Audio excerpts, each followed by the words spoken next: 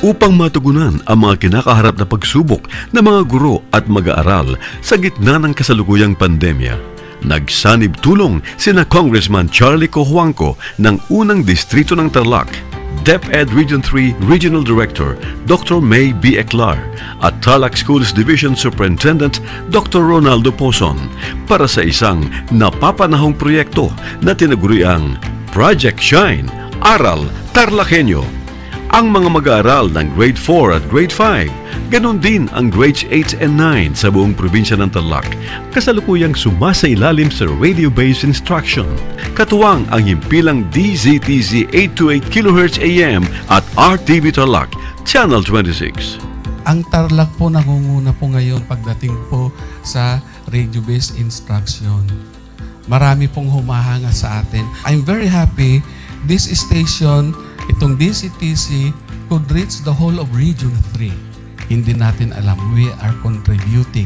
We are creating a very big dent in the history of Philippine education. And I am proud. I am here in Tarlac.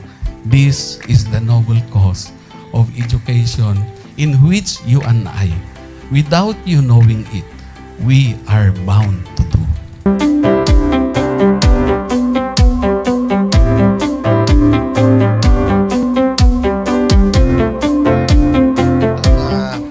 Project natin na Project Shine is a natural consequence dahil sa nangyari sa buong mundo. Let's continue to work together. I think it's very Filipino to practice bayanihan in anything or most of the things that we do. And this is a manifestation of that. No? We have private sector, we have DepEd, we have local government, all working together. And I hope the parents of some of these children, especially the parents that did not graduate from school or hindi nakapag-aral nung sila ay bata, sana naman gamitin na nila itong opportunity na mag-schooling na rin sila kasama ng mga anak nila para mag-bonding pati ang mga magulang sa mga bata. I look at this as doing God's work. Diba? So if you do God's work, it feels right. It's righteous. It's for good, not for evil. Good morning and happy learning, grade 4. Welcome to ARAL Tarlakhenyo here on RTV Tarlac, Channel 26. Simulcast over DZTZ 828. Radyo Pilipino Tarlac. I am Teacher Mercy Pacheco Bognot. This is Alistair Aidatu. I am Marie Josephine B. Andrade. I am Teacher Princess Marie M. Dueñas, and I will be your teacher broadcaster for today.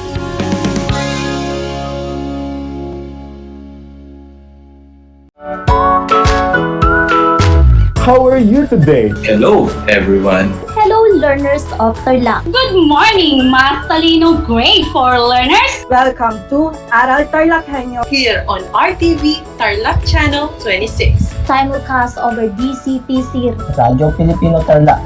I'm Sir Glenn, your teacher broadcaster. Broadcasting live here at Paniki Tarlac. Remotely here in Concepcion, Tarlac. Live here at Barangay Pedro Elquines, Mayantok, Tarlac. Broadcasting live from Ramos National High School. Your anchor teacher today for grade 9 mathematics. Your partner in education this time of pandemic.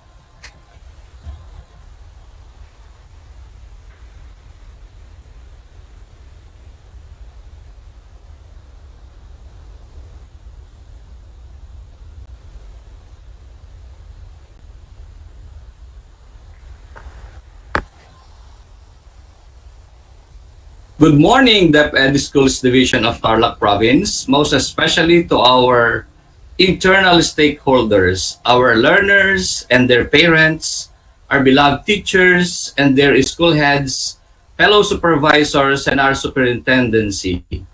Hi and hello also to our external stakeholders, our barangay officials, municipal officials, provincial officials, and all of the local government unit officials of our province, our 3 congressional representatives, religious sectors, business sectors, alumni, and all other stakeholders. Today is the day that the Lord has made. Let us rejoice and be glad in it. Let us once again nurture and grow our learners together in the new normal through this division virtual orientation for the opening of classes for school year 2021-2022. In the meantime, let us relax and enjoy the gift of time and craft of our schools division by watching the simple and yet informative virtual presser, infographics, and infomercial about nurturing and growing together in the new normal.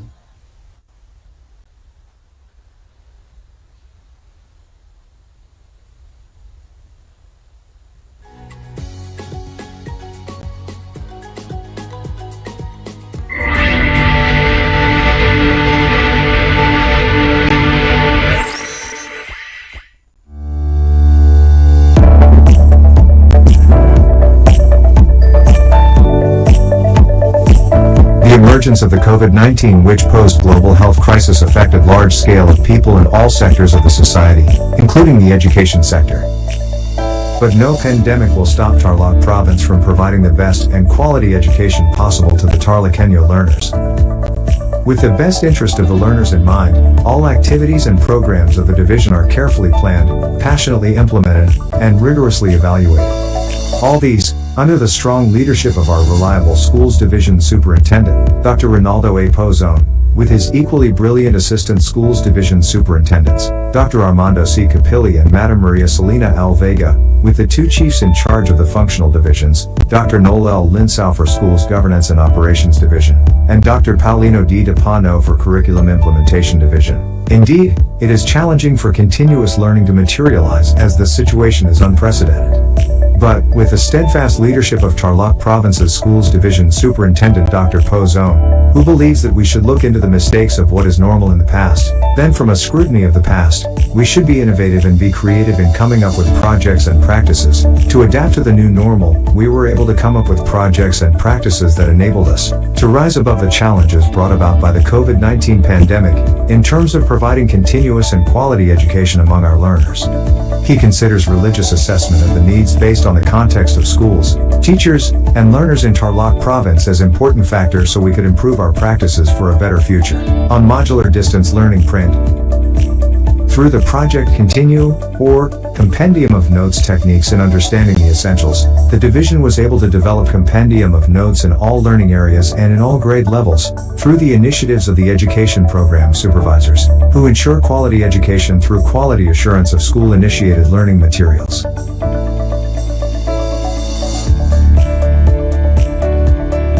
Supplementary programs and projects were also initiated by schools, which helped in the distribution of materials in the light of the current pandemic situation. Some of these projects are: for learners, Project Trike, delivery of module to the learners' homes following IATF protocols, distribution of flyers, posting of tarpaulins in public places and in every barangay, and uploading video advertisements in social media.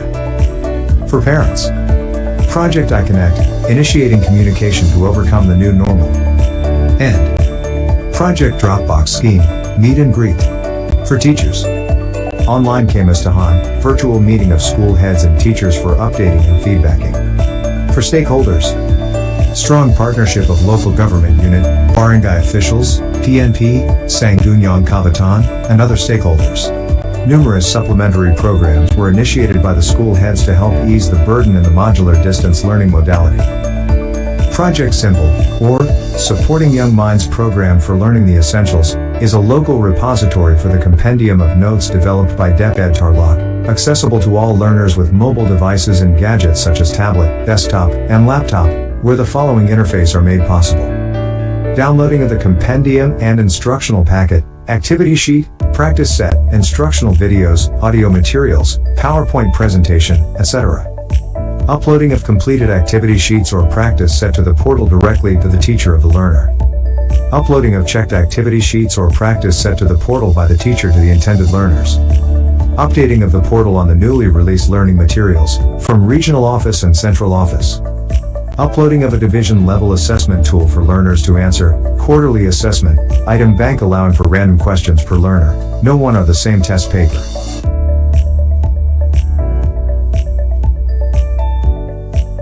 Another initiative in partnership with the provincial government of Tarlac is Project Tablet, or technology application to boost lifelong skills and enhance learning among Tarlakhenyo learners. This primarily seeks to provide Tarlakhenyo learners with continuous and quality learning through the provision of digital gadgets to learners in last-mile schools. They shall be provided with tablets that can store thousands of useful resources. Also, there are activities and projects undertaken and implemented in the division to support the learning delivery modalities. Instructional supervision. Project MPPI, or monitoring programs and projects for instructional effectiveness, is in place wherein division personnel religiously monitor the implementation of programs, projects and activities in schools in Tarlac province. With this, conduct of regular Kamastyan sessions are also conducted. Research. Conduct of Mala Tarlac series through the Planning and Research Unit that focused on culture and school management were conducted. Contemporary issues in K-12 curriculum, educational practice and governance, human resource development, future of education, disaster risk and reduction management, and child protection policy were also discussed. This enabled supervisors, teaching and non-teaching personnel to conduct researches aimed at improving the educative process, particularly in the new normal. This is the combination of any of the subcategories of distance learning. The combination may be, but not limited to, ODL, DMDL or online distance learning, digital modular distance learning, ODL and TV video, SLM based, online distance learning and TV video, ODL and TV video, MELCS mapped by DEPED, MDL and TV video, SLM based, modular distance learning and TV video, MDL and TV video, MELCS mapped by DEPED. The combination of any of these types contributes to the progress, like home visitation.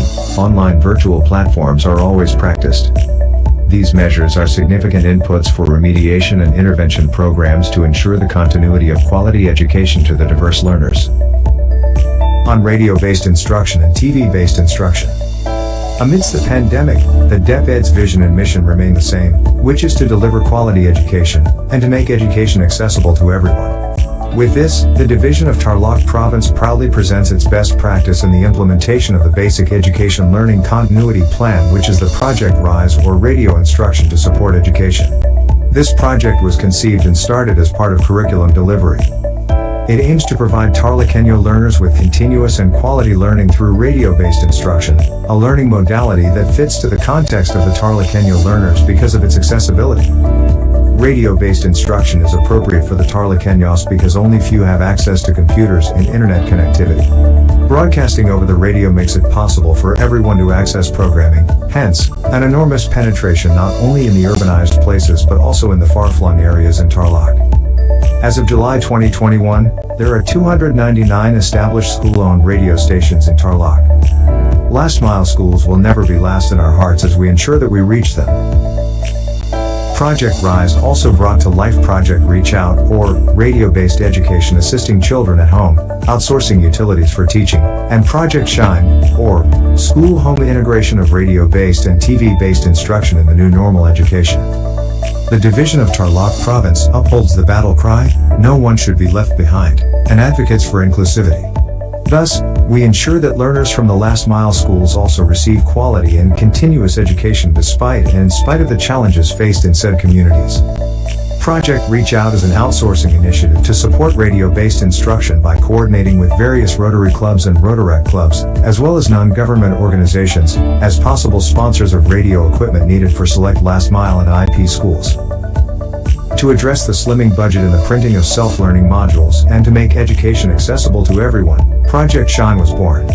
This project was made possible through the initiative of 3 public servants and leaders worthy of emulation: Tarlac 1st District Representative, Honorable Carlos Charlie O. Coanco, Regional Director of DEPED Region 3 Dr. Maybe Eklar, and Schools Division Superintendent of Tarlac Province, Dr. Ronaldo Apozon. Radio-based lessons based on the most essential learning competencies are aired through DZTC Radio Filipino 828 AM Radio and RTV Channel 26 through the benevolence of Honorable Charlie Coanco. SDO Tarlac Province is given free time slot from 8:30 AM to 5:30 PM weekdays to air required lessons for grades 4 and 5 for elementary and grades 8 and 9 for junior high school. Personalities from DEPED Central Office: Yusek Revzia Escobedo, Undersecretary for Field Operations; Yusek Alan Pasqua, Undersecretary for Administration; and Director Jocelyn Andaya, Director for the Bureau of Curriculum Development, also ensure Tarlac Province's success in its aim at being an avenue for quality and the best education by showing support to the division's activities, visiting schools and providing them technical assistance, giving of messages of wisdom and inspiration, participating in the launching of various projects, among others. Learners are delivered via television or radio stations. Learners watch the television or listen to the radio to attend classes through provided scheduled broadcasts facilitated by the division. Learners are provided with the necessary printed self-learning modules or SLM and learning activity sheets.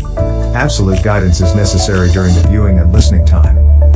Radio-based instruction provides learning opportunities for learners who are in their homes. It also enables parents in guiding their children in their learning journey. A team of trained teacher writers and broadcasters translated the modules to radio or TV scripts with a standard format. In the midst of pandemic, the division of Tarlac Province adapted the live broadcast where teacher broadcasters are on TV live in the comfort of their own homes.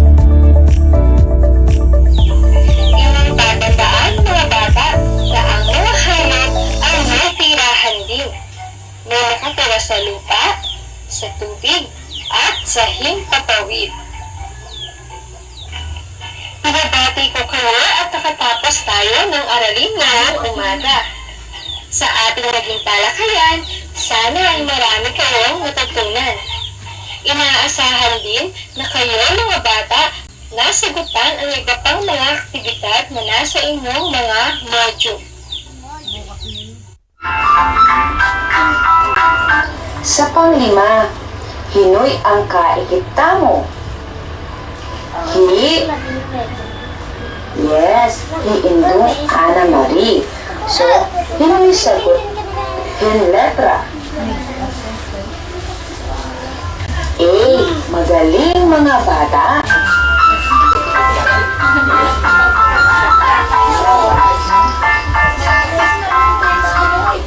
Ano kasing pangalan ng ating paaralan?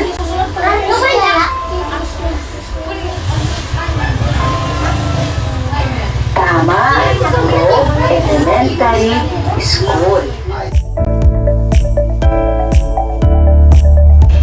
Nahihirapan po kami magturo sa aming mga anak dahil hindi po namin masyadong naunawaan yung mga ibang lessons na nakalagay sa module. Sa tulong po ng radyo sa school, hindi na po kami nahihirapan ngayon dahil naipapaliwanag na po ng maayos ng mga teacher kung paano po namin sasagutan ang kanilang module. Po madam, yung mga anak ko, hanggang nagsasalita po si Sir Francis, nagbabasa po sila. Tapos kinuha po yung sagot nila, isusulat po nila. Noong po madam, nag-a-answer lang po sila sa module. Ngayon po, nakikinig na po yung teacher nila sa radyo. Naririnig na po nila yung mga teacher nila. Kasi po nasanay po sila na tinuturo po sila ng teacher nila noon. Pero ngayon po kahit paano po madam, kahit po dumating po yung pandemic, patuloy pa rin po yung pagtuturo ng teacher nila sa kanila. Kaya po ako nagkaroon ng radyo dahil po sa mga anak ko, nag-module, lalo na po sa mga madam nila, nagpapasalamat din po ako na natuto po sila kahit hindi po sila nag-aaral sa mga eskwela, Pero sa bahay lang po, nagmamodule po. Okay naman po yung pagturo ng mga madam sa kanila, sa radyo. Doon po nila kinukuha yung times sa radyo dahil tinuturo po ng... Kaya pag-araw po, ng Lunes hanggang Biyernes po, nag-aaral po yung mga bata kahit sa bahay lang. Nagmamodule po sila. Kaya kami pong mga magulang, tuwang-tuwa po kami. Kahit hindi po nag-aaral sa eskwela dahil yung COVID po, nasa bahay na lang po nag-aaral. Pero yung radyo nila po, palaging nakabukas araw-araw, magulang Lunes hanggang Biyernes po. Nakikinig po sila. Yan po makanyang kumubi eh. Sana buhi ko, asat yan po pa magandang anak. Yan mong nangyami dito at ang consulting pa mag-aral ka. Kaya masaya. Partnerships and linkages. Also, establishment of partnerships and linkages with local government units, non-government organizations, government agencies and other agencies is one of the strengths of Tarlac Province. Our partners are indeed part why we are able to deliver instruction through the various learning delivery modalities. Our partners have been donating supplies, bond papers, inks, printers to support the modular distance learning. Project Rise, Project Simple, and Project Tablet were made possible through the generosity of the provincial government of Tarlac headed by Governor Susan Yap. In Tarlac Province, we have great leaders, talented and brilliant human resource, compassionate stakeholders, supportive parents and amazing learners. A combination of these people will make quality and continuous education possible amidst the pandemic. Indeed, we are all in this together. Together, we will rise above the challenges. Together, we will be successful in producing Filipinos ready to contribute to nation building. Amidst COVID-19 pandemic, the division of Tarlac Province goals. Respond, restructure, rise. We have responded to the emerging challenges and restructured and adapted to the changes in order to rise above the crisis. Hashtag #InNatTarlac. Hashtag Rise Tarlac. Hashtag Shine Tarlac.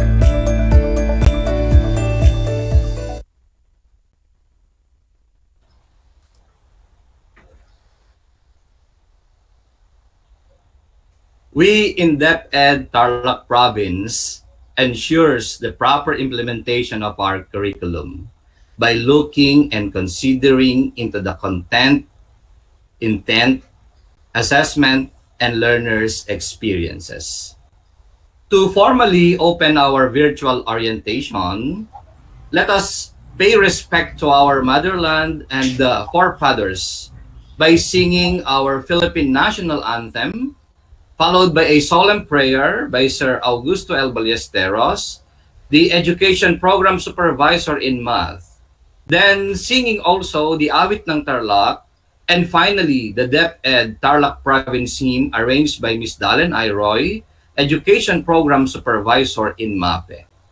May I invite everyone to open our cameras and sing the Lupang Hinirang with fervor.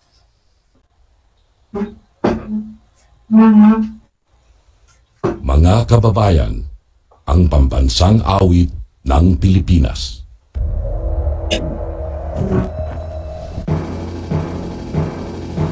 Walang magiliw, perlas ng silanganan, alab ng puso, sa dibdib mo'y buhay.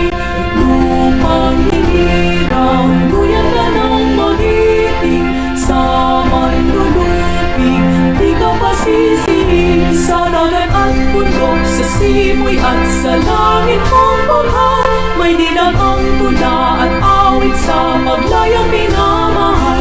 Ang kislap ng watawat mo'y tagumpay na nagdidilig. Ang bituin at araw niya kailan pa may di madidilig. Lupa ng araw ng luwal ating pagsinta, buhay ay langit sa piling mo. Aming ligaya na pag-ay mga atin, ang mamatay ng dahil sa'yo.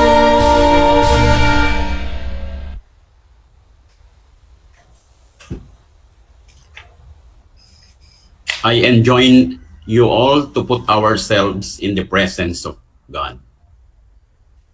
O Lord, divine teacher, be with us today's orientation for the opening of this new school year 2021-2022.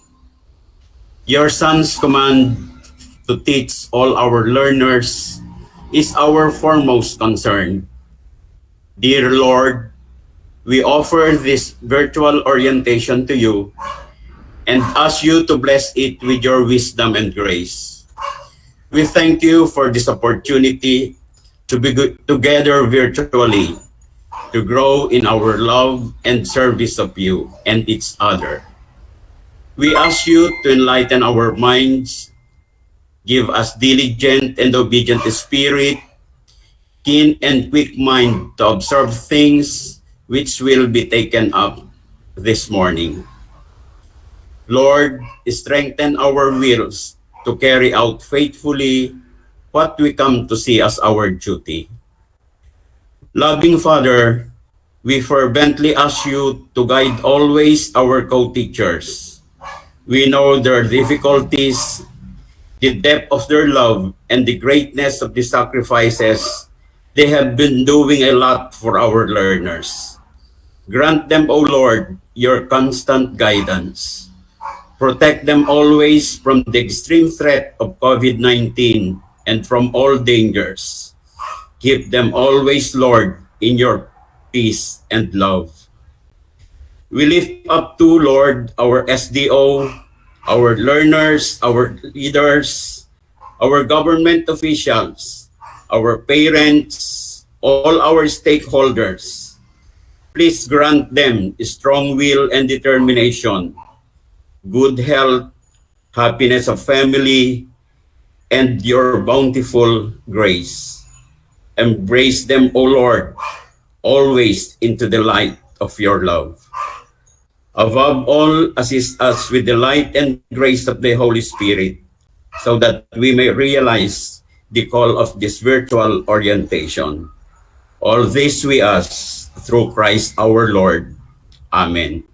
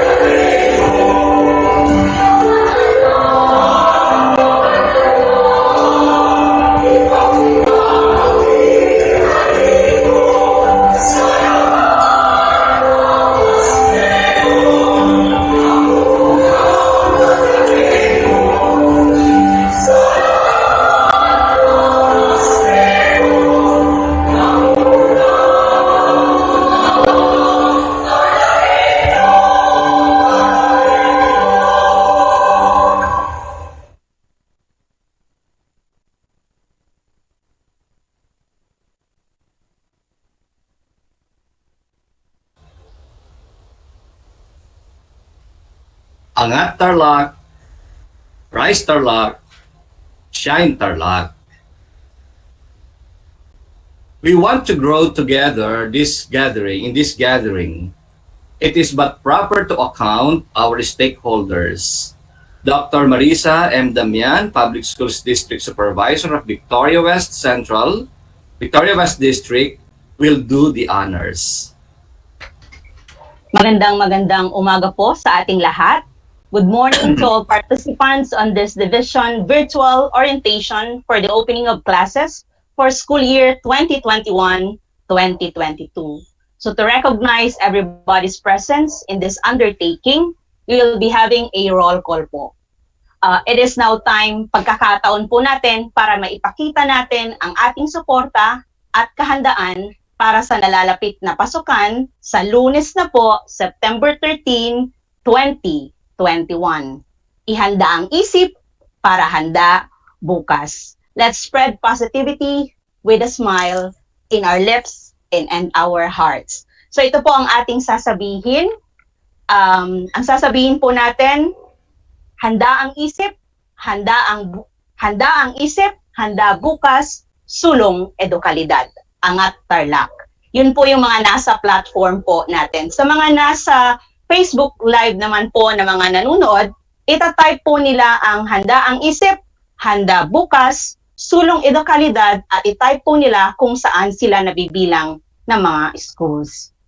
So gawin po natin ito with action and conviction, sabi ko nga po, with smile in our lips and also with our hearts, para ma-imbibe po natin ang positivity para sa magandang pagbubukas ng klase sa Lunes, September 13, 2021. Uunahin ko po ang mga nasa platform ngayong araw. According po sa pagkakaayos ng ating mga participants na nandun po sa ating memorandum. So sisimulan ko po, syempre, sa ating superintendency. Nire-request po namin na i-open po nila ang kanilang camera. Ang ating superintendency, kasama po ang ating school division superintendent, assistant schools division superintendent, chief sa ating curriculum implementation division at sa ating school governance and operations division. May request po ang ating nasa superintendency to kindly open their camera at ito po ang ating sasabihin. Sila po ang mangunguna sa atin sa pagbubukas ng ating taong panuruang 2021-2022. Ito po ang ating sasabihin, mga madam at sir. Handa ang isip, handa bukas, sulong Angat Tarlac. Ready na po ba tayo? With smile po, ano po? There. Ready? 1, 2, 3, go! Handa ang isip, handa bukas, sulong edukalidad, angat Tarlac.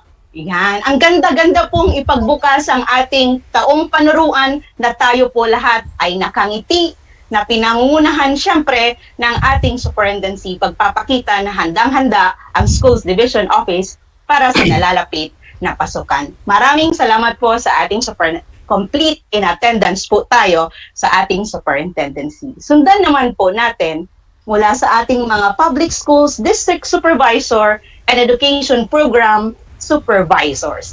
Muli po, paki-open po ang ating mga camera. Yan, pagkakataon for selfie, smile, sabi ko with conviction, yan. At sabihin natin, handa ang isip, handa bukas, tulong edukalidad, angat Tarlac. Ready? 1, 3, go. Handa ang isip, handa bukas,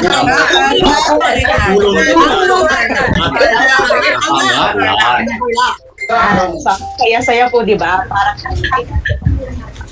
salamat sa ating mga education program supervisor and public.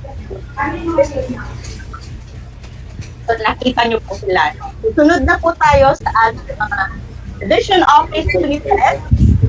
Sama ng ating mga senior education program.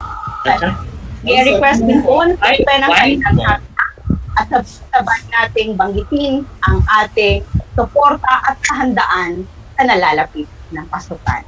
Again po sa ating Division Office Unit Head and Senior Education Program specialist. Pag-open po ang cam at sabay-sabay po tayo. Nasa platform po ba sila ngayon? Siguro nasa ano po sila ngayon? Nasa FB Live. I-type na lang po sa ating FB Live sa comment box ang inyong attendance. Sabihin po natin, ayan, may nakikita na po tayo ngayon sa ating mga comment box. Kalagay na po dito, handa ang isip, handa bukas, sulong edukalidad. Maraming salamat po for the participation. So wala po sila sa platform, pero bumanggit po sila, nandun po ang kanilang mga comment sa ating chat box, sa ating FB Live. Sundan po natin sa ating mga public, elementary, and secondary school heads na nasa platform din po ngayon. Ready po tayo, everyone. Sabi ko, kahit hindi po namin kayo nakikita ng virtually, yan, with smile and conviction pa rin po ang pagpapakita ng ating kahandaan at suporta para sa nalalapit ng pasukan. Sabihin po natin, i-type po natin, handa ang isip, handa bukas, sulong edukalidad, angat Tarlac. Ayan, nakikita ko na po dito, coming from our school head, Madam Analisa Bacaro, Madam Nancy, yan, Madam Adelaida, Madam Marisa, marami po silang nag-chat. Yan, good morning po, watching handa ang isip, handa ang bukas, tulong, edukalidad. Talagang handang-handa na. Pero hindi rin po natin kakalimutan ang ating mga kaguruan na siyang ating mga frontliners ngayong pasukan. Handa na ba mga guro? Ready na po tayo with smile and conviction. Ready? Sabay-sabay po yan. Kahit po nagtatype kayo, dapat sinitig ko. Yan. Already? Handa ang isip, handa ang bukas, sulong edukalidad, angat Tarlac. Ayan. Inviting positivity po tayo lagi dapat. And of course, sa ating mga private school administrators and teachers, hello po and good morning po sa ating lahat. Ayan, i-type din po natin sa ating chat box. Siyempre kasama po din natin sila, buong Tarlac Province po, nandyan kasama natin para sa pagsuporta sa ating pasukan sa Lunes. Private school administrators and teachers, handa ang isip, handa ang bukas, sulong edukalidad. Ganon din po sa ating mga officers and members of different teachers organizations. Meron po ba tayo sa ating ACT, sa ating mga PPSTA? I-type po natin sa ating chat box dito sa ating FB live stream ang ating pagsuporta sa nalalapit na pasukan sa Lunes na nga po, gaya nga po ng sinabi natin. Nandyan po ba sila? At magkaroon na rin po ng selfie sa ating mga kung nasaan man tayo ngayon para maipakita natin na tayo nga ay handa na at sumusuporta sa nalalapit na pasukan.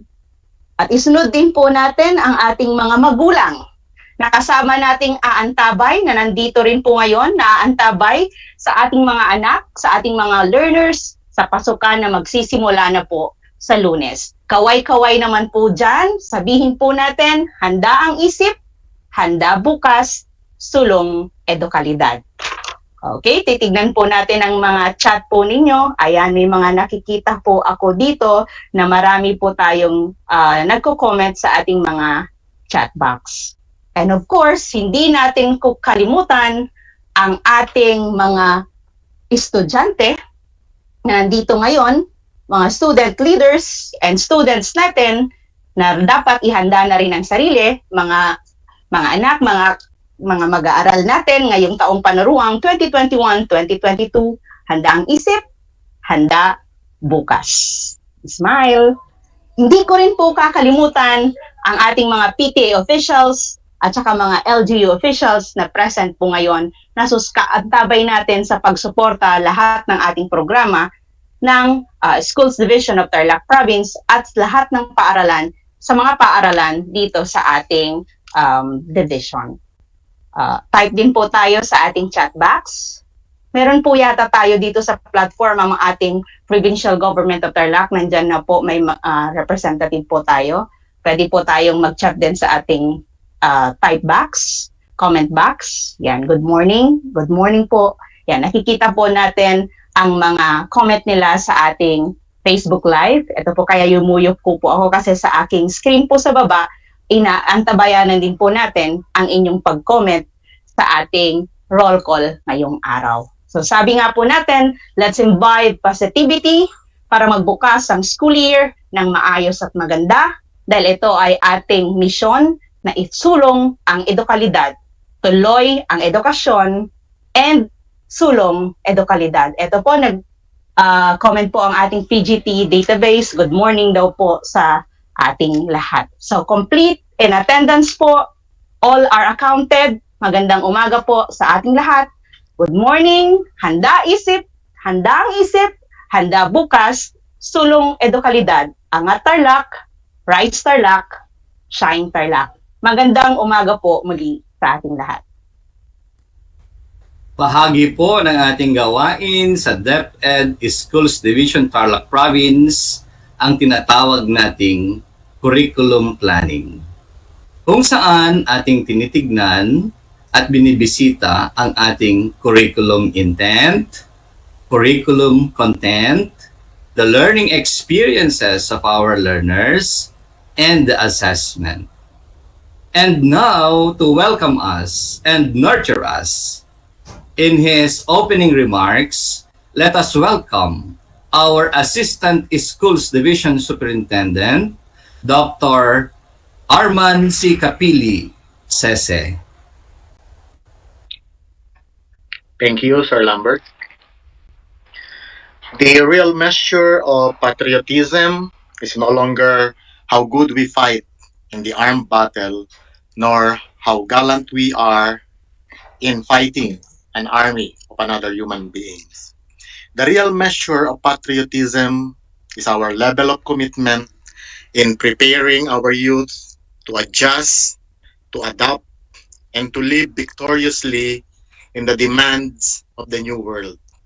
My respect to our Honorable Governor, Governor Susan A. Yap, our municipal mayors, lawmakers, barangay captains, all LGU officials, and to our Superintendent, Dr. Ronaldo A. Pozon, to Assistant Schools Division Superintendent Maria Celina L. Vega, our School Governance and Operations Division Chief, Dr. Noel Linsao, our Curriculum Implementation Division Chief, Dr. Paulino De Pano, Education Program Supervisors, District Supervisors, teachers, parents, students, guests, good morning.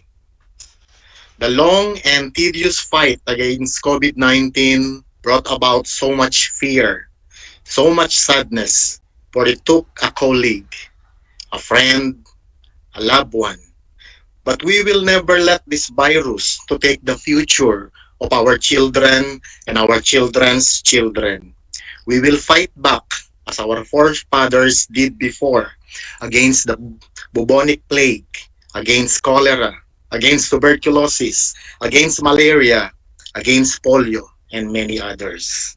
In the Darwinian principle of the survival of the fittest, it is not the strongest and the biggest organism who will survive, but the organism who can adjust and who can adapt on the immediate environment.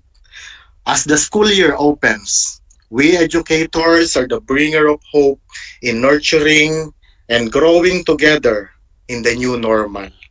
It is my pleasure to welcome everyone in this virtual orientation of opening of classes. Good morning to each and everyone.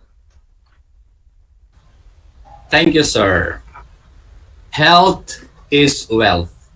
Dr. Marilyn G. Manalo, our Medical Officer 3, will nurture us also on the health protocol in our schools and in our homes.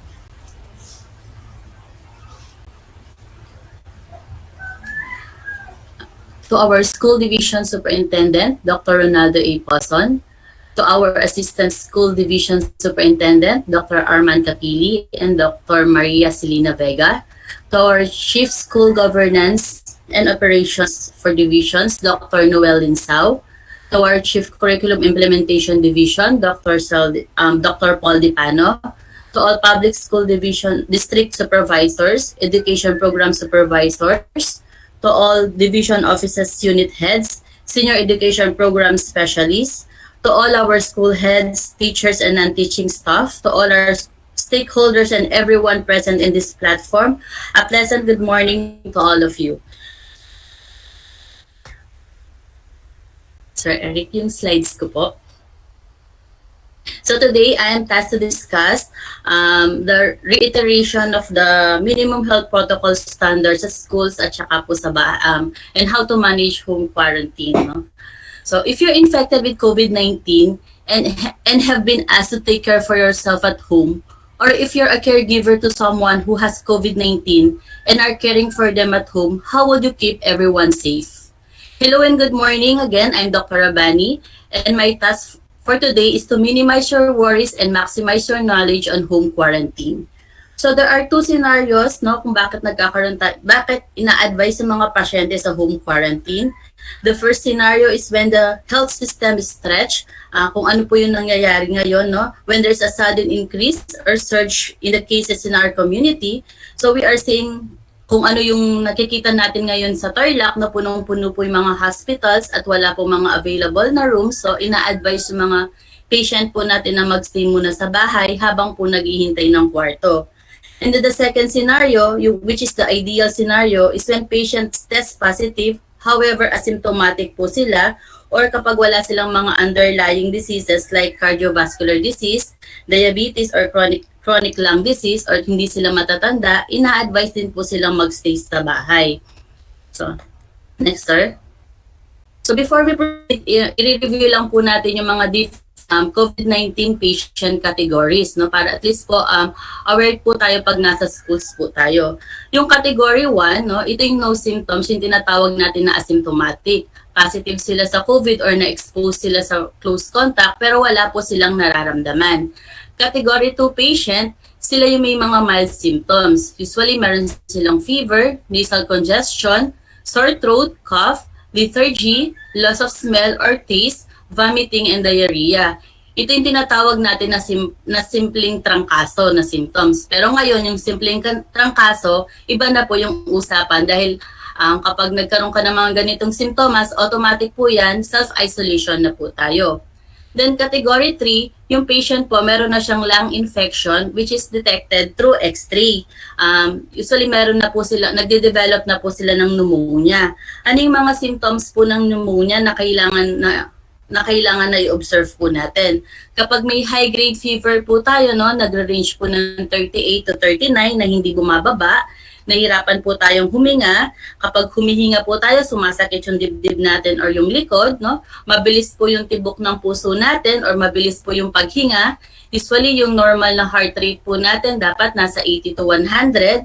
Kapag umaabot na po yan ng 110 at yung hininga po natin umaabot ng 33, pwede po nag-uumpisa na po kayo magpulmonya. Then, yung pong ubo po na hindi nawawala yung plema. Yun yung nasa category 3.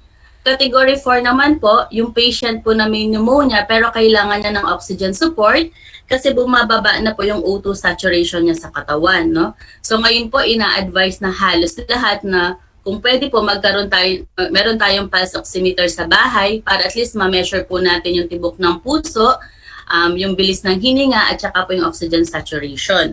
Kapag yung oxygen po natin less than 92 below, no, ibig sabihin po kailangan mo ng mag-consult at ma-hook po sa oxygen. Yun yung category 4 natin. And category 5, yung lung infection po natin, nauuwi na po siya sa multi-organ failure. Ito, kailangan ng ma-ICU kasi kailangan na po silang matubuhan o kailangan may ilagay sa ventilator. Next po. Yung mga sinabi kong mga category na yun, no, ang most common na cause ngayon sa COVID ay ang Delta variant. Delta variant, isa siya sa mga variant of concern. Kasama niya yung mga dati, yung Alpha na nakita po sa UK, yung Beta sa South Africa, then yung Gamma sa Brazil, ngayon yung Delta which is nakita siya sa unang na-discover sa India noong December 20. So yung variant of concern, sila yung mas mabilis makahawa, no? Sila din yung number 1 cause ng hospitalization at saka death natin sa countries po natin.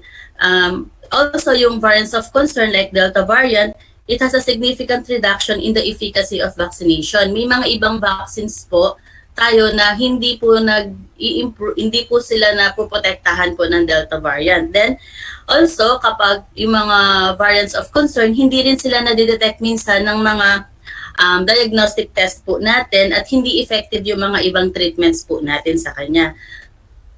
Next, sir. So, ang Delta variant ngayon, responsible siya sa more than 83% of COVID cases sa ating bansa. Sa Tarlac, meron na po silang na-detect, no? Pero na ano pa rin po nila, na-mitigate pa rin po nila yung virus. Pero hindi pa rin natin alam kung gaano nakataas ang Delta variant sa atin kasi wala pa tayo, hindi lahat po na-isisend sa genomic test, sa genomic testing, no? So while the Delta variant is hyper-contagious, bakit siya nakakahawa? The Delta variant is spreading quickly. It spreads about 2 to 3 times faster than the original version of the virus. Ibig sabihin, yung dating old virus ng COVID-19, kung dati 4 lang po yung nahahawa niya, ngayon po, pwede siyang makahawa ng 9 to 13 persons in 3 to 5 days. Ganun po siya kabilis makahawa.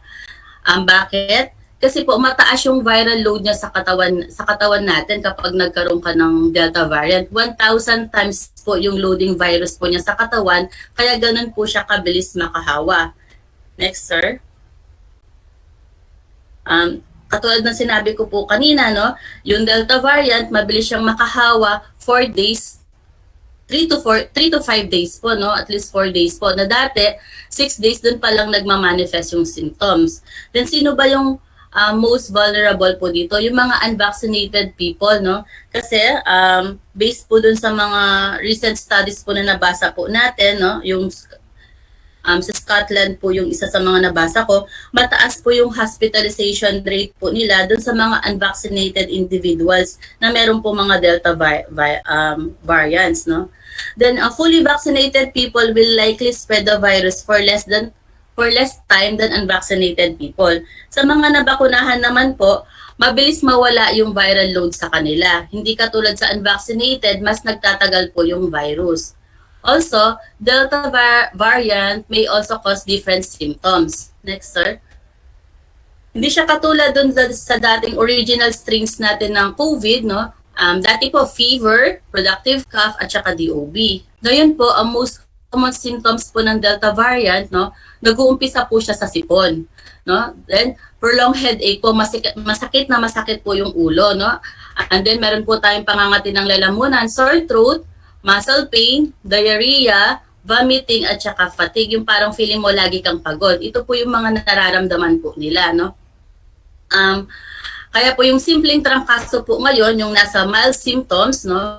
Marami po kasi sa ating mga teachers po ngayon, mga kasama sa trabaho, lagi nilang sinasabi, simpleng trangkaso lang siya, nabasa ako sa ulan, no? Ayaw po nilang mag-isolate. Ngayon po, ina-advise ko po lahat na kapag po naramdaman niyo po yung simpleng trangkaso na may sipon po kayo, sumasakit yung ulo, sumasakit yung katawan, mag-isolate na po kayo kaagad, no? At least 3 to 5 days po yung isolation. Kapag na-prolong po yung symptoms po na yon, at the 5th day or at the 6th day, ina-advise ko po kayo na magpa-swab testing na po. Next, sir. So ito yung mga warning signs na uulitin ko lang po, emphasize ko, hindi po siya simpleng trangkaso lamang sa panahon po ngayon. Kasi kaya marami po tayong naka-quarantine, marami pong mga nadidetect ng mga close contact kasi hindi po sila kaagad nag-isolate, in denial po sila. So warning signs sa adults, no? Kapag po meron tayong prolonged fever, chest pain, no? Tuloy-tuloy po yung pagtatai po natin, no? Biglang sumakit po yung tiyan natin, nawalan po tayo ng ganang kumain, nanghihina, isolate na po tayo. Sa mga bata po ngayon, lalo na sa Delta variant, bata po ang tinatamaan, no? Hindi pa sila halos lahat vaccinated. So kapag ang bata po, nag-complain po siya ng sudden fever, no? Bigla pong sumakit yung tiyan niya, inubo, kahit dry cough lang po yan, nalalamig po yung kamay at saka paa, naging matamlay po sila, no? Hindi na po, wala silang ganang kumain, isolate then consult your doctor. So hindi po siya simpleng trangkaso lamang. Next po. So how to manage these symptoms, no? Kapag po nasa bahay po tayo, nag-isolate, no? More on symptomatic treatment po tayo. Kapag nilagnat po, paracetamol lang po tayo every 4 hours po hanggang mawala po yung lagnat. Then sa mga ubo po natin, no, pwede po yung mga over-the-counter po na gamot sa ubo. Kapag may mga plema, pwede po tayo mag-carbocysteine, no? Pwede po tayo mag-fluimucil. Kapag may mga sipon po, pwede po tayo mag-antihistamine. Yung mga cetirizine or mga nasal decongestant, pwede po yung mga Nuzep, Simdex, no? Pwede po nating i-take po yung mga yan habang nag-observe po tayo.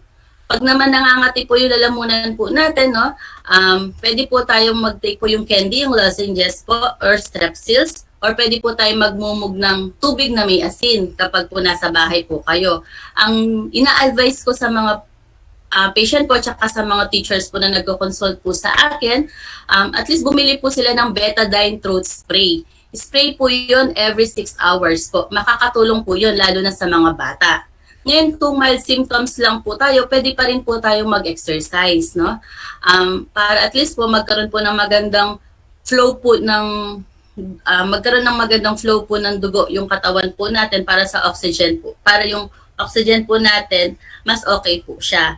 Then also, choose the right food pa rin po, no? Balanced diet pa rin siya. I-limit natin yung sugar, i-limit po natin yung mga maalat, alcohol intake, increase po natin yung pagkain ng prutas at saka gulay, then more fluids po, mag-hydrate po tayo.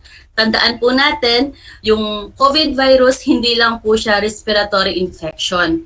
Meron din po siyang vascular inflammation. So, sino ba yung nagkakaroon ng vascular inflammation? Yun yung mga tao, yung may mga comorbidities, no?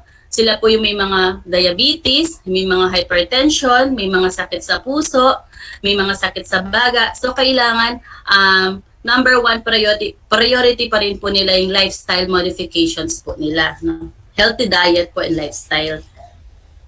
Next, sir. Then isa din sa mga warning signs po natin, yung pagbagsak din po ng oxygen natin sa katawan or yung tinatawag po natin na hypoxia. Ang normal na oxygen po dapat natin is 95 to 100%. Kapag 92% na po yan, pag nasa bahay tayo, better po mag-consult po kayo ng doktor or kung may oxygen po kayo sa bahay, mas better po na makakatulong po na i-hook nyo po kaagad, no, sa oxygen, at least 1 to 2 liters po. Kapag 80 to 85% na lang po yung oxygen level natin at may mga simptomas po kayo na bumibilis po yung tibok ng puso, hirap huminga, sumasakit yung ulo kasi kulang na po ng oxygen, kailangan na po tayo magpadala sa hospital. So, meron naman din tayong tinatawag na happy hypoxia, no? Yung mababa yung oxygen natin, pero wala tayong simptomas. So, itong mga to, hindi siya ganun ka-alarming. So, kailangan po dun sa pulse oximeter, alam ko po lahat na tinuruan na po ng mga nurses natin paano gumamit ng pulse oximeter. So, kapag bababa na po siya, bumababa po siya, napapansin po ninyo the whole day, no? Advice ko po, magpa-transfer na po kayo sa hospital. Next, sir.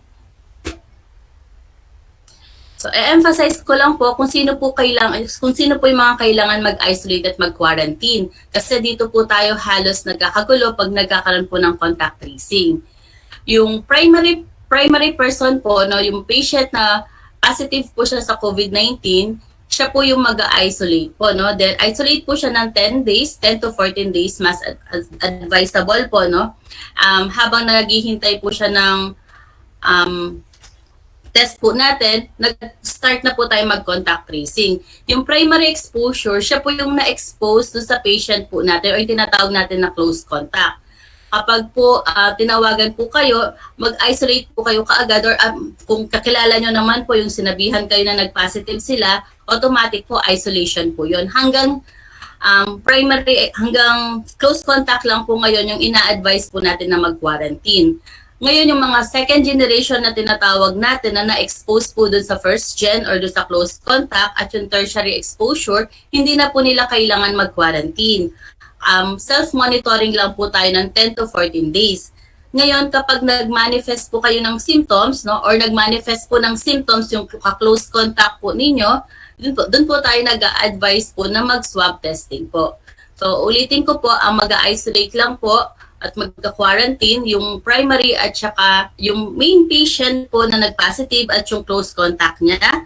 So yung mga secondary exposure at tertiary exposure, self-monitoring lang po tayo. Next po. So, bakit kailangan po nating mag-quarantine, no? Kasi marami pa rin po ang pasaway, no? Ayaw po nilang kumpletuhin po yung quarantine. Uulitin ko lang po, no, ang incubation period po ng COVID-19 nasa 2 to 14 days po na pwede silang mag-develop ng symptoms. May mga iba po, most of the time, infectious na po yung patient 2 days prior na lumabas po yung symptoms. So, paano po tayo magka-quarantine, no? Yung best practice po natin, magka-quarantine tayo ng full 14 days po, no? Bago po tayo bumalik sa trabaho doon sa 15 days. Doon sa 15th day. So from the last close contact po, kung nag-positive po kung na-expose po kayo sa day 1, magbibilang po kayo ng 14 days, no? Para wag po kayong lalabas sa bahay, mag-self-monitoring po tayo. Kailangan po natin kumpletuhin yan. Kasi kapag lumabas po tayo ng mas maaga at asymptomatic po tayo, pwede natin mahawaan yung mga kausap po natin na mababa po yung immune system po nila. Next, sir. Next po. So yung quarantine for people with no symptoms, ito po yung according sa CDC, no? Ulitin ko po, best practice pa rin yung quarantine ng 14 days. Ngayon, kapag naka-quarantine ka ng 10 days na with no testing, tas hindi ka naman din nag-manifest po ng symptoms, pagdating po ng day 11, no, pwede na po tayong mag-resume sa trabaho. Pero yung 4 days po na natitira, monitor pa rin po kayo, no? Ito po yung bagong recommendation po ng CDC. Kapag wala kang testing na hindi ka nag-develop ng symptoms for the 10 days. Pwede ka rin mag-quarantine kapag hindi mo makumpleto yung 7 days pero nag-negative ka po dun sa results po ninyo. Pwede ka nang mag-resume sa trabaho mo. Pero mag-monitor pa rin tayo ng 14 days, no? Kapag hindi ka nag-manifest ng mga symptoms. Positive ka pero asymptomatic. Pero ako po, ina-advise ko na lahat po tayo tapusin na lang po yung 10 to 14 days po na quarantine. Para po maging safe na lang po lahat ng mga makakasalamuhan natin kasi hindi natin alam kung sino po yung may mga mahihinang resistensya sa mga kasama po natin sa mga opisina.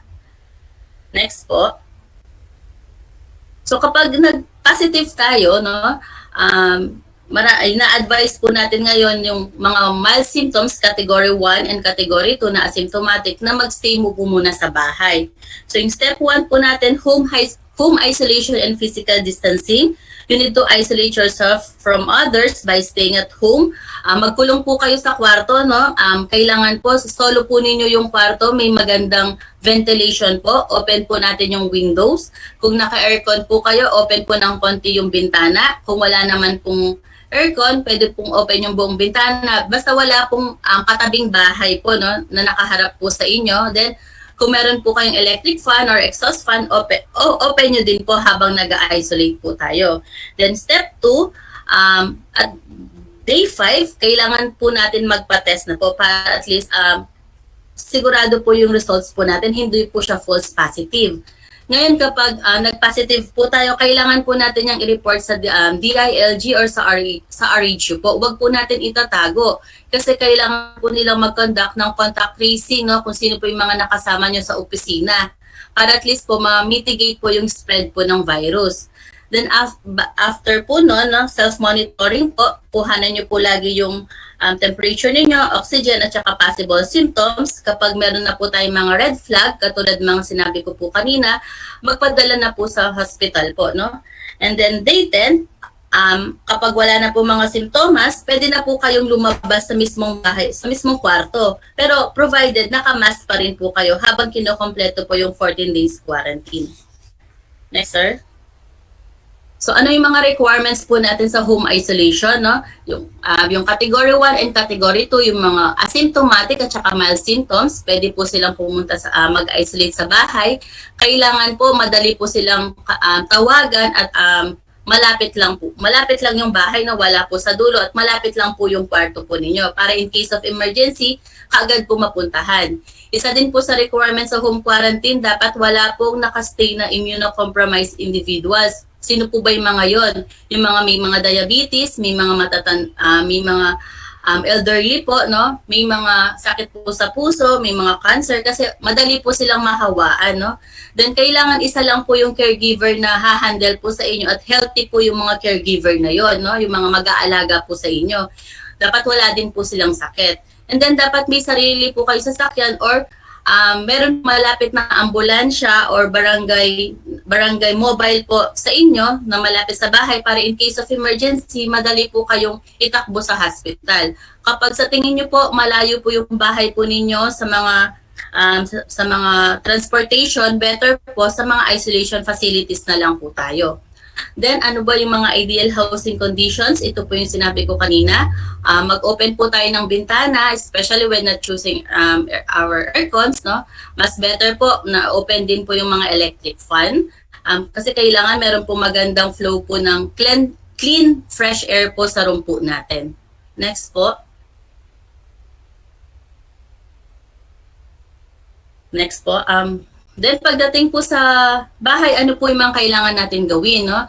So, yung mga inuubo po at sinisipon, no, proper etiquette lang po, no? Basic lang po basic po ito pero i-remind ko pa rin po sa inyo. Yung mga pinaggamitan po natin mga tissue, ilagay ninyo po kaagad sa plastic, ibalot po ninyo, then dispose it properly. Kailangan po mag-disinfect po lagi. No? Lahat po ng mga mahawakan po ninyo, no? Kahit nasa loob lang po kayo ng kwarto po ninyo, i-disinfect nyo po lagi. Ako po dito, ginagamit po natin yung Zonrox po, dinidilute ko po siya sa at least 100 ml in 900 ml po ng tubig po. Yun yung po yung ginagamit ko. 2 kutsara po, no? Tapos dinidilute ko po sa tubig. Yun po yung in-spray ko po instead of alcohol. Then yung damit po ng patient po na may positive po sa COVID, kailangan separate po siyang nilolaundry. Buhusan niyo po muna ng medyo maligamgam na tubig po bago po natin siya labhan, no? Then everyday po, no, dinidispose po yung mga waste products po natin, no, para at least po hindi po siya naka-standby lang sa bahay. Always wear your mask po. Then kailangan po yung patient po natin, i-ready po din natin yung kwarto po niya, no? Everyday po pinapalitan po yung beddings. Then ano po yung mga hindi po dapat gawin, no? Huwag po mag-share ng items. Better po disposable po yung gamitin po natin. Para pagkagamit po, tapon po agad. Ngayon kung hindi po siya disposable, ihiwalay po muna yung gamit po nila. Yung mga kutsara, baso, mga plato, ihiwalay po lahat yung mga yan. Strictly po, bawal po ang bisita. Then, supportahan po din natin yung mga pasyente po natin nasa loob ng bahay. Ibigay po lahat ng mga gamot at instructions po, no? I-remind po lahat sila. Then, pwede po sila mag-exercise pero sa loob lang po ng kwarto. Next po. So, yung caregiver naman po natin, kailangan naka-mask po yan. Kung pwede po, naka-face shield din po siya at naka-gloves po. Yung gloves, isang beses lang po yan nagamitan. Kapag ginamit po ninyong mag-deliver ng food, tapon po yung gloves natin. Ngayon, kung ayaw nyo pong mag-gloves dahil magastos po, lagi na lang po kayo mag-spray at saka maghugas po ng kamay. Next po.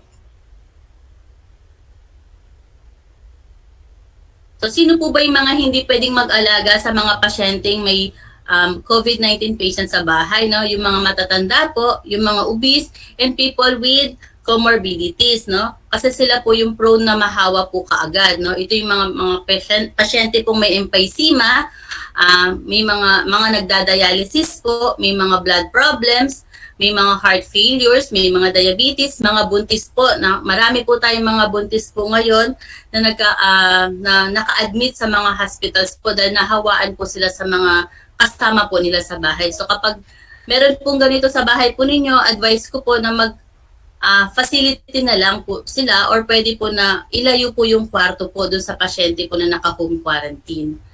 Next. Sige po, next po. Okay po, ulitin ko lang po, no, paano natin ma-prevent po yung infection po. Maghugas po ng kamay at mag-disinfect po lagi. Next. So, may mga pasyente po tayo na after po nilang gumaling sa COVID, may mga simptomas pa rin po silang nararamdaman. Ito yung tinatawag po natin na long COVID, no? Nararamdaman pa rin po nila yung parang merong nakabara sa ilong po nila or parang meron pong bubuyog na tinatawag natin na tinnitus. Sumasakit pa rin po yung lalamunan. Yung minsan po kapag humihinga po sila parang masakit po sa dibdib. Ito yung tinatawag natin na long COVID. Minsan nag-stay to ng 12 weeks, no? 12 weeks or more or 6 months, no? Ang ginagawa lang po natin dito, no? Kapag hirap pong huminga, mas maganda po yung pasyente nakadapa po siya kapag natutulog. And then, supportive lang po kapag masakit po yung lalamunan, yung mga gamot po na sinabi ko po kanila, or pwede po sila magpa-consult sa doktor para at least mabigyan po sila. At least 6 months po, minsan nakakaramdam sila ng ganito. Pero hindi na po sila nakakahawa. Next po. So sa school naman po, safety reminders lang po para sa nalalapit na pasukan po sa Lunes, no? Always wear your mask po at all times, lalo na po pag nag-a-attend tayo ng virtual activities, no? Minsan po yung mga sa RBI din po natin, kung magre-resume po sila, kahit po dalawa lang po kayo sa kwarto, mas better po na naka-mask po kayo tsaka naka-face shield po. Lalo na kung air condition po yung room, no, hindi maganda yung flow po ng hangin, huwag po natin aalisin po yung mask. Sa mga picture taking po, hindi rin po natin maiiwasan yan. Please observe po social distancing at saka po yung mask po natin, huwag po natin ibababa, no? Alam ko po, namimiss nyo na po yung smiles sa bawat isa, pero this time po, kailangan po tayong mag-ingat. Next po. Bawal din pong kumain ng sabay-sabay, no? Pinagbabawal din pong kumain sa mga mag-dine-in sa mga restaurants po ngayon kasi nga po kulog po yung mga restaurants o yung mga canteen po natin, kulog po, no?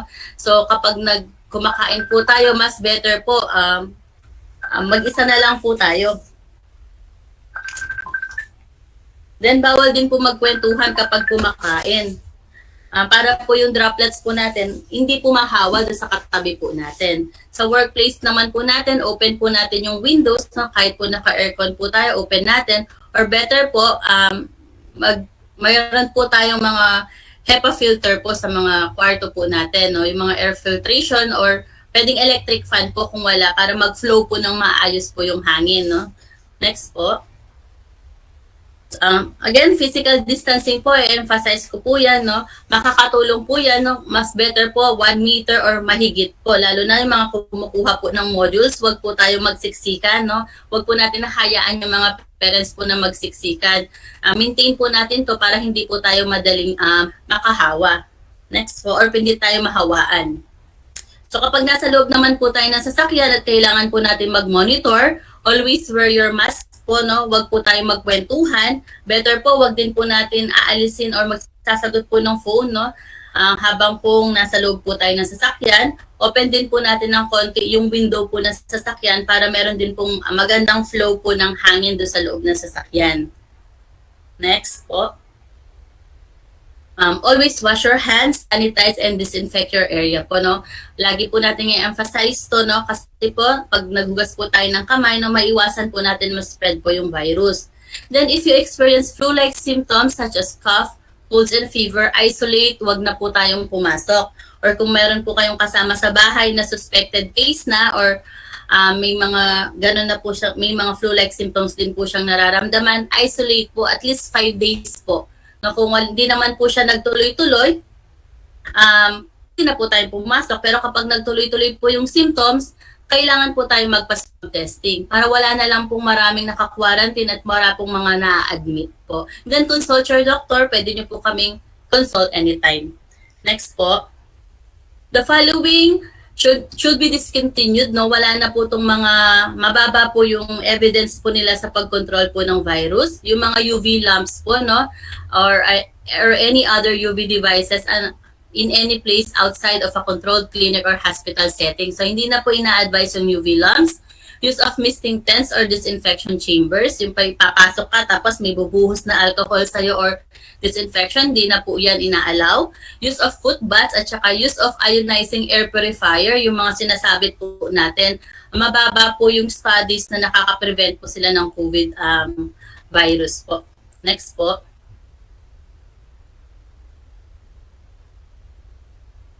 So, get vaccinated. It will add an extra layer of protection against COVID-19 infection. It can also save your loved ones, family, and your community. So, ulitin ko po, hindi po enough yung mga minimum health protocol standards natin na pinapractice. Kapag time nyo na pong mabakuna, magpabakuna po tayo. No, kasi isa po yan na magbibigay po ng protection po sa atin kasi magkakaroon po tayo ng antibodies sa katawan po natin na mapoprotektahan po tayo sa COVID-19 virus. Next po. So ito po yung mga emergency hotlines, no? Kung sakali po na nasa bahay po kayo, nag-o-observe, no? Tapos meron tayong red flag, yung mga sinabi ko po sa inyong mga simptomas, ito po yung mga pwedeng tawagan po natin, no? Kapag sa tingin nyo po na lumalala po yung sakit natin, kahit na po naka-home quarantine kayo, dahil punuan po yung mga hospital, pwede nyo po tawagan at magpa-reserve na po kayo sa mga consultants po ninyo, sa mga doctors po ninyo. Ito po yung mga sa rooms na pwede na, ay mga hospitals na pwede natin tawagan. Emergency hotlines po sa bawat hospitals. Next po. So be vigilant and not alarmed. There's no reason to be alarmed, especially since the vaccine can protect people from infection and prevent serious illness. Again, get vaccinated. If you're sick, stay at home, even if you are vaccinated. Remember to wash your hands after and maintain physical distancing. And finally, use your judgment. No? Kapag nasa crowd po kayo at hindi nyo feel na comfortable po kayo, huwag nyo pong aalisin yung face mask at saka face shield po ninyo. It can protect you and can protect yourself from others po. Thank you po and good day. Very informative lecture from our medical doctor who said, consult me anytime. Well, that's true. I experienced that anytime she will respond to you, virtual consultation, and it's free. So, thank you so much, Dr. Marilyn, the Superwoman Medical Officer 3 of our division. We now come to the highlight of this virtual orientation. We will be nurtured together. We grow as we listen to the SDO Tarlac Province direction for school year 2021-2022 to be presented by our Chief Education Supervisors in Curriculum Implementation Division, Dr. Paulino Di Depano, and in the School Governance and Operations Division, Dr. Noel Linsao.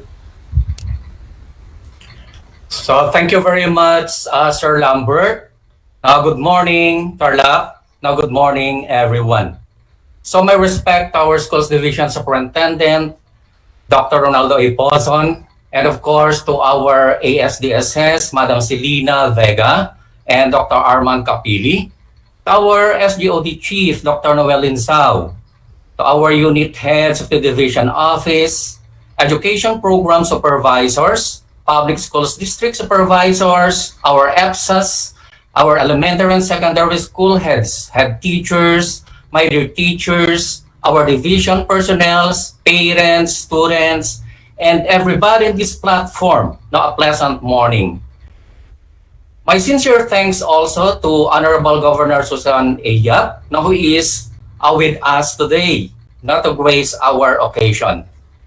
SDO Tarlac Province now has or is committed to a resilient, responsible public education system that is ready to respond and give the best for the interest of our learners in this time of crisis and adversities. And it is our desire to continue education that will respond to the emerging challenges, restructure and adapt to the changes in order to rise above the crisis. That will bring and expand a deeper meaning of our mantra, #Angat Tarlac, #Rise Tarlac, #Shine Tarlac. So the SDO Tarlac Province have the following strategic directions. Sir Eric, first slide please. So here are the strategic directions of SDO Tarlac Province. First, expansion of access to basic and inclusive education. 2, pivot access now to quality, relevant, responsive, and liberating education. 3, promotion of personnel through competence upgrading. 4, adherence to good governance in SDO and school operations. 5, provision of critical resources. And 6, establishing of empowering partnership and linkages. So the strategic directions now of the SDO Tarlac Province now will serve as our Bible or our guide in which now in our journey now for this school year 2021-2022. So I will be taking the first two now strategic direction now which involves now curriculum now in the curriculum implementation division. So the first one is expansion to access now to basic and inclusive education. So when we speak of access, now our primary clienteles here are our learners. So when we speak of our learners, now we have our regular classes, now learners now who are in K to 12, no? From kindergarten to grade to 12. Now the special curriculum programs that we have. So when we speak of the special curriculum programs, now we have here now the SSC, the STE, the SPA, SPJ, now foreign language. Now those are considered as special curriculum program. And now for inclusive education, now that is, now we have the ITED. Now we have here the SPED. We have also here the madrasa. And now we have the alternative learning systems. So that is what we mean by access. Now that we have to consider, we have to get now all learners now in all grades at all ages, now so that now they can be given or equipped now with the knowledge, now with the skills, now as they grow old and be now very good citizens in the future. That's why now we have here everybody now in school age now must be now in high school. So we have that as the access. No one will be left behind. Everybody of school age must be now in school. Now this is good now for the public and also good for the private schools. So if we are speaking of our learners now here, now in the division of Tarlac Province, now we have to see now the enrollment data, the enrollment profile, now of both public and private high schools. Now because now we have to see if our school age children are now all in school. Now that's why now we have to expand it.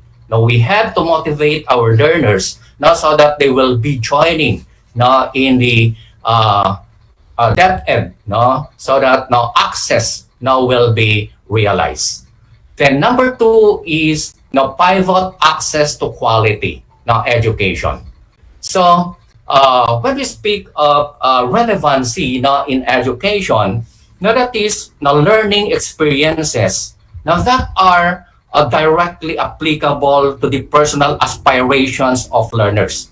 Now our learners have their own aspirations. Now they have their own interests. Now and they have their own what we call that the interest now in their lives that they want not to do. Now that's why that is being relevant to be given now in education. Now we have to give now their what they aspire, now what is their interest, and in some way now connected to real world now issues. Now kumbaga itong mga ito ay na-experience po nila sa pang-araw-araw na kabuhayan nila o pamumuhay nila na to address them, no, so that yung problems, o yung context ng kanilang mga ginagawa doon sa kanilang municipality, ay tinatawag natin na life relevance, na kung saan ay nakukuha po nila lahat yan doon sa pagkakaroon ng relevant education. Then the next one is being responsive. Now, what do we mean by being responsive in education? So by being responsive, it means that we have to fulfill the needs of our diverse learners.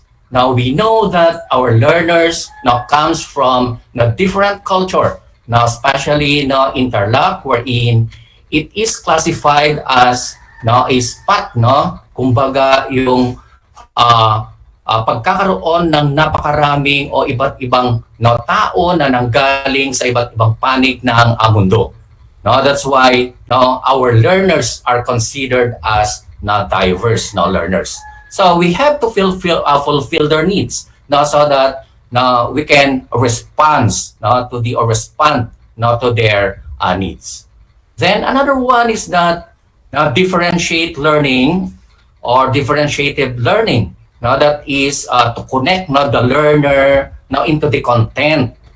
Take for example, the competencies that we are taking up in the curriculum. Now we have to connect those on the content which must be meaningful to them, because those are in their own context.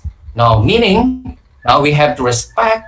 We have some or to find or give some effective ways so that we can give the need of such a learner. And it may also be grounded in the teacher's understanding of and connection to each of the student.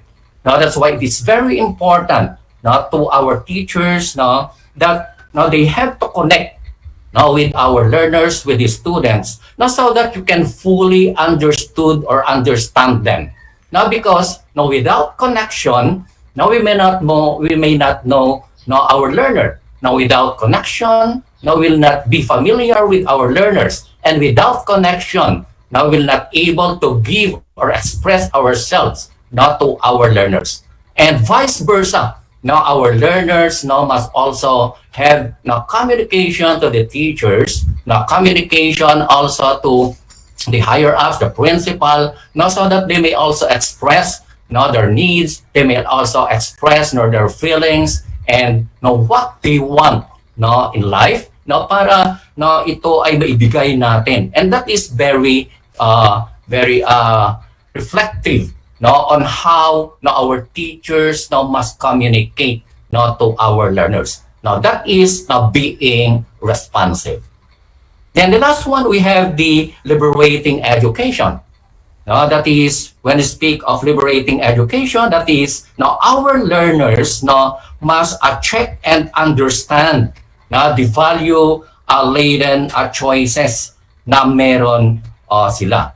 Wherein, if we have to speak of these value-laden choices, nakikita na po natin dyan yung pagkakaroon ng decision-making of a student.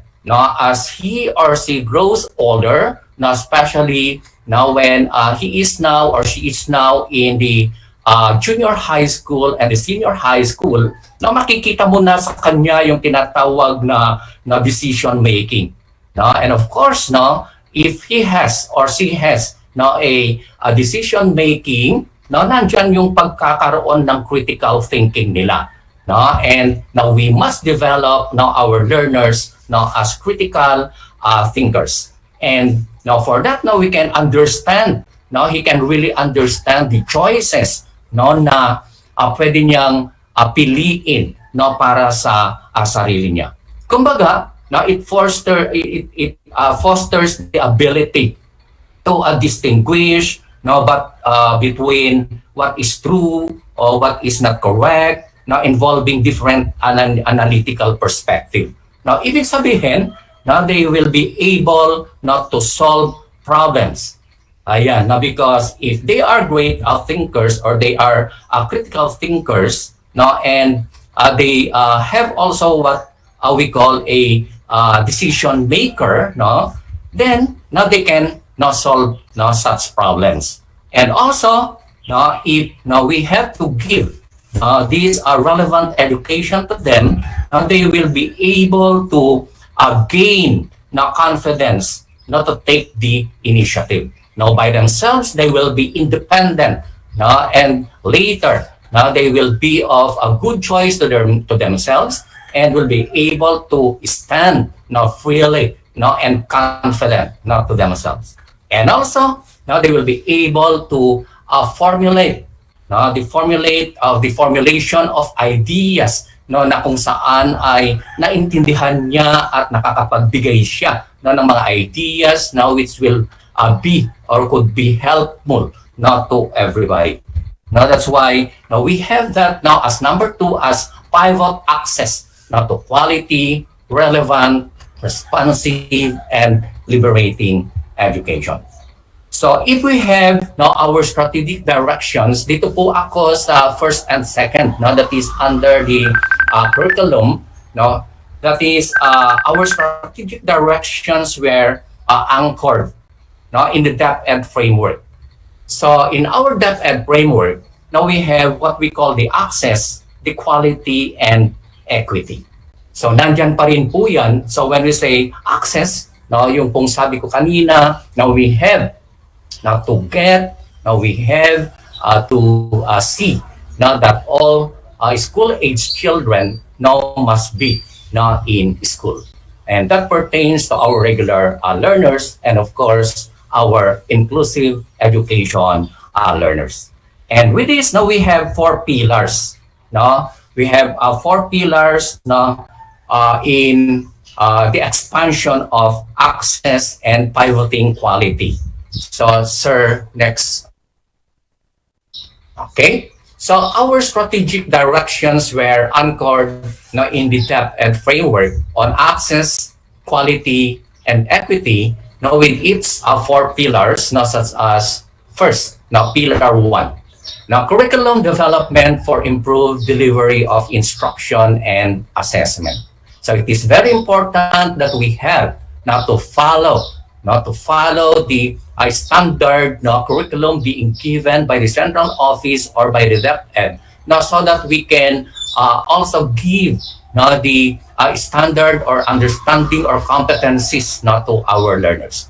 And for pillar 1, we have the strategic directions or objectives. First, that is to ensure efficient implementation of the MELCs across grade levels and learning areas. So it is not new to our high school heads, not our teachers, and to everybody that we have what we call the MELCs. And these MELCs ay kasama din po dyan sa K-12 curriculum. But because of the COVID-19 that we have, nag-select po sila ng mga competencies na yan. At yan po ang tinatawag natin na MELCs across grade levels and learning areas.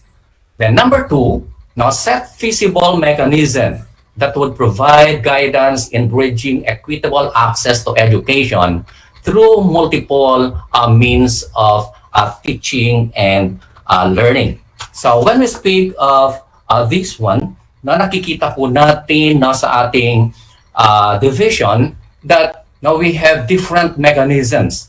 Kumbaga, the teaching and learning with the flow, especially in the COVID-19 situation, nakikita po natin na we are offering the different modalities na meron tayo ngayon, that is modular distance learning modality, online distance learning, then we have also the blended distance learning, and we have the RBI TV distance learning. Now, those are some of the means, multiple means of teaching and learning, especially now in this time of pandemic. And also now in this, now we have to see that now our learners have what we call the access, yung pinaka maganda na choice niya as to a learning process. Kaya nga po nandyan ang ating mga modalities na pwede nilang pagpilian so that they can use this modality, they can utilize this modality in their own interest and comfort. That's why when we speak of modular distance learning, we have what we call the printed and we have the digitized. Ito po yung mga nanggagaling sa ating central office and even in our division office where we have developed some of the learning resources na pwedeng gamitin ng ating mga learners. Now, one question during the first pandemic year, last school year, is the incomplete SLNs given by the central office.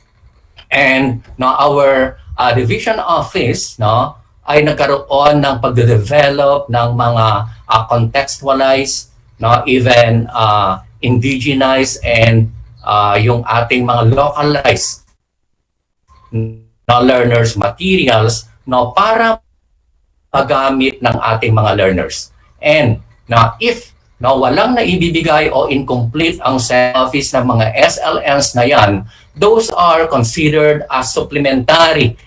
So we can have or we can continue the competencies especially ang ating mga localized na materials po ay nandyan din po sa MELCs natin and now it is being quality assured by our EPS, DSS, and we're able to get ready with this coming school year. Then the next one is ensure that senior high school graduates are ready to further education, entrepreneurship, or work. Now this is very important in the curriculum because our senior high school graduates must be appraised and must be equipped or must be equipped with the skills na pwede niyang gamitin pagpunta niya sa mas mataas na level ng education. If he will or she will be enrolling in college, then it is good because she or he will continue his education. And out of the learnings and the skills that she has during his senior high school, then pwede po niyang magamit yon. The entrepreneurship that is perhaps our learners, if they will not be able to continue their education, then they can use their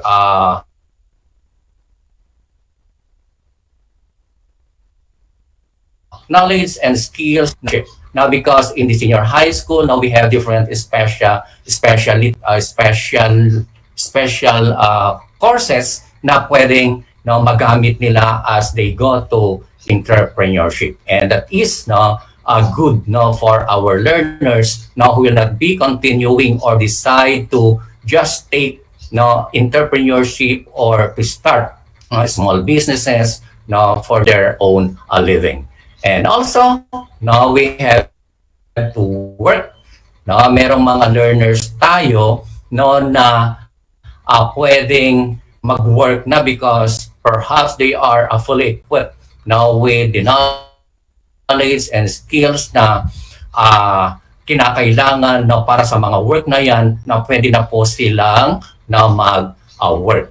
And I know some of our agencies, ating mga private companies ay nangangailangan ng mga workers if our school or senior high school graduates are fully equipped, then they can go to work.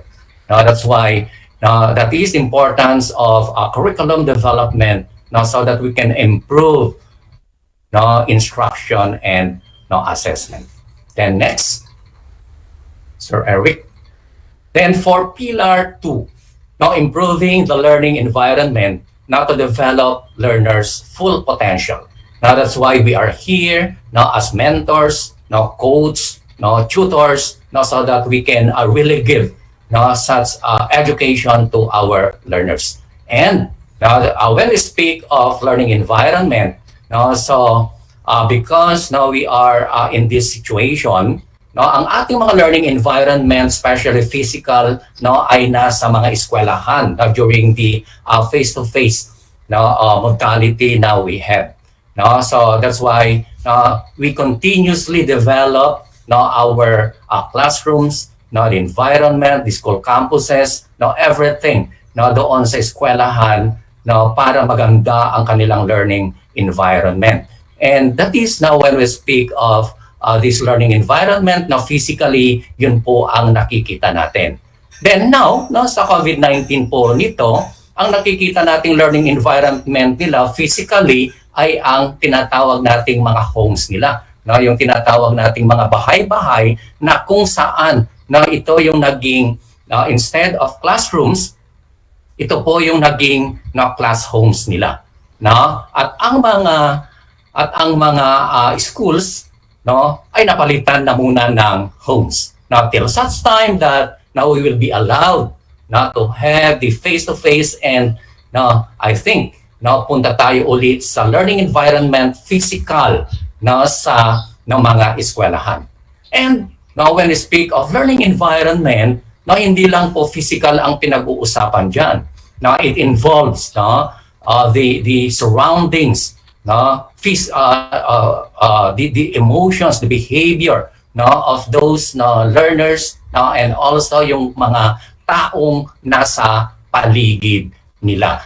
That's why they must have a good, not only physical but also this emotional, this spiritual surroundings or environment. Kumbaga, dapat tayong bigyan din ng pansin ang mga estudyante natin through nurturing, through caring, and also loving them.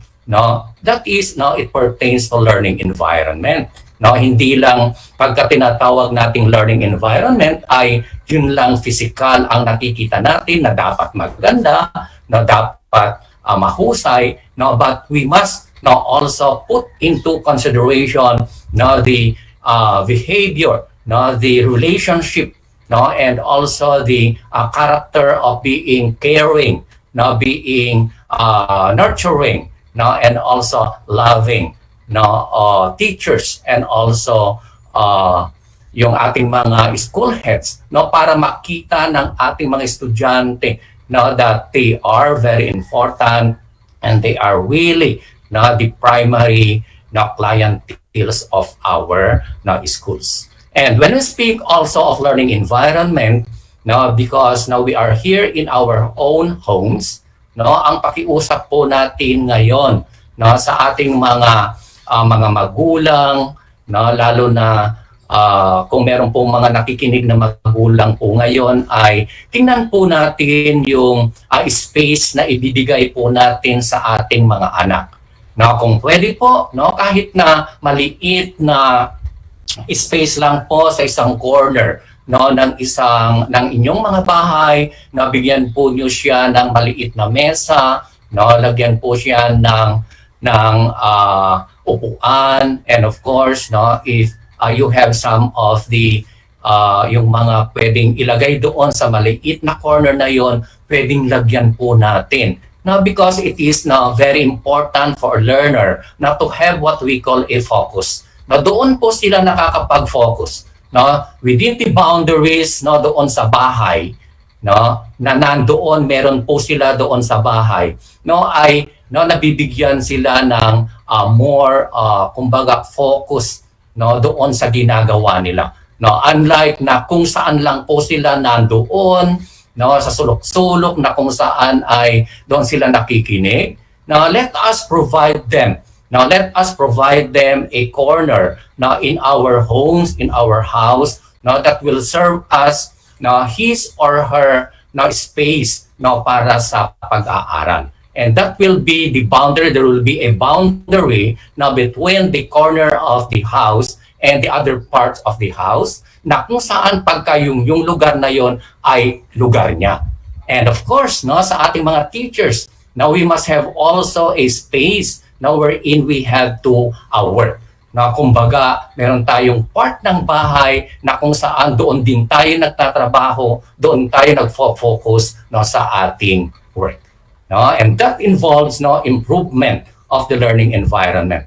And of course, not to forget the surroundings. No? Kung meron po tayong mga LGUs na narito po ngayon, no, sana po yung mga iingay no, nandyan sa paligid ng bawat bahay-bahay na mayroong estudyante ay medyo malesen po natin. Now, there are some areas na napakaingay. Now, there are some areas na hindi mo alam kung saan nanggagaling ang ingay. And now that will make our learners unfocused now because of the certain ingay na ngayon. Now, that's why nakikiusap din po kami no, sa ating mga LGU, sa mga barangay officials, no, that see to it na ating paligid, no, lalo na sa ating mga barangay ay sa purok na kung saan ay kailangan pong no, maganda no, o tahimik no, para sa ating mga learners. No? And here are the strategic objectives. So institutionalize an inclusive, safe, motivating learning environment for learners. Now, if we can see, no, during our face-to-face modality, now we are observing all of this. No, inclusive, safe, motivating learning environment, no, so that we can at least help no, our no, learners. Then number 2, support the physical, mental, and overall well-being of the learners. Now, this is very important, now, my dear teachers, my dear school heads. Now, we're in this situation that we have, no, kailangan po nating ipakita no, kung ano yung pwede nating ibigay na suporta no, para sa ating mga learners. No, because gaya po natin ay nakakaramdam din po sila no, ng sometimes no, meron tayong anxiety, no, may anxieties or meron tayong mga disappointments, no, meron din tayong mga stresses, no, wherein no, kung minsan ay nagkakaroon tayo ng unfocused no, to our work. No, that's why no, para sa kanila ganun din ang kailangan nating gawin. Now, physical, no, mental, and overall being of the learners. Communication, no, again, is a must. Kailangan po natin na tingnan, no? Kailangan natin na alamin na if they are really in good shape, no, physically. And of course, now we are giving them now webinars, we are giving them orientations now on mental health, no, not only the learners, no, but also our teachers, and of course, no, kung pwede po nating mabigyan ang mga parents, no, dahil tayong lahat, no, hindi lang teachers, hindi lang tayo sa division office, na hindi lang po sa mga nakasasalamuhan natin, kundi pati parents po yan ay pwede po nating bigyan ng orientation no, on a well-being no, para lahat po tayo ay no, mabigyan ng pagkakataon no, na makita kung ano na po tayo o nasaan na tayo o nasa magandang sitwasyon po tayo. Now, that is now physical, mental, and overall well-being of the learners, and of course to everybody. Then the third one, facilitate the availability of appropriate learning materials and technology to support our learning. Now, that's why we in the division office, no, we are having this, no, kung meron tayong mga madidevelop na learners materials which are appropriate, then sineshare po natin yan. For example, those in the LRMS, no, yung mga nasa LR po natin, na my teachers and learners, pwede po nating na i-visit yun para makukuha tayo ng mga learners materials. And of course, the use of technology wherein no, our ITO, our ICT, no, especially on Project Simple, no, pwede yung po yung mga yon ay mga support learning materials po natin. And sa palagay ko, ang ating mga schools, no, previously ay halos kompleto ang kanilang mga computer units, I think. Now we have their gadgets as tablets or laptops, no, na being given by the CO. So yung mga yun po ay pwede nating gamitin, no, para sa ating mga learners. No? And those are the strategic objectives under, no, Pillar 2. Then next. Okay, so for Pillar 3 and Pillar 4, now this is already on what we call the SUOD part, no? But titingnan ko lang po kung meron po si Sir Noel niyan, no, under Pillar 3 and Pillar 4, no, those are under SGOD, no? Teachers and school leaders upskilling and reskilling to improve competencies. Now, yan po yung sa HRD na yan, no, under sa SGOD. And Sir Eric, yung Pillar 4, no, kasi i-discuss na po yan ni Sir Noel. And Pillar 4, engagement of stakeholders for support and collaboration. Now, that's why, now if you can see, no, in our strategic directions, no, nandyan po lahat, no, naka-anchor doon sa 4 pillars ng Department of Education. No, that's why, my dear, no, sa atin pong nandito sa platform ngayon. Now we are now getting ready for the school year 2021-2022 and now prepare for the yung sa ating BELCOP. Now we're in, yan po ang magiging guide ninyo. Now for this year only, now try to develop a BELCOP good for this year. Now because we do not know if next year, now we'll be having now the chance to have the face-to-face. Now we will be having what we call the adjustment of the BELCOP.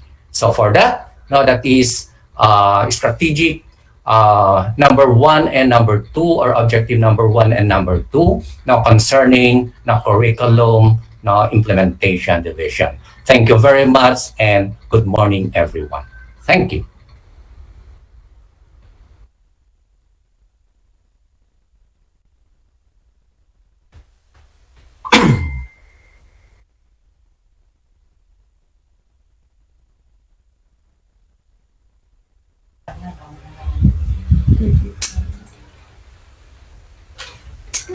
Okay, good morning po to our Schools Division Superintendent, Dr. Ronaldo A. Poson, our 2 ASDSS, Dr. Armando C. Capili, and Ma'am Maria Celina Vega, to the CID Chief, Dr. Paulino Dipano, to all our education program supervisors, district supervisors, school heads in attendance, fellow teachers, non-teaching personnel, and our partner from the provincial government of Tarlac, our Honorable Susan A. Yap, the provincial governor, and her staff, and all stakeholders who are present in this platform. A pleasant good morning po sa lahat.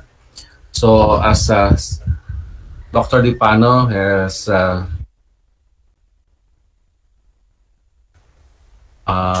strategic direction for the school's governance and operations division, and for school year 21-2022.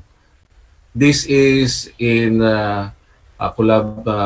collaboration, of course, with the curriculum implementation division and the schools division office proper, because in this endeavor, we have what we call the interfacing. So, next slide, please. So, the Schools Division of Tarlac Province is committed to a resilient and responsible public education system that is ready to respond and give the best for the interests of our learners in this time of crisis and adversities. So, for school year 21-2022, SDO Tarlac Province will focus on the following. And this was discussed thoroughly by Sir Paul, General Supervision and Management of Programs for Curriculum Implementation, Localization of Curricula, and Learning Delivery. Next. Okay, and for the SDOP and SGOD concerns, this is it is adherence to the existing policies and guidelines on the recruitment, selection, placement in accordance with existing procedures and standards to ensure excellent delivery of services by teaching and non-teaching personnel. equitable allocation of funds and resources of the division office, schools learning center based on priority needs, partnership and linkages with local government units, non-government organizations and other agencies, stakeholders on matters affecting schools, learning centers on the learning delivery. Okay, next. So our goal and specific objective is that SDO Tarlac Province desires to continue education that will respond to the emerging challenges and restructure and adapt to the changes in order to rise above the crisis. So this brought about and expanded the deeper meaning of our mantra, Angat Tarlac, Rise Tarlac, Shine Tarlac. Next. So letters A and B was discussed by Sir Paul. Now let's go to letter C, which is equity. To sustain zero record of transmission and infection by protecting the well-being of teaching, non-teaching, and learners, thereby preventing the transmission of COVID-19 virus. It was some of the health advocacy were discussed by our medical officer, Dr. Manalo, earlier. And then to sustain the safe operation of offices and schools by facilitating the safe return of teaching and non-teaching personnel based on the situation as per advice by the DEPED and other related agencies. And our central office has have provided all our teaching and non-teaching personnel health kits composed of alcohol, face masks, and we have face shields and also gloves. And I hope all our teachers or co-teachers have received their allocations as of today. And number 3 is to observe judicious utilization of maintenance and other operating expenses or the MOE and capital outlay for the COVID-19 related expenditures. Okay, next. Again, for equity, professional development of teaching and non-teaching in consideration of the welfare and their well-being. Okay, so for professional development, our human resource development unit has distributed headsets for all teachers and school head for this particular number 4, no? And also on the process of the procurement, all school-based, all teaching and non-teaching personnel in the school will be receiving plus drives. This is under procurement now. Number 5 is to ensure the full operation of all operations and services to all stakeholders, internal and external, to keep the linkage and engagement for the delivery quality education. Number 6, to strengthen partnerships with the government organizations, non-government organizations, and private individuals to support the programs, projects, and activities of the SDO and schools. This is under the care of the Social Mobilization and Networking Unit of SGOD. Next. Okay. As discussed by Sir Paul, we have 6 strategic directions. Okay. These strategic directions that we are currently using in our division for school year 21-2022. So number 1 and number 2 deals on curriculum. Okay, so Sir Paul has discussed about this. So number 1 is expansion of access to basic and inclusive education, and some part of this strategic direction in expansion of access is the establishment of new schools, establishments of high schools or integrated schools, which is under our school mobilization and networking. Okay, so this is part of the expansion of access. So SGOD has part on this. So again, also the renaming of schools and completion of elementary school from primary to full elementary. And the number 2 is pivot access to quality, relevant, responsible operating education. Number 3, okay, so we have now the SDOP and SGOD, promotion of personnel to competence upgrading. Number 4, adherence to good governance in SDO and school operations. 5 is the provision of critical resources. And 6 is the establishing of empowering partnership and linkages. Now, for equity, again, we have preventive measures on transmission, infection of COVID-19 virus for the well-being of learners, teaching, and non-teaching personnel. Ensure the safe operations of schools and offices. Judicious utilization of your MOE capital outlay to COVID-19 related expenditures. Professional development and welfare of teaching and non-teaching personnel, operations of all procedures and services to the to stakeholders, processing and promotion of reclassification of personnel, rewards, and recognition. Next. So, what are our plan of actions? So, develop division-initiated policies and resumption of work on enrollment, and opening classes based on IATF protocols. Information dissemination and advocacy campaign for public awareness, adherence to the minimum safety standards set by the IATF, so such as the wearing of face mask, face shield, social distancing, and washing of our hands by water and soap or with alcohol. Provision of mechanism on the utilization of funds and systematic reporting system, and provide relevant trainings to teaching and non-teaching personnel based on established guideline of the DEPED. So particularly for this matter, face-to-face training is not yet allowed. And so we do our training by webinars. Okay, next. Sustain and enhance procedures and policies in providing better service to all stakeholders. Adherence to DEPED orders on evaluation and appreciation of documents, PSB or the Promotion Selection Board deliberation, the division and district, processing of requirements for promotables, and giving of awards and recognition to personnel with exemplary performances. Next. So this is now our framework as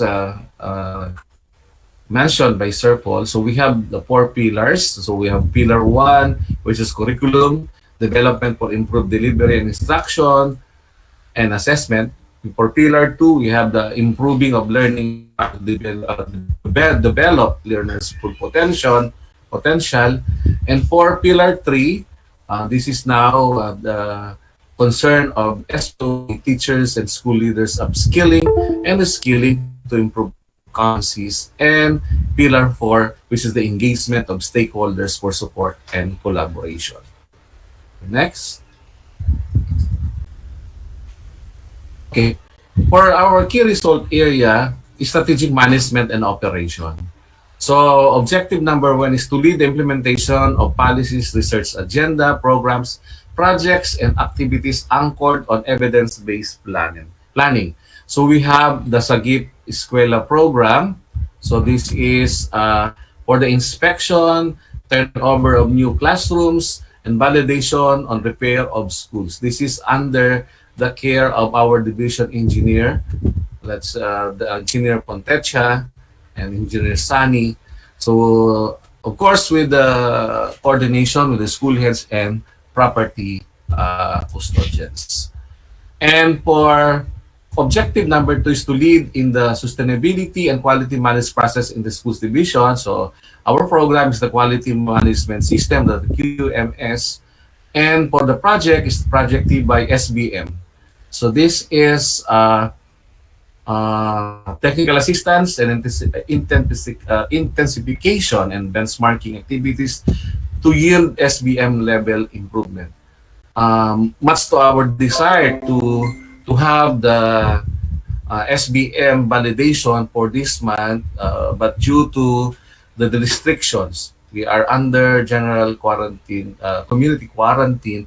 So our office decided to hold in abeyance the validation, so that to ensure the safety of everyone, especially our teachers in the school.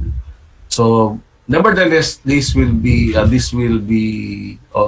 have to be finished until the end of of this year. So probably by October we will have the chance to finish every validations for all the schools, because the validation for your SBM in the school is crucial and vital for the performances, for performance of the school head, the teachers, as well as the school and our stakeholders.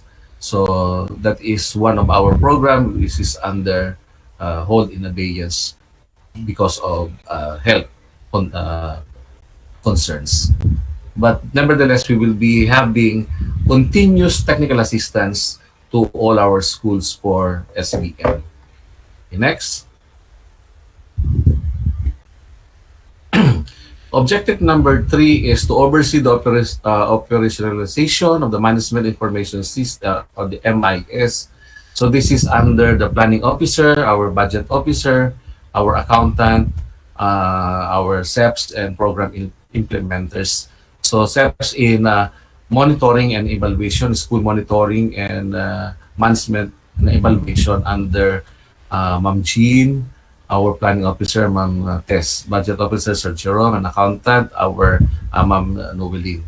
So one of the activities is the preparation of the work financial plans, the activity request, authority to conduct physical and financial plans.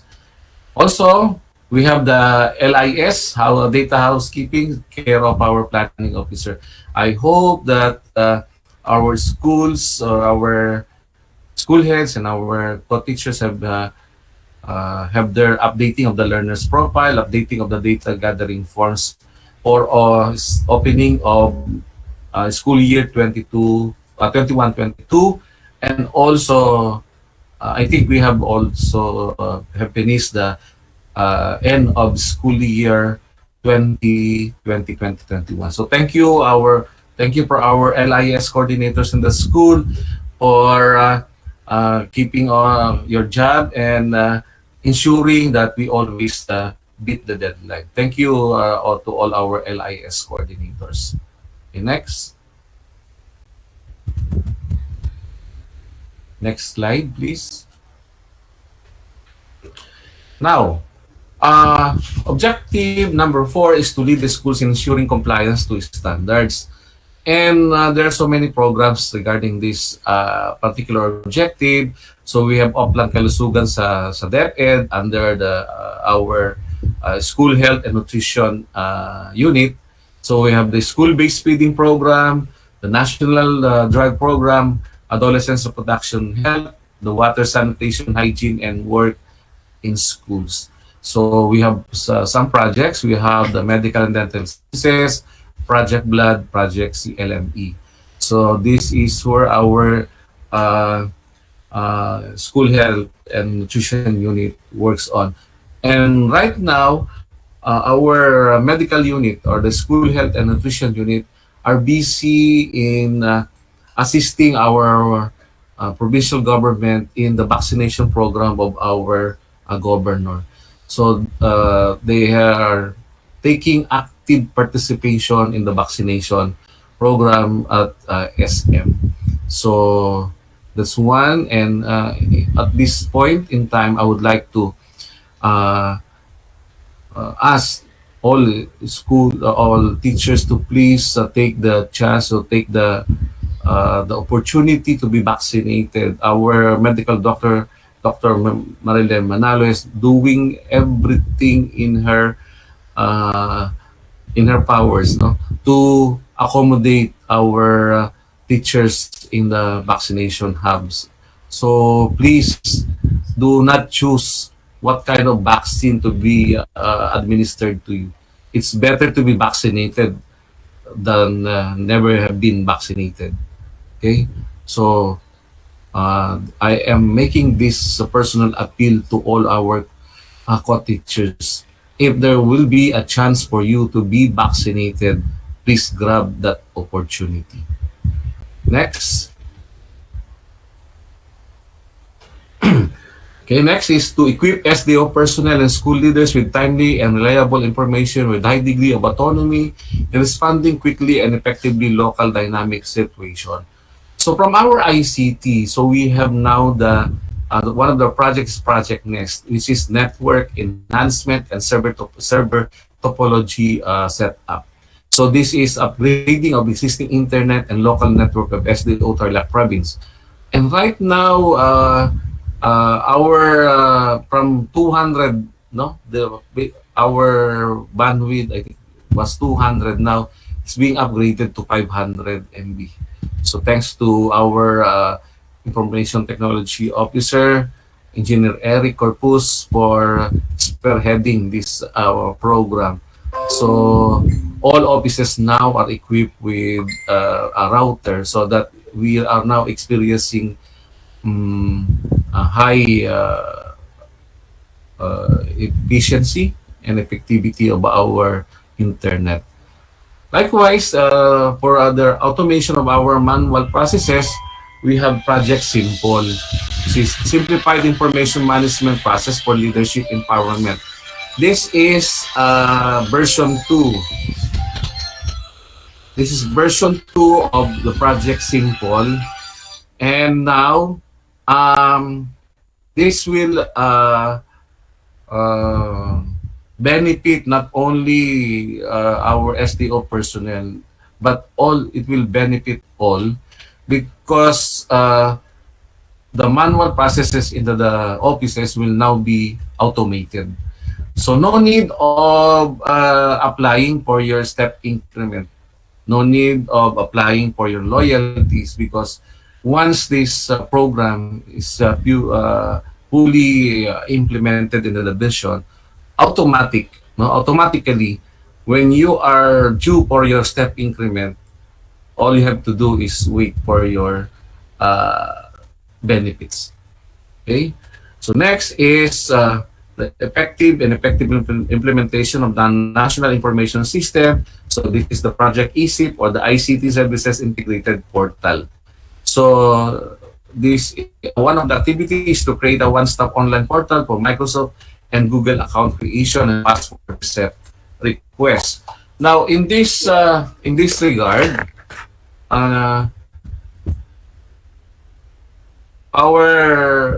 of the personnel and the division, including our fellow teachers, were provided the the SIM cards. So there was an allocation for this matter. So I would like to just give you some of the features of this SIM card. So number one is there are 34 gigabyte monthly allocation. 4 gigabytes is for open access, so you can for open access for all, no? And 30 gigabytes exclusively for Google, Microsoft applications and DEPED sites such as the LIS, BIS, BIS, and LRMDS websites, LMS, and etc. Number two, the SIM doesn't have a provision for voice calls and SMS or messaging, no? If you wish to use it, then you may do so by reloading prepaid credits. I repeat, the SIM doesn't have a provision for voice calls and SMS. So if you want to use it, you load it for a prepaid credits. Number three, the SIM is not transferable. Employees can only use their assigned SIM card. Number four, in case of lost SIM, you may request a replacement in the Smart Wireless Center located at SM. Number five, this is important, no?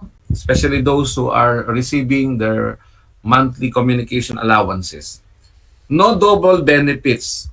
So employees who opted to use the SIM will not be eligible. I repeat, will not be eligible anymore for any for any communication allowances. Those who wish to continue their cash allowances may return the SIM to the ICT office for proper recording. Report of return SIMs will be submitted to our finance unit, particularly the budget and accounting, for monitoring and verification. I repeat, if you are receiving communication allowances, then you are no longer allowed to have the SIM. So if you have received the SIM, choose between the SIM or your communication allowances. So next.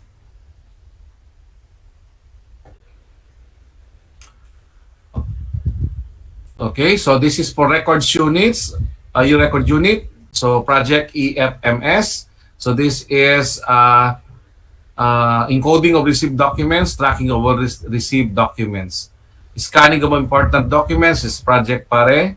Public access on records EFMS.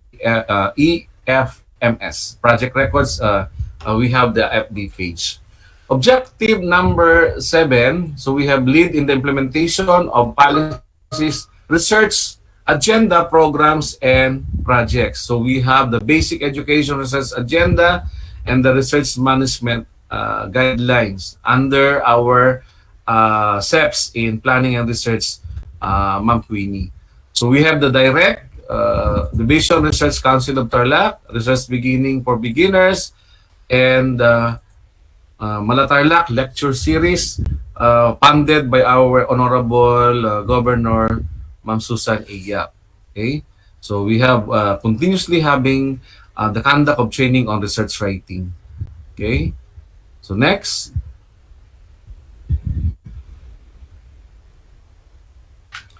Okay, for curriculum, so this is curriculum and instruction management. I will not be discussing this, but this is in collaboration with, again, in collaboration with SGOD. So we have access, no, again for Project Leak.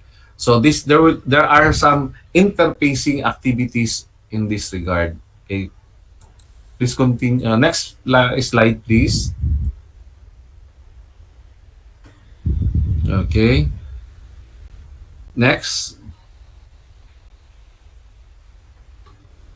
Now, provision of technical assistance is also being done by our partners in the CID, our PSDSS, our EPSBR, and our unit in charge of SPM, the School Management and Monitoring and Evaluation, under the care of Dr.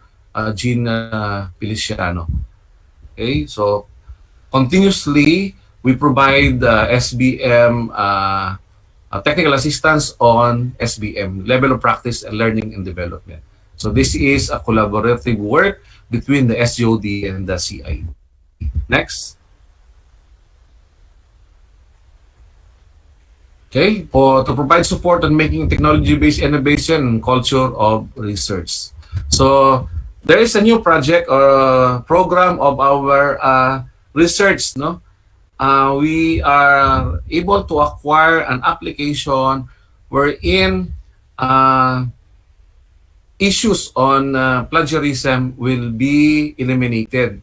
So your articles or work or your research now will be subjected to that application, and in this way we will be helping you avoid any legal problems on plagiarism. This is the newest program of our research unit under the care of Ma'am Queenie Palafox. Okay, next. Okay, yeah, we have our culture of research.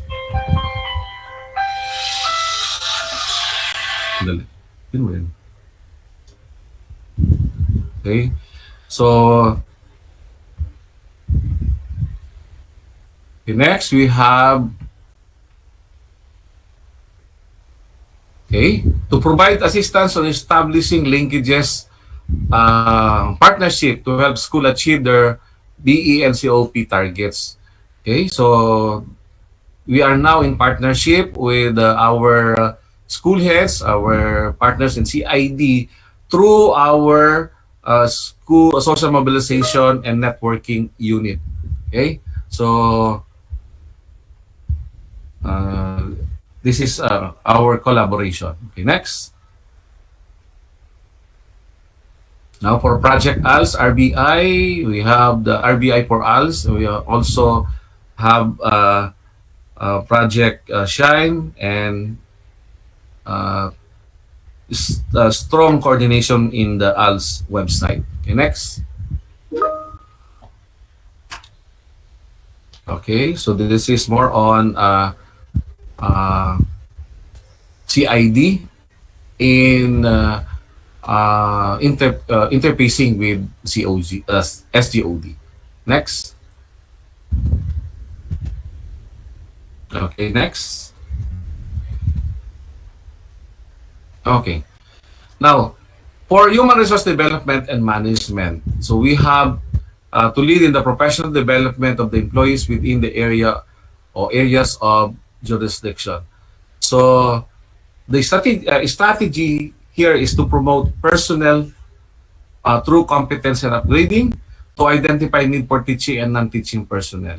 So this is in coordination with our planning officer under the SGOD and our personnel officer or the HRMO and our ASDS and SDS. So this is about deployment of teachers, access consolidation requests, and validation of needs. For objective number 2, this is to manage the development and implementation of the performance management, rewards and recognition, employees' welfare, and succession and exit programs. So our program is Program on Awards and Incentives for Service Excellence, or what we call the PRAISE. Okay. So under PRAISE, we have 2, the Project BEST. Project BEST stands for Best and Excellent Service for Tarlakenyos. This is for our employees in the division of office. And for Project STAR, we have school leaders transcend to achieve efficient governance and raise learning outcomes. So this is for our school heads. Okay.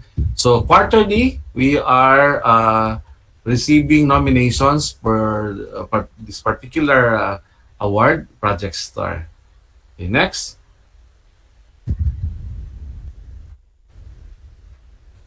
Okay, so Project Lab is learning, action, cell, and opportunities for vital trainings and technical assistance towards employees enhancement. Okay, and then we have been doing the periodic review of our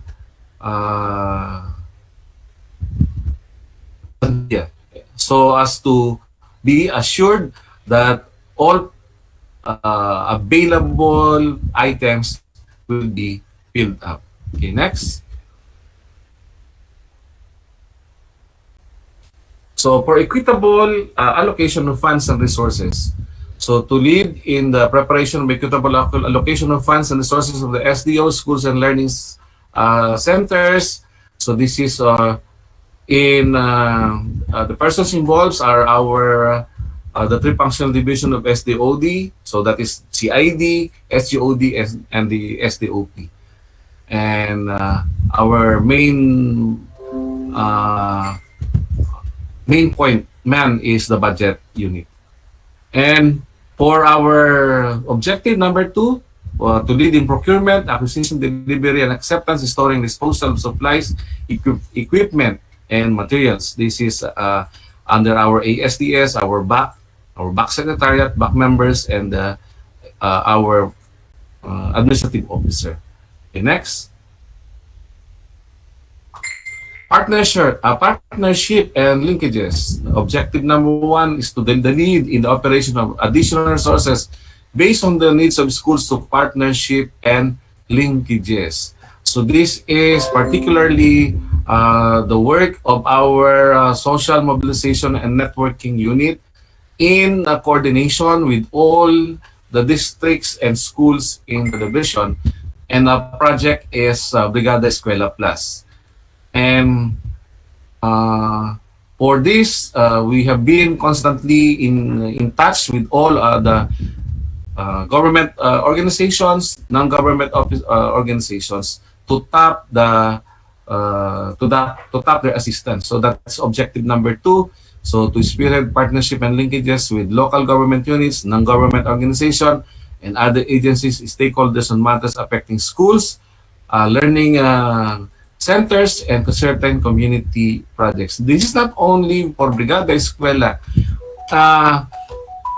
For this, we were able to partner with our provincial government of Tarlac through our Honorable Susan Iyad, the governor, for Project Simple. Okay, it's an application, and then 2 additional programs or projects were included in Project Simple. One is the Project Rise. So this is on procurement process now, wherein all schools in the division will be provided with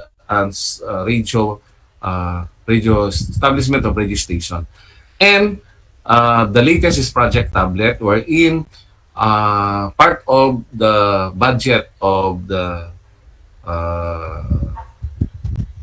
Special Education Fund for the provincial government will be utilized for the purchase of tablets, and priority for the distribution of these tablets will be those who are in the parkland areas, particularly those in the mountainous areas.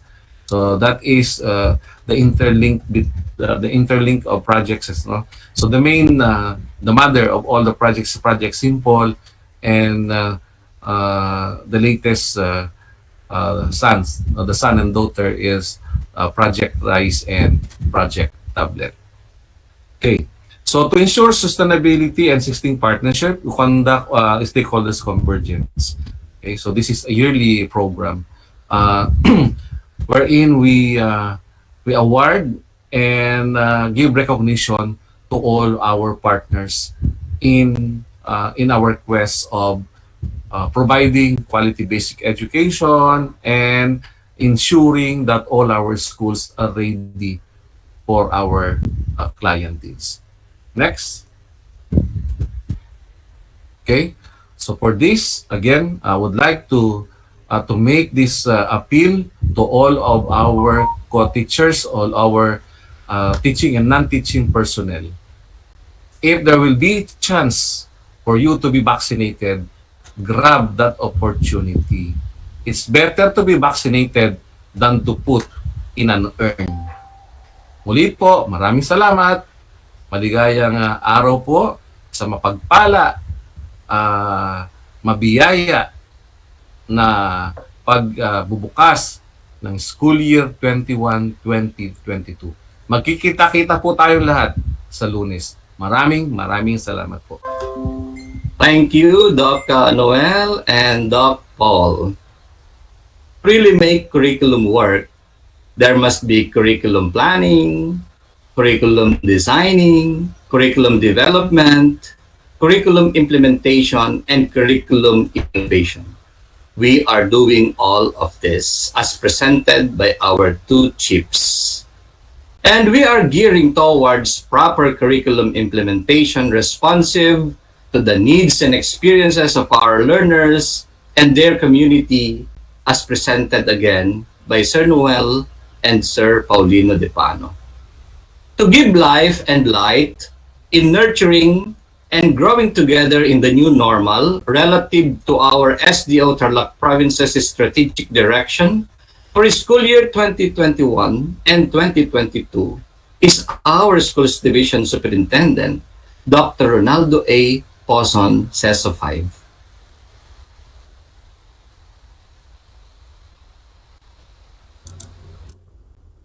Hello, good morning to everybody. I heard my camera is off, so for me to save my my space and the efficiency, my network is not that good. it's fluctuating, and some of you are freezing, so I think the problem is on my net. But still, I would like to show you. See, I'm here. Ayaw magpakita. Okay, anyway, I will move on with the task that I have been given by our office. That is to give you all the directions that we needed. Actually, with the discussion that has been given by our chief, the direction upon which DEPED Tarlac province has been laid in a very clear foundation, and everybody else is already aware of that, and I'm very sure you will be given a copy of their presentation for you to have a quick reference, and every time that you make your decisions or you do something in your school. I would like to remind everybody that, of course, as of today, we are in a very new normal situation wherein our lineup, DepEd family at that, we are grieving because we have been losing many of our family members as a result of this COVID-19 pandemic. And we cannot do otherwise but to take good care of our health, of ourselves.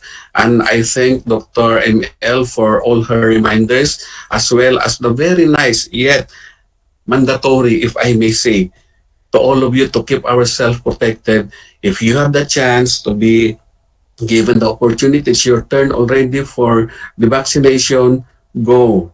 Because as I speak today, my first cousin, a nurse at that, she's working abroad, she caught the virus and we cannot do anything because as of now, she was saying, she is really saying goodbye to all of us because she will be under intubation, and she told me that if that's done, it's her way of saying goodbye to all of us and she will be burned.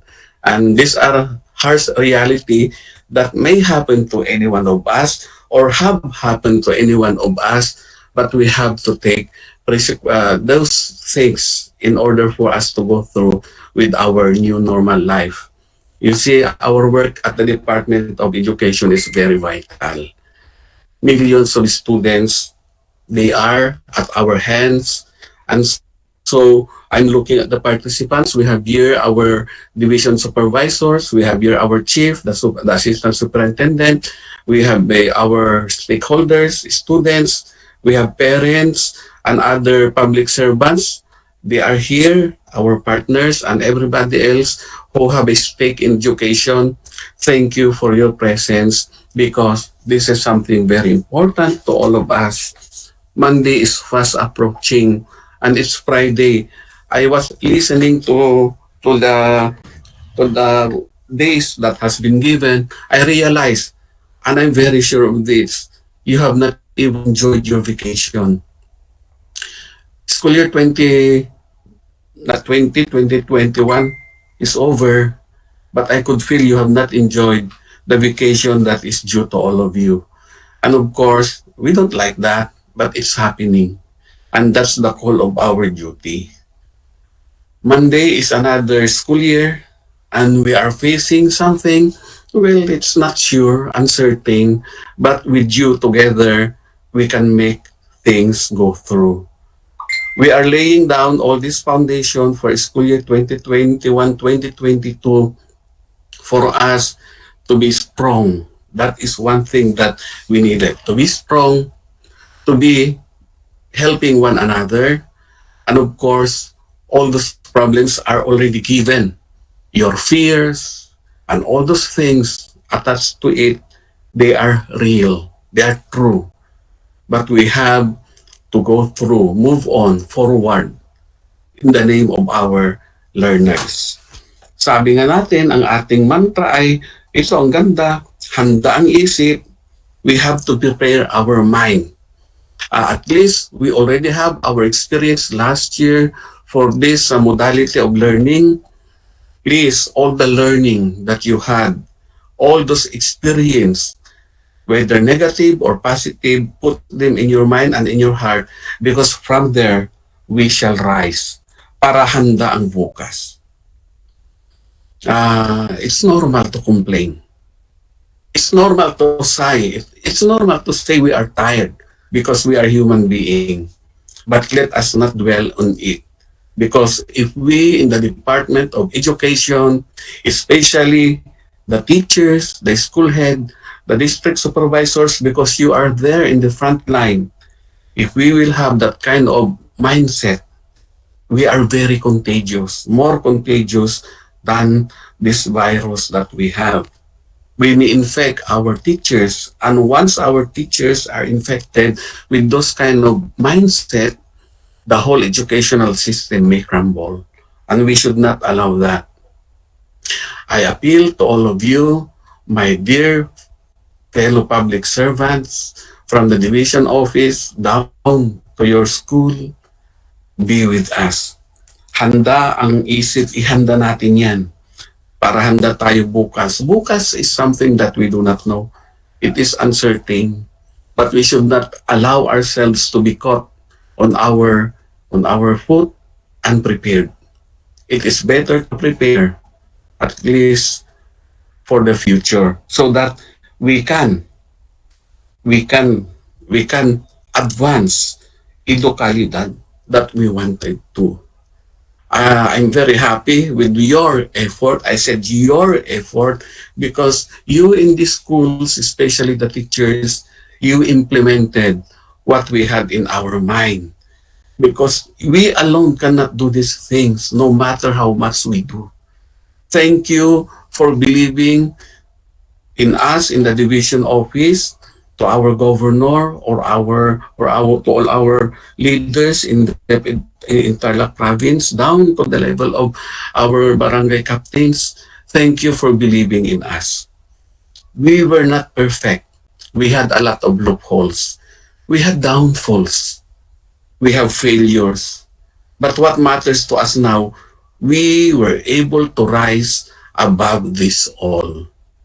And we did it triumphantly because of the confidence that you put into us.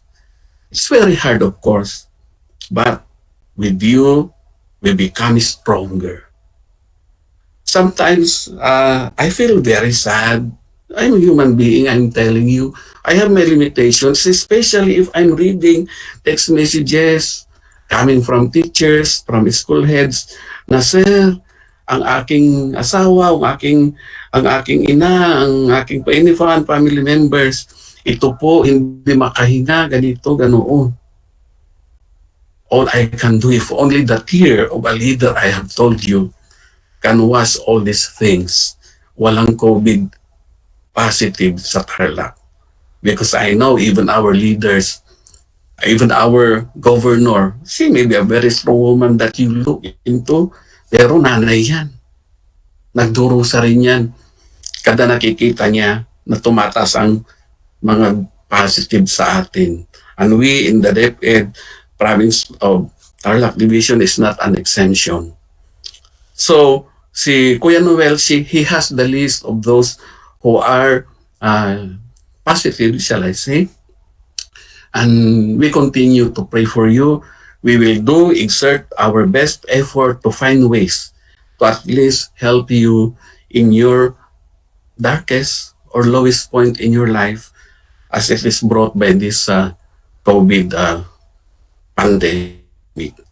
I know you understand that we cannot give it all, but by our thoughts, I know you will feel that we are sincere in all those help, in all the things that we can do. So that comes Monday, I know marami tayong mga haharaping problema. We have the fears of our parents. We have these people around us who spread negativities. We have the agent provocateur who try to prick the weakest point of our emotions so that we will not be supporting the Department of Education or the opening of classes. But again, I'm telling you, we are here, servants of God, to serve our people. Kaya ang daming mga nakalista sa akin, pero the technical part of it has been discussed by those who spoke ahead of me, and I know those others who will be talking will still reinforce what are the technicalities that we are going to do. I have some gentle reminders, especially to our parents, kasi ginagawa po natin lahat ang mga ito para sa ating mga anak, para sa mga bata. Yan po ang sinasabi natin. Pero oftentimes, nakikita ko po, naririnig ko sa mga bata, sa mga magulang mismo, unaware ang mga magulang, dala po ng mga problema natin. Nawalan tayo ng trabaho, economic problems, nagkakaroon po tayo ng mga anxieties sa bahay, sa trabaho, dala nga po ng pandemyang ito. Kung minsan yung mga bata na iniisip natin na lahat ng ginagawa natin ay para sa kanila, nalilimutan po natin kung minsan sila yung nagiging biktima pala ng hindi natin napapansin. I crafted or I have this memorandum from children to their parents or to all of us. Sa ating mga teachers, sa mga principals, sa akin, sa lahat ng mga naglilingkod.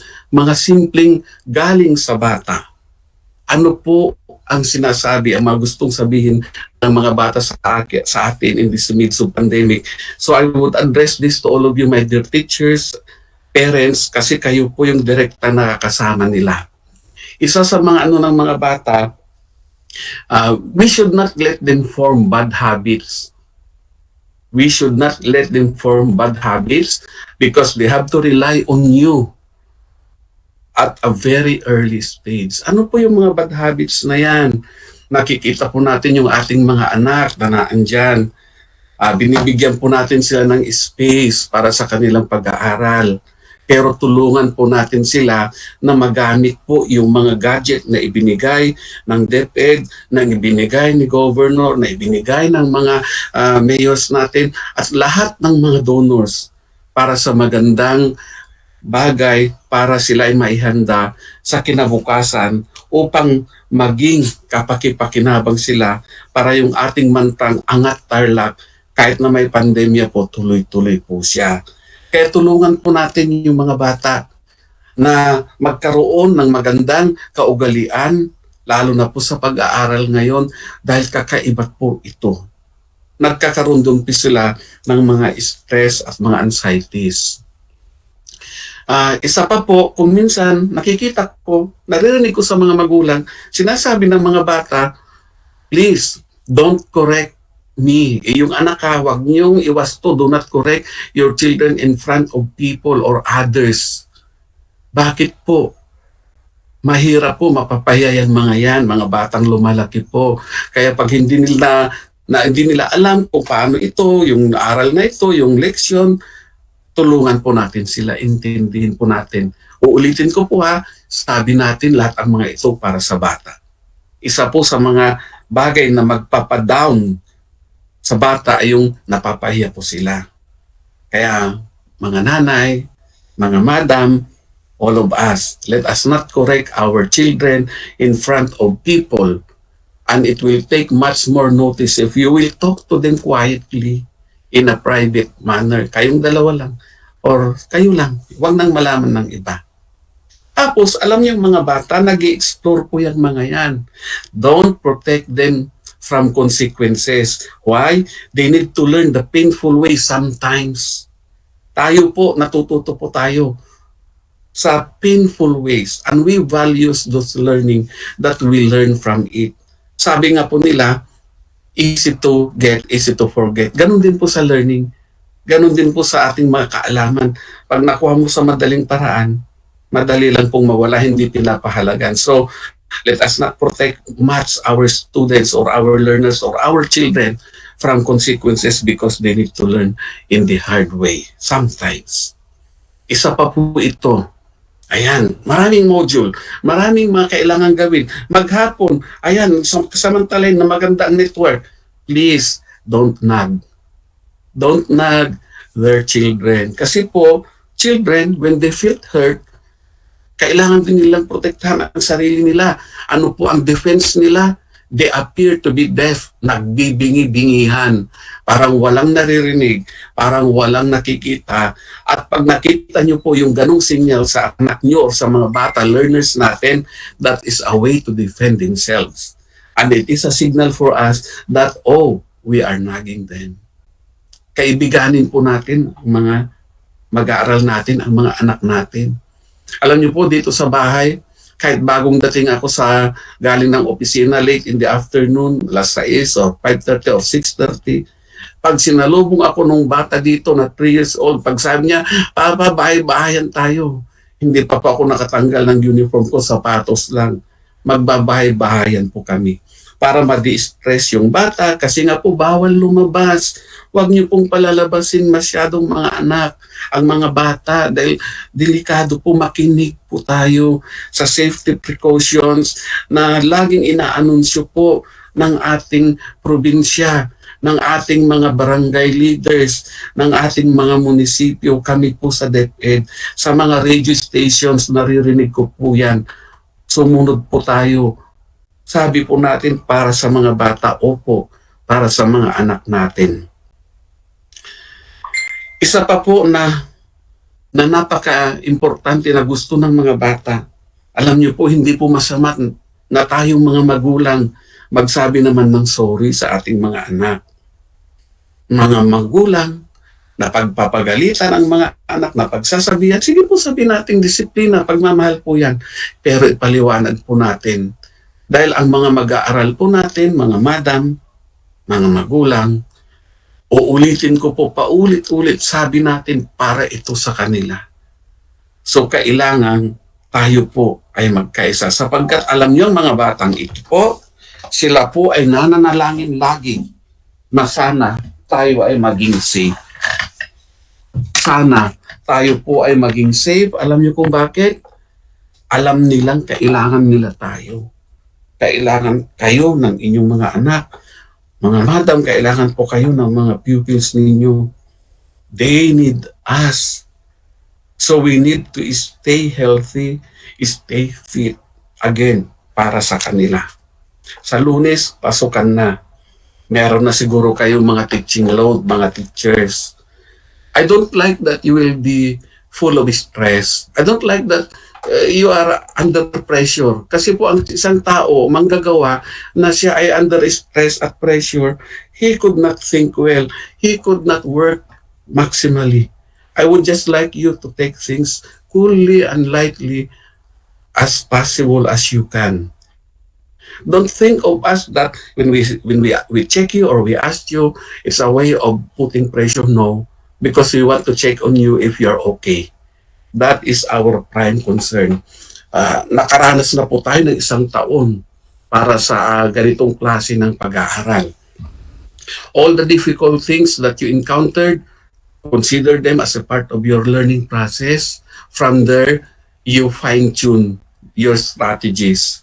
All the good things that you had, continue on using them. When I was a teacher, lagi ko pong natatandaan at ito ginagawa ko. And I would like to share it with you.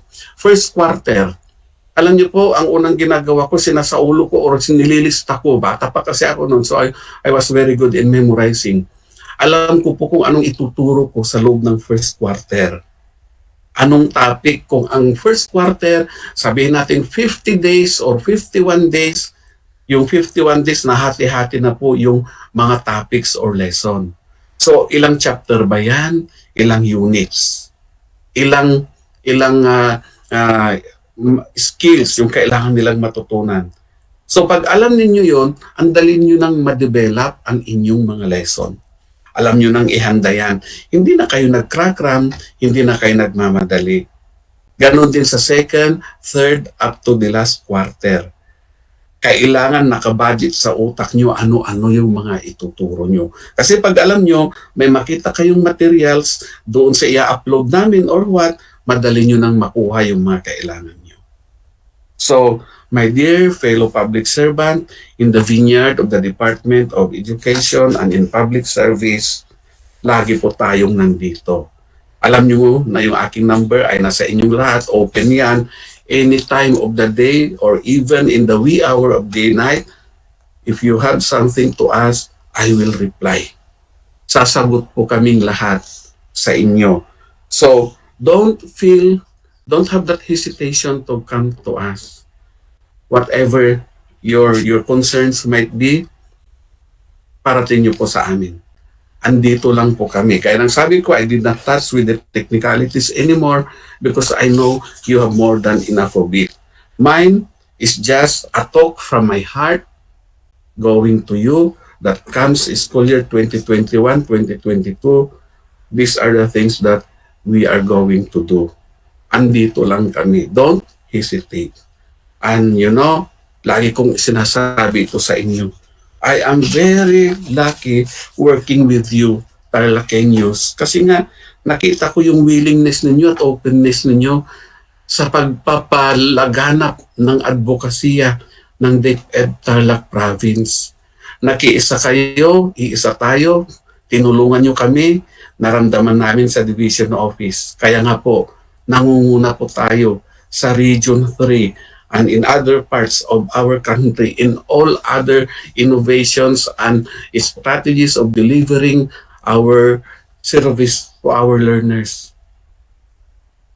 And I salute you. I salute you for that. Good morning to all of you. If you have some other concerns later, maybe we have parts of the program for that. You have the freedom to ask us. You have the liberty to do it. Comes Monday, relax lang tayo. Sabi nga nila, wear your complete uniform.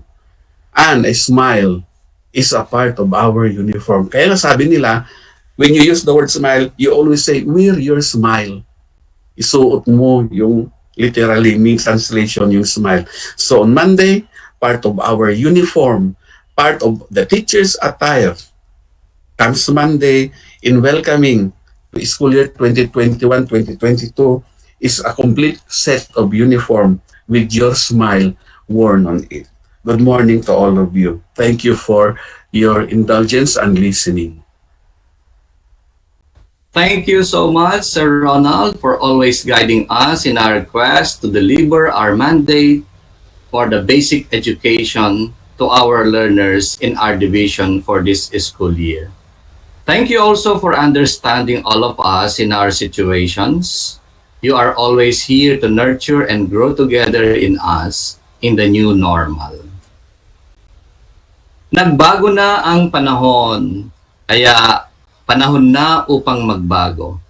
August 20, 2020, when Tarlac Province conceptualized and developed the Project Simple by then former ASDS Dr. Sanchez, several meetings of minds by our current superintendency, Dr. Ronald, Dr. Arman, Dr. Maria Celina, Dr. Paul, and Dr. Noel, in partnership, of course, with our provincial government of Tarlac, headed by our Honorable Susan Yap, Project Simple or Supporting Young Minds program for learning the essentials became the flagship project of our governor, whose mantra is hashtag Servisyong Mayap and DepEd Tarlac with hashtag Angat Tarlac or Rise Tarlac as its goal in education. Friends, ladies and men, join me in welcoming our Honorable Governor Susan Yap. Thank you.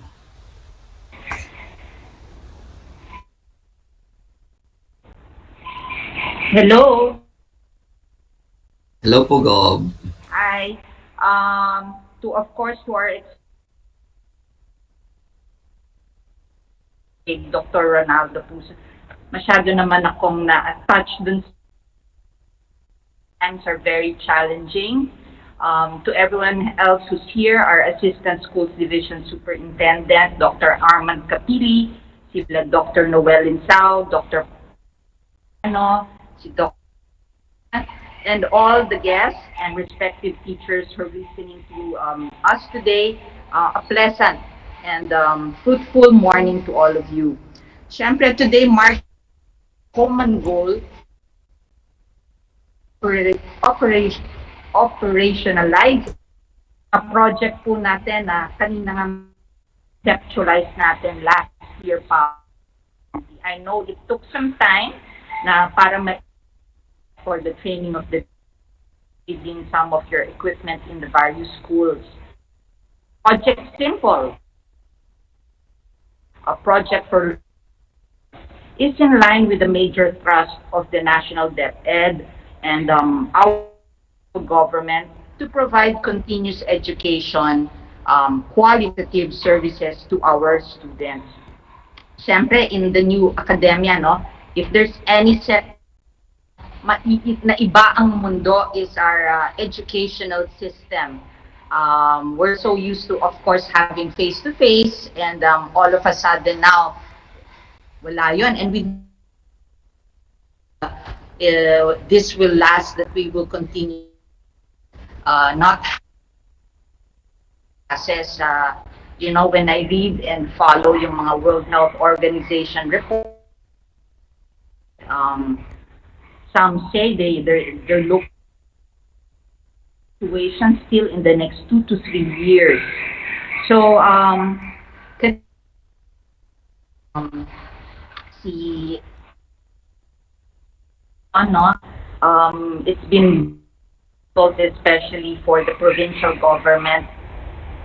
Daming sectors na kailangan namin tutukan na hindi maging o tumigil ang mga service. And I think the challenge more than ever is especially ng ating mga kabataan.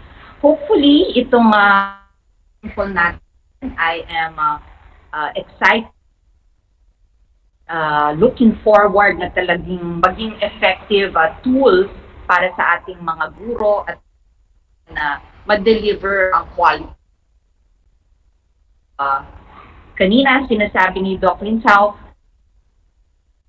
Son, if there's anyone pa po, no, pinakukas na kung hindi pa po nababakunahan, we can roll out naman the vaccination. I believe the past guro, pero kung meron pa pong wala, dapat po natin, no? It's better to have, pero palagi ko man sinasabi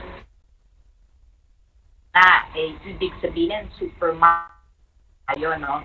We must continue to practice pa rin yung minimum health standards kasi marami ako nakita na bakunahan na hindi na nag-wear ng face mask, hindi na na-observe ang social distancing. Dapat kung ano yung mga ginagawa natin itong nakaraang taon, patuloy pa rin kahit na may bakuna na po tayo. We have seen a surge talaga because kanyan spread. So it's very important that we gives us a level of may panlabang ang is out to Doc Poso dun sa kanyang na nasa abroad. Intubation talaga pag so delikado na, but don't lose hope. I've heard of many cases who survived even with the intubation. Po kami, no, kahapon, in fact, I meeting with the MHOs, ang health officers, ang ating mga DOHO, ang ating PESU, at saka Provincial Health Office with some that napakahalaga kasi na of our positives are doing home quarantine. Kaya matatapos sinasabi ko sa mga mayors na hindi home quarantine ang mga tao. Kailangan from the community EMFs. Kami po sa probinsya with the 3 district hospitals at ang Athletes Village, magko-concentrate na po kami to severe cases na ng mga positives natin. Ang naging isang topic at ang usapan namin na nila Marinel, Lim, H, is really we will need the assistance and support of DepEd Tarlac kasi na we constant reaction quarantine, no? So ang sangguniang panlalawigan, the DEPED to allow us to use some of the schools in case ng surge in a particular area. To use the schools and we will comply with that. Masuportahan nyo kami dito. Kung hindi, mahihirapan po kami yung COVID and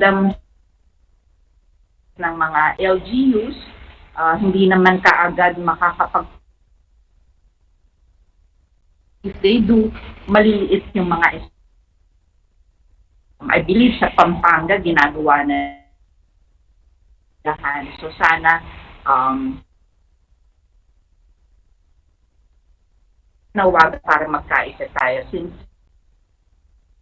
need to contain this so muli to lahat sa school year will be a challenge of us, but I have so much faith in each and every one of you. Syempre, lahat ng mga, especially ang mga namumuno dito sa DepEd Tarlac natin.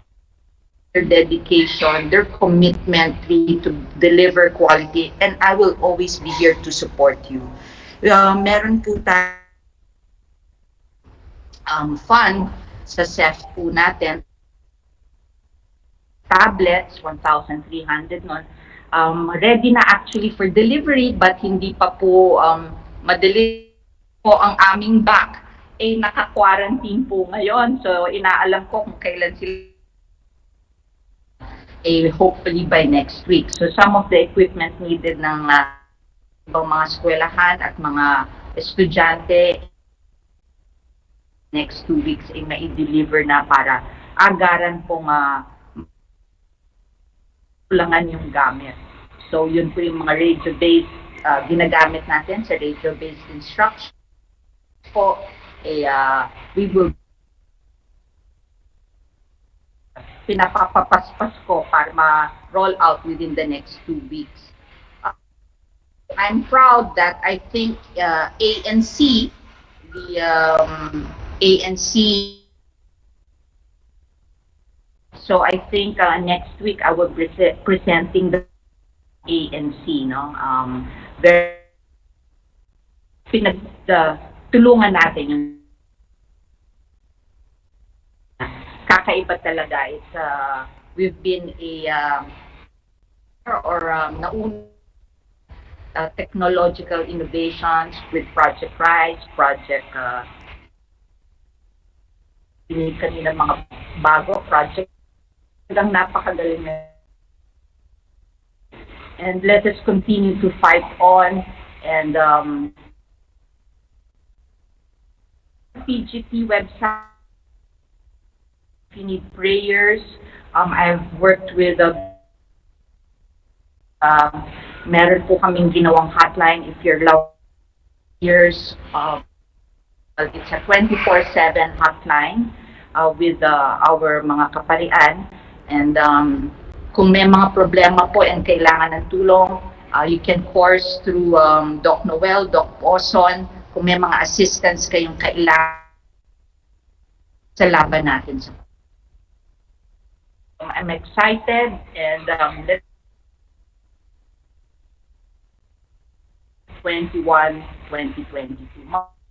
And mabuhay po kayong lahat. Ingat, stay safe, and God bless you all. Magandang Maraming salamat po, Governor, for keeping us updated on our PPAs and for your usual support to our commitment and dedication in implementing our curriculum para sa bata, para sa bayan. Akala ko noon ang acronym na simple ng spelling ay SYMPLE. Yung dalawang letter na SY, akala ko noon ang meaning niya ay school year. And then naisip ko din baka Susan Yap. Yun pala iba. Pero kayo pala ang implementer. Maraming salamat po, Governor Susan Yap. One of the important projects of our division that helped our learners and their parents achieve the academic is in their day-to-day answering of their activities in the self-learning modules is through the Project Shine ARAL Tarlakhenyo in partnership with the DZTZ Radio Tarlac, Radio Filipino, and RTV Tarlac Channel 26, as well as the SIRB or the school-initiated radio-based instruction. We cannot completely compensate the efforts of our teachers who in their ways have served as script writers, learning activity sheet writers, and broadcasters and support team. In our little ways, we are recognizing them by awarding a certificate of recognition in their heroic acts in participating in the basic education learning continuity plan of our schools division. And to do the honors, please welcome Dr. Raleigh Castro, PSDS of Santa Ignacia, and the Chairperson, Committee on Awards and Benefits of the Project Shine, ARAL Tarlakhenyo, as well as Dr. Annie Michelle Orzano, PSDS, San Jose West, and Chairperson, Committee on Documentation of Project Shine, for the awarding of Certificate of Recognition.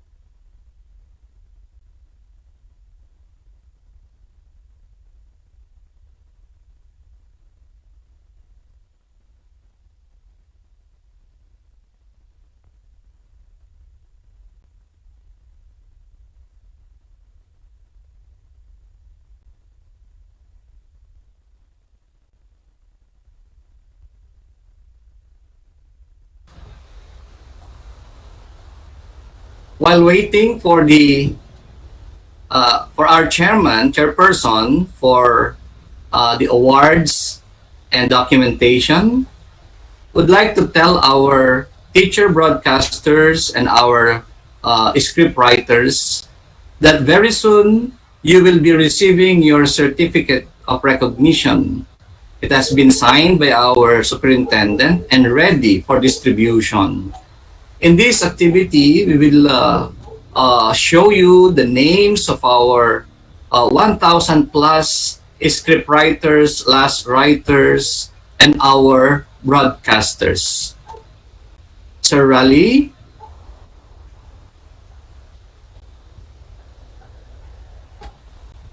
Okay, with that, would like to request our IT to deliver also the infographic of our project Simple. Engineer Eric? Simple, or Supporting Young Minds Program for Learning the Essentials, is a result of the collaboration among the Office of Governor Susan Yap and her ICT group, the Department of Education, District of Tarlac, and Platinum Technology. The aim of Simple is to provide learning management system to all students in the Tarlac province, both those with online access and those without offline access. It is also envisioned that Simple will be able to save time for teachers as they make use of the automated scoring or marking of quizzes and exams and other projects or lessons that are part of this learning management system.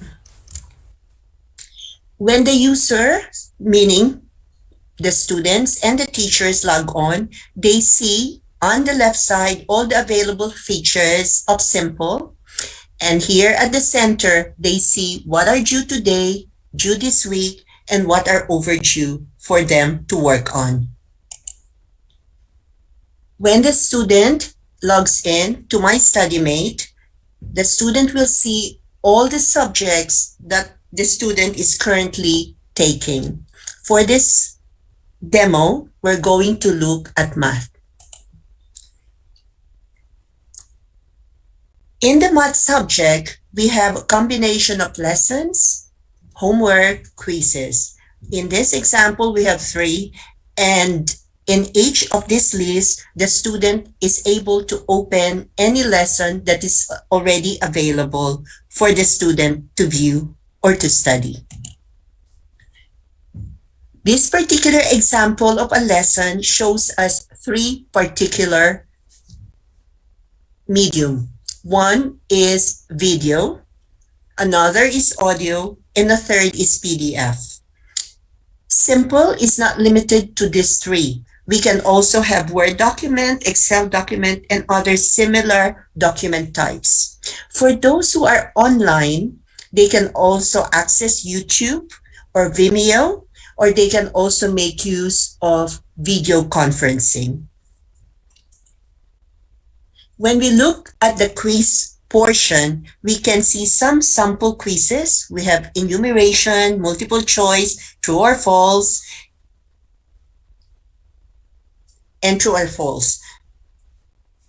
Quizzes are not limited to all this. We also have drag and drop, matching, and exams which are made up of combination of any of this. When the student answers any of this that are due for him or her to answer, the marks are automatically calculated and updated in the teacher's records.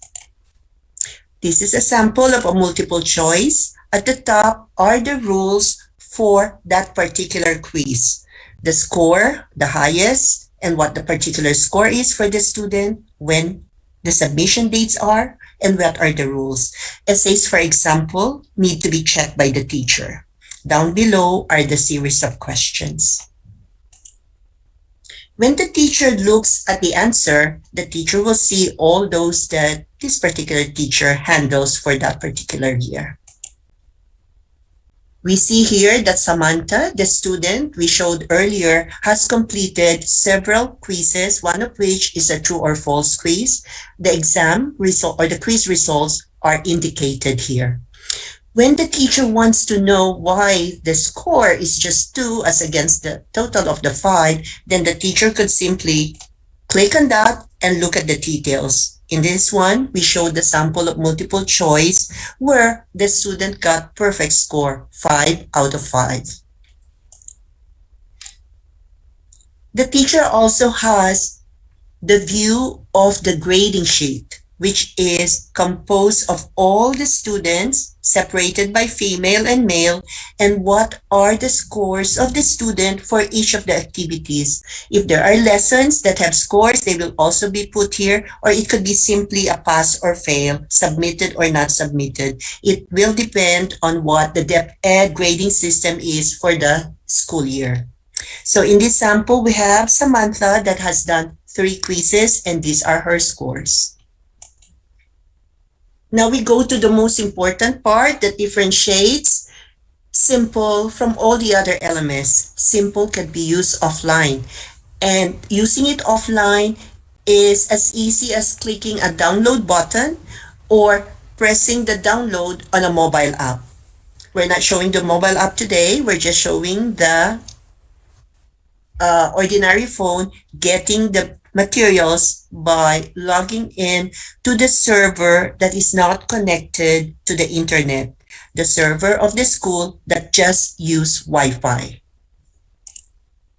After it's downloaded, the student can then view the lesson. And as you see here, it's no different from the online view that we saw earlier. We also have the video, we also have the audio, and we have the PDF. The video could be watched without internet and with the same user experience as someone connected to the internet. Summarizing all the features of Simple that we have shown,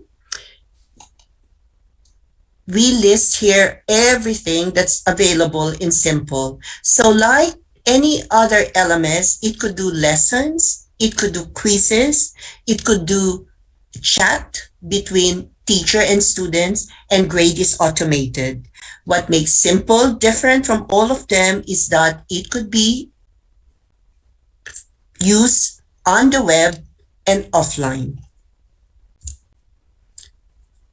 Another way of looking at all the access modes of Simple, we have here on the left, the totally online, which is every time you view a video or study your lesson or answer a quiz, you always have to be connected to the internet.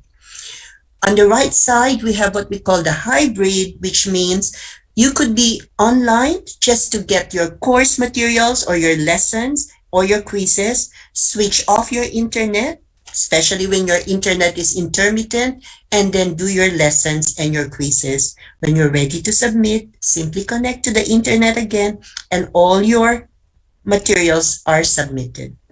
Down here is what we believe 50% of the Tarlac schools will go for, which is totally no internet, simply use the Wi-Fi, and with the Wi-Fi, have all the lessons and the quizzes and the exams loaded on the server. Teachers and students access that server using Wi-Fi, and students can work offline.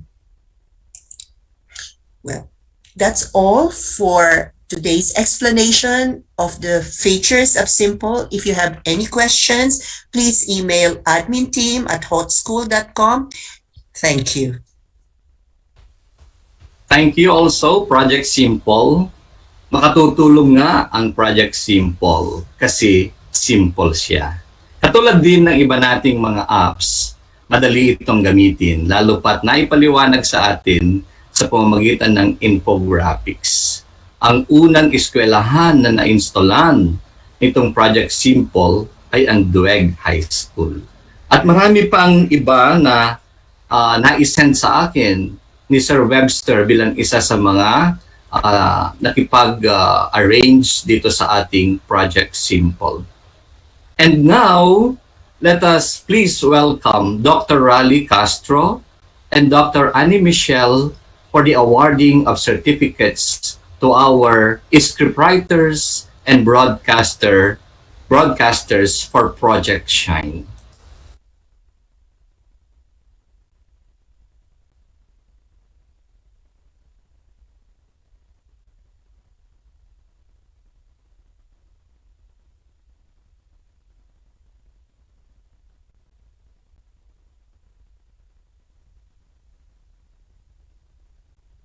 In making the implementation of division and school radio-based instruction a huge success. And this is the time that the Lord has made to give recognition and appreciation to them. So, it is our honor to present and recognize the people who are in one way or another have shown great dedication for their work as scriptwriters and broadcasters in each learning area for Project Shine ARAL Tarlakhenyo. The citation is read as follows. Republic of the Philippines, Department of Education, Region 3, Central Luzon, Schools Division of Tarlac Province, San Roque, Tarlac City. This certificate of recognition is proudly presented to the following teachers in grateful appreciation of their contribution as teacher broadcaster / demonstration teacher and or as teacher scriptwriters of DEPED Tarlac Province, Project Shine ARAL Tarlakhenyo as stipulated under Division Memorandum Number 52, Series of 2021 in the lessons for grade 4, 5, 8, and 9 over DCTC, Radyo Filipino, and RTV, Channel 26, from February 21 to July 2021, in compliance with the DEPED Tarlac Province BELCP or Basic Education Learning Continuity Plan through the Project Shine ARAL Tarlakhenyo, given this 10th day of September 2021 in the virtual awarding ceremony of DEPED Tarlac Province, San Roque, Tarlac City. Signed, Ronaldo A. Paulson, PhD, SESO 5, Schools Division Superintendent.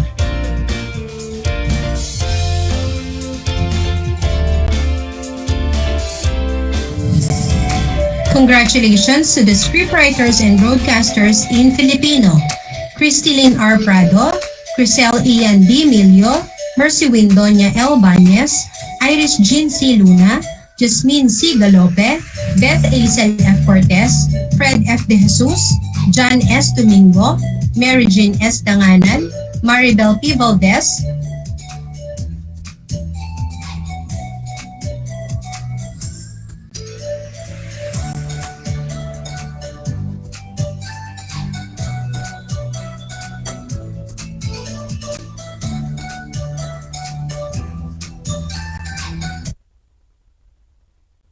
Jeneline P. Cunanan, RJ E. Pangilinan, John Perry D. Canlas, Fred F. De Jesus, Nova M. Domingo, Orlando S. Alejo Jr., Geoffrey E. Fischer, James L. Domingo, Rachel B. Balot, Madeline E. Supan,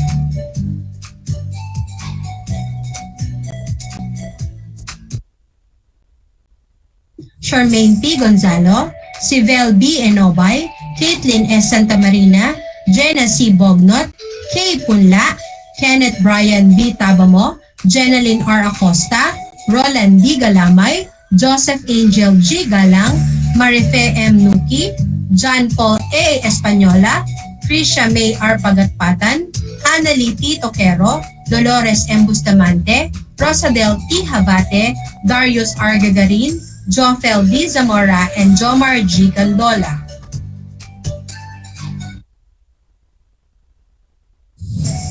Congratulations to the scriptwriters and broadcasters in English: Kim Paulo M. Fabay, Jennifer Q. Estayo, Chloe A. Senizal, Edward P. Cruz, Rose Ann Manuel, Neptali Sikat, Judy Ann C. Palma, Christian B. Sulueta, Cassie P. Urbano, Girly M. Domingo,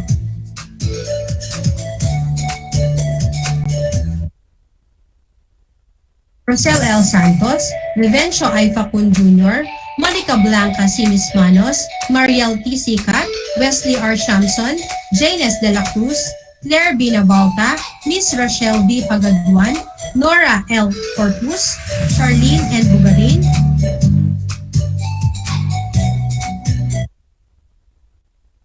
Lucia L. Danao, Mark Justin M. Marcos, Lisette Grace M. Gonzalez, Marjorie Joy R. Sigua, Felipe P. Austria Jr., Edmar M. Tagudin, Jojo A. Cruz, Jeneline P. Bocobo, Christine Joy P. Guarino, Jasmine O. Tamundong, Elena B. Boson, Louis G. S. Carmen, Angelique E. Boadilla, J.R. O. Messina, Melchor Cayabyab, Maria Caridad M. Garcia, Tener B. Tabamo Jr., Debbie A. Terrible, Joanne T. Castillo, Michelle B. Elegado,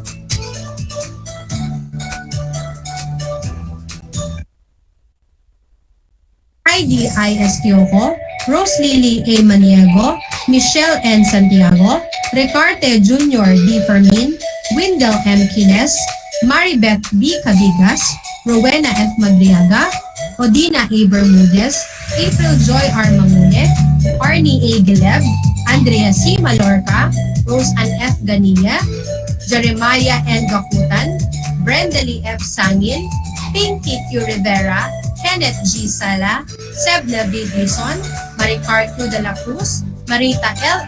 Arellano, Evangeline D. Tabaquero, Maria Elena L. Lapus, June T. Mendoza, Christine B. Tan, Abigail B. Garcia, Joanna Marie R. Rodriguez, John Noel S. Malyari, and Andrea C. Malor.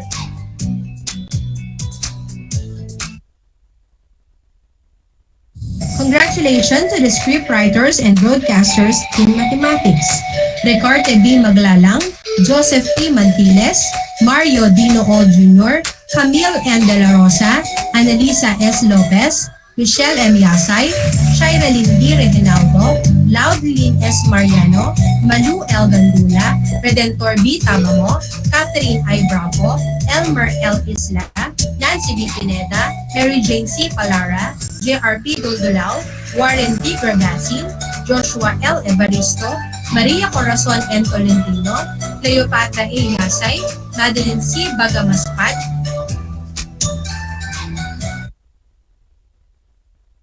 Ran Kevin N. Calara, Joshua Q. Santos, Mariel E. Sabado, Bernadette S. Tayag, Joel M. Marquez, Erzel M. Tamundong, Dennis F. Santillan, Bianca Marie M. Dubay, Ana Rose L. Quizon, Marie Josephine B. Andrade, Renilyn A.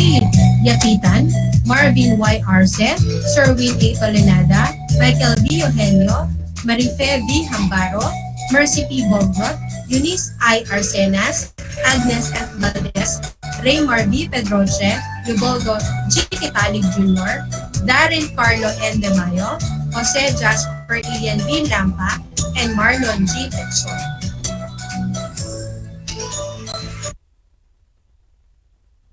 Congratulations to the scriptwriters and broadcasters in science.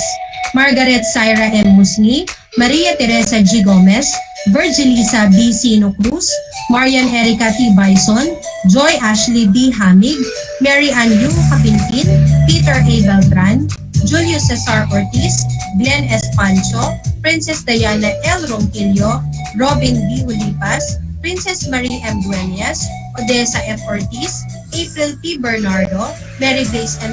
Pineda, Winnet A. Payumo, John Patrick A. Tabifranca, Maureen F. Garcia, LBC Silvestre, Christian Joy D. Cruzado, Lady D. Roberts, Janice Ian S. Paderan, and Christian B. Sulueta.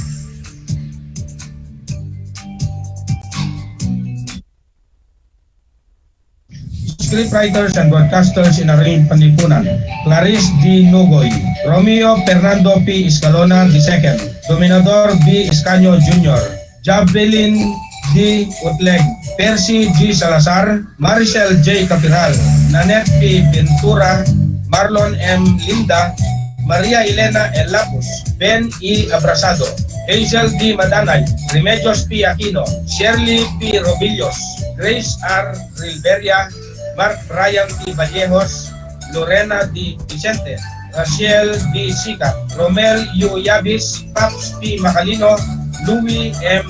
Blanco.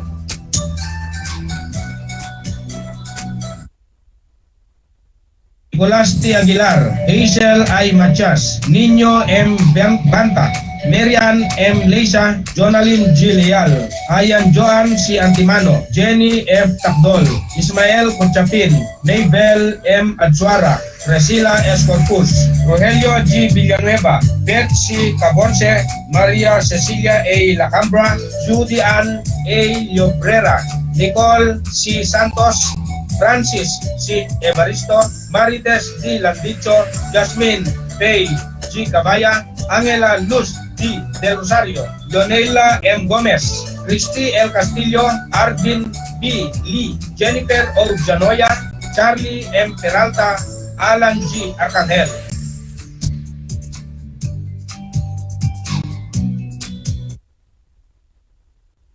Scriptwriters and broadcasters in MAPE, Rhea Beth T. Pascua, Joffrey B. Domingo, Rosel G. Domingo, Mirani C. Diaz, Ruth S. Javier, Michelle A. Pagimula, Josel F. Agacer, Polo A. Cruz, Lee Angel P. Juliano, Michelle A. P. Bulawin, Mirna G. Valiente, Jun B. Gandola, Mario Cristo A. Madriaga II, Peter Lloyd C. Granel, Laarni G. Magat, Jerlita P. Gamboa, Jenin L. Miranda,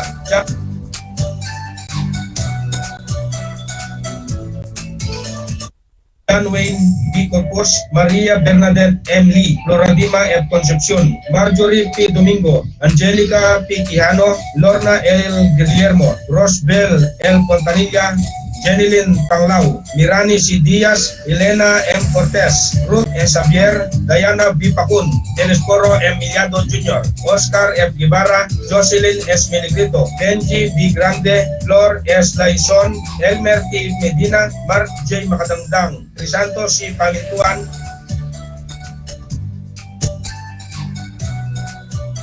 Mini Joy D. Melendez, Marcemilia A. Rumbawa, Irene N. Estigoy, Lovely Joy S. Cortez, Imelda B. Gamurot, JC D. Wasin, Mark Onel L. Abraham, Shirley L. Isla, Nimpa M. Fernando, Pirli N. Ubiena, Rosel G. A. Jimenez, Maria Eden O. Nugid, James Patrick L. Ramos, Glenford S. Arias, Jelly S. Go, Jeffrey C. De Jesus, Ana Ruena E. Sarmiento, Aileen Rose P. Cayago, Rosemary M. Banag, Sheila May A. Tayag,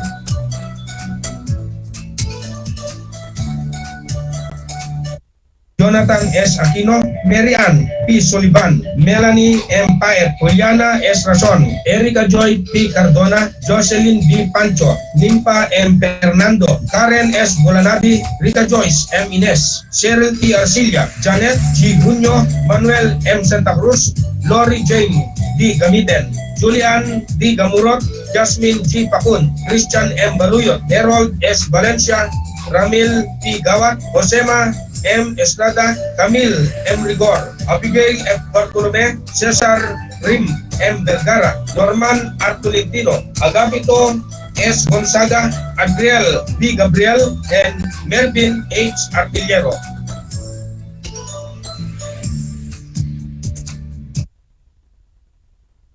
The following are the scriptwriters and broadcasters in EPP: Diwata M. Pakunla, Cyril Ann B. Tapaya, Maria Teresa U. Nebria, Maria Asuncion G. Hoson, Zaida R. Ancheta, Jelly R. Chopilo, Georgie N. De La Cruz, Merlita B. Ibarra, Nico L. Ramos, Albert P. Noynoy, Christian M. Sapat, Christy D. Lacanlale, Sarah Joy M. Bautista, Amelita S. Endoso, Edros C. Castro, Marisa P. David, Christian Dan A. Binluan, Alona P. De La Cruz, Mylene W. Maninog, Joe Maris G. Agustin, Catherine A. Carunongan, Rex L. Jose, Angeline C. De Guzman, Margie C. Kita, Aisa S. Matamo, Arnel G. Mangrobak, Mirna C. Candelario,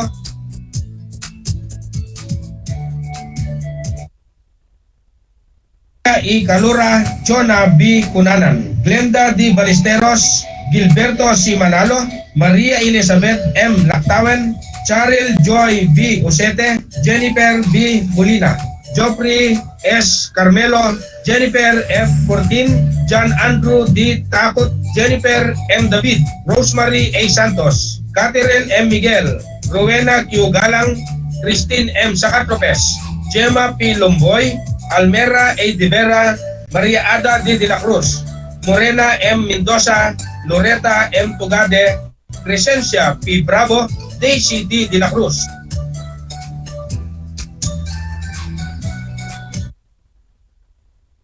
Emison S. De La Cruz, Cristina G. David, Giselle G. Tua, Ruel P. Ramos, Anjanet C. Pascua, Lenny G. Kawayan, Maricon D. Co, Maria Victoria N. Timbol, Denison C. De La Cruz, Ashley G.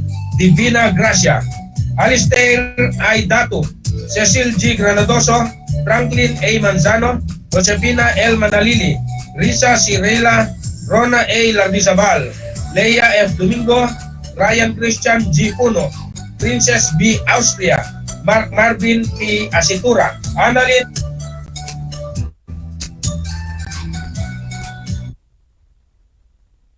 Annalyn P. Cariaga, Elpidio E. Baldos Jr., Jose D. Co, Sheila Marie Arbalanay, Karen Kate E. Galamay, Mel Birin, Jeric Medrano, Anthony E. Granadoso, Joan E. Oligario, Joniel M. Oligario, Ryan R. Padero, Luisa M. Jose, Lian B. Palacios, Citas Balesteros, Carmelita D. Morales, Joyce F. Bauzon, Heidi A. Nugot, Dina M. Canyo, Emma R. Ureta, Ami Rose G. De La Cruz, Dexy Joy J. Baptiste,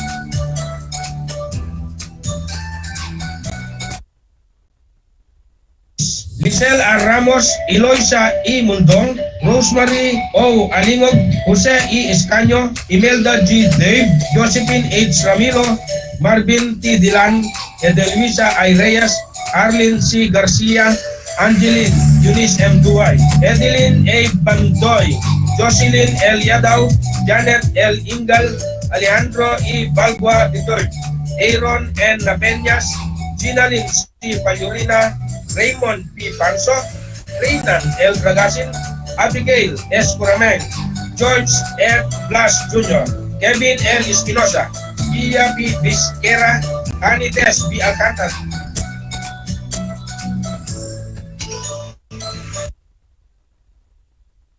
Almi O. Adrias, Crispiriano Gambol, Arlene Grace M. Castro, Lourdes A. Garcia, Arlene Grace M. Castro, Richard B. Ancho, Ruperto G. Patanggi Jr., Angela M. Angeles, Agnes C. Apable, Hilda G. Apilado, Maria Cristina T. Cervantes, Janet M. Yumol, Ruby G. Briones, Wendy I. Bautista, Marcel H. Tila, Joffrey B. Domingo, Elena M. Cortez, Jenny Q. Bangkod, Leo S. Dacones, Lee B. Tudia, Feliciano D. Gabriel Jr., Janet P. Pascual, Imelda S. Laranang, Grace G. Abobo, Cynthia B. Garcia, Rosana C. Pitacio, Lerlane T. Pascual, Christian B. Basilio,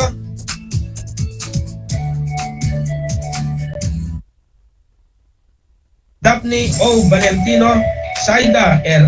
Ancheta, Leia L. Halili, Sherwin B. Arellano, Melchora E. Aduca, Ria Marie M. Reyes, John Michael R. Ripare, Angelica A. Laksamana, Lorena B. Aguyaw, Benilyn R. Domingo, Perlita B. Macarayag, Lorna A. Castro, Maria Cristina M. Medina, Priscilla G. Kaisip, Dalia G. Contalilla, Isabel Escabe, Jelly Rose, R. Chopilo, Ausi Dugay, and Rodel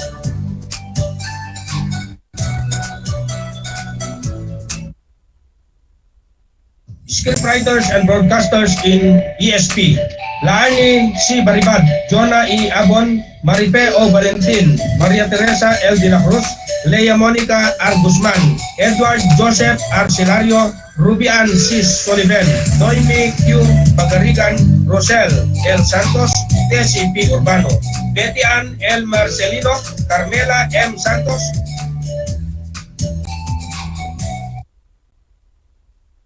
Christy A. Lim, Jamie Lou D. Ruiz, Leslie R. Bautista, Kathleen B. Valeriano, Laura G. Del Rosario, Doningning M. Galo, Mark Onel L. Abraham, Mary Joy M. Yasay, Mary Lou S. Santos, Melchora E. Aduca, Evelyn A. Ramos, Lisilda I. Pangilinan, Janet B. Lamasan, Mylene M. Tagata, Prinsesa D. Palak, Catherine H. De Chavez, Alalin C. Antonio, Annie T. Salvador, Rolando A. Sacatani Jr., Jobek P. Ordonez, and Robert B.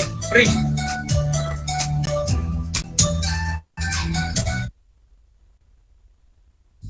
Congratulations to the scriptwriters and broadcasters in homeroom guidance, Maria Teresa L. De La Cruz, Leia Monica R. Guzman, Edward Joseph R. Celario, Ruby Ann C. Soliven, Noemi Q. Pagarigan, Rosel L. Santos, Mabel C. Manaloto, Tessie T. Urbano, Saldi L. Tomas, Betty Ann L. Marcelino, Carmela M. Santos, Christy A. Lim, Sarina S. Gracias, Jamie Lou D. Cruz, Jesly R. Bautista,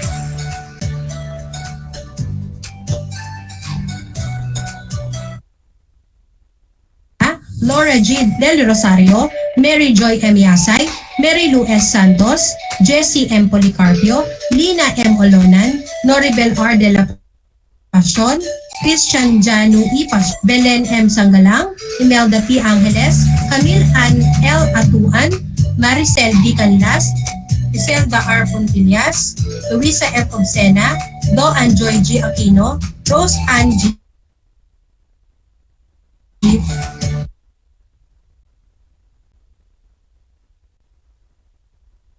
Congratulations to the scriptwriters and broadcasters in kindergarten, Rosendo C. Rombawa Jr., Tanilin C. Reyes, Dr. Harold A. Hipolito, Erickson M. Marignen, May Ronald D. Pobre, Dr. Rosel G. Domingo, Celeste V. Porlucas, Maricel G. Ramos, Rodelem S. Ramos, Chelsea May M. Yungul, and Julie Ann P. R. Kabudod.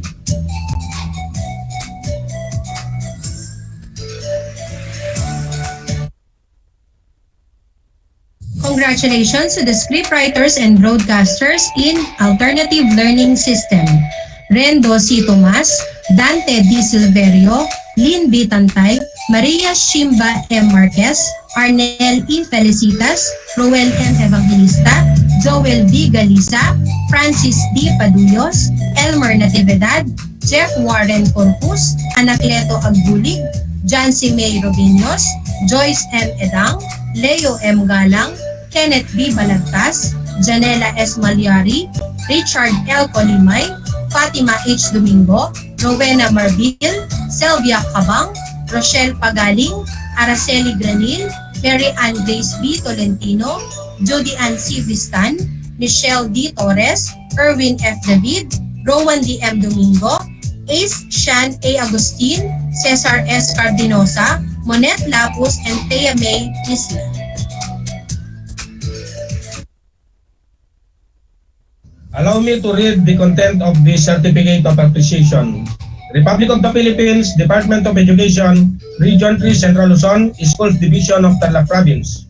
Certificate of Appreciation in his or her grateful contribution in sharing his or her knowledge and expertise as one of the guests or hosts in the different segments featured in the DEPED Tarlac Province Project Shine ARAL Tarlakhenyo as stipulated under Division Memorandum Number 52, Series 2021, in compliance with the DepEd BELCP Basic Education Learning Continuity Plan from January 2021 to July 2021 through the DCTC Radio Filipino and RTV Channel 26, given this 10th day of September 2021 at San Roque, Tarlac City, signed Ronaldo A. Poson, PhD, CESO 5, Schools Division Superintendent.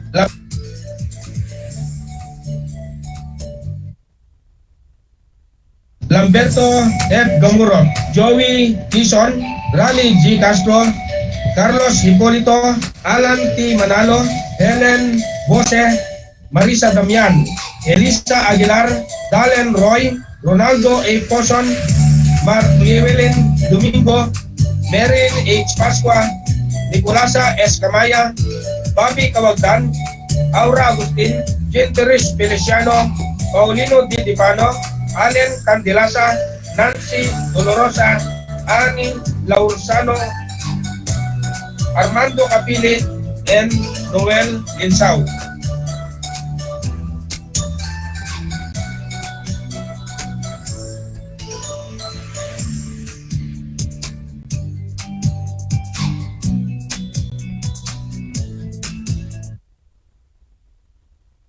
As host, Ani Michelle Laursano, Joey Quizon, Venus O. Partido, Raleigh G. Castro, Joel Espinosa, Emmanuel Regalit, Helen Bose, Roger P. Ramos, Augusto L. Ballesteros, Rhea Madamba, Marisa Damian, Josephine Domrique, Madam Tessie Manuel.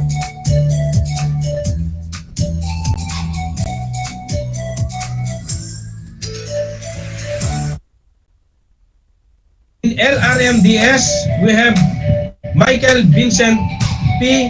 Barba and Christine Joy P. Borino.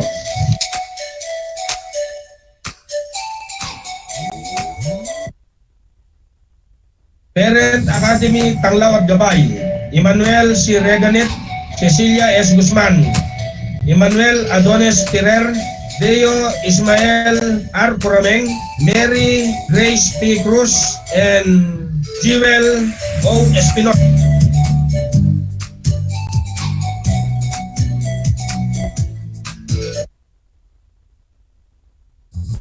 A certificate of appreciation will be awarded to the following persons in their grateful contribution in managing the ICT matters during the full broadcast of the DEPED Tarlac Province Project Shine ARAL Tarlakhenyo. Christian Gino P. Balvas, Christian Dan A. Vinluan, Jessica Ivory Carion, Mona Y. Robles, Rosbel L. Fontanilla, Mainel Arnie Dumasig, Pia Angeli Gagarin, Stephanie A. Macaloloy, Maria Consuelo M. Kayanan, Brendel Y. Bognot, John Joseph Ramil, Brando Leibag, Leia Balatpat, Jenny V. Alfonso, Jansen Panlican, Leisha Escombien, Marisa Gile, Eva Gonzalez, Richard Pascua, Alvin Espejo, Abner Manuel, Miss Rachel Pagaduan, Mario Horisto Madriaga, Amelita Corpus, Joanna Sico, Joy Maureen A. Aquino, Lisel B. Galvadores, Felma C. Villarin, Corazon A. Quiñones, Gemma V. Espiritu, Lyra May P. Leisa, Beverly H. Pagaling, and Mercy Dulay.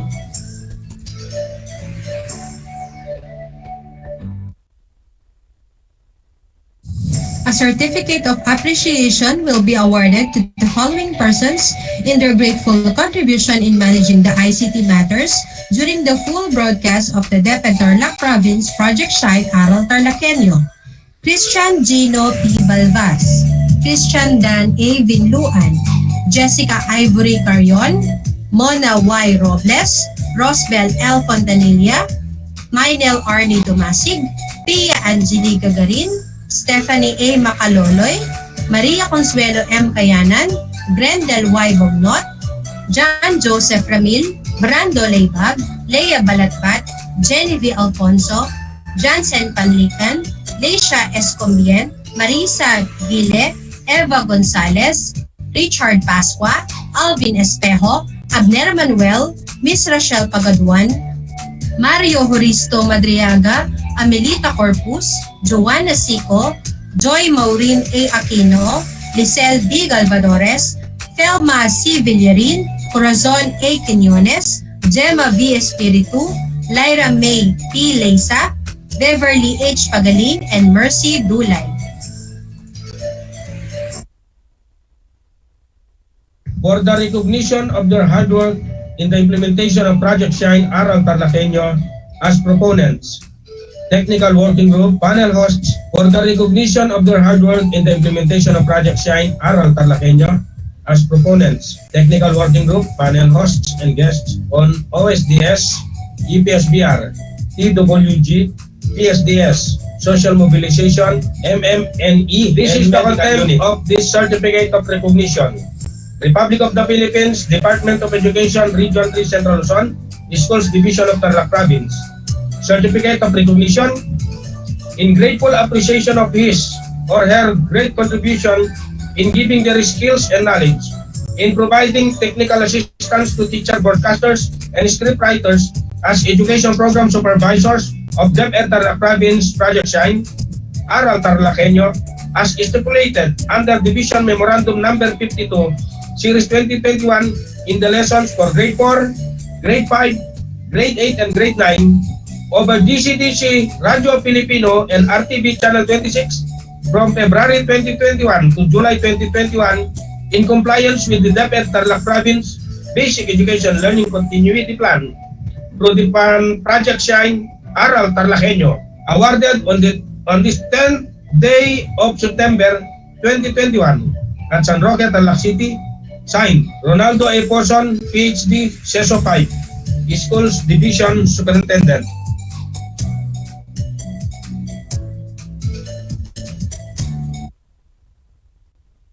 Conrado C. Domingo, Alan T. Manalo, Dalen I. Roy, Lamberto F. Gamurot, Helen Arbose, Joel I. Gileb, Emmanuel Reganit, Nancy Dolorosa, Augusto Ballesteros, Bobby Kawagdan, Rolando Carayon, Marilyn H. Pascua, PhDS, Annie Michelle Laursano, Joey Quizon, Raleigh G. Castro, Roger P. Ramos, Carlos Hipolito, Lailani M. Muño, Jorlin Balete, Angeline Nango, Rhea B. Madamba, Cecilia S. Guzman,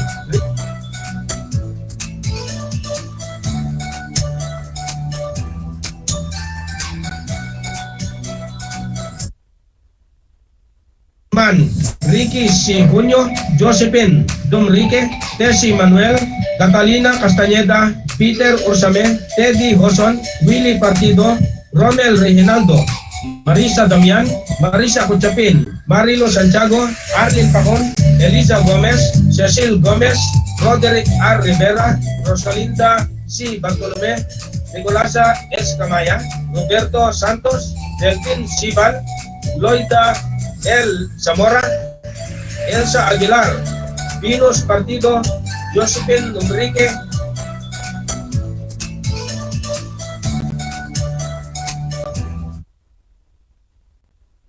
Engineer Eric P. Corpus, Ervin John G. Pineda, Lindel E.B. Capulong, Marlon Reyes, Alfredo Artababat, May C. Eugenio, Mary Ann P. Sicarga, Hala M. Bartolome, Marison W. Villegas, Russell Joey L. Ibarra, Jason L. Tadeo, Zoilo S. Panggalangan, Myra Melissa A. Rafael, Jeffrey F. Orson, Dr. Marilen Manalo, Jewel Espinosa, Allen Candelasa, Omar Ibarukot, Loren Santiago, Jean Teres Feliciano, Attorney Dominic Oswald Alili, Ann Queenie J. Palafox, Aura Agustin, Dr. Mark Llewellyn Domingo.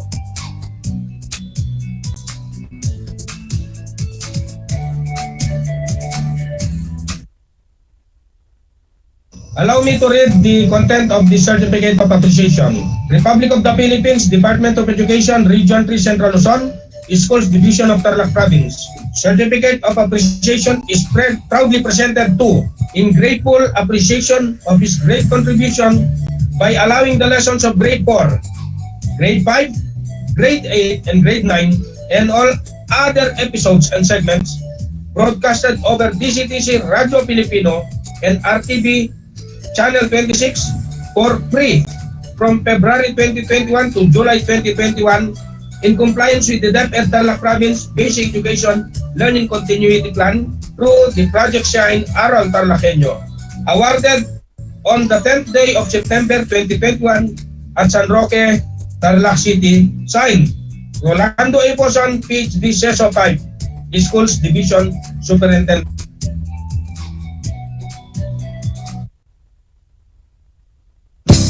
Honorable Carlos O. Tuango, Representative 1st District Tarlac Province.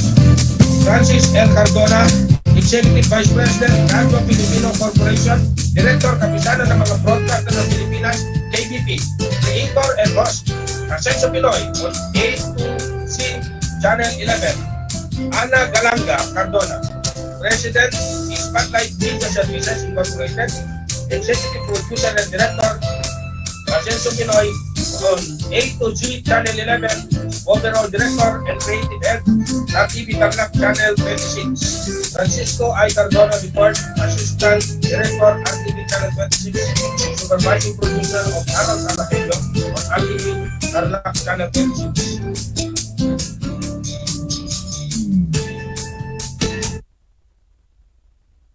Lina Gabilan, Host and News Anchor. Marilyn L. Thompson, Host and News Anchor. Maricon Roque, Administrative Staff, dito po yan, DCTC and RTV Tarlac Channel 26. Kathleen May Garcia, Administrative Staff, dito po yan, DCTC and RTV Channel 26. Alice Prio, dito po yan, 1FM DJ and Special Assistant to RTV Tarlac F. Situan Nicolas, Chief Technician, DCTC and dito po yan, FM.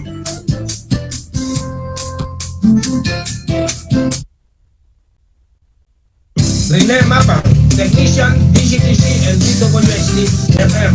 RJ Don Ramilo, IT, DCTC and DWXT FM. Gino Villanueva, Transmitter, Technician, DCTC. Robert Garcia, DOC Technician, RTV Tarlac Channel 26. James Anthony Espanyol, DOC Technician, RTV Tarlac Channel 26. And Aldrin Medrano, IT, RTV Channel 26. Certificate of recognition will also be awarded to the following public schools district supervisors, districts, LGUs, municipal mayors, and selected elementary and secondary schools in acknowledgement of their active and full support to the school-initiated radio-based instruction, or CRIB, adopted as one of the programs in the implementation of the Basic Education Learning Continuity Plan of the Schools Division as manifested by the establishment of radio stations for educational purposes in all the schools in the district. Herona South District under the leadership of Dr. Angeline D. Rodriguez. Santa Ignacia South District under the leadership of Dr. Jorlene C. Valete. Victoria West District under the leadership of Dr. Marisa M. Damian. Anao District under the leadership of Dr. Rhea B. Madamba. San Jose West District under the leadership of Dr. Annie Michelle F. Lorzano. Camiling West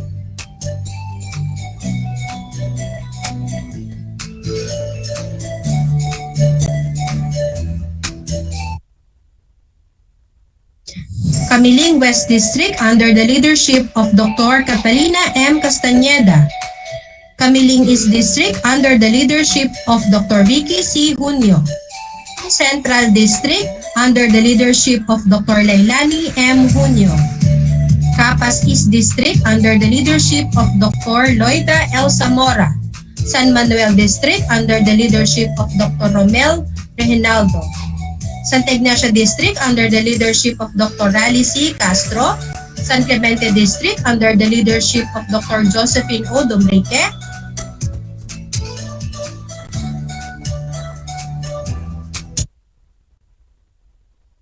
San Jose East District under the leadership of Dr. Venus O. Partido. Bayantok District under the leadership of Dr. Tessie F. Manuel. Ramos District under the leadership of Dr. Cecilia S. Guzman.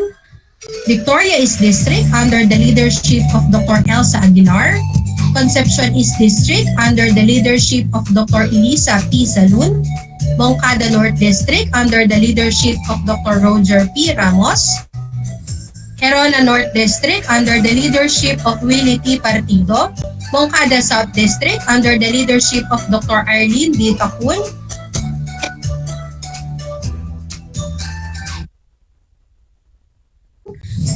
LGU Herona under the leadership of Honorable Eloy C. Eclar. LGU Santa Ignacia, barangay officials and private citizens under the leadership of Honorable Nora T. Modomo. LGU Victoria under the leadership of Honorable Christian Yap. LGU Anao under the leadership of Honorable Paeng Garal. LGU San Jose and NGOs under the leadership of Honorable Romeo G. Capitulo. LGU Camiling under the leadership of Honorable Erlon C. Agustin. LGU Capas under the leadership of Honorable Reynaldo Katakutan.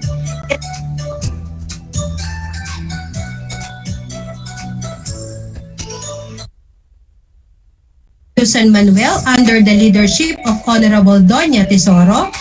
LGU Santa Ignacia under the leadership of Honorable Nora T. Modomo.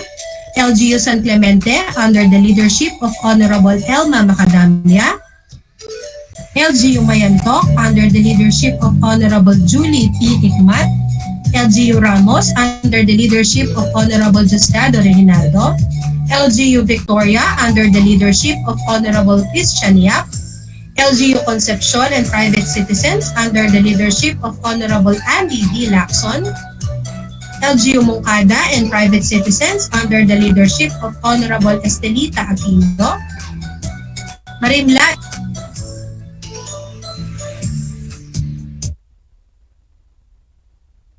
Marimla Elementary School under the leadership of Godfrey D. Balacio. Kulobot Elementary School under the leadership of Dr. Art B. A. Samson. Amakalan Elementary School under the leadership of Dr. Randy B. Saludes. And Capas National High School under the leadership of Dr. Yolanda M. Gonzalez.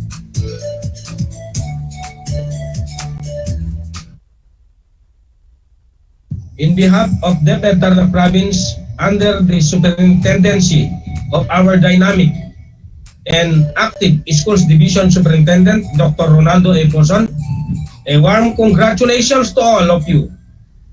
To God be the glory.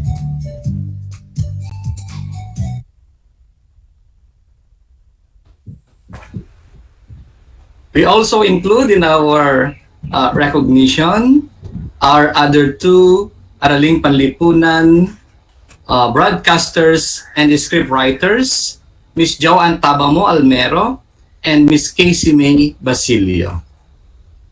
So, sa amin pong munting kakayahan na inihandog para sa inyo na inaprubahan ng ating mahal na Superintendent, ang inyo pong Certificate of Recognition, ang inyo pong service credit, ang inyo pong certificate din as demonstration teacher ay naibigay na po sa pamamagitan nitong virtual nating pagkikita-kita. Maraming salamat po sa lahat ng ating broadcasters and script writers. Another project is born today. SDO Tarlac Province is launching the Project Prayer Watch. And to do the honors is the Education Program Supervisor in Edukasyon sa Pagpapakatao, Dr. Emmanuel C. Reganier.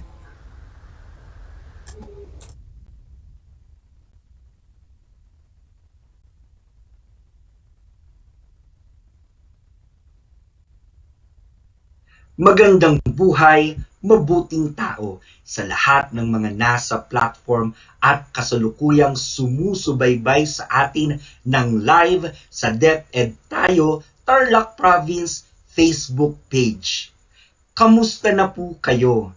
Ang aking pagbati at paghanga sa ating lahat na pinipiling maging mahinahon, nagpapakatatag at nagpapatuloy ng may ibayong pag-asa sa kabila ng hamon ng pandemya.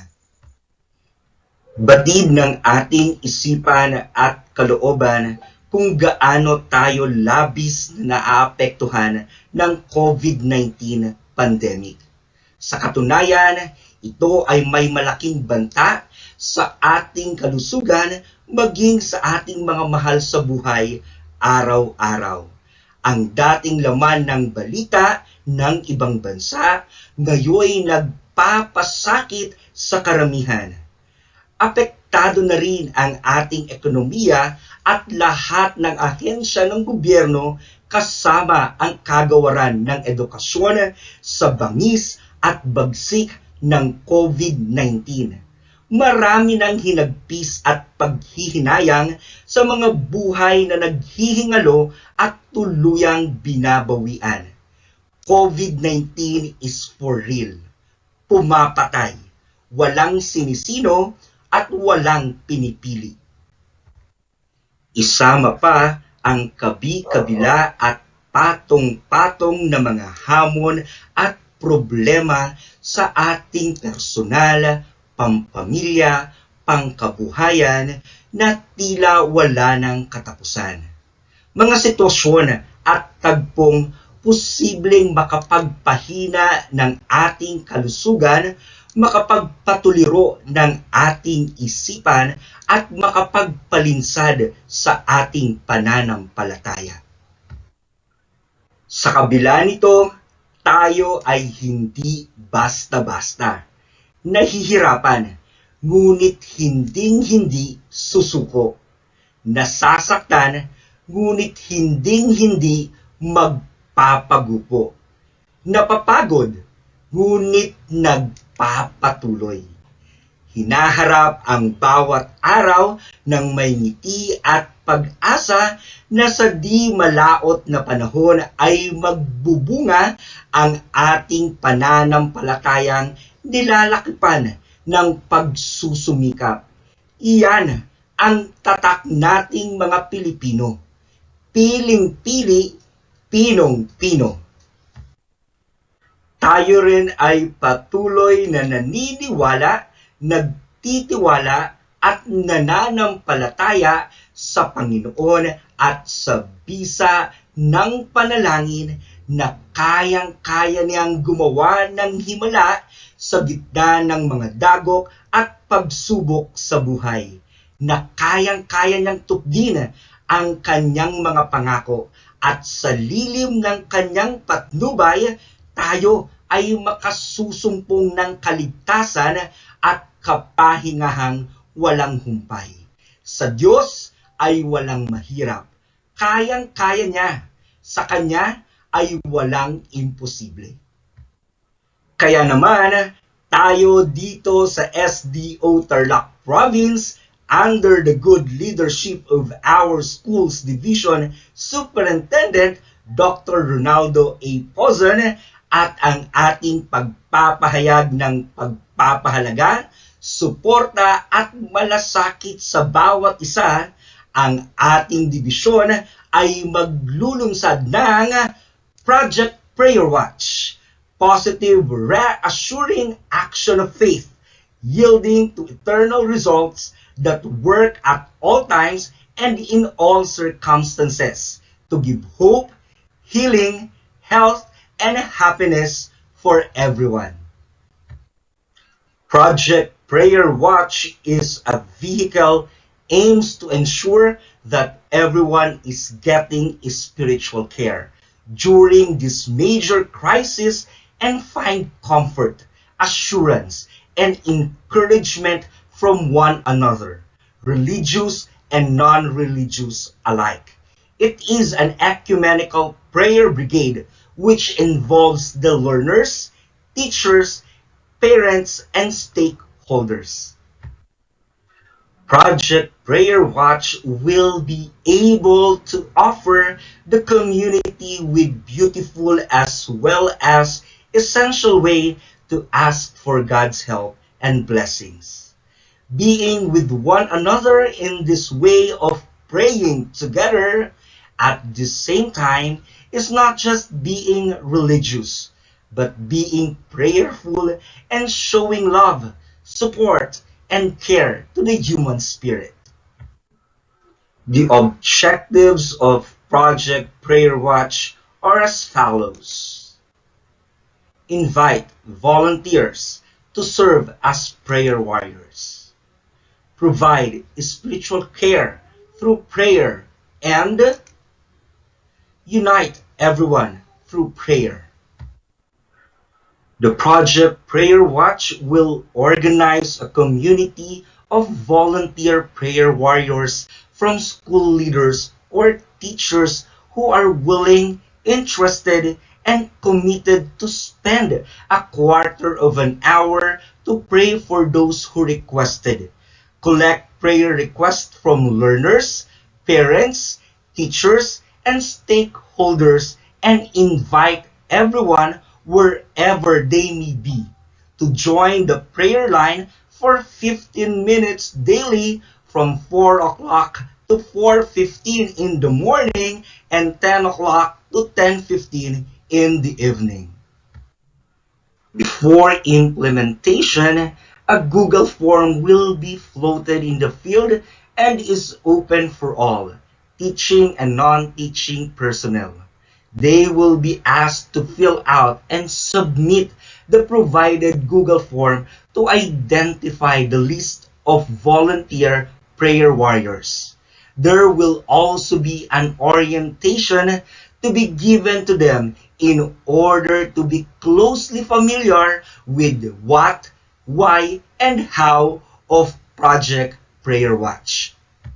If you have the heart and the calling to be part of this endeavor, feel free to access the Google form on the provided link flashed on your screen.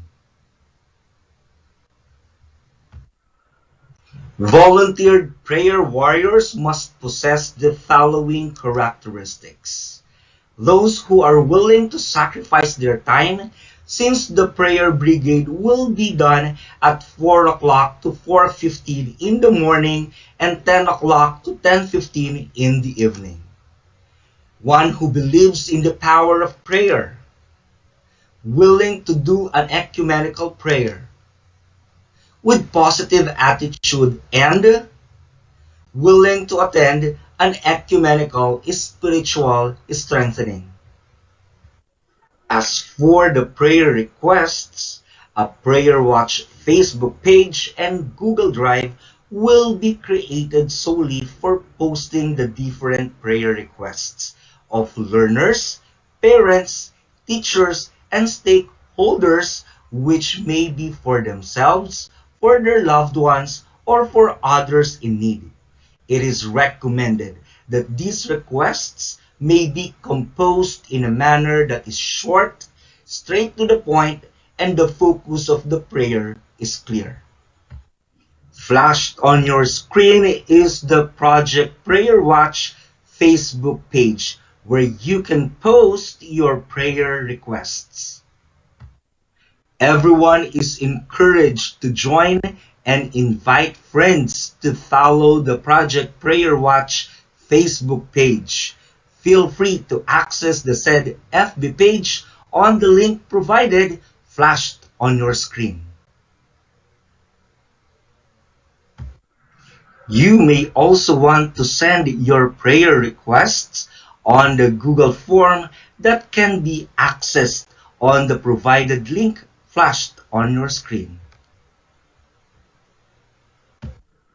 In the initial implementation of the Project Prayer Watch, where there will be few or no prayer requests at all, the following intentions are the ones to be prayed for. Leaders of the country from the President down to barangay officials. DEPED leaders from DEPED Secretary down to the teachers. DEPED policies, programs, projects, and activities, and Filipino families. During implementation, learners, parents, teachers, and stakeholders and others who want to be included in prayer can post their prayer requests directly to the created Facebook page or fill out the Google form floated. If they do not want to be identified, they may send their prayer requests to the Prayer Watch Facebook page personal messaging. All prayer requests sent in private will be dealt with utmost confidentiality. All prayer requests posted for the day will be prayed by the volunteer prayer warriors all the same time in their respective homes from 10 o'clock to 10:15 in the evening or 4 o'clock to 4:15 in the morning in the following day. For post-implementation, daily prayer requests will be screenshot and logged daily by an individual assigned by the Education Program Supervisor in Edukasyon sa Pagpapakatao. Note of praise, thanksgiving, and answered prayer requests can also be posted in the Prayer Watch Facebook page. Let us be comforted by what is written in Mark 11:24 that says, "Whatever you ask in prayer, believe that you have received it, and it will be yours." Ako, si Emmanuel Corpus Reganit, ang inyong Education Program Supervisor in charge in edukasyon sa pagpapakatao, at ito ang SDO Tarlac Province Project Prayer Watch. Thank you, Dr. Eman, for that very good launching of our Project Prayer Watch. We will conclude this very important division virtual orientation for the opening of classes by listening to the closing remarks and prayer of our Assistant Schools Division Superintendent, Ms. Maria Celina L. Vega Sese. Maraming salamat, Ginoong Lamberto. For just as we have many members in one body, and all the members do not have the same function, so we, who are many, are one body in Christ and individually members of one another. Isang napakagandang tanghali po sa inyong lahat.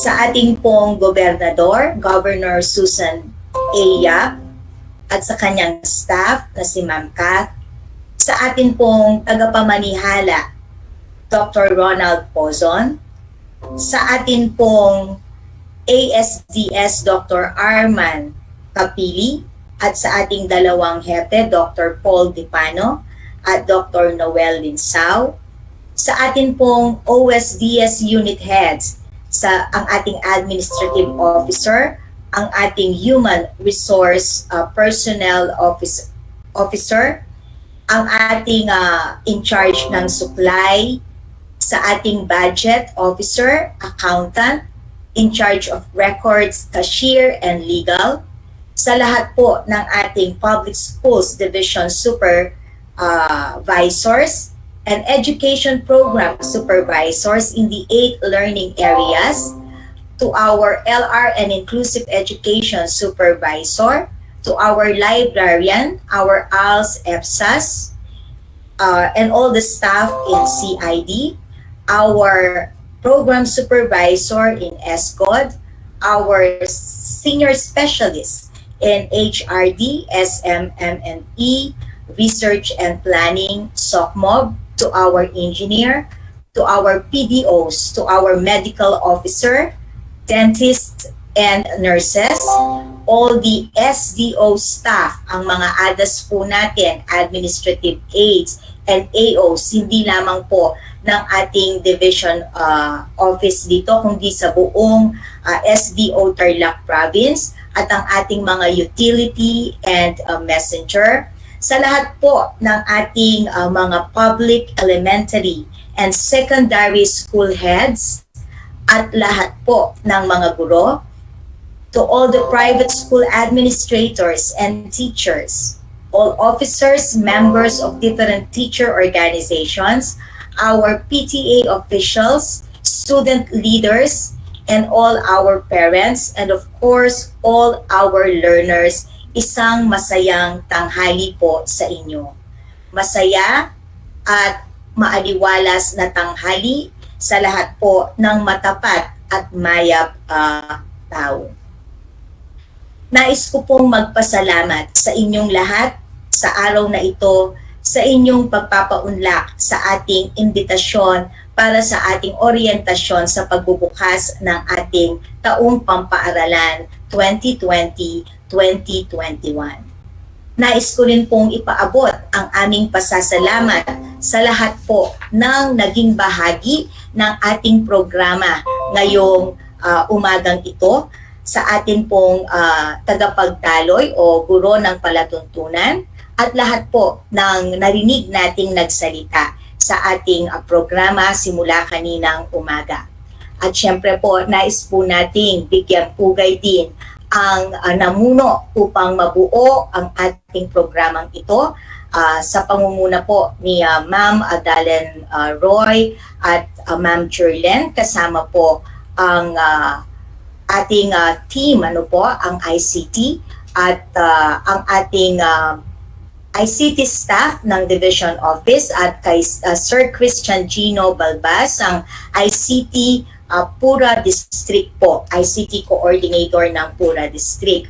Sa lahat po ng naging kabahagi at naging nagpakapagal para mabuo po ito, maraming salamat.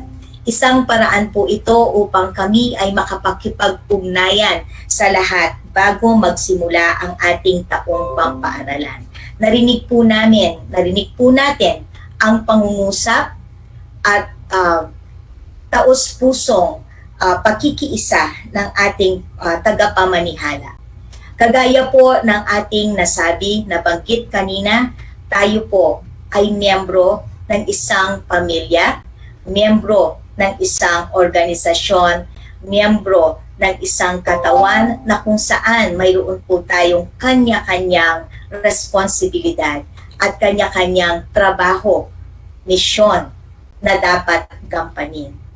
Ito po ang aming inaasahan sa bawat isa, na tayo po ay magkakaroon ng katagumpayan kung ang bawat bahagi ng katawang ito na tinutukoy sa talata na aking binasa ay gagawin ang kanyang bahagi. At sa paggawa po natin ng ating mga bahagi, tiyakin po natin na ito ay ginagampanan po natin ng buong husay at buong katapatan. Tayo po ay maging masaya at maligaya sa pagtupad po ng ating mga trabaho, ng ating mga misyon ngayong taong pampaaralan 2021-2022. At kagalakan po namin parati dito sa ating SDO Tarlac Province ang makapaglingkod sa inyong lahat. Tama po ang sinabi ni Dr. Pozon, we are just text away, we are just message away. Yun po ang paraan namin upang maabot ang bawat isa. At isa rin po ito na pamamaraan upang maabot namin ang bawat isa dito sa SDO Tarlac Province. As we are continuing our lives in the new program, in the new normal, let us always nurture one another. Let us always grow together. Because as we do these things, there will be a culture of excellence. Yan po ang ating inaasahan.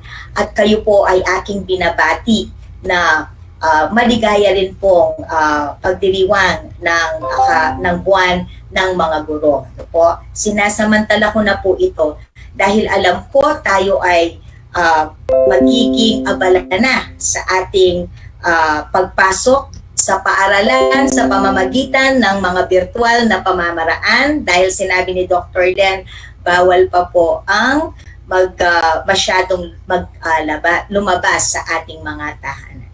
So let us always bear in mind, let us instill in our heart that amidst the pandemic, we can nurture one another and we can grow together. At alam ko po na isa sa pamamaraan upang lalo po nating mapahusay ang ating mga talento na naibigay sa atin ng Panginoon ay ang ilapit po, idulog po sa Kanya ang taong pampaaralan na ito para po tayo ay lalong mabigyan ng pagpapala, para po tayo ay magkaroon ng lakas sa taong ito. Kaya po inaanyayahan ko ang bawat isa na tayo po ay manalangin. Samahan po ninyo ako sa isang panalangin. Tayo po ay nagsimula sa isang panalangin at hangad po natin na tayo rin po ay magwawakas sa pamamagitan ng isang panalangin bilang paghahanda sa taong pampaaralan 2021-2022. Iyuko po natin ang ating mga ulo at damhin ang kanyang presensya. Seek ye first the kingdom of God and His righteousness, and all these things shall be added unto you. Opo, Panginoon, kami po ay lumalapit at dumudulog sa inyong banal na harapan sa mga oras na ito. At kami po ay lumalapit na mayroong pagpapakumbaba. Alam po namin, Panginoon, na kung aming idadalangin ang lahat ng aming mga plano at hikayin para sa taong pampaaralan 2021-2022, ang lahat po ay mabibigyan ng katagumpayan dahil sa inyong pagtulong at dahil sa inyong pag-alalay sa amin. Panginoon, ngayong mga oras na ito, amin pong nilalapit ang lahat ng aming mga leaders sa aming kagawaran. Una na po ang aming secretary, kasama ang mga USEC at ASECs, ganun din po ang aming mga superintendents at assistant school superintendents ng lahat ng kapuluan. Gayon din po ang aming mga regional directors. At Panginoon, amin pong inilalapit ang aming tagapamanihala sa inyong banal na harapan at ang lahat ng naririto sa SDO Tarlac Province. Dalangin po namin, Panginoon, na puspusan po ninyo sila ng karunungan na kanilang gagamitin upang lahat po ng mga pagsubok ay kanilang malampasan at lahat po ng pagdidesisyon na dapat gawin ay mayroon po silang gabay na manggagaling sa inyo.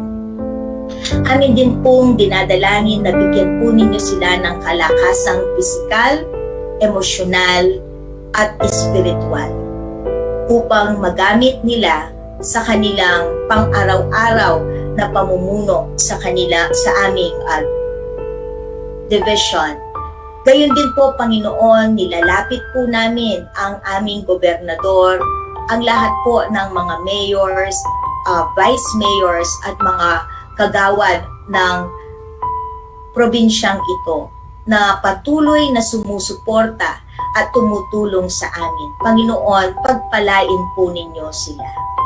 Panginoon, amin din pong inilalapit sa inyo ang lahat ng mga punong guro, ang lahat ng mga guro, lahat po ng mga non-teaching staff, lahat po ng mga utility workers namin na sa araw-araw po ay humaharap sa isang hamon, sa isang pagsubok na aming kinakaharap.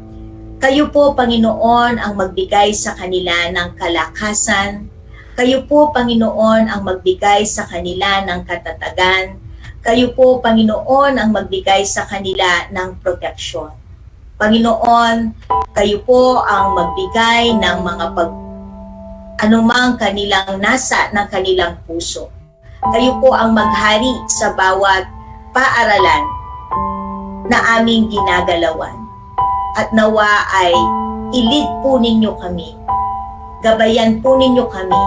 Pangunahan po ninyo ang bawat punong guro, bawat guro, at lahat ng nabanggit sa anuman pong mga gagawin nila na may kaugnayan sa pagbubukas po ng taong pampaaralang ito.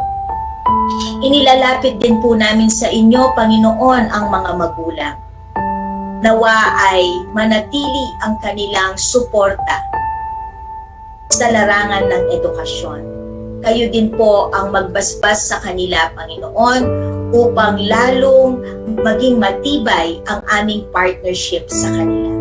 Basbasan po ninyo sila at pagpalain po ninyo sila anuman po ang kanilang pangangailangang material at pang-araw-araw na pangangailangan. Panginoon, higit sa lahat, amin pong nilalapit sa inyo ang mga mag-aaral ng STO Tarlac Province. Patuloy po ninyo silang gabayan. Patuloy po ninyo silang bigyan ng karunungan at bigyan ng pagnanasa na matuto, bagamat kakaiba ang aming kapamaraanan. Kayo po ang magbigay ng proteksyon sa kanila at ilayo po ninyo sila, amang Diyos, sa anumang pong masasamang elemento na maaaring makasira sa kanilang mga pag-iisip. Gabayan po ninyo sila. Panginoon, amin pong inilalapit ang aming sarili sa inyo at tinutulog ang lahat ng panalangin ito at humihingi, Panginoon, ng inyong pagbasbas at ng inyong paggabay. Dalangin po namin na magampanan po namin ng buong husay ang inyong iniatang na misyon sa bawat isa. Pinasasalamatan po namin ito sapagkat kami ay inyong pinili, naway maging karapat-dapat po kami. Amin pong tatahakin ang taong pampaaralan 2021-2022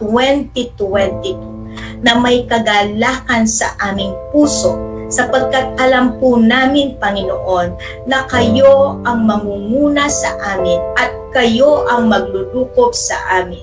Alam po namin, Panginoon, na ang lahat ng aming gagawin ay magiging matagumpay sapagkat lahat po ay aming itinulog sa inyong banal na harapan. Kaya ngayon pa lamang po, ang Diyos, kami ay nagpapasalamat sa inyo at kami po ay nagpupuri sa inyo sapagkat muli kami po ay inyong pinagkatiwalaan sa misyon na ito. Maraming salamat at maraming salamat. Papuri at parangal amin pong ibinibigay sa inyo. Ito po ang aming dalangin at pasasalamat sa matamis ninyong ngalan at sa aming tagapagligtas at sa aming tagapaglalang. Maraming salamat po at ang bawat isa po ay magsabi ng Amen. Amen. Amen. Amen. Amen. Amen. Thank you so much, Dr. Selena, for that wonderful closing program and closing prayer. And ladies and gentlemen, that concludes our division virtual orientation for the opening of classes for school year 2021-2022 with the theme Nurturing and Growing Together in the New Normal. Thank you and have a good day.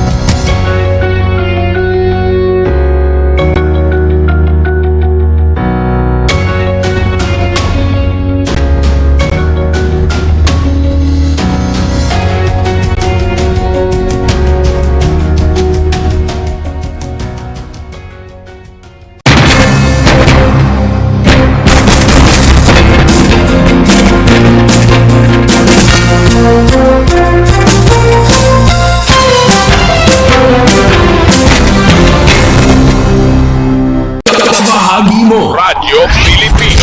Saan mang bahagi ng Pilipinas, saan mang bahagi ng mundo, anumang uri ng pamumuhay, kabahagi mo.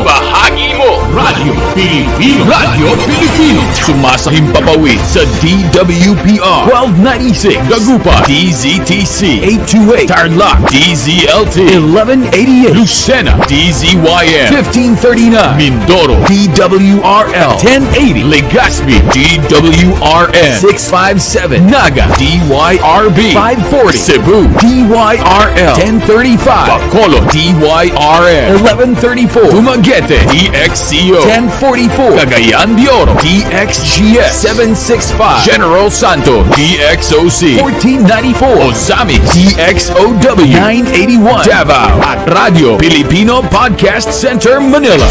Ito ang kabahagi mo, Radyo Pilipino, napapakinggan on air and online sa buong mundo sa pamamagitan ng www.radiopilipino.com. Impormasyong may kalidad at serbisyong may halaga. Kasama katuwang Kapinoy. Kabahagi mo. Radyo Pilipino. Radyo Pilipino.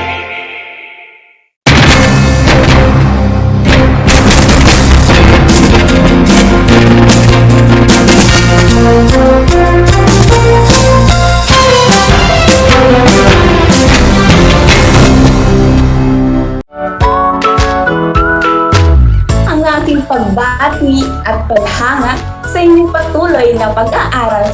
Welcome sa ating Aral Tarlakhenyo sa RTV Tarlac, Channel 26 At sa DZTC, Radyo Pilipino Tarlac. Narito na ang paaralang walang sawang naglilingkod mula dito sa Villa Aldipay, mula dito sa bayan ng San Manuel, mula sa bayan ng San Clemente, mula sa Santa Ignacio, mula sa bayan ng Victoria, mula sa lungsod ng Tarlac. Teacher Jury Andres Madriaga, ang inyong teacher broadcaster para sa ika-4 na baitang ng PE.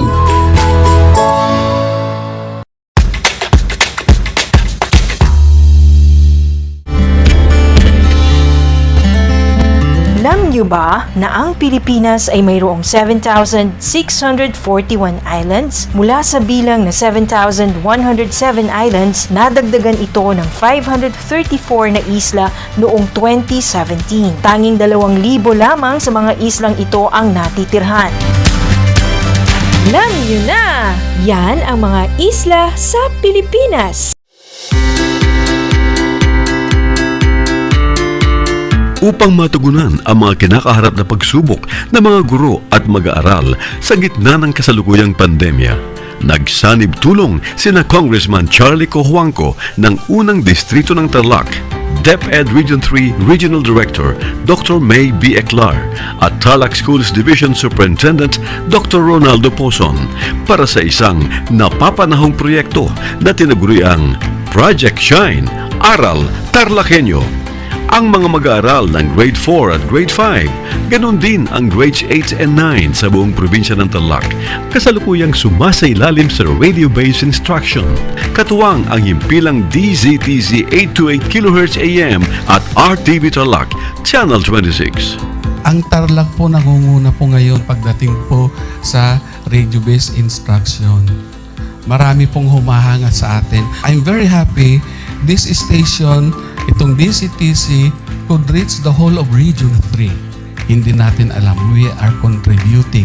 We are creating a very big dent in the history of Philippine education. And I am proud. I am here in Tarlac. This is the noble cause of education in which you and I, without you knowing it, we are bound to do.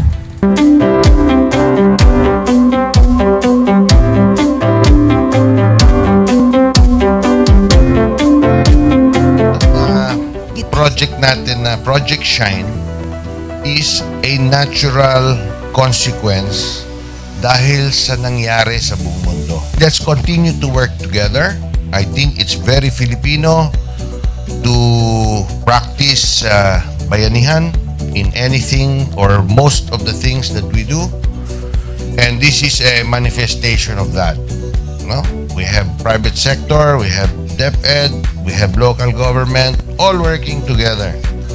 And I hope the parents of some of these children, especially the parents that did not graduate from school or hindi nakapag-aral nung sila ay bata, sana naman gamitin na nila itong opportunity na mag-schooling na rin sila kasama ng mga anak nila para mag-bonding pati ang mga magulang sa mga bata. I look at this as doing God's work. Diba?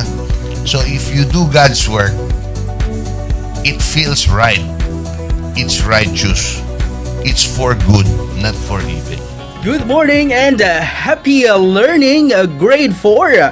Welcome to ARAL Tarlakhenyo here on RTV Tarlac, Channel 26. Simulcast over DZDZ 828, Radio Filipino Tarlac. I am Teacher Mercy Pacheco Bogno. This is Alistair Aidatu. I am Marie Josephine B. Andrade. I am Teacher Princess Marie M. Dueñas, and I will be your teacher broadcaster for today.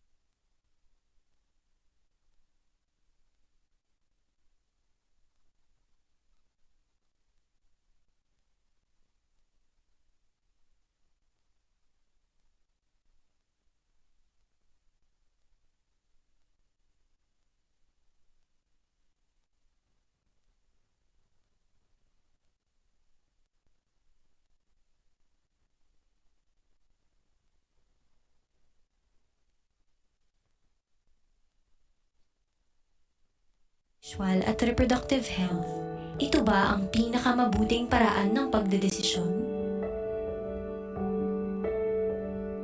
Huwag iasa sa tsansa ang kalusugan mo. Konsulta sa iChoose. Sa mga health workers na mapangunawa, mahusay at matulungin para ang desisyon mo tama, hindi tsamba. Practice safe sex para sa healthy Pilipinas.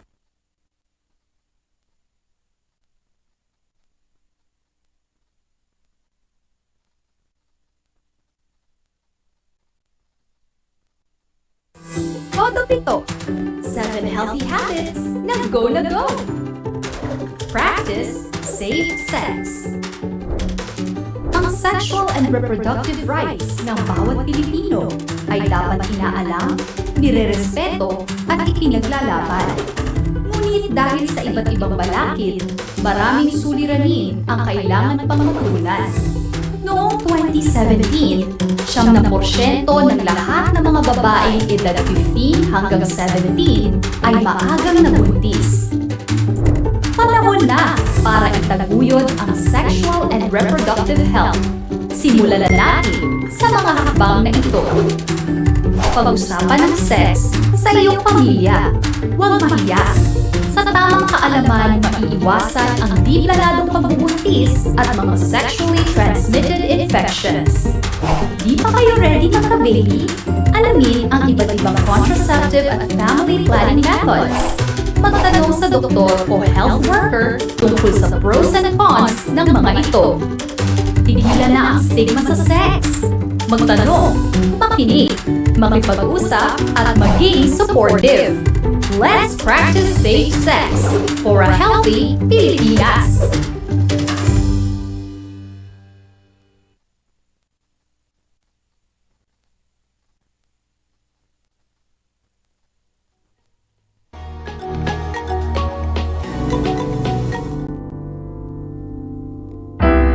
Buti na lang, hindi pa ngayon. Di pa namin kaya, di pa kami handa.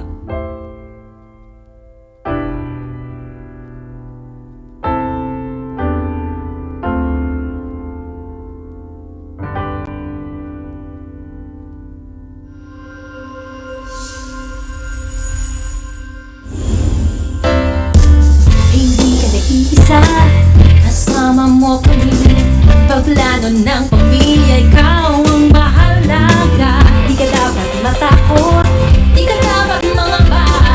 Ako din ang gusto mo, kaya pumili na.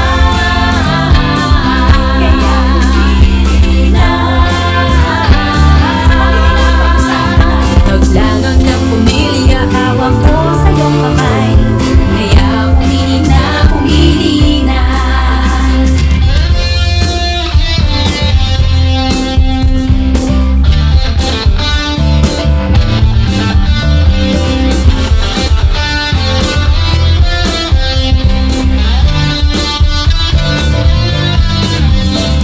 Hindi na ako matatakot dahil handa na ako. Hindi na ako kabado, ano man ang marating, sa tulong ng family planning. Alam ko kaya ko, dahil handa na ako. Kaya mong gawin lahat ng iyong hiling, sa tulong ng family planning.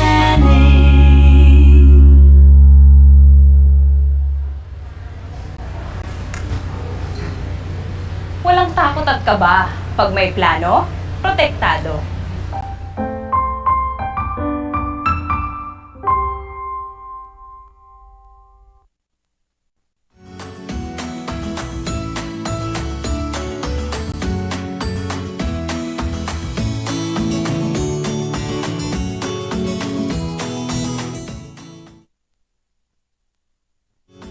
Maaring madalas natin silang kasama sa bahay, pero hindi natin sila nakakakwentuhan.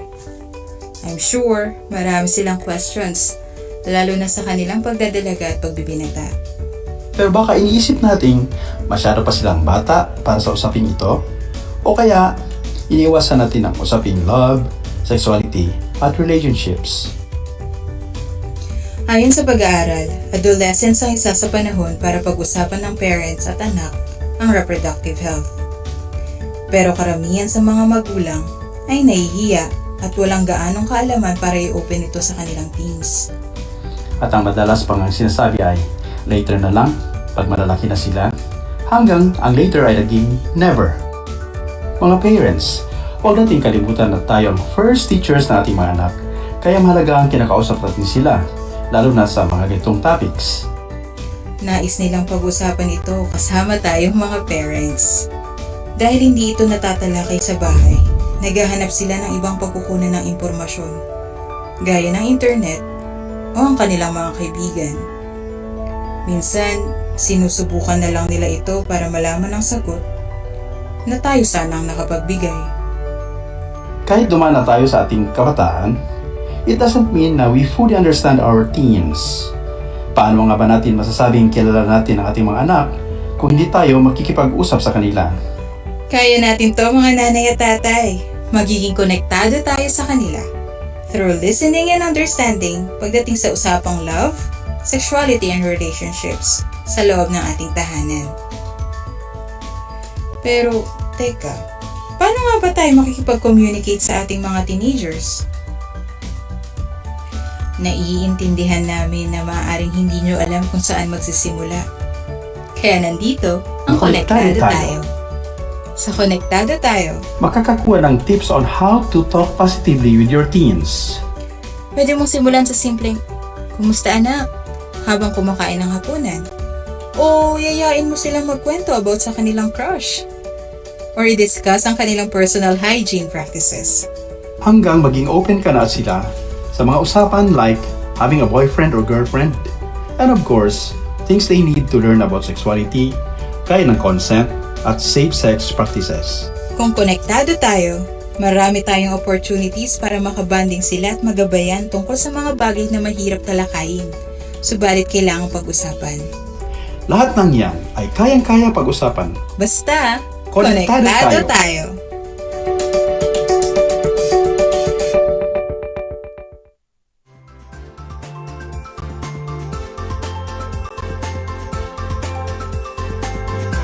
Sexual at reproductive health. Ito Ito ba ang pinakamabuting paraan ng pagdedesisyon? Huwag iasa sa tsansa ang kalusugan mo. Konsulta sa iChoose. Sa mga health workers na mapangunawa, mahusay at matulungin para ang desisyon mo tama, hindi tsamba. Practice safe sex para sa healthy Pilipinas.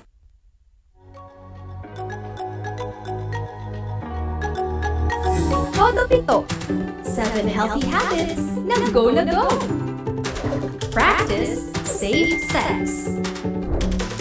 Ang sexual and reproductive rights ng bawat Pilipino ay dapat inaalam, nirerespeto at ipinaglalaban. Ngunit dahil sa iba't ibang balakid, maraming suliranin ang kailangan pang matugunan. Noong 2017, 70% ng lahat ng mga babaeng edad 15 hanggang 17 ay maagang nabuntis. Panahon na para itaguyod ang sexual and reproductive health. Simulan na natin sa mga hakbang na ito. Pag-usapan ng sex sa iyong pamilya. Huwag mahiya. Sa tamang kaalaman, maiiwasan ang di planadong pagbubuntis at mga sexually transmitted infections. Di pa kayo ready magka-baby? Alamin ang iba't ibang contraceptive at family planning methods. Magtanong sa doktor o health worker tungkol sa pros and cons ng mga ito. Tigilan na ang stigma sa sex. Magtanong, makinig, makipag-usap at maging supportive. Let's practice safe sex for a healthy Pilipinas.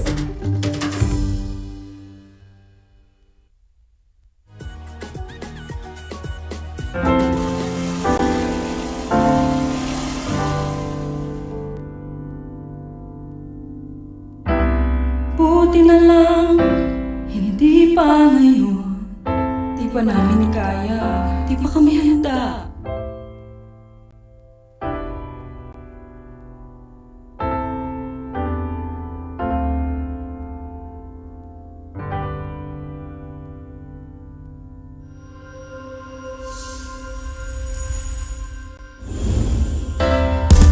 Hindi ka nag-iisa, kasama mo kami. Pagplano ng pamilya, ikaw ang mahalaga. Di ka dapat matakot, di ka dapat mangamba. Ako din ang gusto mo, kaya pumili na.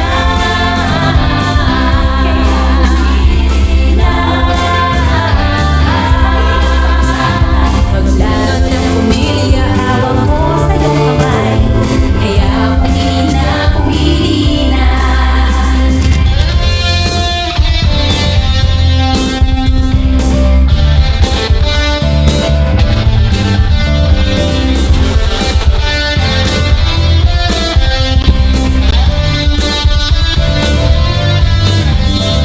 Hindi na ako matatakot dahil handa ako.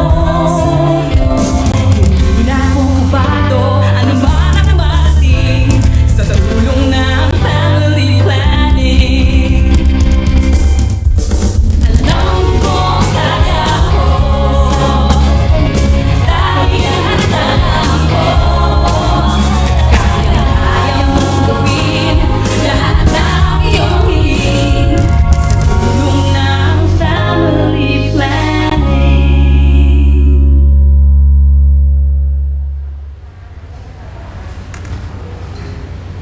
Walang takot at kaba. Pag may plano, protektado.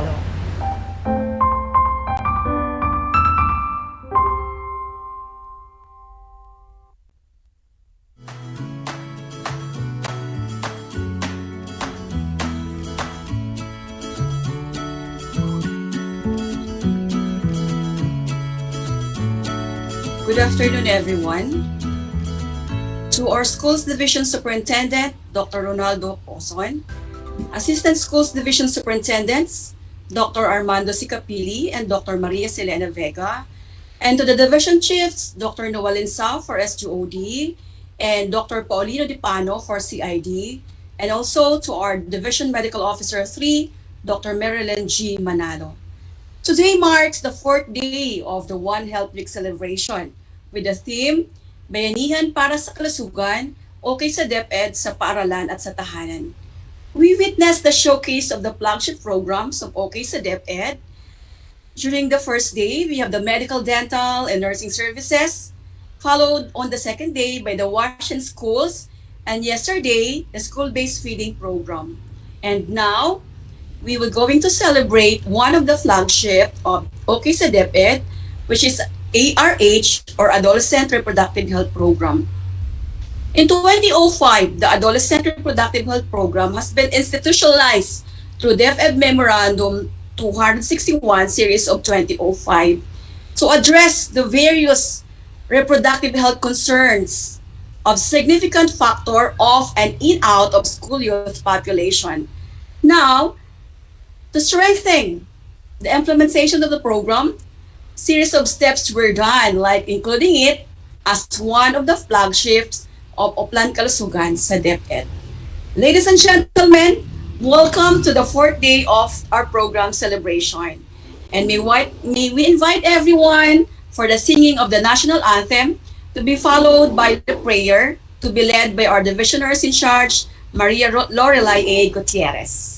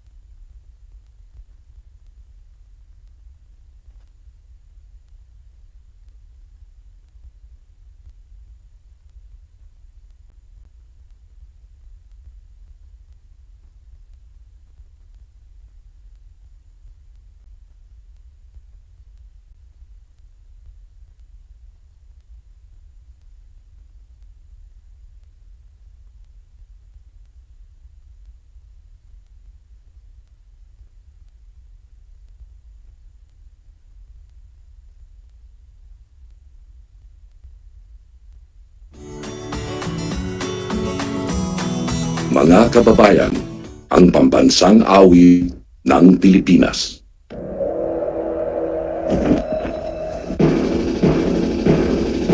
Walang magiging talas ng silanganan, alam ng puso, sa dibdib mo'y buhay. Lupang hinirang, duyan ka ng magiting, sa manlulupig, di ka pasisihin sa dagat at bundok, sa simoy at sa langit kong paghaw. May dilang ang mula at awit sa paglayang minamahal, mag-islap ng watawat mo'y tagumpay na nagdidigdig. Ang bituin at araw niya kailan pa may di madidigig. Lupa ng araw ng buwan ang ipagsinta, buhay ay langit sa piling mo. Aming ligaya naman ay mga atin, ang mamatay ng dahil sa'yo.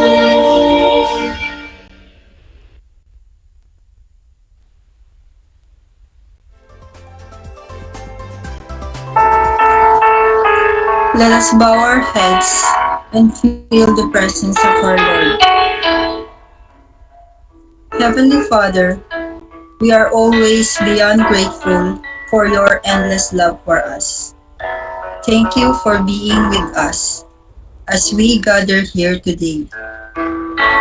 Thank you for the strength and wisdom you have given us to successfully implement the various activities of One Health Week celebration. For all we have accomplished, we owe them everything to you. Thank you for giving us the chance to gain new knowledge that will help us to be the better version of ourselves.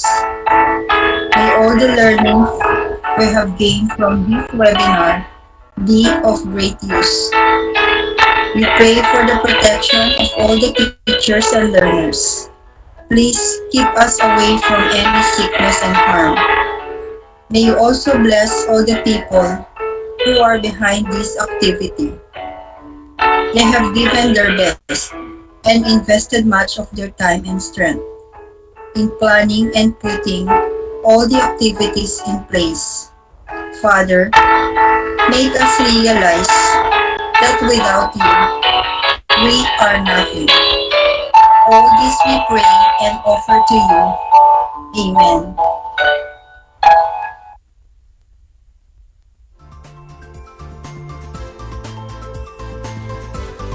Thank you to our division nurse in charge, Maria Lorelai Gutierrez, for leading us in our prayer.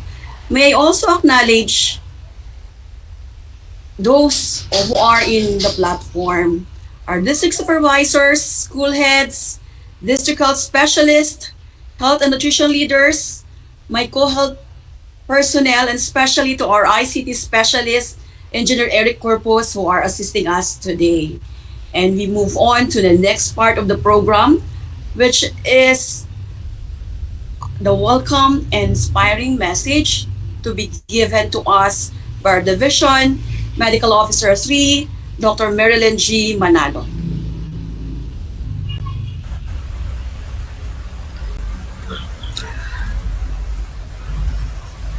To our School Division Superintendent, Dr. Ronaldo A. Poson, to our ASDS, Ma'am Selena Vega and Sir Arman Capili, to our Chief, Sir Noel Linsao, Chief SGOD, and Sir Paul Dipano, Chief CID, to all our PSDS, school heads, health leaders, and members of school health unit present in this platform. Good afternoon po sa inyong lahat.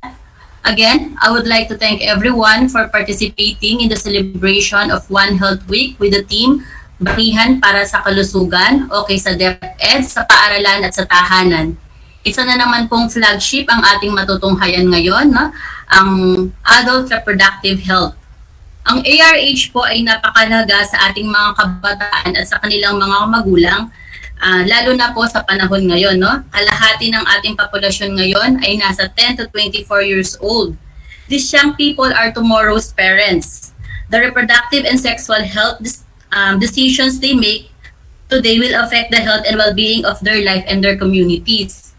Ang goal po natin sa ARH program ng DepEd is to protect and educate our adolescent learners regarding their physical and emotional well-being and includes their ability to remain free from unwanted pregnancy, unsafe abortions, sexually transmitted diseases such as HIVs and AIDS, and all forms of sexual violence. Young people today tend to be experimental and test limits, including practicing risky behaviors. This makes them vulnerable to reproductive health problems. Tayo po sa DepEd, nandito po tayo para po gabayan ng ating mga learners at matulungan natin ang kanilang mga magulang sa tamang edukasyon pagdating po sa reproductive health. Kailangan po natin magtulungan para sa ating mga kabataan na maging responsable sa pag-iingat po ng kanilang katawan para maging protektado po sila sa hamon ng ating kapaligiran. We should communicate and connect to them para po gabayan po natin sila sa mga panahon po ngayon na maraming tukso po sa ating paligid, no?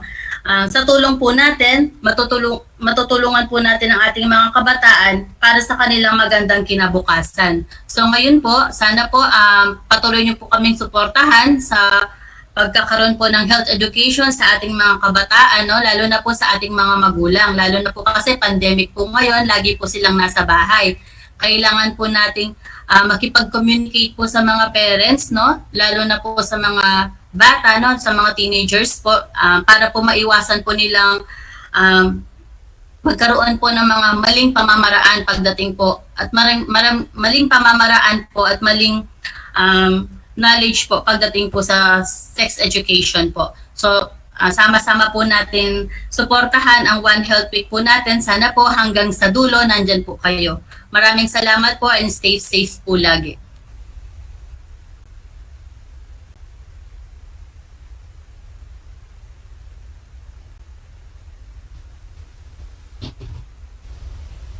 Thank you, Doctora, for welcoming us and enlightening more on the program by citing some scenarios that put our adolescents at risk particularly on the aspects of reproductive health. And a while ago, before the start of the program, we have witnessed some videos presented to enlighten us on the adolescent reproductive health implementation. Now, another videos will be shown to us on the adolescent series to decrease the gap, particularly in parenting and effective teaching at home. May we request once again our ICT specialist, Engineer Eric, to kindly play the video.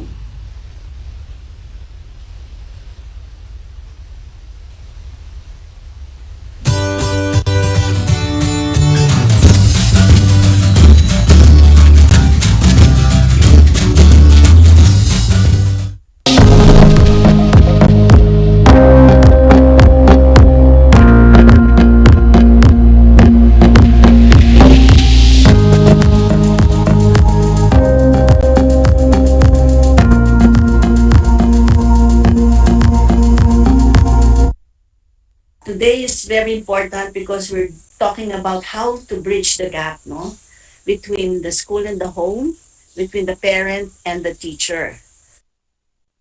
The parents are our first teachers, and whether we like it or not, and whether they know it or not, they're already teaching us basic values. By the way they talk, the way they behave, the way they do things, they become examples already. So today, what I'd like to do is make parents aware of what they're doing so that the children don't learn what they don't want the children to learn.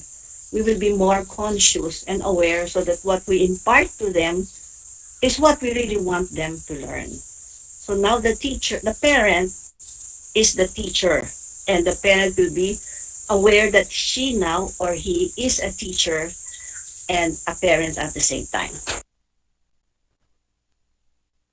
Now, when we look at the adolescent or any stage of development, we look at the person holistically, intellectually, emotionally, socially, physically, and morally, para we look at the whole person. That's very important because in adolescence, there are so many changes that happen in the different aspects I mentioned. Marked changes, one of the most significant changes in our lives happen in adolescence. So let's look at what are these changes first. Intindihin muna natin who is the adolescent, then I'll give you a framework of the basic psychological needs of the adolescent as well as the parent and the teacher. Because I believe that if we have a framework to understand ourselves first, and then understand the adolescent, the people we're teaching, we will have a better way of knowing what they are learning and knowing what you are teaching and being more effective. Okay, so let's look at the adolescent. Who is the adolescent? There are so many changes that are happening along the way. No? For example, intellectually, the adolescent now is capable of thinking in the abstract. Dati mga concrete thinkers lang sila kung ano yung nakikita nila. No? They can think about it, they can understand it. But now, as Piaget, the classic developmental psychologist, says, thinking takes wings. In other words, they can now think in the abstract. They don't have to look at things to know what to think, but they can think of justice or injustice. They can think of loyalty. That's a big jump, no, in the thinking of the child. It's no longer a child, it's an adolescent who can think in the abstract. So what can happen? They can question our values. They can question the ways we are doing things. Very important for us to allow them to question so that they will be able to have the answers for themselves. The changes in adolescence, very, very important, social. Kasi yun ang pinamalaking change sa adolescents. They want to belong to the peers. Very important sila yung kanilang barkada, yung kanilang classmates, yung kanilang friends. Sometimes they feel that they're more important than the parents. So you have to not feel so sensitive about this as a parent. Alamin natin, we have to know that they need to connect with their friends.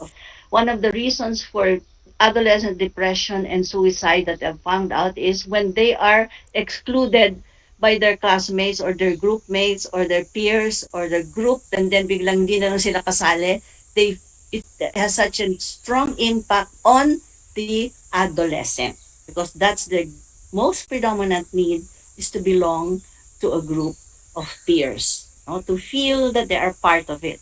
To be excluded is very painful.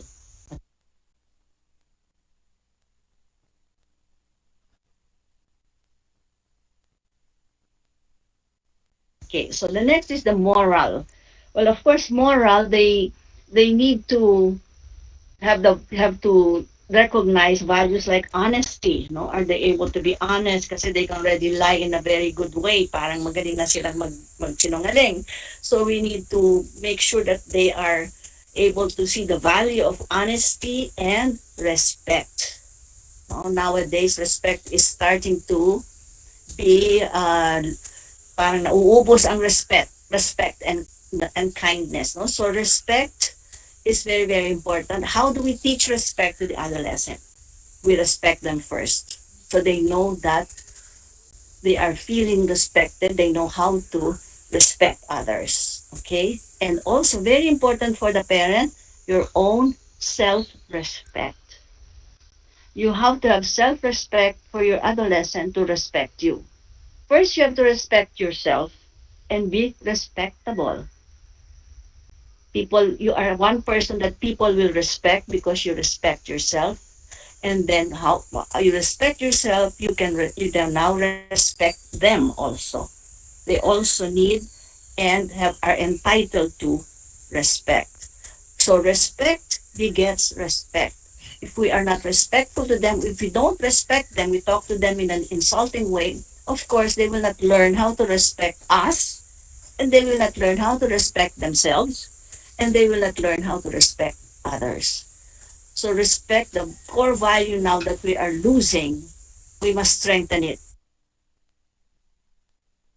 So knowing that they indulge in more risky behavior because that's how they are wired, we must do something about it and allow them to be able to decide what to do, decide limits, no? Respect, I will talk about later, the limits of what they can do and boundaries of what they cannot do. That's very, very important because they are bound and they tend to take risks, and that's a given.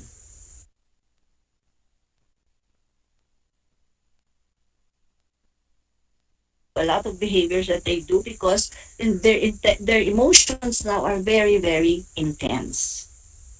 They get very intensely angry, intensely sad, intensely happy. And that's how the brain is wired, no? In adolescence, intensity of emotion. So we have to teach them how to regulate their emotion by understanding what they are feeling and knowing, being aware of how they're feeling. Now I will introduce to you a framework I've worked through for 50 years, back to basics. The 7 basic psychological needs, which we all need to know in order to understand ourselves better and to understand the adolescent better and other people. A personal significance, yes, that I matter. Every human being, whatever age we are, we have to know that we are important. We are not a non-entity. We are not nothing. We are people who make a difference, no? So the adolescent, the parent, everybody must know that I matter in this world. Children need to know that they matter to their parents. That whatever they do makes the parent aware, and the parent listens and gets affected, because the worst thing you can do to another human being, especially the adolescent, is to treat that person as a non-entity, as if he does not exist, as if he is nothing. So therefore that basic need in all of us has to be satisfied. I matter. If I don't do this, something will happen. If I am not here, the world is not a better place. How do I matter in this world as a parent? How do I matter to my children? And most important of all, if I have 5 children, 3 children, how many children I have, all of them, each one of them must know that they matter to me. The question is, how do I make each one of them know that they are important, that they matter to me? So they're all different, no? So one may be thinks he matters because he is a very loving person. They all matter to you because they are your children. But sometimes you might forget a certain child because she's quiet, or that kind of. We naturally react to a child who is very affectionate, but we might forget the one who's just shy and cannot show affection. So we have to be aware that all our children must matter, all of them. In school, the teacher makes the children matter, but one simple thing: call them by their name. Then they know that they exist as far as you're concerned. They are not a non-entity. That's the essential thing. The need for acceptance and the need for unconditional love. It's hard to define love. We will not try to do that, but we will talk about how do we give affirmation. For the child to have a positive self-concept, to feel okay about himself, he has to be affirmed by the parents. See, the child looks up to the parent for affirmation. Oh, what you did is good. You're a good person. I'm glad that you helped your sister. I like that you are thoughtful. It doesn't have to be academic or you're good in math. But children, adolescents, adults, no matter how far you have gone, how much you have achieved, we still need affirmation, especially from people who matter to us. The employees need affirmation from their boss. The students need affirmation from their teachers so that they'll be encouraged, they'll develop their self-concept, and of course, children need affirmation from their parents. So the question is, how do you give affirmation to your children? It has to be genuine. Don't say very good if you don't mean it, because children know if you are faking it. So look for something genuinely that you accept, that you appreciate, and you affirm it. In our Filipino families, we're not used to affirming. We're used to correcting what is wrong. As parents, we believe we correct what is wrong. But do we believe that we affirm what is right? Sometimes we just take it for granted. From here on, think about this. I also need to affirm my children when they do something right, not just to correct them when they do something wrong. Affirmation is essential for their growth, development, and optimum well-being, and a good definition of themselves, to be able to see that know that they are good persons. Okay?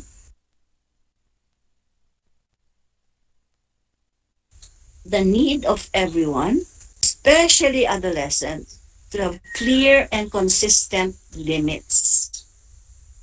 Clear and consistent limits is discipline. And it has to be discipline without insulting, because we're used to discipline. Bakit hindi mo ginawa yan? Ang tamad mo naman. No, we cannot resist saying the sentence, the insult. We have to watch out, because parents, I've observed many parents are not aware that they are always attaching an insult or something put down when the child doesn't do something. Why did you do that? You must be late. No. Okay. Discipline is also important, that we discipline them with respect. We don't violate their dignity by insulting them. And there are 6 C's of discipline that I have formulated. First is if you want the rule to be followed, you have to have what is called conviction.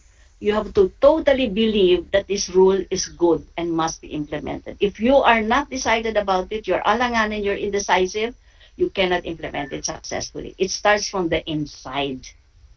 You have to ask yourself, am I totally agreeing that this rule is important and I'll do my best to implement it? If you doubt it, you will not be effective. Conviction is the first C for effective discipline.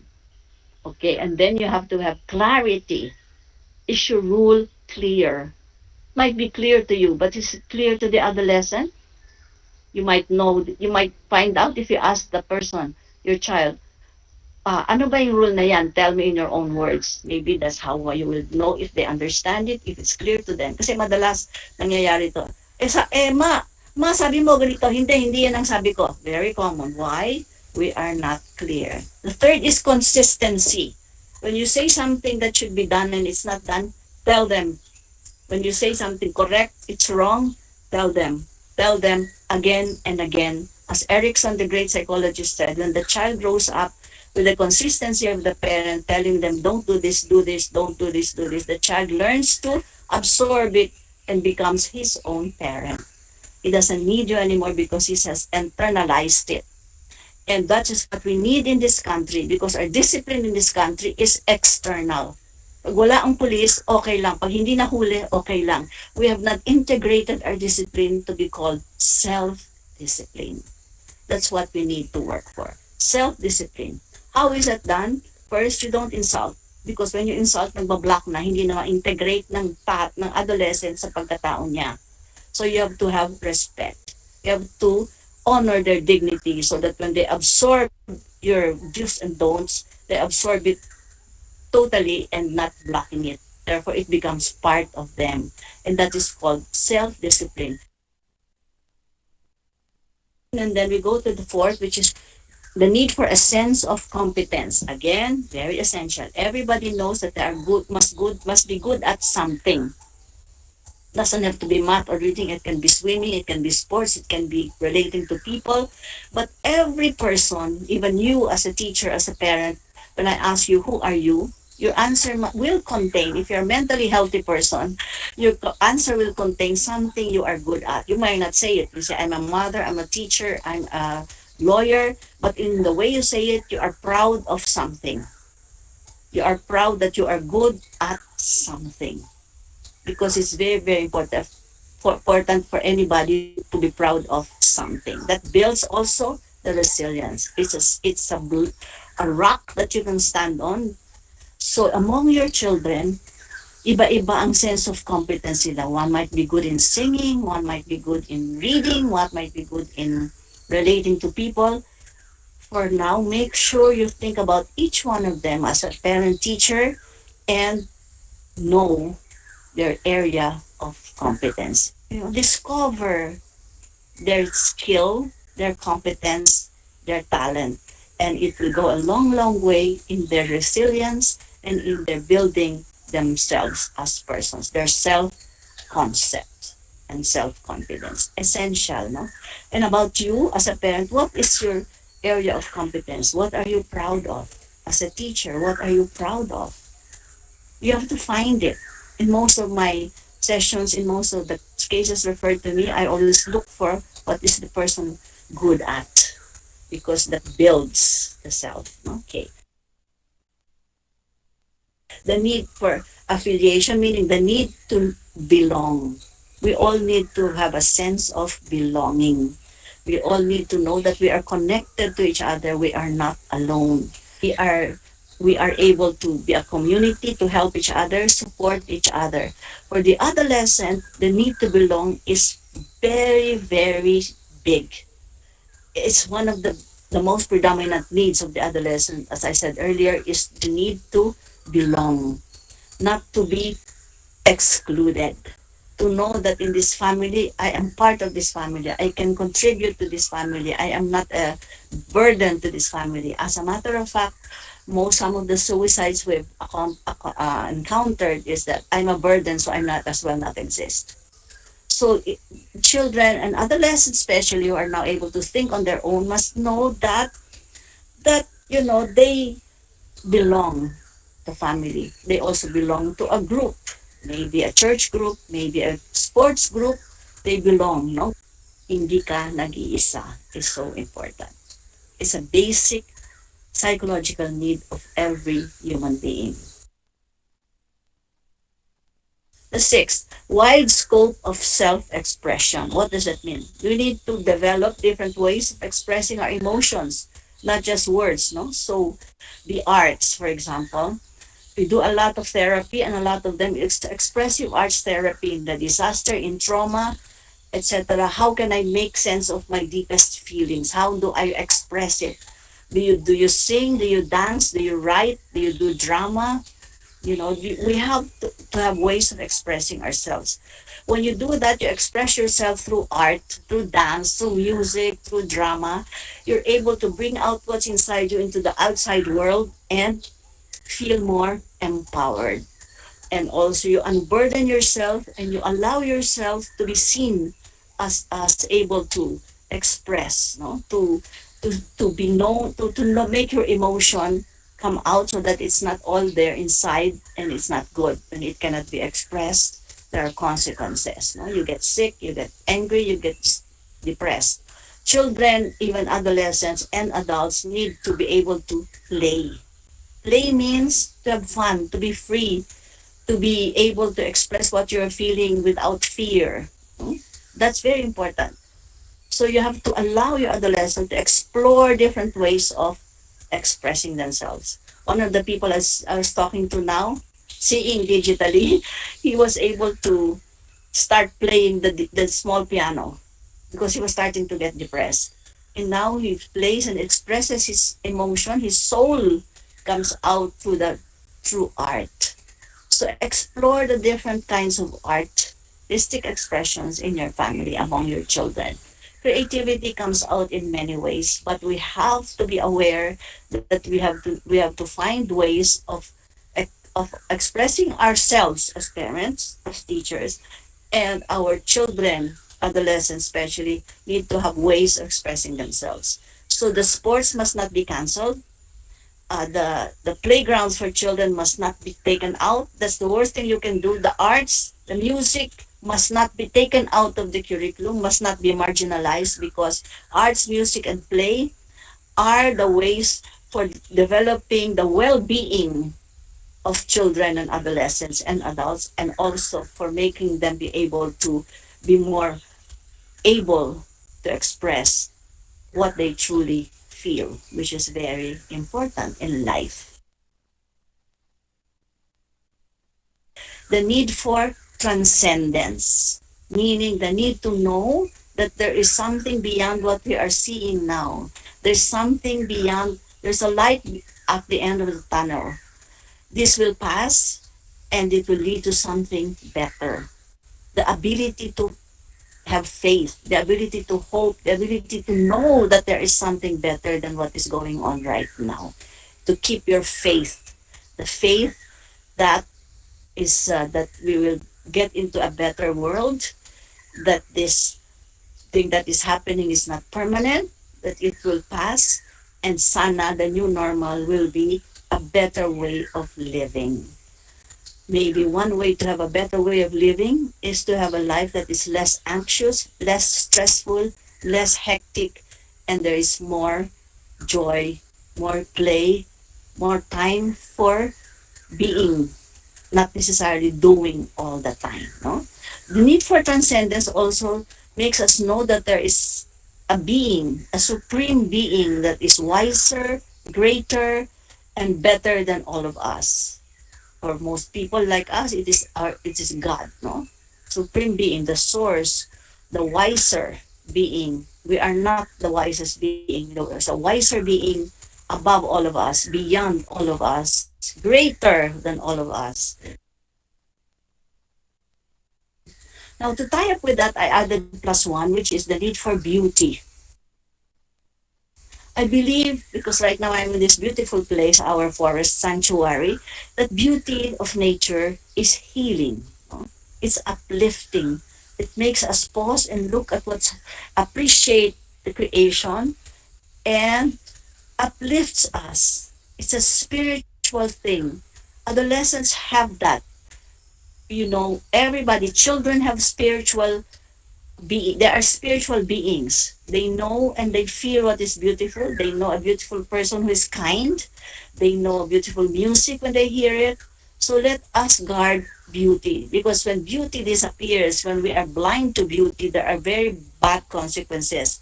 We start to have ugly buildings coming up. We start to have tactless people ruling us. We start to have the loud and superficial dominate our society.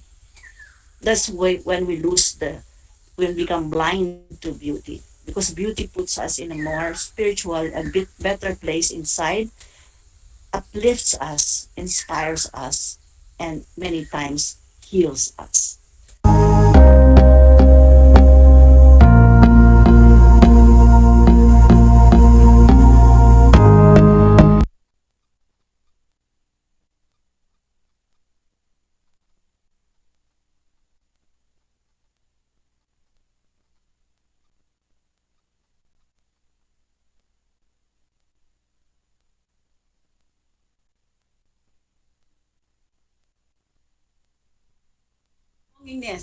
self-expression, and loving them. All this will contribute to knowing and understanding the adolescent better.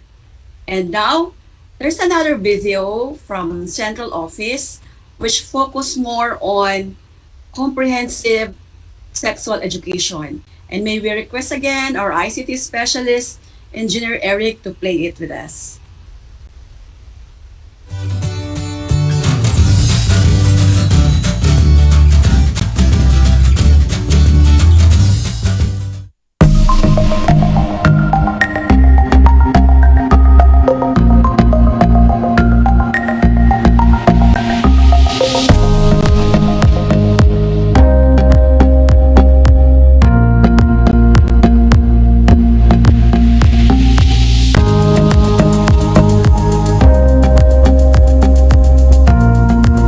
Kumusta na po kayong lahat? Hope all is well, healthy and safe. Sana after our presentation, yung binigay ni Miss Mai at saka itong presentation ko, maging malinaw na sa inyo ang mga dapat gawain kung paano natin i-strengthen or improve comprehensive sexuality education. At makita ninyo na ito ay kailangan ng ating mag-aaral. Hindi lang nating mag-aaral, siguro kayo din mga health workers, health personnel, ang ating mga teachers, at saka yung ating parents, dapat maging malinaw sa kanila ano ba itong comprehensive sexuality education. Kasi nga, tabu in our country, hindi pinag-uusapan. So, panahon na siguro para pag-usapan po natin ang sexuality education.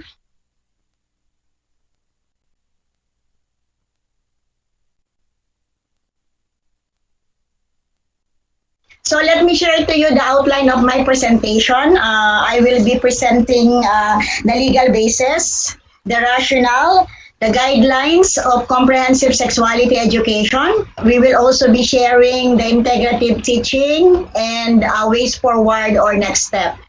We have two legal bases. I know you are very much aware. We have RA 10354 or what we call Responsible Parenthood and Reproductive Health Law of 2012, wherein the Department of Education is mandated to integrate needs and development appropriate reproductive health education, which shall be taught by adequately trained teachers through formal and non-formal education system. Ulitin ko po, I will emphasize. Ang DEPED po ay binibigyan ng mandato ng batas na sinabi ko kanina na RA 10354 na mag-integrate. Ibig sabihin po, isasama lamang po, ilalaho. At sino po ang magtuturo nito?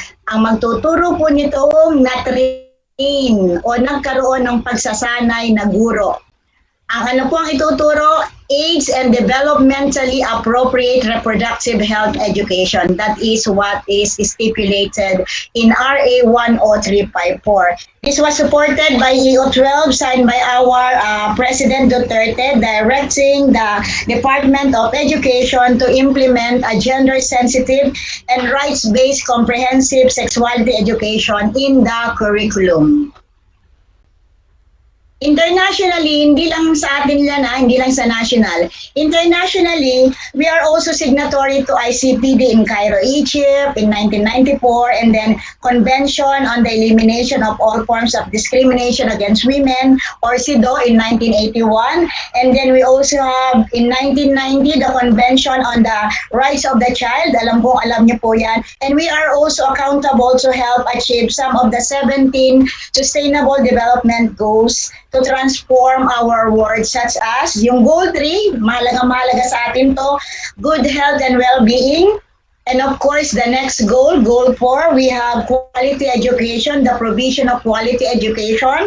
And goal 5, we have gender equity. And goal 10, reduce inequality. So locally and globally, we are accountable to our learners. Okay? Kung makikita po ninyo in our DEPED mission and vision and core values, maliwanag pong sinasabi dyan that we need to provide a child-friendly, gender-sensitive, safe, and motivating environment to all our learners. Hindi po ba dapat kabisado po natin yan as teachers, as educators? So yan po yung ating DEPED mission, vision, and core values. Maliwanag na maliwanag po naka-stipulate or nakasad po dyan. And our Honorable Secretary is very much supportive of the Comprehensive Sexuality Education Program. As a matter of fact, in her 10-point agenda, number 2, as I quote when she said that we are responding to the directives of President Duterte on strengthening and enriching further curricular reforms on anti-illegal drugs, reproductive health, and disaster preparedness by, sa atin po sa CSE, strengthening gender and development component of school curricula, especially in relation to sex education and teenage pregnancy.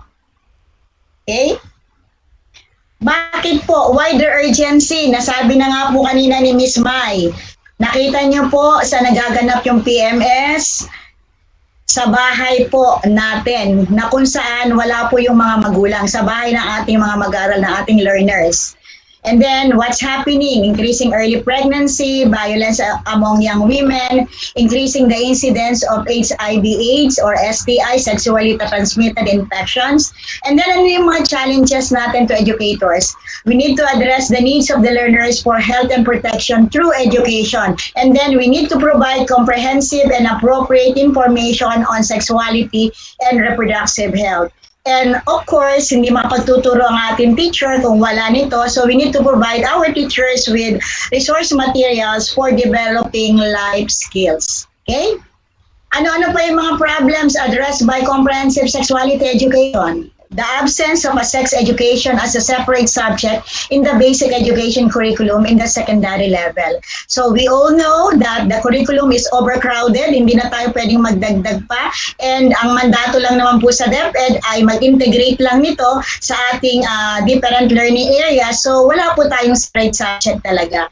And then, nasabi na po ito kanina, the alarming incidence of teenage pregnancy, early marriage, STIs and HIV/AIDS and sexually or other risk sexual and social behavior among adolescents.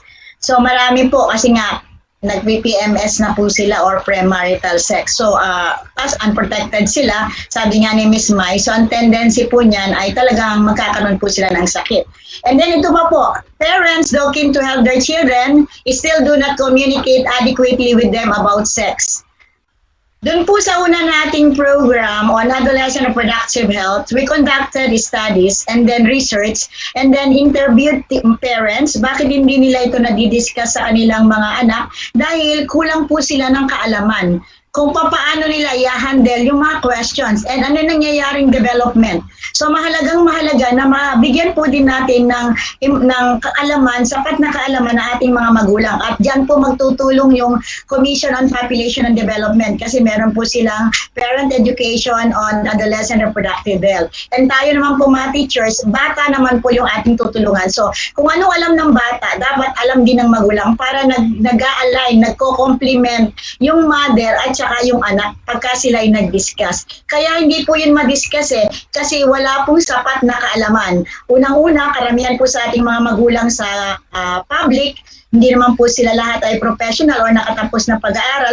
Pero kung bibigyan po sila natin ng kaalamang impormasyon, essential understanding about sexuality education or adolescent reproductive health, definitely po magkakaroon po tayo ng maayos na usapan sa loob ng tahanan. Yun po yung pinakamahalaga Kasi sabi nga po ni Ms. Mai kanina na dapat sa bahay pa lang nasasabi na ng magulang yung mga right words, katawagan sa mga different parts of the body. Kung hindi man masabi ni English at hindi alam ng magulang, pwede naman sa kanilang mother tongue. Hindi yung flower, birds, kaya nagugulo ang bata. And then, karamihan sa ating mga adolescents, sabi nga din kanina, ay they prepare to talk about sex with their friends and classmates in a setting where there are no judgment and suspicions. Hindi sila inuusgahan kung anong pag-usapan nila, pero dangerous yun dahil tama ba yung kanilang mga ibinibigay na impormasyon? Tama ba yung mga advices na makukuha nila sa kanilang mga barkada or kaibigan? And karamihan ngayon, since marami ng mga magulang ang nagtatrabaho abroad, ang youth are no longer always raised by their parents or only by one parent. Dahil nga nasa abroad or minsan single mom or dyan lang ang kanyang kasama sa bahay. So those are some of the problems addressed by comprehensive sexuality education. What is comprehensive sexuality education? It is said that it is a curriculum-based process of teaching and learning about the cognitive, emotional, physical, and social aspect of sexuality. Meaning to say broad.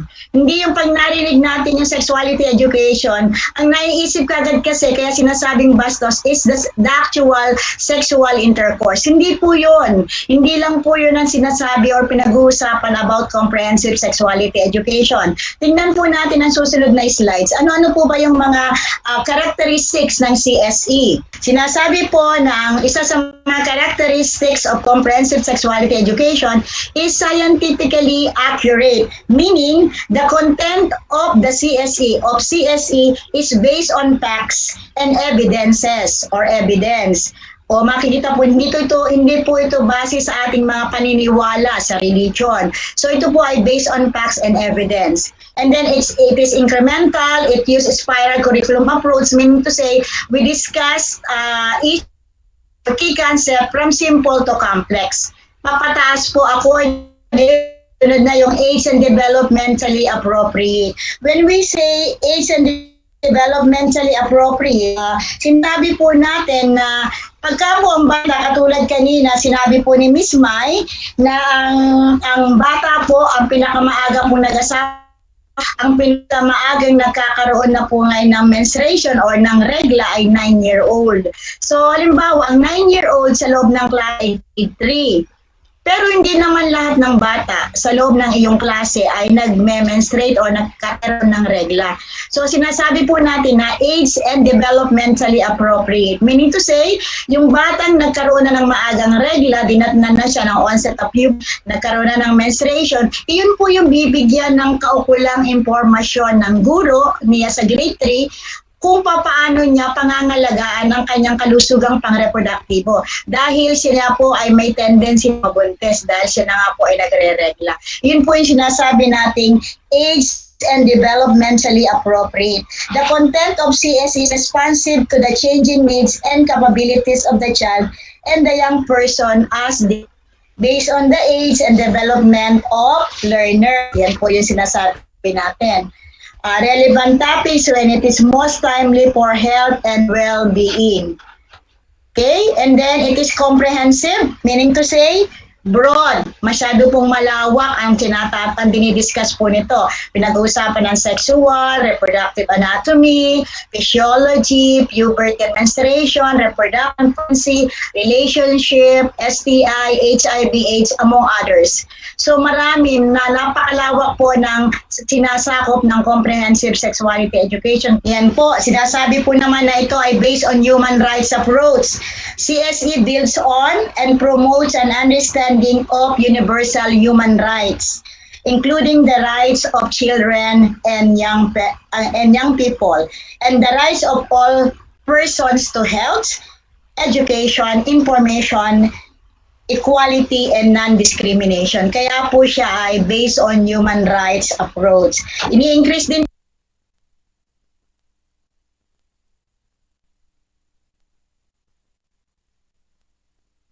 basis, policies, and guidelines in the successful implementation of the program. As the video said, napakalawak. And I guess it will not end till 5 p.m. this afternoon. So we decided to cut the video and we'll just request the the nurses assigned in the secondary school to provide the schools of that video. And talking about the ARA successful implementation, this 4th day of our celebration will not be possible without the initiative of our Division ARH Coordinator, Nurse Nerissa Capili. She is with us in our midst and she's in the platform also. How about a virtual applause to Nurse Nerissa Capili? Nurse Nerissa is behind the successful implementation of the program in the division. Of course, with the help of other nurses in the division and all of you in the field. And with the supervision of our medical officer, Dr. Marilyn G. Manalo. And now, let us look on the updates and ARH activities during pandemic. And they are prepared to us by our Division ARH Coordinator, Nurse Nerissa Kapili. May I request again our ICT specialist, Engineer Eric, to play it for us. Ako po si Nerissa C, ang inyong Adolescent Reproductive Health Division Focal Person. Ngayon po tayo po ay makikiisa sa One Health Week Bayanihan para sa kalusugan okay sa DepEd, sa paaralan at sa tahanan. Adolescent Reproductive Health. Adolescent is the period of transition from childhood to adulthood. This is also the time that the adolescents develop biologically and psychologically, and they also move towards independence. Although we may think that adolescents as a healthy group, many die prematurely and unnecessarily through accidents, suicide, violence, and pregnancy-related complications. Some of the serious conditions of adulthood like STI, HIV, alcohol, and tobacco use have their roots in adolescents' behavior. Ignorance on adolescent reproductive health have been largely significant in our country. Well, here in DepEd Tarlac Province, despite the challenges brought by the pandemic, through Oplan Kalusugan, a DepEd program which includes adolescent reproductive health, together with the support of the Tarlac Schools Division Office, School Health Unit, school heads, school health leaders and coordinators, teachers, and the cooperation of the learners, we were able to successfully implement ARH programs. We, from the School Health Unit, conducted webinars and some radio broadcastings. This aims to improve the individual knowledge about ARH and other adolescent health-related issues. This program is also concerned in promoting the practice of proper menstrual hygiene, wherein some of the schools had distributed menstrual hygiene kit to female learners. During this time of pandemic, reaching for learners has been a challenge, but this didn't stop us from implementing the giving of weekly iron folic acid supplementation. This is to address problems related to menstruation, including anemia. With the coordination with the Provincial Health Office of Tarlac, we were able to implement the joint program of the DOH and the DepEd.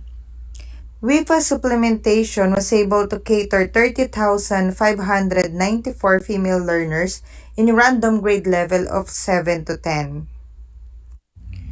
ARH program also intends to prevent and reduce the number of unwanted and high-risk pregnancies, risky behavior that leads to potential STIs including HIV, and dropout rates due to teenage pregnancy. In our division, we have reported 61 cases of teenage pregnancies. It has been our role to render extra care to ensure their physical and mental health. We have done some home visitation which have been beneficial to the adolescent women, for they will be given more insight on teenage pregnancy and its underlying issues, especially its relationship with education.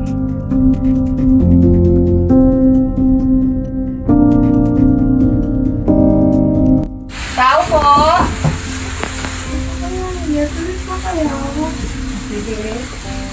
Hello, Ana! Ay, salamat, Ana. Kumusta ka na, Ana? So, nasa grade 10 ka na. Tama ba? So, kumusta naman yung pinagbubuntis mo? Okay naman po yung baby kahit na mahirap nga yung pandemic. Gamot ka pa bang iniinom? Meron pa po yung po binigay yun nung unang pagpunta yan. I see. So, yun yung ating mga WIFA tablets o yung tinatawag nating weekly iron folic acid supplementation, no? So, pinainom ko yun sa'yo na pang-araw-araw, di ba? Yes, kailangan kasi yun sa development ng baby. So, yung WIFA yun is binigay ng DOH o yung Department of Health, no? In collaboration with the DepEd o ang ating kagawaran ng edukasyon. Bilang grade 10, anong nararamdaman mo ngayong buntis ka na? Malungkot lang po. Hindi na rin po nakakalabas na yung pandemic. hindi ko na rin nasusuot yung mga damit na gusto kong suot.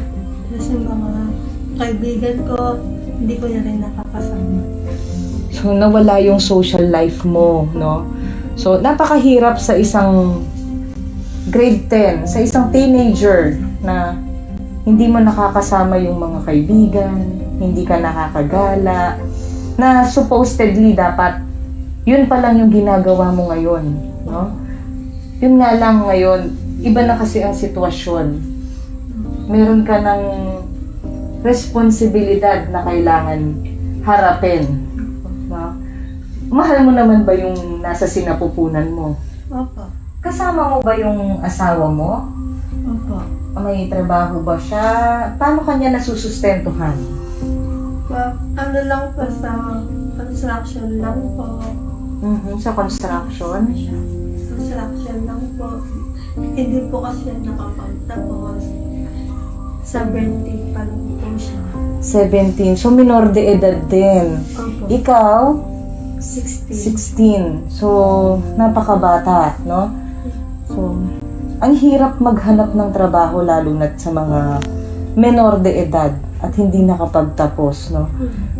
Naitanong ko, magkano yung sahod niya bilang construction worker? Nasa 53. 300. 300. So, ilang beses sa isang linggo na may trabaho siya? Ito po, dalawa. Kasama mo pa ba yung mga magulang mo?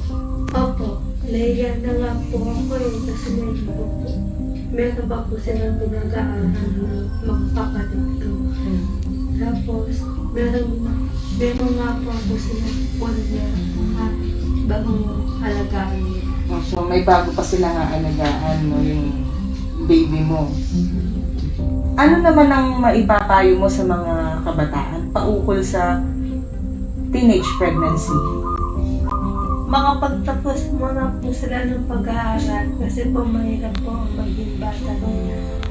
We will not stop in implementing ARH programs that will be beneficial for our learners.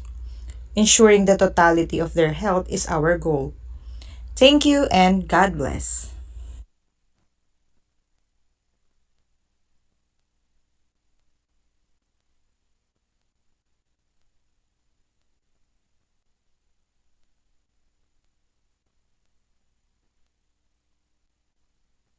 Isn't that awesome? A showcase on one of the aspects of the program implementation in the division. In that portrayal, our nurse Narissa in charge in ARH was able to walk us through on how a program is being implemented in the division. And another virtual clap to our division ARH coordinator, Nurse Narissa Kapili. Okay, so we move on to another part of the program. Another showcase of ARH celebration for today is the poster slogan contest. And it was reflected in the memo. There was a criteria for the contest. And the criteria are the following. Relevance to the theme, it's 50%. Originality, it's 20%. Creativity, it's 20%. And visual impact is 10%. And a video presentation was already prepared to showcase the said contest. And let us request again our ICT specialist, Engineer Eric, to play it for us. Good afternoon, everyone. It is always our advocacy to raise awareness about STI, HIV, and teenage pregnancy. As part of the celebration of the One Health Week Bayanihan para sa Kalusugan okay sa DEPED, sa paaralan at sa tahanan, we opted to conduct poster slogan making contest with the theme STI, HIV, and teenage pregnancy prevention. Since face-to-face is not yet allowed, the said activity was done on an online setup. Though it is online, we still felt the excitement and eagerness of the learners in this activity. Through poster slogan making, the learners had expressed their understanding regarding adolescent reproductive health, particularly STI, HIV, and teenage pregnancy. They have demonstrated vividly their insights through their artworks. The learners also expressed their angking talino, not only intellect but collaboratively with their skills that made an irrefutable outcome of the said activity. And with that, we would like to thank all the participants and coaches for the cooperation and support to our program. Together, let us see their artworks as I reveal the judges. Our first judge, she is a graduate of Bachelor of Arts in Political Science at Far Eastern University, earned units in Bachelor of Law and Master in Public Administration, and currently pursuing her degree in Bachelor of Science in Social Work. She started her career in 2009 in the Department of Social Welfare Development as an area coordinator in the National Household Targeting System for Poverty Reduction, an information management system of the government that identifies who and where the poor household are, and later been a city link. One of her major tasks is to facilitate and promote the conduct of community development activities in coordination with the City Social Welfare Office and partner stakeholders such as Department of Health and Population Commission. She also served as a resource speaker in the Regional Youth Development Session, a regional initiative to encourage a non-compliant high school student to go back to school. Being the eldest among the 3 siblings and with her past experiences, an orphan at early age brings her into a helping profession.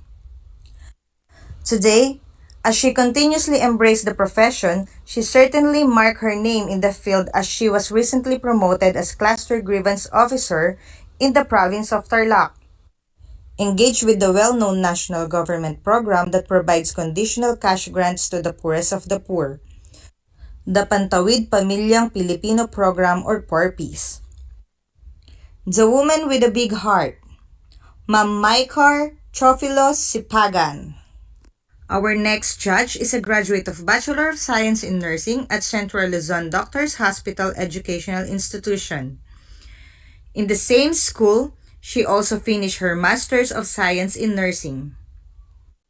One of the pioneer senior high school nurse of DEPED Tarlac Province. She was a former chief nurse of Tiglao Medical Center Foundation Incorporation. Judge in the Best Implementer of Barkada Contra Droga of the DepEd Tarlac Province. She was the Division Focal Person of National Drugs Education Program. Our very own, Nurse Hala Mandal Bartolome. Our third judge, she was a graduate of Bachelor of Science of Business Administration, major in Financial and Management Accounting. With so much concern about health, she also graduated Bachelor of Science in Nursing. She started her career in DepEd Tarlac Province as Administrative Assistant 2 in Personnel and in Accounting Unit. And now, her current designation is Nurse 2. She is assigned in La Paz, Concepcion, and San Manuel High Schools. She is often engaged as a speaker about drugs, adolescent reproductive health, and mental health. She also judged different school activities like Nutrition Month, A1 Child, poster making, and other events. She's none other than the beautiful and a friend of mine, Nurse Risa Marie Montaño Sugitan. And for our last judge, our chairman of the Board of Judges is the renowned teacher, visual artist.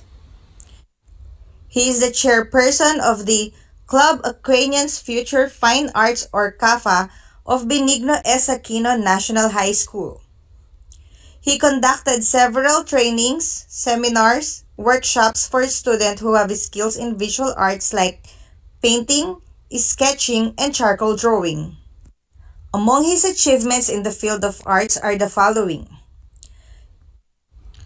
Coach in the National Poster Making Contest of the SWD and DEPED project in 2017.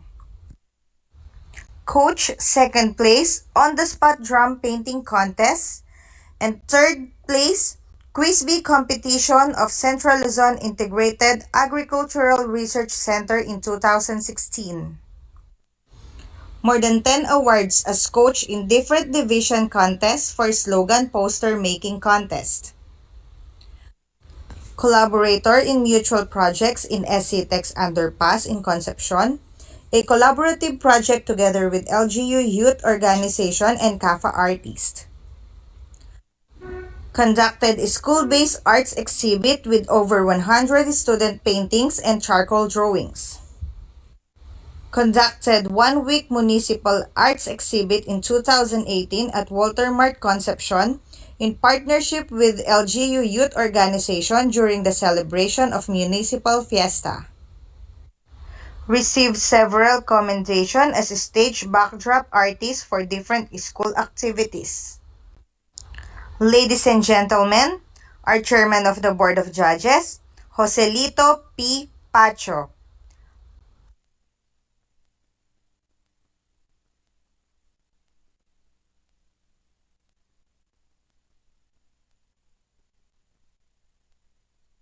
Engineer? Okay, so we have witnessed the announcement of the judges for the said contest, for the ARH poster slogan contest. And they were introduced by our ARH Division Coordinator, Nurse Nerissa Capili. And it's now time to reveal the verdict of the contest, to announce the winners of the contest.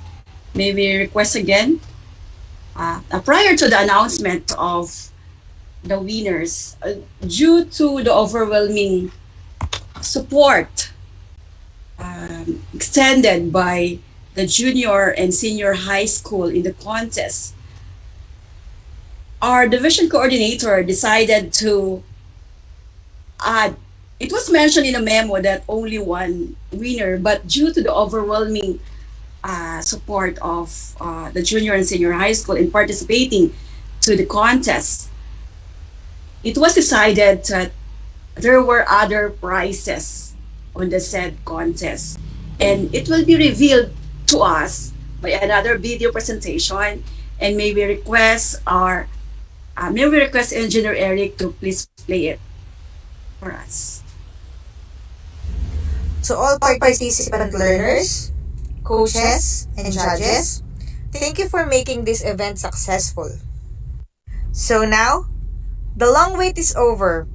Let me announce the champion in Adolescent Reproductive Health Poster Slogan Contest with the team STI, HIV, and Teenage Pregnancy Prevention. He is from Anao Senior High School, coached by Ma'am Ginaline P. Aban, grade 12 student. Congratulations, Rafael Conde.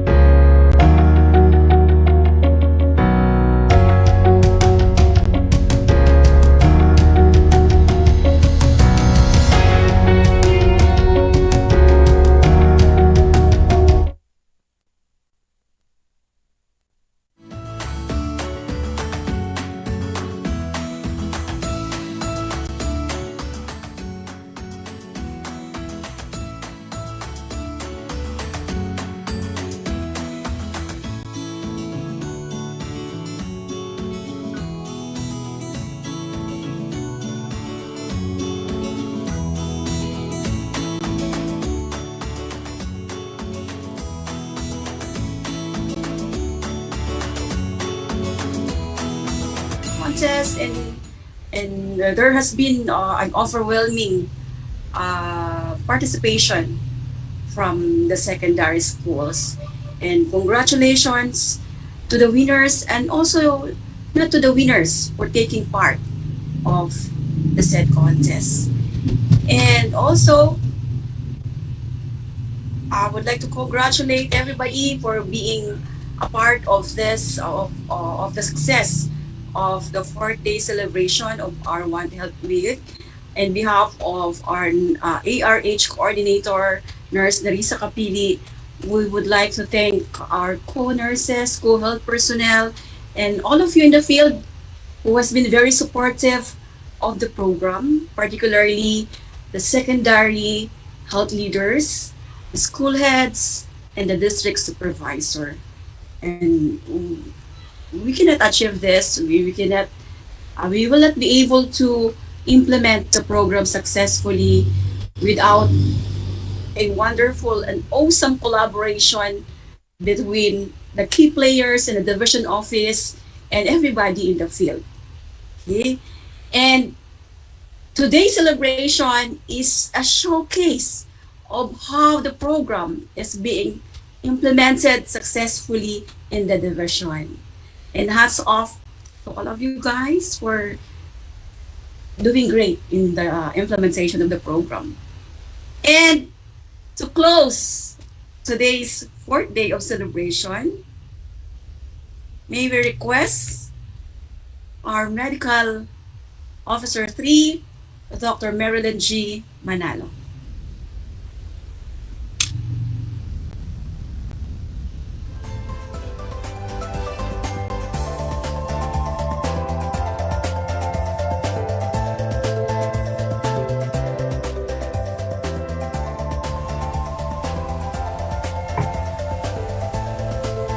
Again, good afternoon po, no? Good afternoon po sa lahat. Congratulations po sa lahat na nag-participate sa One Health Week program po natin ngayon. Congratulations po sa focal person po natin kay Ma'am Nerissa, no? At sa lahat po ng mga health leaders po at mga teachers na nag-participate po sa ating activities, no? Sa lahat po ng mga nag-participate sa poster making contest, congratulations po, at sa nanalo po, congratulations, job well done po, no? Nasaksihan po natin kung paano po yung implementation ng ARH program po natin sa ating division. Sana po patuloy pa rin po ninyo suportahan yung mga upcoming activities po natin regarding po sa DepEd flagship po natin ng ARH, no? Sama-sama po maging konektado po tayo to help bridge our parent-teen communication gap regarding issues concerning adolescent sexuality. Let us all commit and support our learners by providing platforms for them to freely share their thoughts about their reproductive health needs and concerns as they may go through their crucial period in their life. Again po, thank you po sa lahat. Ini-invite po namin kayo bukas ulit para supportahan po yung pang 5th day celebration po natin. NDEP po tayo, National Drug Education Program, kung paano po ang implementation ng NDEP sa ating division office po. Thank you po sa lahat. Stay safe, stay healthy. Good afternoon po.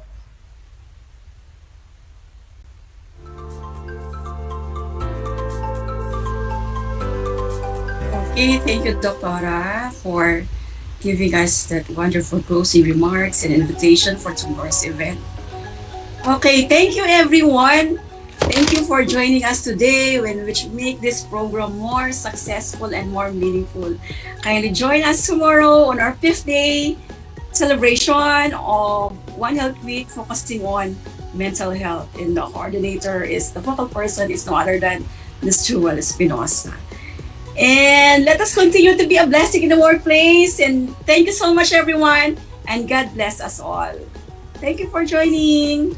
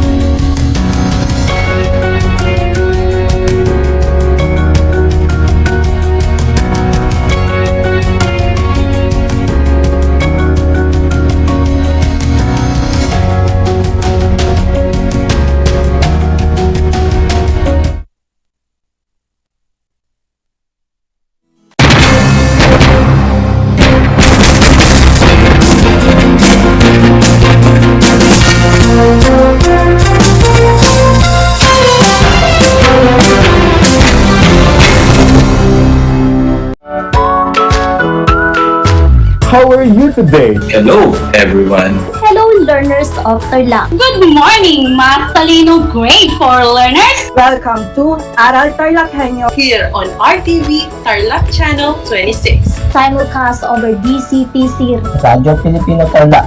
I'm Sir Glenn, your teacher broadcaster. Broadcasting live here at Paniki Tarlac. Remotely here in Concepcion, Tarlac. Live here at Barangay Pedro Elquines, Mayantok, Tarlac. Broadcasting live from Ramos National High School. Your anchor teacher today for grade 9 mathematics. Your partner in education this time of pandemic. Kabahagi mo Radyo Pilipino. Impormasyong may kalidad, serbisyong may halaga, saan mang bahagi ng Pilipinas. On air. On air. Saan mang bahagi ng mundo. Online. Ano mang uri ng pamumuhay. Kasama. Katuwang. Kapinoy. Kabahagi mo. Kabahagi mo. Radyo Pilipino. Radyo Pilipino.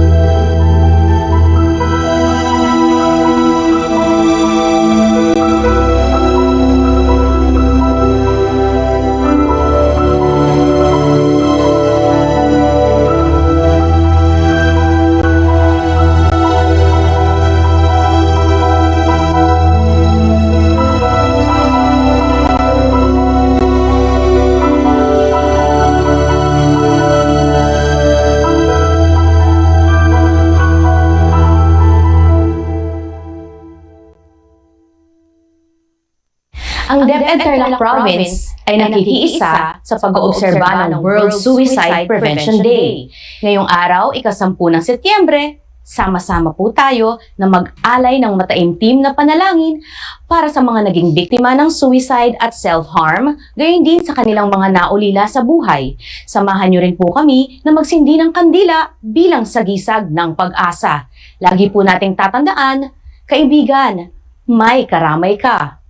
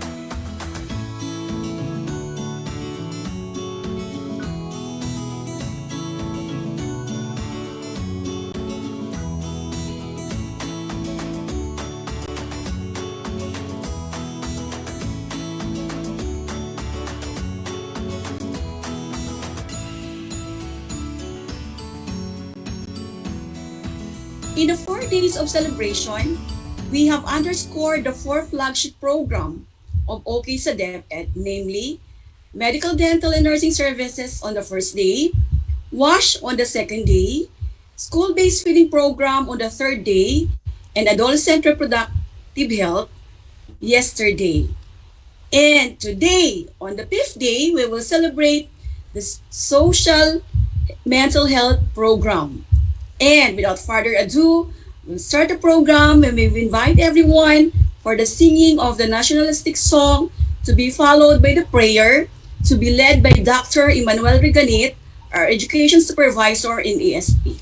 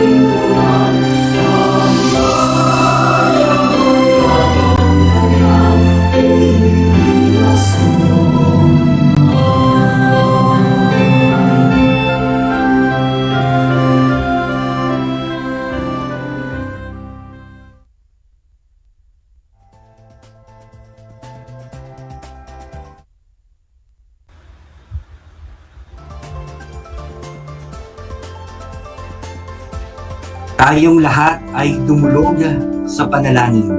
It is impossible to please the Lord and get our prayer without our faith. Na-honor po ng Panginoon ang ating pananampalataya. Kaya dumulog po tayo ng may kalakip na pananampalataya. O Diyos na makapangyarihan sa lahat, kailanman ikaw ay mabuti at tapat. Kailanman, Panginoon, hindi mo kami iniiwanan at pinababayaan, Panginoon. Bagkus lagi po ninyong pinaparanas ang iyong habag at pagpapala sa amin sa lahat ng panahon at pagkakataon.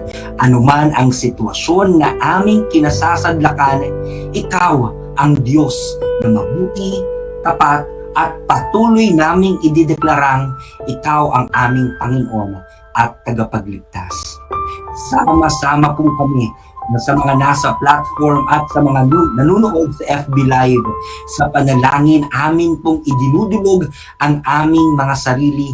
Kami po'y inyong basbasan at pakalinisin upang sa amin pong pagdulog at tawag sa iyo, kami po ay maging karapat-dapat. Hindi po lingid sa iyo, O Diyos, ang aming pong mga pinagdaraanan.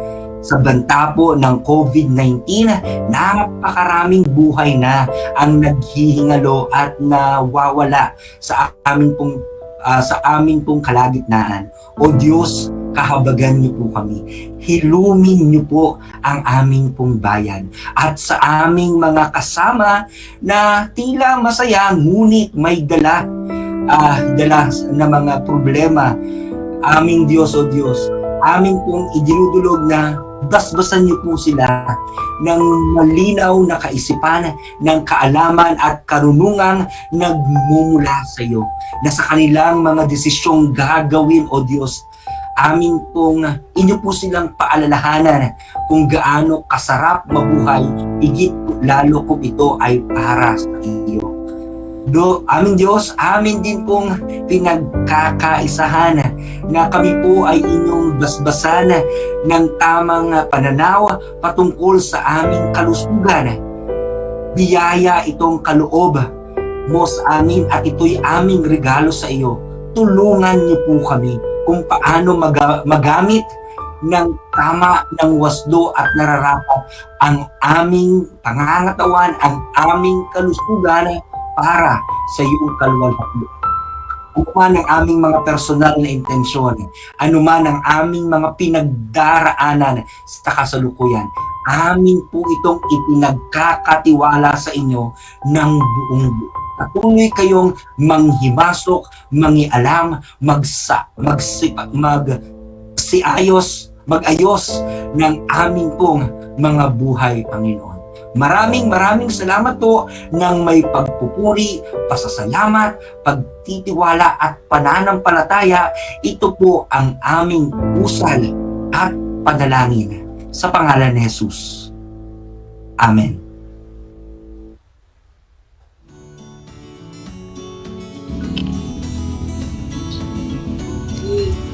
Maraming salamat po sa ating butihing Education Supervisor ng ESP, Dr. Emmanuel Reganit, sa pangunguna po sa amin sa isang napakaganda at napapanahon na panalangin sa ating, lalong-lalo na sa ating kinakaharap na pagsubok. Okay, humihingi po tayo ng 2 minutong katahimikan para po sa ating paggugunita ng ating suicide prevention, World Suicide Prevention.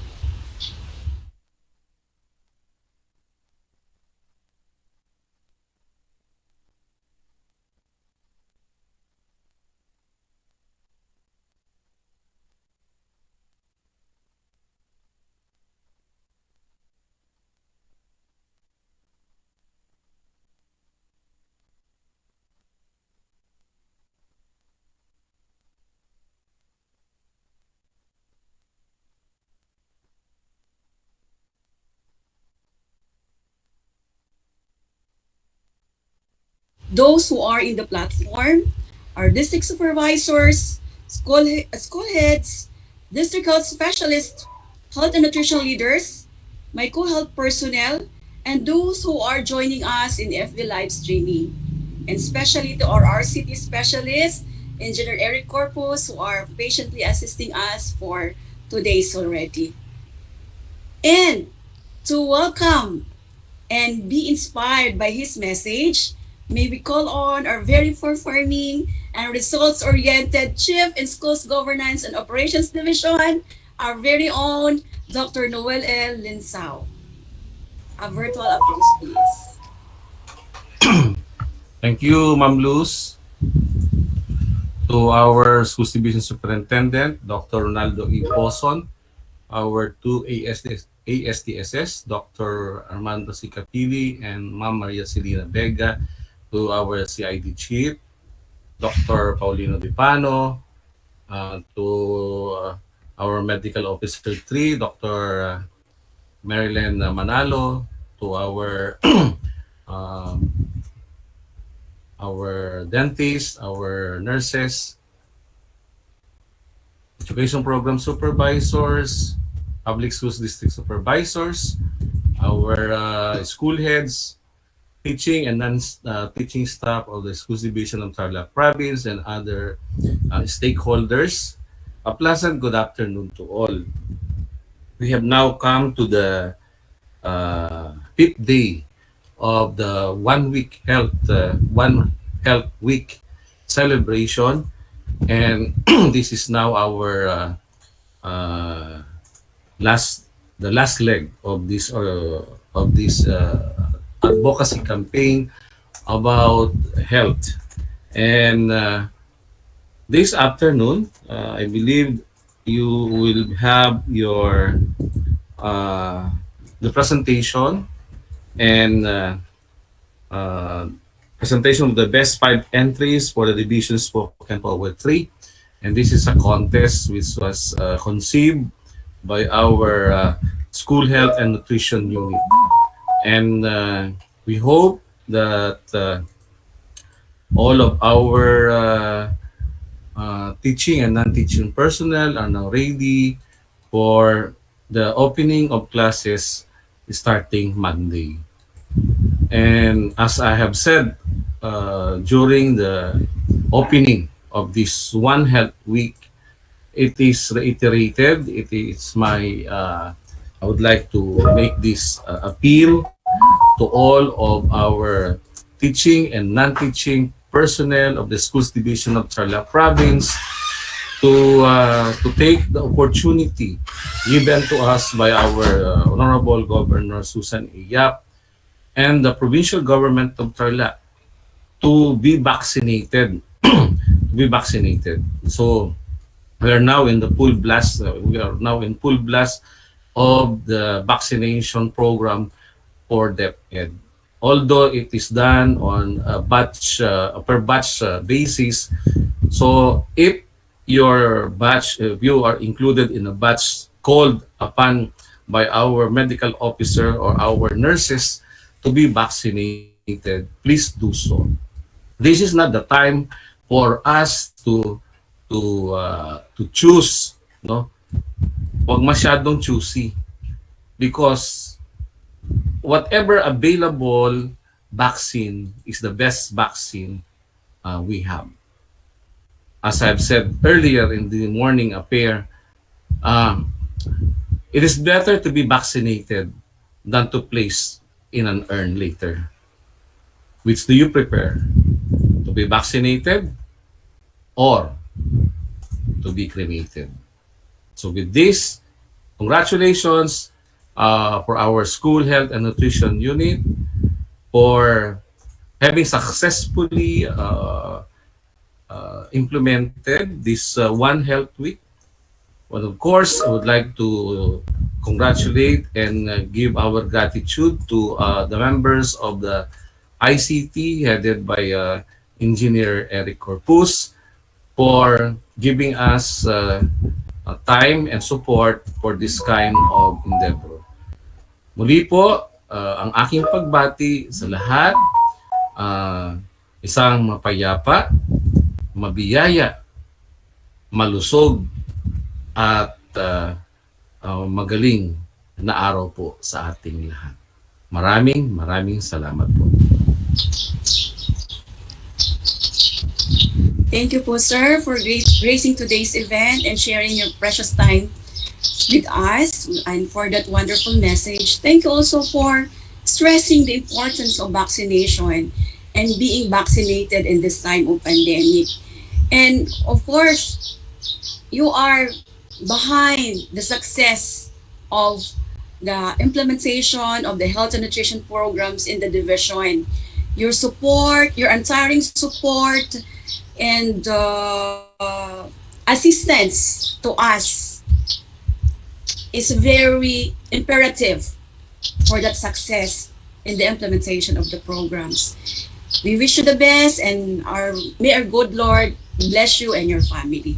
Thank you so much, sir.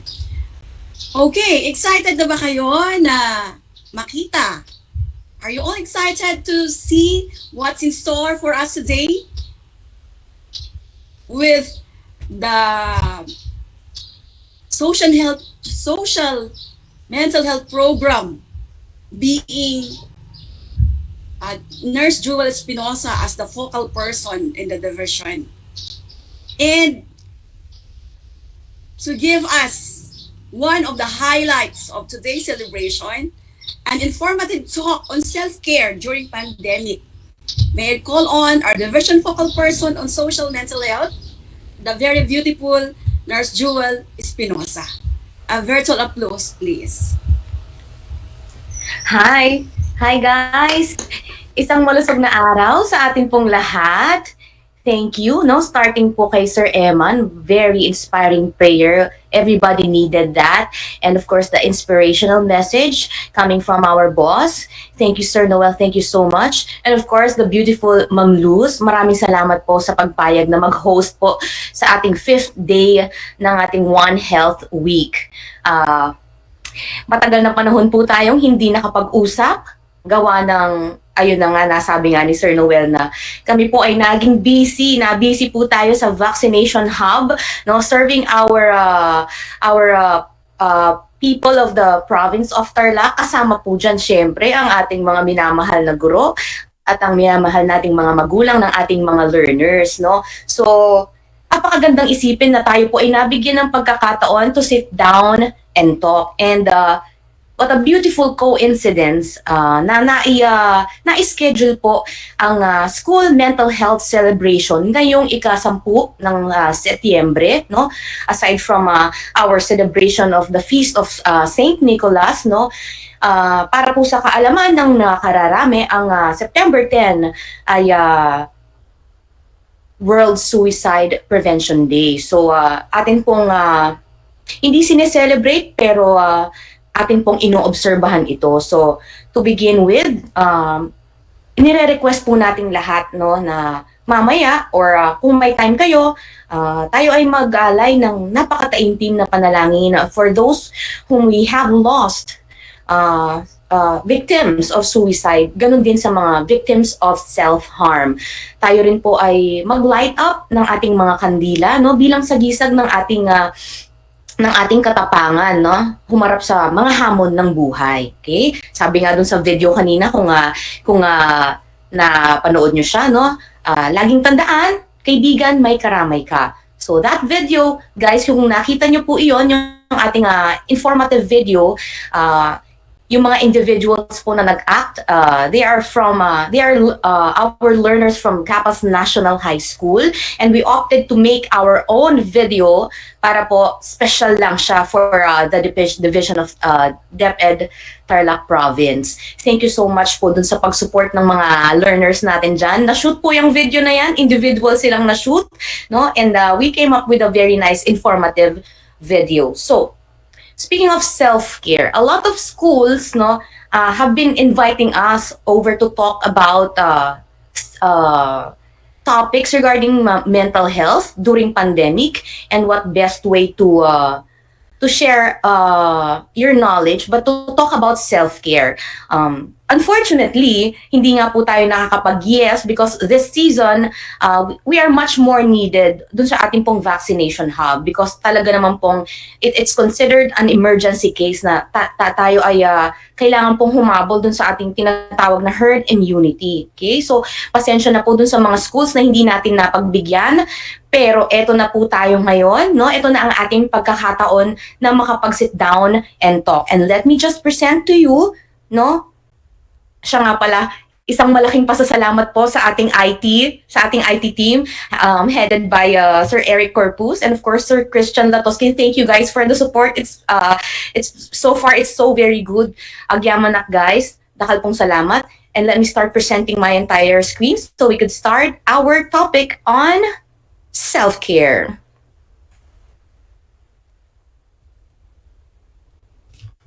Here we go. So, self-care po tayo, no? I-define natin yan. Pero, may we ask everybody, no? Can we take time para kalabitin ang ating sarili? Sa shoulder, sige. For a few seconds lang. Dear self, kamusta ka na? Okay, this is a short topic on self-care in this season of pandemic. Okay. Definition of self-care, very, very, it's quite very self-explanatory, ika nga ng nakararami. Okay? But if you would take a close look dun sa mga words dyan sa definition, marirealize natin na medyo apaka-importante pala ng self-care. No? Having that said, sobrang niyang importante, pero a lot of times, no, very common nakakalimutan na nating gawin. especially for adults, no, sa mga guro dyan, sa mga magulang dyan, no, we have a lot of roles to juggle.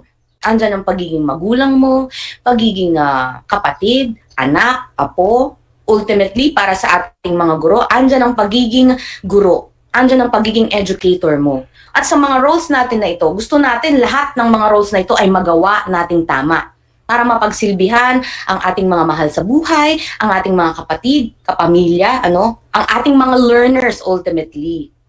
To that point, na nakakalimot tayo dun sa isang bagay na dapat ay hindi natin ipagsasawalang bahala, which is self-care. And when you do self-care, no, check this one, as simple as it sounds, no, many of us would pay a little attention. And this could cause burnout. Alam nating lahat yan. So, nakikita nyo po yung word na deliberately. And when we say deliberately, when you would want to apply self-care, dapat with full awareness yan, no? Dapat you practice it in a manner that is really very well intended and planned. Pag tutuunan mo yan ng pansin, gagawan mo ng oras yan. And deliberately, it's a term, no? It's one of the most important words in this definition. Okay, so we have to be and we need to be conscious of our well-being before we get to achieve through self-care. Now, a lot of people would ask, no, bakit kailangan nating pag-usapan yung self-care? Oo, ano ang kinalaman yan sa buhay ko? Ang dami-dami kong gawa. Okay, why talk about self-care? Sige nga, guys, remember, na pag-usapan natin ito 2020 sa ating mga GAD, sa mga inset po natin. I-remind natin, no, lahat ng mga nandito sa platform at lahat po ng mga nanonood sa ating live, sa ating Facebook page, na remember, guys, you cannot give others what you do not have, what you still do not have, or something that you have already lost. One more thing, a lot of people misconstrue self-care as being selfish. But it's actually very far from that. Opo, bakit? Bakit hindi siya selfish? Lagi natin sinasabi, bata pa ako, dapat tinuturuan na ako ng mga magulang ko na dapat lagi tayong maging mabait sa ating kapwa, dapat lagi tayong magsilbi sa ating kapwa. Okay? Kaya dapat hindi puro sarili ang iniisip, but take a break. Check this out. Bakit hindi selfish ang self-care? Why? Kasi number one, when you pay attention, no, to your well-being, not only physically but mentally, you are not considering your needs alone anymore, no? You would want to reinvigorate yourself so that you can be the best version of yourself for the people around you. At sino ang mga people around us? We have our families, of course, friends, relatives, our learners, our colleagues. Ayan. So when you do that, no, when you reinvigorate yourself, no, eventually, no, everyone around you will definitely benefit from the renewed energy and joy that you will exhibit. Okay, so we have these thought bubbles na makikita ninyo sa ating screen, no? Meron tayong mga thought bubbles na blue in color, meron din po tayong mga green, no? Umpisahan natin pag-usapan yung mga nasa green na thought bubbles. Just like the government's response, no? How other people feel or how they behave, the numbers of infections here and there, no? Other people's decisions, people's thoughts and ideas, the rules and regulations, even statistics and facts. I-review natin to.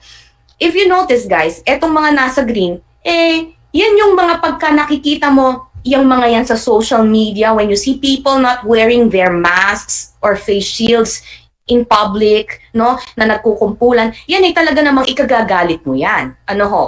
Ang gulo-gulo na nga ng ating bansa, ang dami-dami nang namamatay, tapos tignan mo itong mga ito, nagkalat sa daan, nagkukumpulan, walang mga face shield at face mask.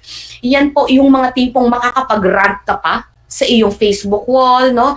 Out of anxiety on whatever is happening around, makakapag-react ka, no? But then, kahit mag-react ka dyan, yan yung mga bagay na kahit ikagalit mo, no?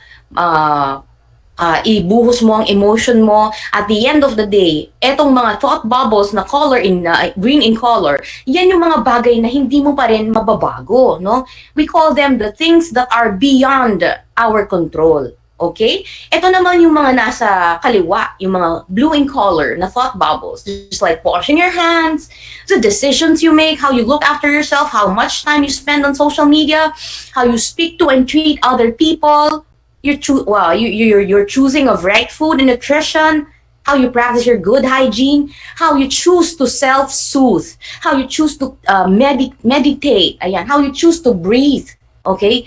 Yan ho ay ang mga things that are within our control. And if you notice, no, part of those things that are within our control ay ang self-care. So it's a very good realization na instead of focusing on things or using your energy, your efforts on things that you cannot control, why not? Especially during this pandemic season, why not focus on the things that are within your control, which includes proper self-care, which includes application of care for oneself.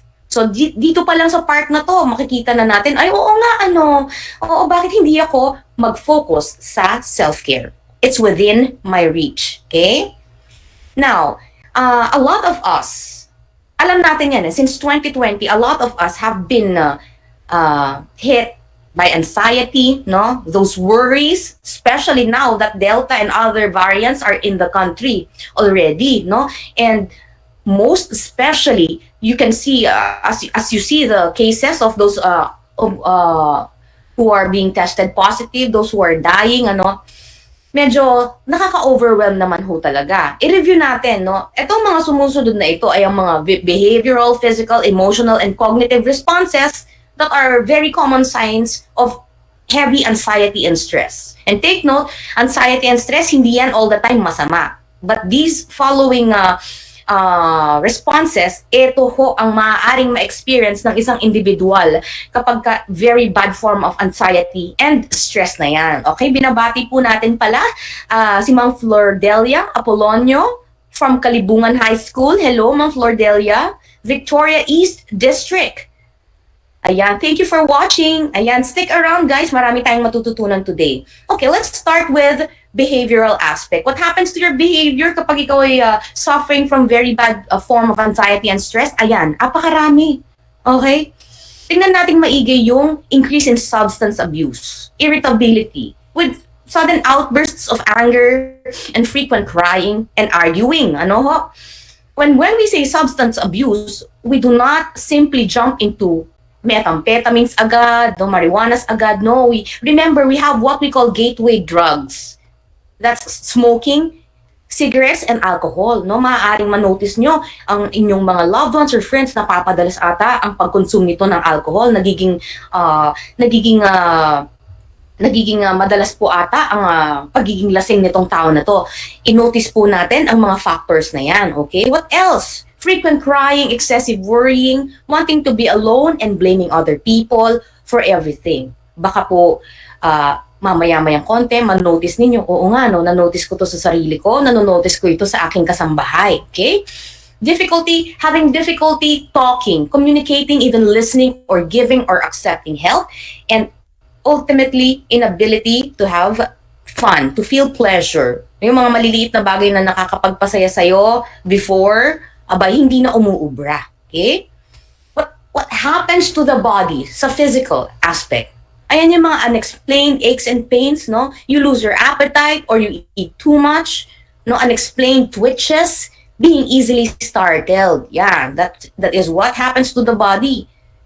Sa emotions naman, this particular slide, we like to call it mixed emotions. Ang daming maaaring maramdaman, no? Andyan na yung feeling mo anxious ka, lagi kang natatakot, you feel depressed, guilty, angry, sometimes you feel heroic, sometimes you feel like sobrang saya mo, invulnerable ka, sometimes you feel indifferent, na walang pakialam sa nangyari sa paligid, but at the end of the day, ma-realize mo na, I am back to my overwhelming sadness. So tingnan ho natin yung mga yan.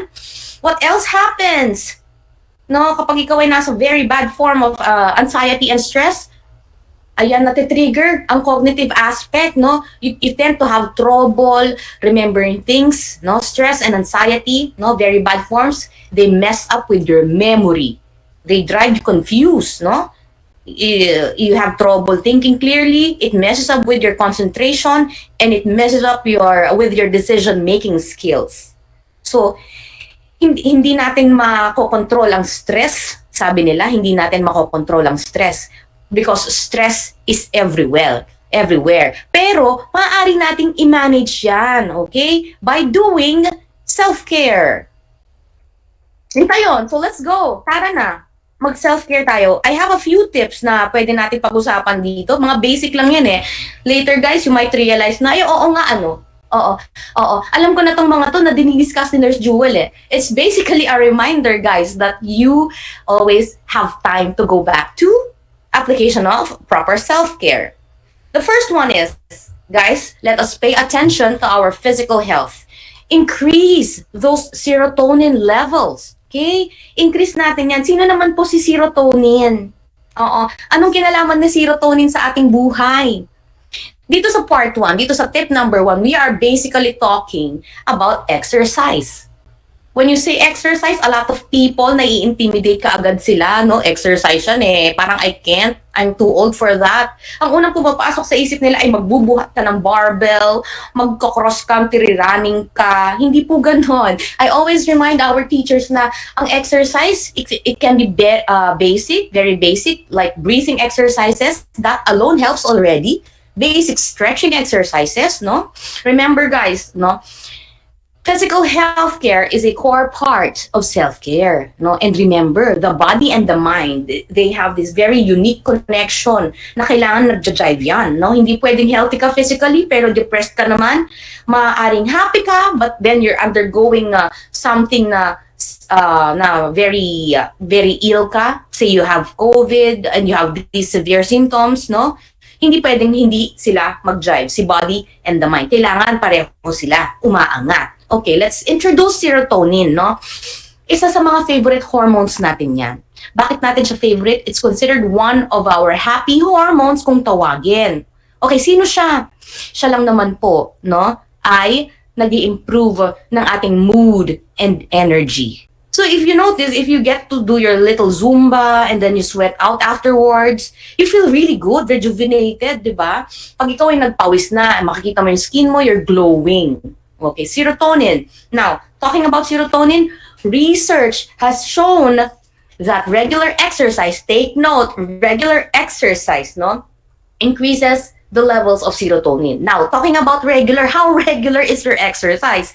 Dito na ho tayo magkakatalo, no? Ipasok natin ang gaano kadalas ang minsan. Baka naman po pag tinanong natin ang ating mga kaguruan, ang ating mga minamahal na mga magulang, mga learners, how often do you do your regular exercise? Wait.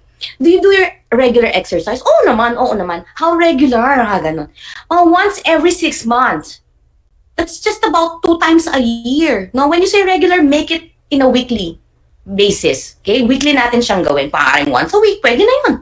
Okay? Sa dinami-dami ng ginagawa natin, at least may 1 day kang naka-allot para sa iyong regular exercise, no? Para mailabas sa ating circulation si serotonin, one of our happy hormones. What else? Let's talk about another hormone. Let's talk about sleep. Matulog ka, sis. Especially mga kaguruan natin dyan. Alam nating lahat na busy kayo. Ang dami yung tinatapos. That you are deprived of one of the gifts na ibinigay sa atin. Sleep. Too many people are sleep deprived. At isa ng mga kaguruan natin dyan. Okay? Hindi na itatanong, no? Marahil nakakalimutan na ang sleep ay isa sa mga process of detoxification ng ating pangangatawan. If you get to notice, pag kulang-kulang ang oras ng tulog mo, namamanifest yan sa kutis mo, namamanifest yan sa muka, namamanifest sa inyong pagdudumi, no? Hindi ka makadumi ng tama, ang skin mo hindi ganun ka-clear, marami kang skin imperfections, lumalabas ang mga breakouts, bumababa ang inyong lumalaki ang eye bags, no? At higit sa lahat, hindi makapag-focus sa anumang activities na ginagawa. Okay? Talking about melatonin, isa sa mga natural hormones na ginagawa ng ating katawan yan. It's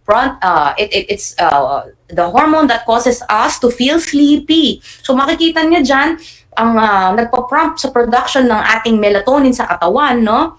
Ang darkness. So basically, pagka dumidilim na, nung unang panahon nung wala pang relo ang ating mga ninuno, pagka nakita na nilang dumidilim na, it's time for us to retire for the day. It's a signal na kailangan na nating ihimlay ang ating mga katawan, rest. Okay? Because dumidilim na, humahapo na. Okay?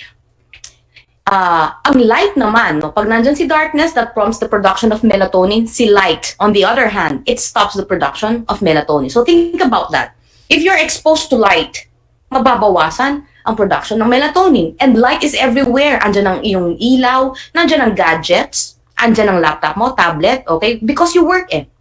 If not, you watch, okay? If not, you chat. Andyan ang blue light. At kahit may mga gadgets tayo na merong eye comfort settings, no, light pa din po iyan. And it stops the production of melatonin. Kaya tandaan natin yan, si melatonin. Ito rin po ay actually nabibili sa atin pong mga drugstores. They come naturally, natural ingredients din po siya. I'm sure some of you who get to travel, yung mga nagta-travel before, no, kung pupunta ka sa ibang country with a different time zone, ito po ang usual na nire-reseta ng ating mga doctors so you could beat what we call jet lag. So sleep. We always teach our children, our learners na, okay class, how many hours of sleep dapat? 8 hours po. Pero hindi natin ma-apply ngayon. So take time to stop what you're doing and give your time to sleep. Rest. So that you can detoxify your body. Ito pa. Ikatlo. Ito, very common question natin mga Pilipino ito kasi hospitable nga po tayo. Hindi ba? Very hospitable tayo to the point na kapag tayo ay may bisitang dumating, ang unang-unang itatanong natin kumain ka na? Nangan kan? Mengan na ka?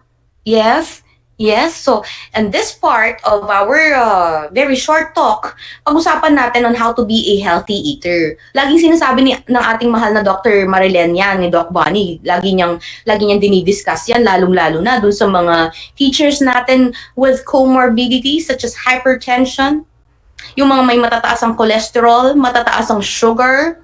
Oo. Unfortunately, ang Philippines nasa Southeast Asia at ang isa sa ating mga staples ay walang iba kung hindi kanin. Opo, meron tayong video, hindi na siguro natin ipi-play. So, a few tips na lang, okay? Question number 1, syempre pag tinanong to sa'yo, do you eat? Of course. Take a look at this. How much do you eat? That you have to ask yourself. How much do you eat? Okay? Third question, what do you eat? Okay? And then, how often do you eat? Yun yung mga tanong natin dyan. From there, everything will follow. I-evaluate natin ang ating mga diet. Now, i-review natin ng very, very light yung ating mga calories, cholesterol, sugar, and salts. Especially sa ladies, you have to listen very carefully. Listen closely.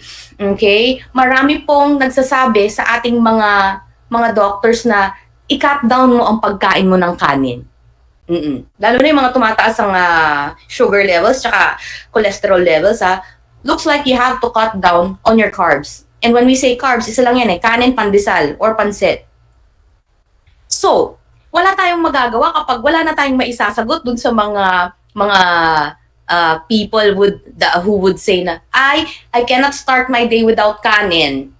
Kanin is the breakfast for champions, ganyan. Kailangan meron akong kanin because manlalambot ako pag wala akong kanin. Yan, applicable yan sa mga may diabetes because they really have to eat their calories on time. Pero kung isa kang normal person, no? Kung isa kang normal person na hindi ka naman katulad ng mga ninuno natin na malakas yan sa kanin kasi mga obrero. Oo, sinasagupa nila ang mga sakahan. So, nagbe-burn ang mga calories na ito. Yung mga kanin nila, nagbe-burn yan.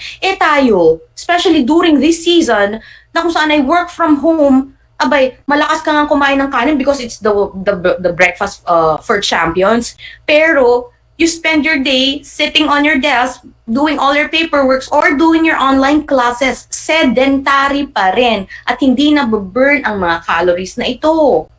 Okay? Also, si cholesterol. Ayan, yan ang mga talagang kailangan natin. If not totally cut, medyo bawas-bawasan. Moderately, ika nga ni Dr. Bunny. Let's talk about sugar and salt. Sugar, mas mahirap siyang i-burn. Isa si sugar sa mga talaga namang pag na-store yan sa katawan, i-exercise mo, kailangan double the effort of exercise. Fat, mas madaling i-burn ang fats kesa sa calories from sugar and carbohydrates. Mas madali si fat na ma-burn. Okay, yung mga mahilig sa sweets dyan, take note of that. And ladies, let's talk about sodium. Oo, let's talk about asin, no? Yung mga mahilig sa mga alat, actually, isa ako doon before. Remember, ladies, if you're very conscious about your figures, no?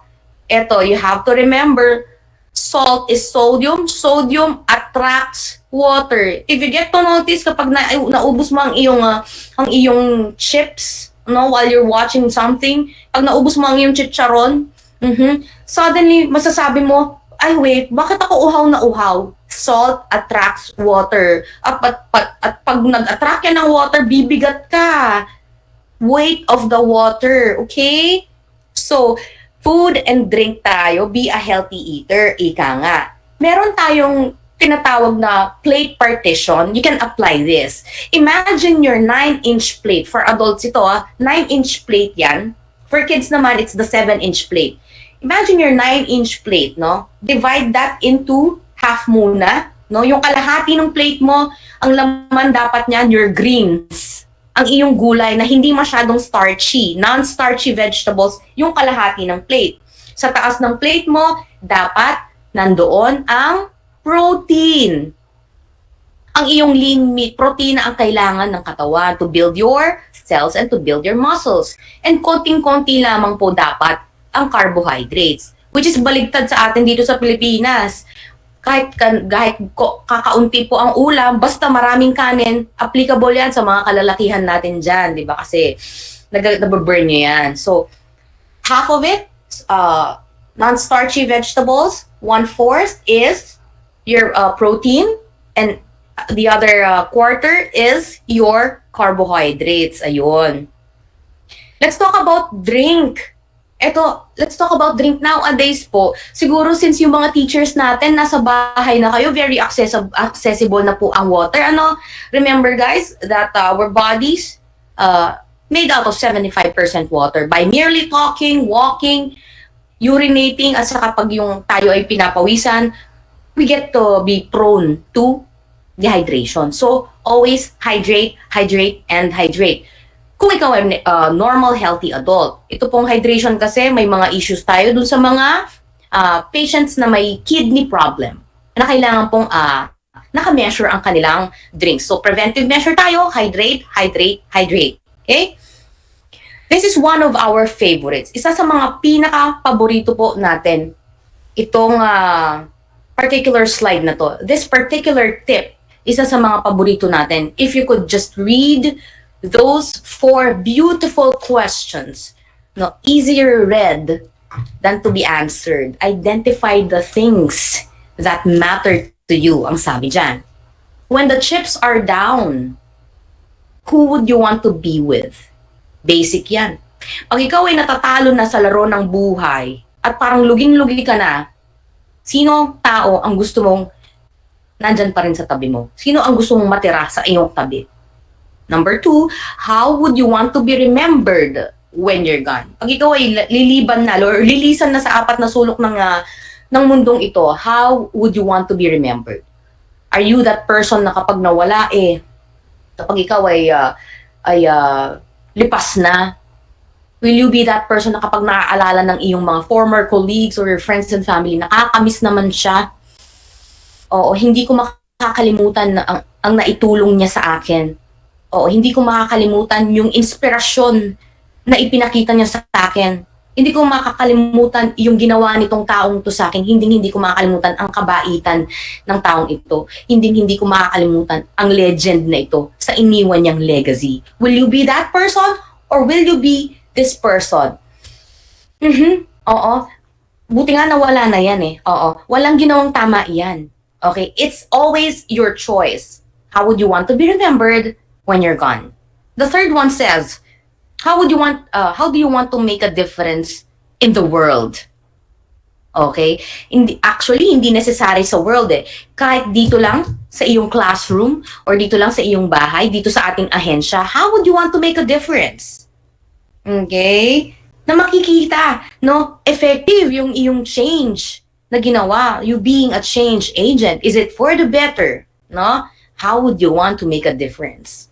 The fourth one, is your pursuit of material wealth worth your strained relationships na naiwan mo on your way to the top, ika nga? Is it worth it? Yung mga titles, worthy ba yan? Or the lost friendships, the broken relationships? Okay. Now, those 4 questions, napakadaling basahin. No? Very easy. Very easy pag unang tingin, but they can be really very challenging to answer, even to practice. Very tough questions. Now, if you get to answer those questions, yung mga answers po natin dyan sa mga katanungan na yan should determine our approach to living. Okay? Yung mga questions na yan, no, definitely, they remind us to spend more time with those you would want to love and be with, and deliberately, ayun na naman si deliberately live your life the way you want to be remembered. Also, ang isa pang point ng 4 questions na ito, in identifying the things that matter to us, no? One point is keeping an eye on our priorities will help us make decisions about how we would want to spend our time. Pasok na pasok si time management. Hindi ko makakalimutan yung nabanggit ni Sir Eman, ng ating minamahal na si Sir Eman Reganit sa isa sa mga RBI sessions niya na all of us as human beings, we are equally blessed with 24 hours in a day. How come some of us, no, parang smooth ang kanilang schedule? How come? Bakit parang disorganized, no? Let's probably take time to check on time management. We have a very nice video dito. Hopefully, makita ninyo. This is one of the very fruitful na at saka productive na speakers in the US sa katauhan ni Sharon Stokes. At meron siyang sasabihing napaka-importante sa atin ngayong araw na kailangan tandaan natin, no?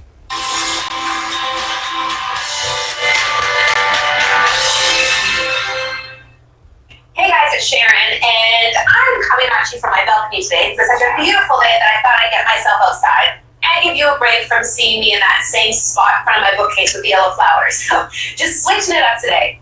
Now, I've had a lot of people ask me if I can speak about a specific topic, and that topic is how to say no. Now, I know this is something that a lot of us struggle with, myself included, so I want to talk about a few things to keep in mind to make it easier for you to be able to say no when you feel like you really want to. Now, the reason why we say yes so much is because so many of us are people pleasers, and we worry so much that we're going to disappoint somebody else by saying no. And there's a lot of us who also feel a lot of guilt around saying no. So I want to talk about both of those things and how we can try avoiding feeling bad in a situation where we know we need to say no for us. So when it comes to people pleasing, first of all, at the end of the day, because you say no to somebody, it's not going to mean they're not going to like you. So I think it's really important to keep that in mind. And if they don't like you because you say no, is that someone you really want to have in your life anyways? So just one thing to keep in mind. But when it comes to people pleasing, it's really important that you understand why you're really struggling with saying no in that moment. You really have to ask yourself what it is that you're afraid of. What are you afraid of by saying no? Are you afraid of rejection? Are you afraid of being viewed as weak? Are you afraid that you're not going to be seen as good enough? Once you can figure out what that basic fear is that you're struggling with in that situation, it makes it a lot easier and a lot clearer for you to make a conscious decision as to whether or not you do want to say yes or no in that situation. You have to ask yourself if that's a fear that you want to hold on to, or if it's a fear that at the end of the day seems pretty unrealistic and you can let it go. So understanding your fear really is the basic thing that you need to know to be able to feel more comfortable with saying no. We also have so many stories in our head about how the other person is going to feel or how they're going to react to us saying no. Why are we putting so much pressure on ourselves when those are just stories in our head? We don't actually know how they're going to feel and how they're going to react. And who's to say that us saying no to them is going to crumble their world? Why are we feeling like we're so important that we're going to ruin their lives by us saying no? What we're actually truly afraid of is crumbling our own world by saying no, because we're worried how we're going to be viewed by saying no. Now let's talk about guilt for a second as well. Because guilt, when you feel guilty, it's because you've done something wrong or something that you feel is wrong. How is saying no doing something wrong? Saying no isn't a moral issue. So you really have to ask yourself why you're feeling guilt for something that at the end of the day, you know you're not doing wrong. In fact, you're probably doing something incredibly right because you're doing something for you. You know that saying no is going to save you a lot more stress and overwhelm because you're not saying yes and committing yourself to so many things. So keep that in mind. If you're someone who struggles with guilt by saying no, ask yourself, how is this a moral issue? How is this something that I really should feel guilty about? And I'm not saying any of these things are going to be easy. It does take work. But just remember that small steps lead to really big results. Let me know your thoughts as always. Leave comments below. And don't... Okay, so ang ganda ng sinabi ni Miss Sharon Stokes, no? It's okay to say no. Okay, a lot of us, no? Especially us Filipinos. Oo, dahil may tinatawag tayong pakikisama. Too many times we say yes to every request in order not to hurt the feelings of others. Okay, most oftenly, tayo po ay natatakot matawag na walang pakikisama, walang silbi, tamad, oo, walang kwenta. Natatakot tayong masabihan ng ganun eh. Kaya lagi tayong, okay, sige, carry, kaya, okay, sure, okay? Now, when you do that, no? When you do this, when we do that, yung saying yes to everybody at the expense of our own health and peace, aba, we are actually going against the principles of self-care already. Remember, ha? Remember, we human beings, no? Tandaan nating maigi, tayong mga human beings, we are very wonderfully made. But we are not robots, no?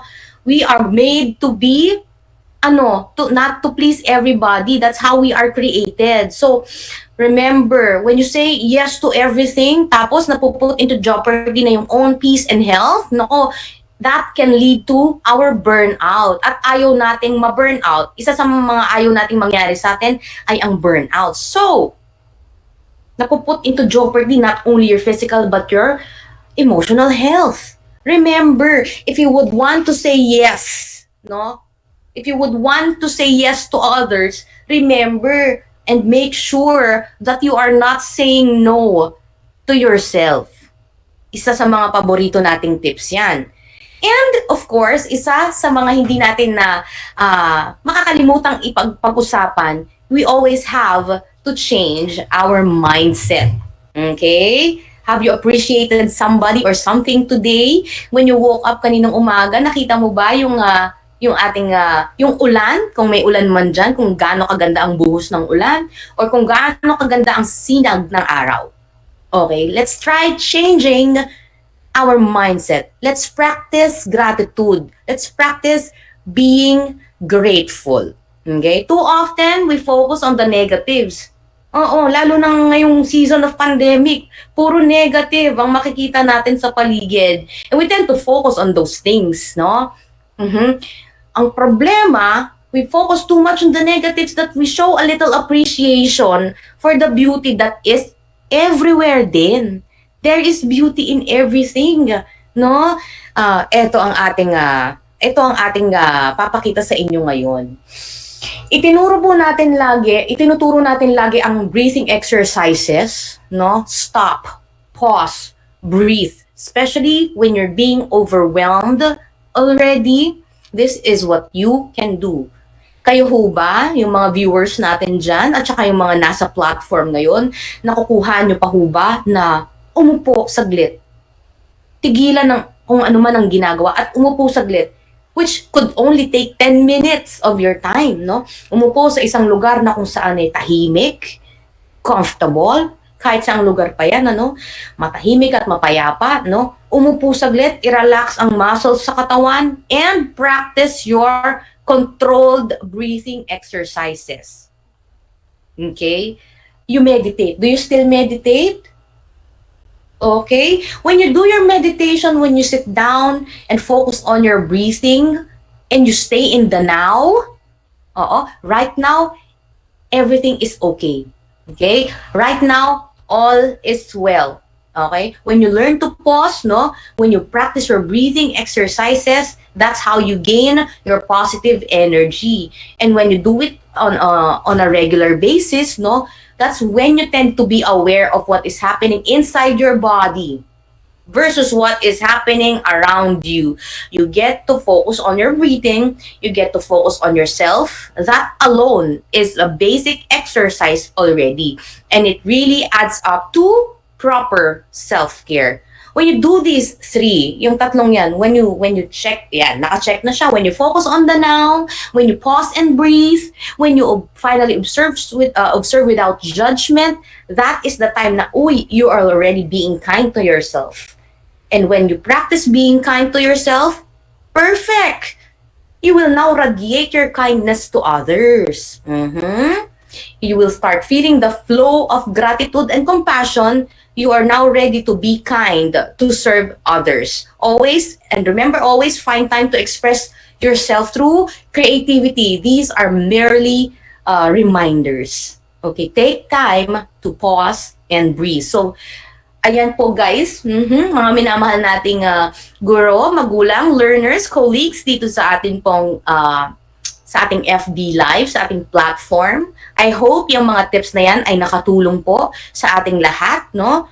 Yung mga reminders natin, no? Sana na-remind tayo na, yes, I get it. It's never too late to go back to self-care pala. It's not for myself. If I love my family, if I love my spouse, if I love these learners, I will take good care of myself first. Okay.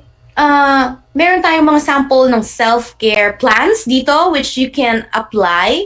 On your left, you can put your name there.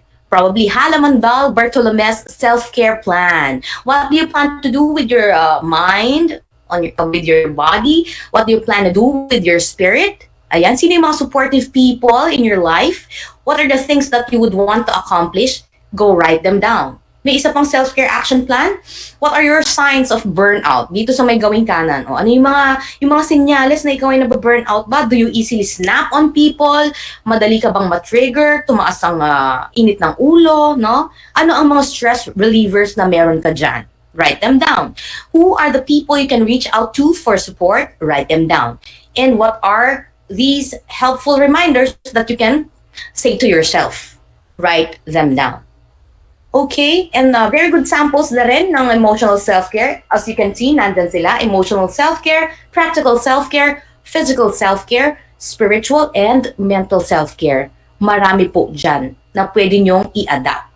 Okay, and that would be all for our mental health topic, which is self-care for today. We would want to leave you with the words from Dr. Becca K. Caring for others is important, but this pandemic season taught us that sometimes by caring for yourself, you're caring for others too. Malusog na araw, agyamanak, dakal pong salamat. Binabati po natin lahat ng mga teachers at ang staff ng buong staff ng DEPED Tarlac Province. And shout out po kay Sir Lazaro Gonzales mula sa Bahay Pare National High School, Candaba, Pampanga. At gayon din kay Ma'am Emma Lopez from Ilog Elementary School, District of Ilog, Division of Negros Occidental. It's nice to see you guys today. Maraming salamat. Malusog na araw. Okay, thank you so much, Nurse Joel. How about a virtual applause to our very beautiful and talented school mental health focal person, Nurse Joel Espinosa. Thank you, Nurse Jewel, for sharing to us your knowledge on self-care. Na-remind ba kayo na, oh, I forgot this aspect of myself? Citing the situation and circumstances that we are facing every now and then, made us realize that there is really a need for the practice and internalization of self-care. In this way, we can always be at our best at all times.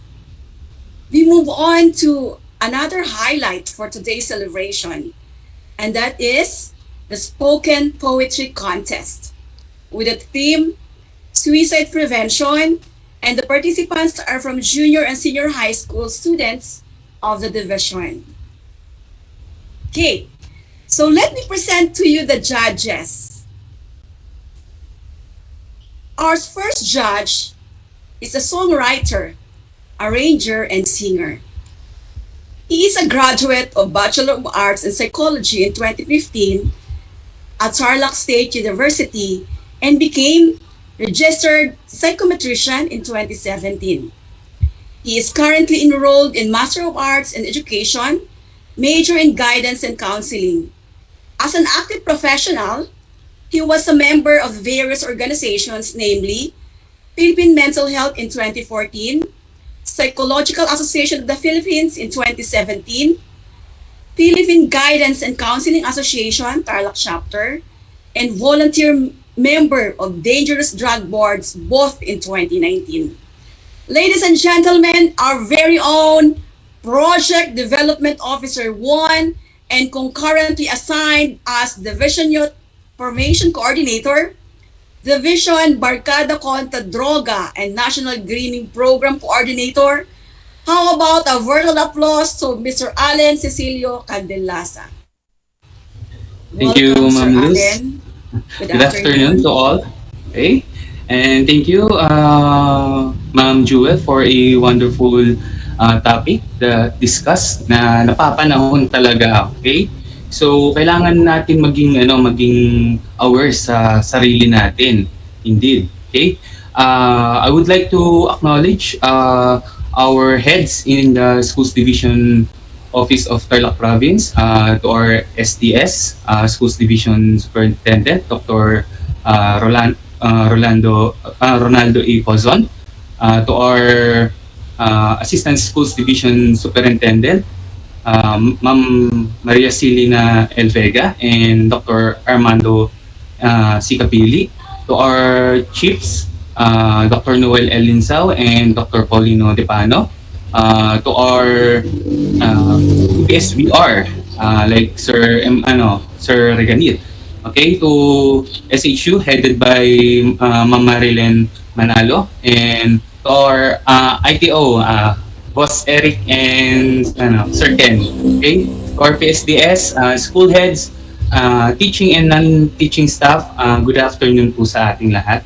Okay, I would like to acknowledge the presence of my co-judge, Mr. Job David Manalang, the Information Officer 3 of the Commission on Population and Development at Cordillera Administrative Region. Bigla ko na lang na-miss mag-Baguio, kaso walang kasamang taga-North na friend. Okay? Kumbaga, dating gawin, pagka pumupunta ako ng Baguio solo mode, maglalakad from terminal to teacher's camp to Wright Park to Mansion, and then Mines View, pababa ako, and then pupunta ako sa market para bumili ng mga pagkain. And then I would like to feel and give myself relaxation and resolve all the conflicts that I have internally and promote my mental health. Okay? At this juncture, I would like to reiterate to our participants regarding the preliminaries or mechanics of of the judging for this competition. Okay. Based on the Division Memorandum 281 Series of 2021 entitled Celebration of One Health Week, okay, school mental health activity with the flagship of spoken poetry with the theme of suicide prevention. Okay, participants are junior and senior high school. Criteria for judging for the spoken poetry will be the content, Sir which Allen, is excuse yes, po. me. I was just about to announce the other judges. Ay, okay, sige po. Okay, Sorry thank po. you so much and welcome for joining us today. Okay po. Thank you, ma'am. And we are glad, we are very glad to have in our midst. We are honored to have him with us. He is from Baguio City, but currently hails in Quezon City.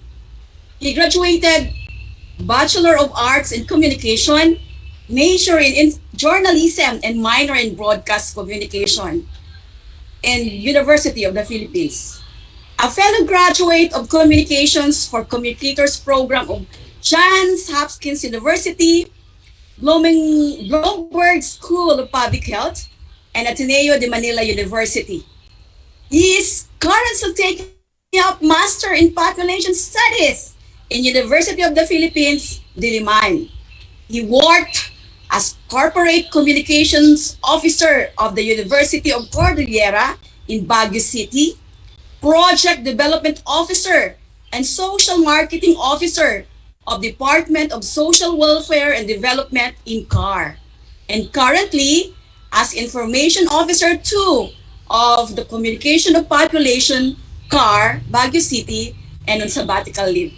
Ladies and gentlemen, our Chairman of the Board of Judges, a virtual applause to Mr. Job David Juarez Manalang. Welcome, sir.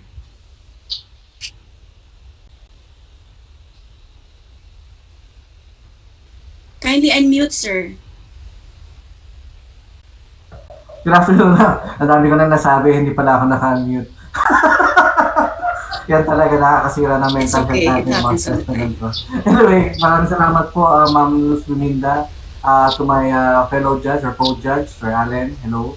Kahit hindi tayo diretso nagkita in person for this judging. Of course, to our officials, deputy officials of Tarlac Province, good afternoon. To my friend, classmate in high school, Nurse Jewel Espinosa, who invited me to participate and judge in this spoken poetry. And to all our teachers and learners, I'm really glad to join you today, even if virtual lang. So, pasensya na po, nasa Baguio ako ngayon with better weather and better friends up here. So, yun lang po. So, we're really glad to see yung entries. Almost 30 entries that we received for this spoken poetry competition. It was very hard to rank it down to 5 and then to rank those 5 for our winners for today. So hopefully we'll see the best of the best for the 5 that we'll be showcasing, and I guess whoever wins really deserves it. Job, thank you so much. Thank you so much all the way from Tarlac. We're sending our virtual loves, Baguio. Yes. As a very good friend, And, Ma'am Luz, siguro continue natin yung criteria for judging. So actually, para sa kaalaman ng nakararami, alam ni Sir Allen to at saka ni Sir Job na medyo nahirapan talaga kami. Allen, alam mo yan. Jo, I was just about to introduce you as one of the judges. Andito na ho ako. Sige, no further ado na. So, pag-usapan lang natin, Ma'am Luz, Job, and Allen, no? Yung mga criteria, i-reiterate ni Sir Allen yan. Go ahead, Allen. Thank you, Sir Job. Thank you, Ma'am Jewel. Thank you, Ma'am Luz. Okay, I would like to reiterate the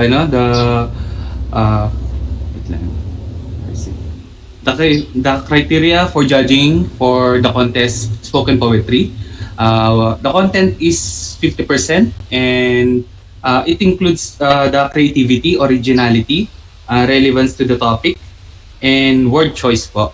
And clarity, the second one is the clarity of delivery, which is 30%. Clarity of delivery includes the diction, pronunciation, and background music is not powering the delivery of speech.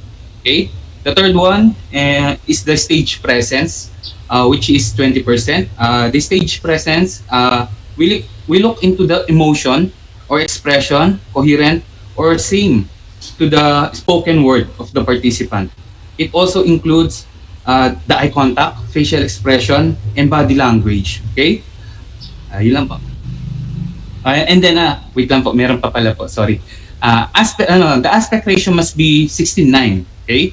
Video quality output must be 1080 pixel and must be 2 to 3 minutes, including the introduction of our participants in their entries. With instrumental or background music if needed, but this is not kabawasan sa points ng entries if may background music sila or wala. Okay? Yun lang po. Ma'am Luz, matanong ko lang po itong si kapatid na Allen. Kapatid, Yes. let me ask you, when you saw the videos, alin yung mga tumatak sa'yo? Kasi I'm going to ask then si Sir Job eh. Ano yung mga naging remarkable sa'yo doon na hindi mo medyo tumatak talaga sa isip mo? Okay. Kasi ako, when I look into mga ganun na entries like spoken poetry or mga jingle or mga music, pinipikit ko muna yung sarili ko kasi I have a condition, synesthesia, which is I can see sounds, I can hear colors. So doon pa lang tinitingnan ko yung yung laman at yung puso ng participant. Kasi kung talaga siya yung gumawa nun, mararamdaman mo siya yung creators, may pinaghuhugutan yung yung ating mga participant. But kung meron siyang coach, it is to improve the like the stage presence and the clarity of speech. Okay? And then tinitingnan ko na yung video nila after. So siguro mga 5 times ko muna pinapanood bago ko i-judge. Kasi ayoko maging subjective. Okay? Kasi ako poet rin ako. Tinitignan ko how the reflection, nire-reflect nung participant yung mga words sa team. Okay? Dapat relevant siya. That's right, oo. Actually, Ma'am Luz, para sa kaalaman din ng nakararami, when I sent the videos to Sir Allen and Sir Job, I gave them time. Sige, take your time. If you would want to watch them over and over again, just to, para mag-sink in sa inyo, go ahead. And matanong ko naman ngayon si Sir Job. Sabi nga ni Sir Job, sabi niya, I think matagal ko nang hindi nagagawa itong ganitong mga level ng mga bagay-bagay. Mga kids po, sabi ko, please don't be harsh sa iyong judging kasi mga kids namin yan. Oo. Ano mo sasabi ni Sir Job doon? Ano yung mga tumatak sa isipan mo upon critiquing the entries? Yeah. I agree with Sir Allen dun sa condition ng paano i-judge ito. Like, multiple times. Hindi mo pwedeng upuan ng isa lang. There were times na siguro I ran through yung final judging, like sit down isa, then walk away, sit down again, walk away. Just so, ma-clear out lang yung yung ideas on yung preliminary na na perspective mo na outputs. But then, actually, yung judge a spoken poetry competition before siguro mga I guess 2 years ago, but that's in Region 1 sa San Fernando City. And I think nagka-catch on na tayo dun sa what is really yung patterns and trends nitong spoken poetry as a genre of presentation of performance. And yung mga bagay na napansin ko was that, yung emotions, they were trying to really pull out emotions from yung written work nila. Rhythm was really nice. Ang ganda ng rhythm ng mga bata, and I think, sabi ko nga, ano ba ito, makikipaglaban ba kay Eminem itong mga batang to? Bakit bakit may gantong rhythm? And it was really nice na talagang They know where to pause, they know where to carry on, dire-diretso, where the rhymes are, where they're supposed to hold yung mga emotions and all that and drag it on. Magaganda mga bagay. And syempre yung video quality, it did not really make a big factor in the video quality. Of course, they have to work with what they have. Pero as much as ang nakikita ko lang is did they make an effort to at least clear out yung kanilang backgrounds, make yung proper lighting siguro at least, na hindi sila nasa dilim and all that. And I think there are a lot of ways to improve pa yung kanilang outputs, but it's already good for them to start na not knowing. Hindi ko alam ang age ng mga bata na we're performing, but you can see na there is a level of maturity and growth na potential doon sa mga bata ito, and I really want to see them try harder and further dito sa spoken poetry na performance art. Thank you so much. Thank you so much, Job. Oo. Guys, hindi naman po tayo kukuha ng magja-judge ng ating spoken poetry, no, ng basta-basta. Kailangan ng magja-judge ay isa ring artist, no, na inclined din sa poetry, no. At ang poetry ho kasi, maraming genre yan. So, isa sa mga pinaka-special na genre is the spoken poetry itself. Ma'am Luz, i-explain ko lang sa'yo ang experience ko nung ako naman nang nanood ng mga videos ng ating mga learners. Guys, Alan, where's your video? Sige, gusto ko makita ang facial expression mo ang reaction mo dito. When I watch, no, syempre isa-isahin namin yung mga yan. Preliminary, sasalain muna, no, until you come up with, you know, your top 5 best, yung mga best 5 mo.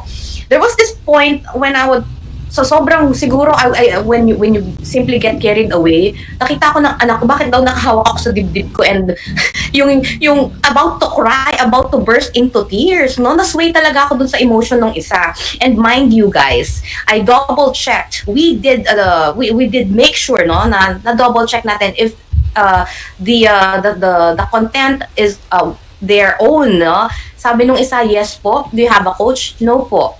Wala pang coach yan, sa lagay na yan. And then, para sa lahat ng mga nag-participate na learners and coaches, asahan po nila na everyone, no, all of you makaka-receive po ng inyong certificate of participation respectively. Okay? Pati ho yung mga, so ang gagawin natin kasi today is i-represent natin yung best 5. Ang best 5 ay makaka-receive definitely not only certificate of participation, pero syempre certificate of recognition din yan. Top 5 to the champion. At ang kagandahan nito, syempre may pa-cash prize tayo. Yung ating grand champion makakatanggap yan ng 3,000 piso, 3,000 pesos, no? Kaching-kaching, yung ating namang second placer, syempre, 2,000 pesos. And our third placer, Ma'am Luz, makakatanggap yan ng 1,000. Okay, so guys, Kapatid Allen, Kabsat Job, so paano? I-announce na ba natin ang 5th best? Okay, allow me guys, alam mo, i-represent ko kayong dalawa. I'm so proud to represent our 2 judges. Sir Eric, thank you so much. Ready na tayo. Dumadagundong ang ating top 5 winner for our first ever divisional spoken poetry. Ipa-play natin.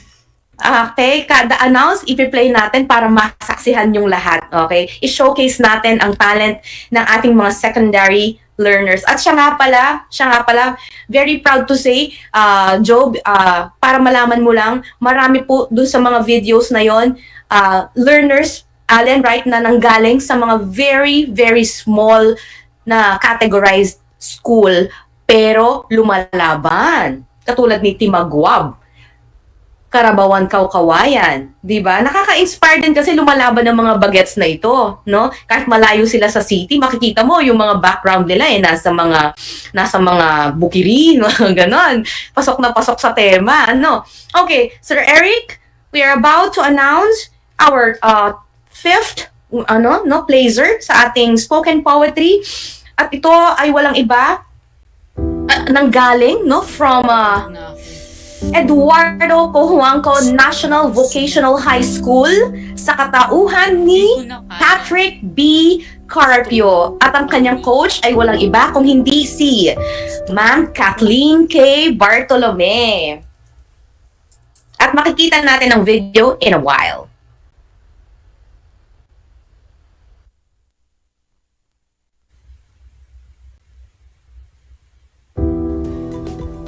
Pagod na ako.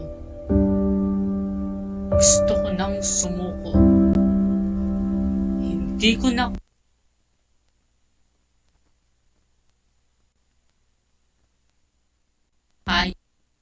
kaya. Gusto ko nang magpahinga. Gusto ko nang tapusin ang laban. Pagod na ang aking katawan, gayon din ang aking isipan. Sobrang bigat ng damdamin, parang nauubusan na ng hangin. Nakakulong sa sariling isipan, depresyon ng aking kalaban. Gusto kong makawala, ngunit ako'y nangihina. Mga kamay ko'y parang nakagapos. Gusto kong sumigaw, ngunit boses ko'y bawas. Gusto ko na lamang ng lahat ng ito'y matapos. Nais ko na lamang talikuran ang aking mga pangarap at abutin ng alapaap. Sa aking pagsuko, alam ko ako'y talo at ang aking depresyon ang panalo. Patawarin ako nawa ng mga taong sa aking sumusuporta. Patawarin ako nawa ng Panginoon na sa aking lumikha. Sapagkat ang isang katulad kong mahina ay susuko na lamang bigla. Ito ang sigaw ng aking isipan sa tuwing ako'y nababalutan ng kadiliman. Sa puntong ito, hindi lang depresyon ang aking kalaban, kundi pati mismo ang aking kahinaan. Kaya kailangan kong maging malakas upang maging maganda ang wakas, o magpapanil lang sa sinasabi ng isipan. Kaya ko ito, tuloy lang ang laban. Magtiwala lang sa sariling kakayahan kung kinakailangan. Magpahinga ng panandalian. Pagkatapos ay bumangon muli upang abutin ang dulo. Mag-isip sa pamamaraang positibo, hindi sa purong negatibo.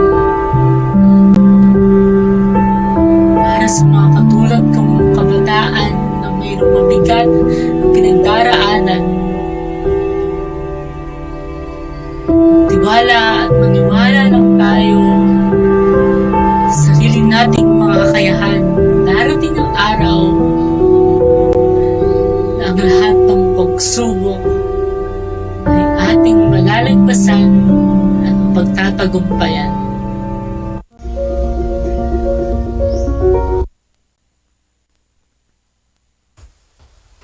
So there you have it, our 5th placer. Thank you so much, Sir Eric and the IT guys. No, congratulations once again, Patrick B. Carpio from Eduardo Cojuangco National Vocational High School. Are you guys ready to find out kung sino nag 4th place para sa ating first ever divisional spoken poetry?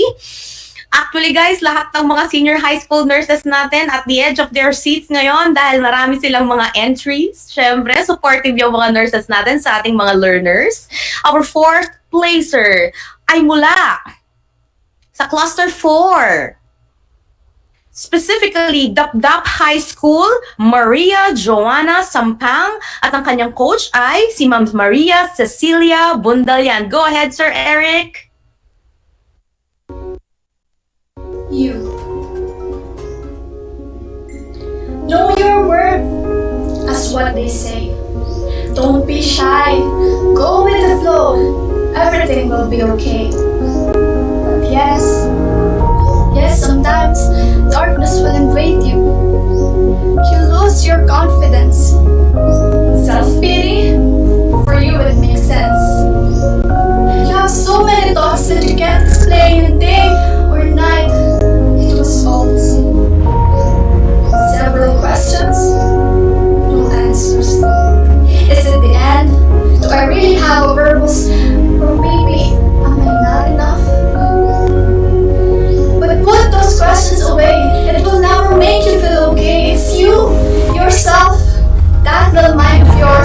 several thoughts inside either fixes or destroys. But what's the point? What's the point of making yourself suffer with those overthinking and what ifs? Doesn't make any sense at all. Yes, there are triumphs, struggles, and problems in life. However, in this battle, you're not the only warrior. You can ask for help. But if you feel like it was you against the world, there He is. You can seek God. You can talk to Him. You can pray. And when you see even just a glimpse of light, embrace it. And it will turn darkness into new beginning. Everything happens for a reason. Don't jump into conclusions. You're free. You're not in prison. You are special. You are loved. And you are His creation.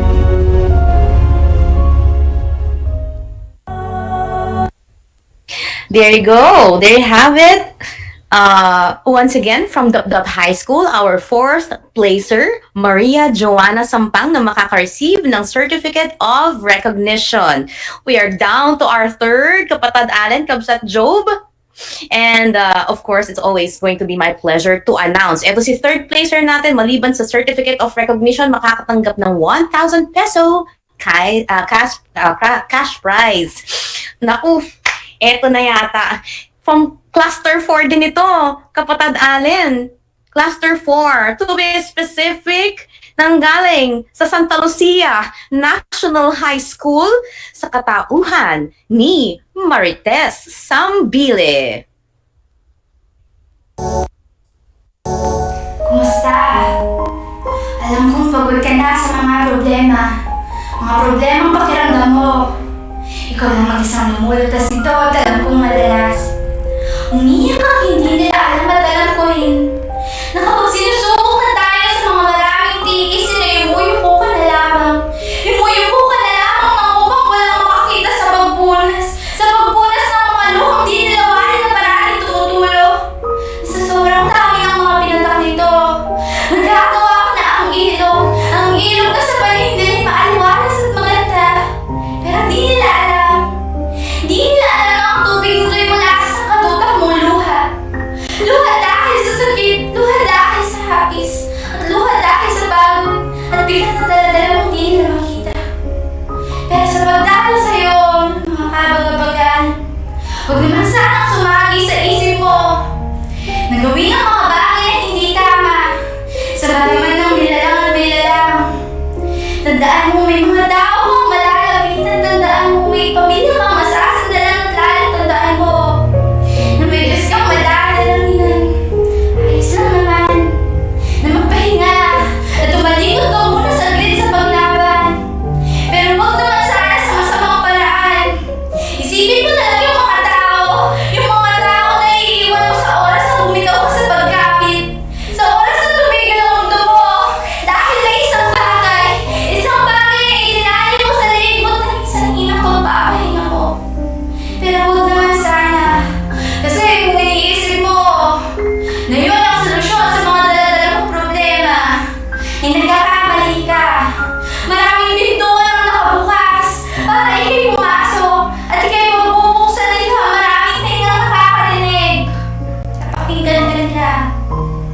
Pero pag pagod ka na, maaari namang tanggalin mo muna yung suot-suot mong maskara. Alisin mo muna yung maskara na hindi yan nakikita nila dahil ikaw mo lang magpahinga saglit. Ipuhos mo lahat ng luha nang sa gayon maalis lahat ng sakit. Magkwento ka. Dahil handa akong makinig, magsabi ka lang dahil handa kitang payuan. Bukas ka lang. Dahil handa kitang yakapin at lagi mong pakatatandaan. Mahalaga ka. At hindi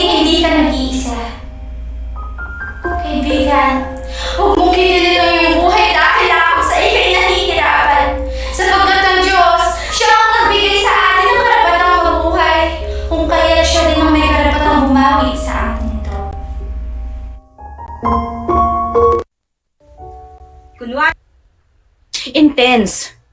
Hindi ba, Kabsat Joe? Intense. I'm sure, Kabsat Allen, Kapatid Allen, lahat ng mga nanonood ngayon ay medyo nakahawak na sa dibdib.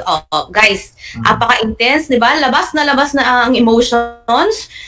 Once again, that's our very own Marites Sambile from Santa Lucia National High School, our third placer. Binabati natin yung mga viewers natin sa ating Facebook Live. Nandyan si Sir Adi Domingo from Santa Ignacia, Ma'am Jusel Antonio, Ma'am Celia Tanglao, still watching. And we have a learner who's watching, Piolo Joe Sarmiento. He says, good afternoon po, watching from Anastasio G. Umol High School. We're down to our second placer sa ating first ever divisional spoken poetry. At cluster 4 na naman ata ito, kapatid. Okay, huwag na natin patagalin pa. Mas pa-intense pa natin ang mga ganap. Ang ating second placer ay mula sa Anastasio G. Umol High School, kaya kaya ni Piolo Joe. At ang ating winner ay si Christine Itiam Gon. Ang coach niya ay Maria Athena Gal.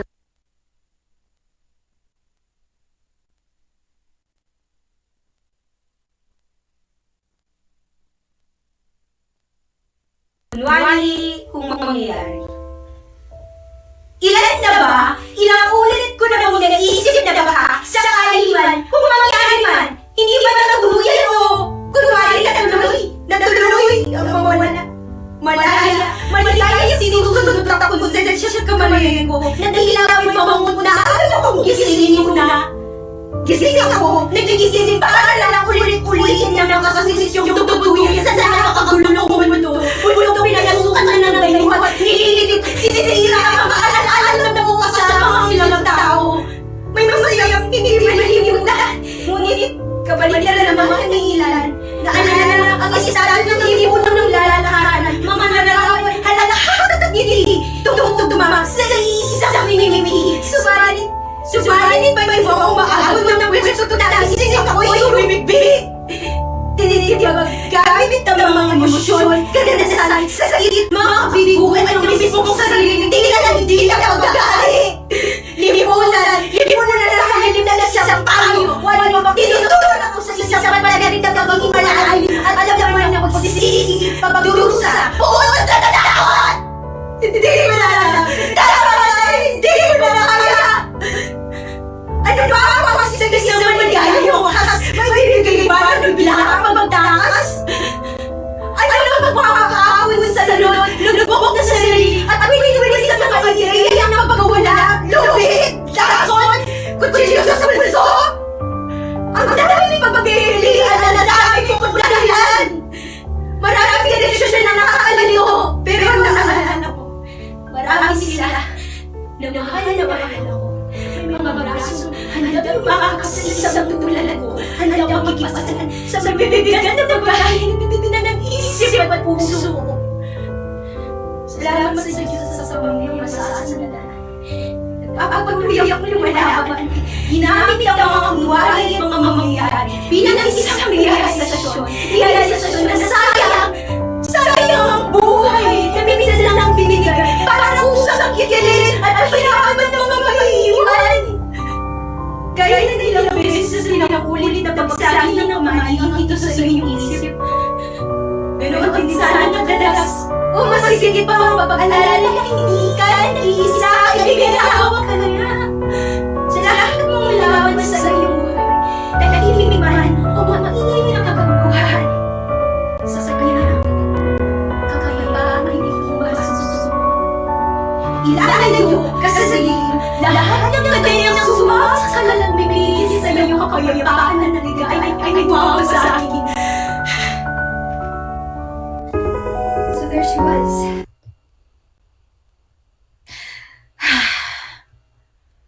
Isang buntong hininga para sa ating second placer.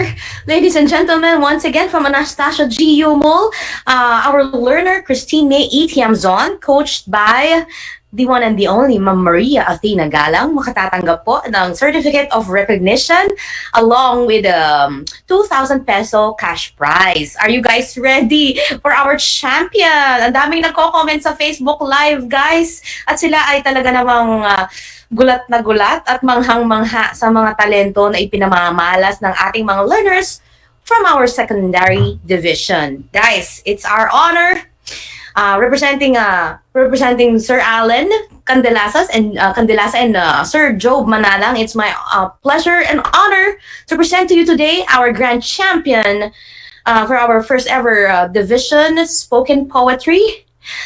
Okay, mag-drum rolls na lang tayong tatlo. Eto na. Okay? So, sa lahat ng mga supporters nito, walang iba from Benigno S. Aquino National High School, mag-ingay para kay Jean Leslie D. Feliciano, ang kanyang coach ay si Ma'am Judea P. Gamundoy. Go ahead, Sir Eric.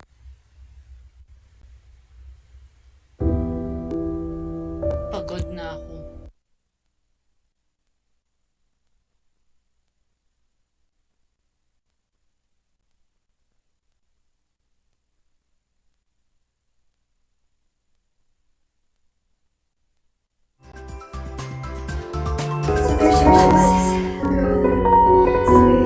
Closed the windows, locked doors to prevent anyone from sitting in.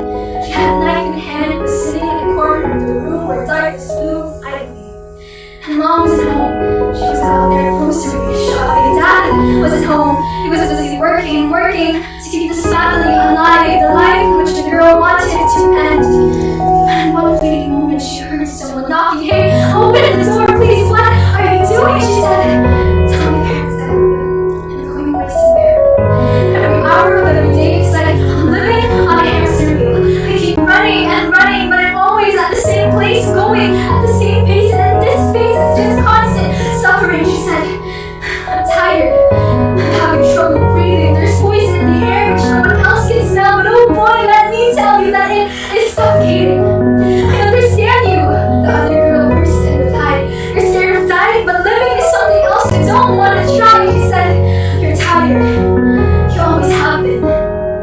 Insomnia kicks you out of bed at night, convincing you that you are nothing and you are cold.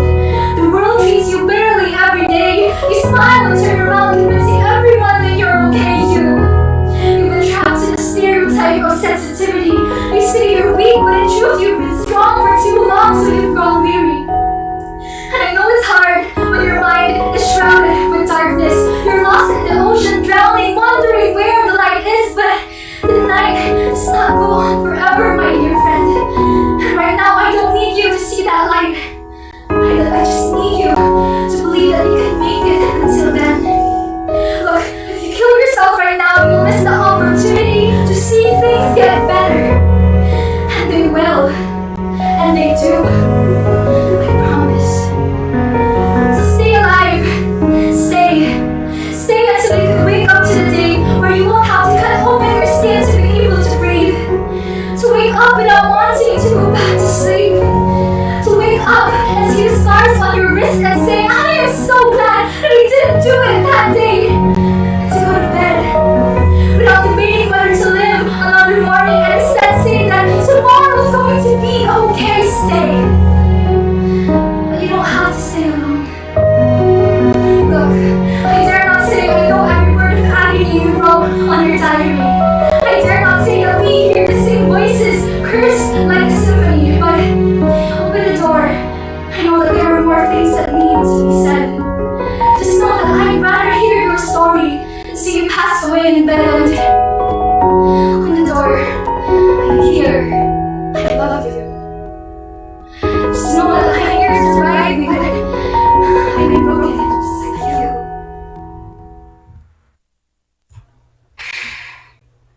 Okay pa ba tayo, guys?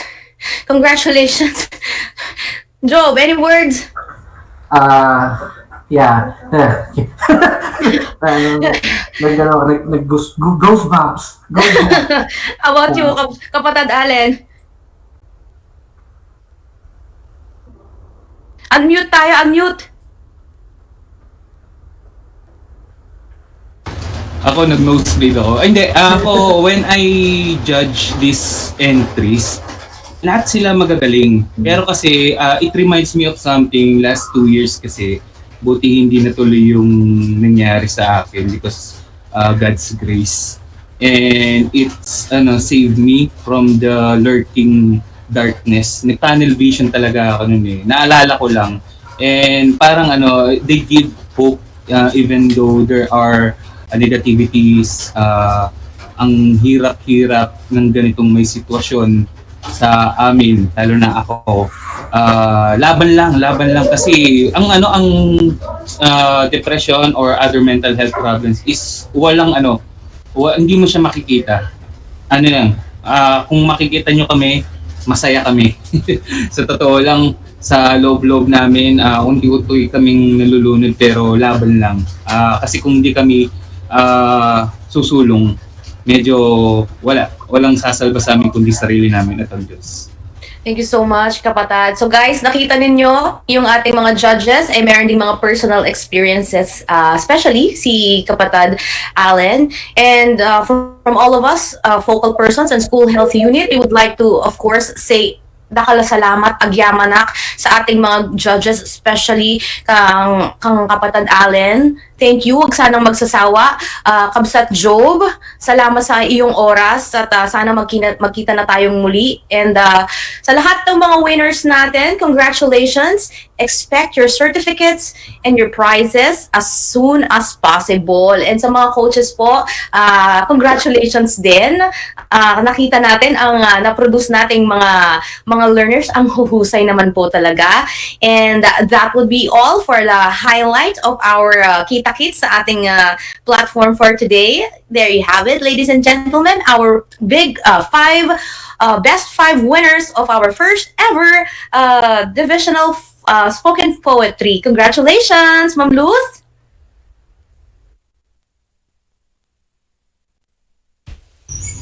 Oh yeah. Thank you so much. That is a wonderful showcase of talents of our secondary students in the first and the division first spoken poetry contest. I'm just wondering who wrote the poems. Maybe they could raise it to the next level. And they could Mahuhusay, di ba, Ma'am Luz? Mahuhusay. Own compositions to start with. Nice. That's nice. That's nice to know. And they will they can raise it to the highest level, and they could compile their poems and publish it in a book. At bilang poet ka din, Ma'am Luz. Alam mo yan, yung mga ganyang mga galawan. And I appreciated it very much. And one of therapy, especially for those depressed people, is writing poems, indulging themselves into poetry. And that's one of the diversional activities, really. And that contest really showcased that it is one of the ways that we can address if we are facing something like Sir Alan told us a while ago, if we are depressed and if we are indulge in something that we could not address of. So one way of addressing that is in the form of poetry. And I also learned that Sir Alan is an arranger. Maybe we could collaborate someday. Ma'am Luz, mukhang may pahabol yung ating hepe ng ating mga inampalan, si Sir Job. Oo.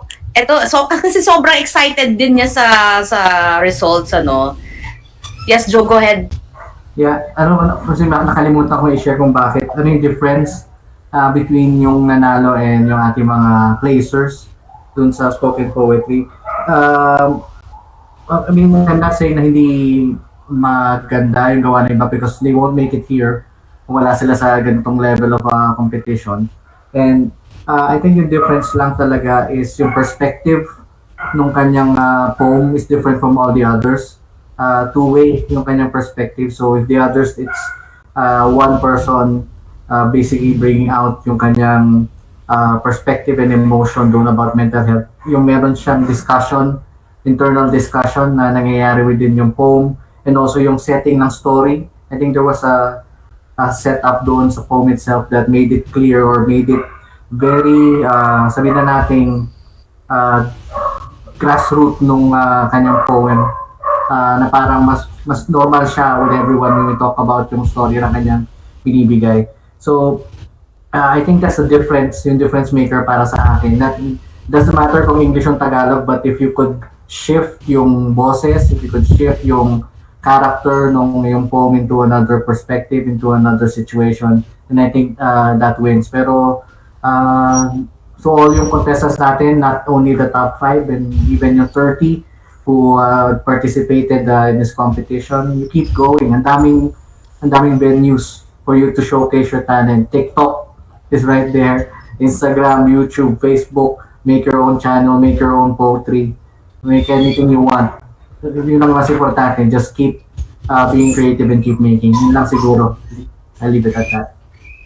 Couldn't agree more, Sir Job. Ayan, malinaw na lahat. May tatlong kausap ako dito, puro poets eh. Ma'am Luz, Sir Allen, Sir Job.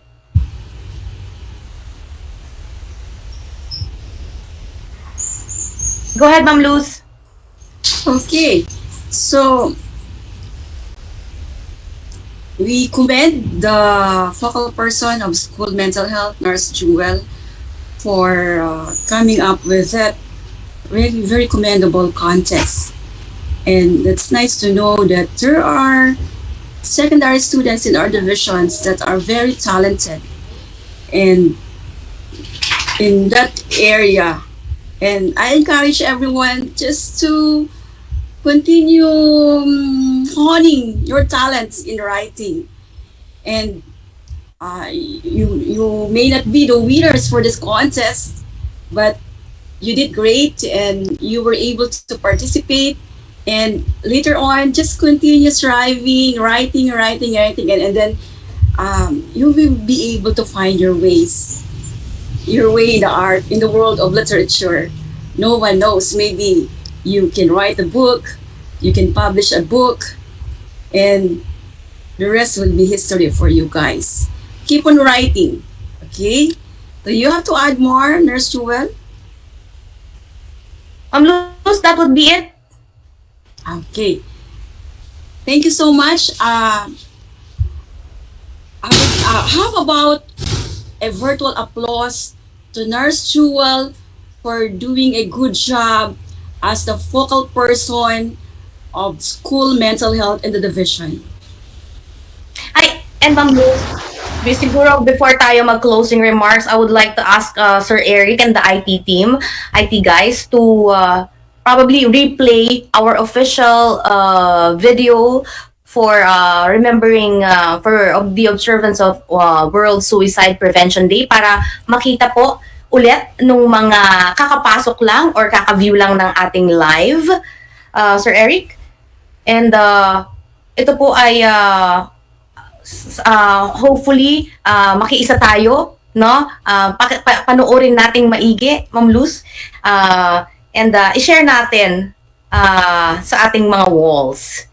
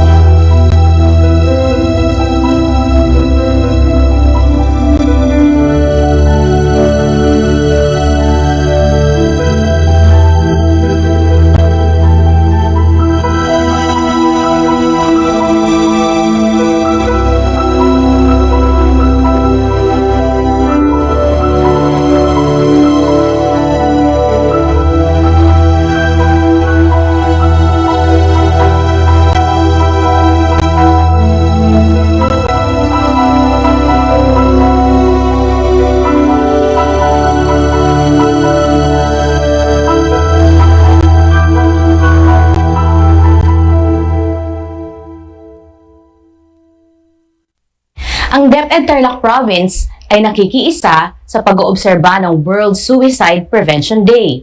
Ngayong araw, ika-10 ng Setyembre, sama-sama po tayo na mag-alay ng mataimtim na panalangin para sa mga naging biktima ng suicide at self-harm, gayon din sa kanilang mga naulila sa buhay. Samahan niyo rin po kami na magsindi ng kandila bilang sagisag ng pag-asa. Lagi po nating tatandaan, kaibigan, may karamay ka.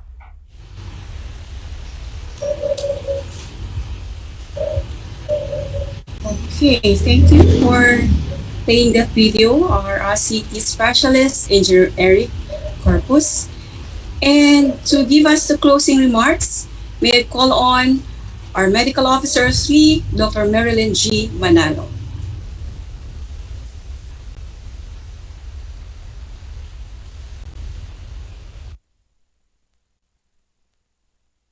Sa ating Schools Division Superintendent, Dr. Ronaldo A. Poson, sa ating Assistant Schools Division Superintendent, Dr. Arman Capili and Dr. Maria Celina Vega, sa ating School Governance and Operations Division, Dr. Noel Linsao, sa ating Chief Curriculum Implementation Division, Dr. Paul Dipano, to all our public school district supervisors, teachers, and non-teaching staff, to all our school health unit personnel at lahat po ng mga nandito sa platforms.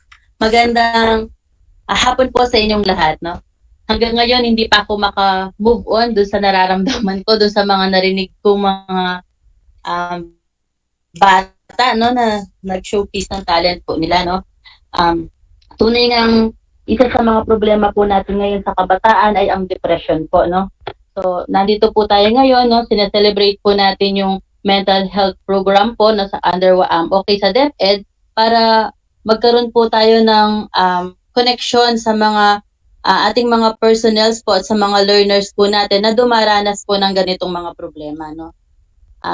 Nais ko pong magpasalamat sa lahat ng mga bahagi ng ating programa ngayong araw na to, lalo na sa ating energetic na focal person, no, kay Ma'am Jewel Espinosa, at sa lahat po ng mga sumali po, no, ng mga estudyante po at mga coaches do sa activities po natin. Hindi po magiging successful po itong activities natin kung wala po kayo at kung wala po kayo, hindi po kayo nag-participate. Gusto ko rin po magpasalamat sa ating ICT officer po, kay Engineer Eric Corpus, no, sa pangungulit po namin sa inyo, no. Nandyan pa rin po kayo sa amin, no, hanggang sa dulo ginagabayan po nyo po kami. Meron pa po kami bukas, no, last episode po natin. Sa ating 1 week na MC kay Ma'am Luz, no. Kahit on the spot, ready siya. Maraming salamat po.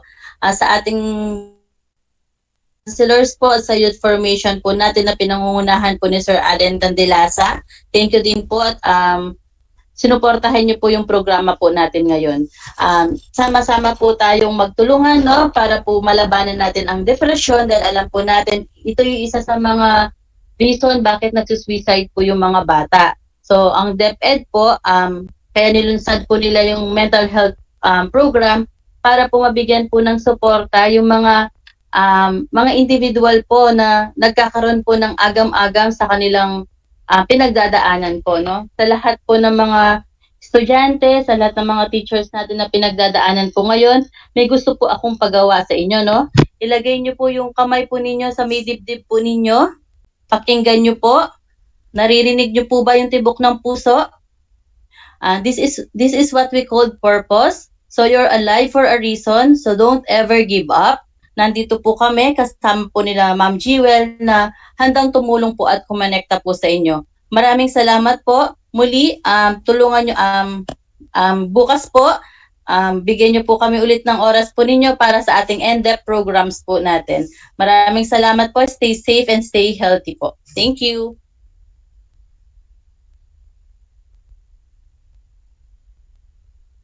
Okay, before we finally close the program, may I call on the Division Focal Person and School Mental Health, Nurse Jewel Espinosa, to give his words of thanks. Ayan, thank you so much. Thank you so much, Dr. Bonnie, for the closing remarks.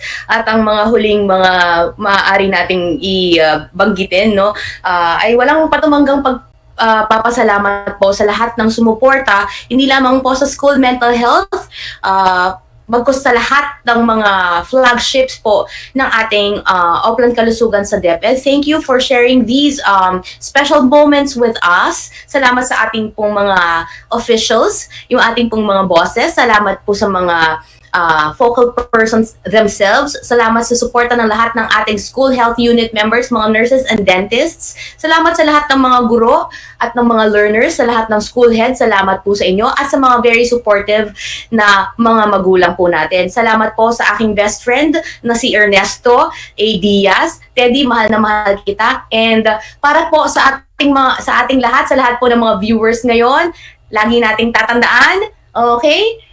Kaibigan, may karamay ka. Thank you so much, guys.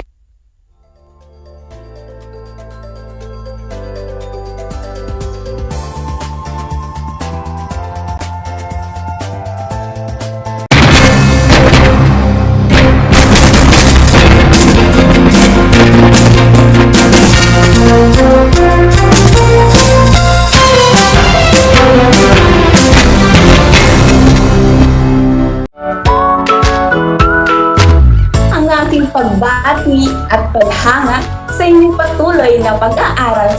Welcome sa ating ARAL Tarlakhenyo sa RTV Tarlac, Channel 26 at sa DZTC Radyo Pilipino Tarlac. Narito na ang paaralang walang sawang naglilingkod mula dito sa Villa Aldibay, mula dito sa bayan ng San Manuel, mula sa bayan ng San Clemente, mula sa Santa Ignacio, mula sa bayan ng Victoria, mula sa lungsod ng Tarlac. Teacher Jury Andres Madriaga, ang inyong teacher broadcaster para sa ika-4 na baitang ng PE.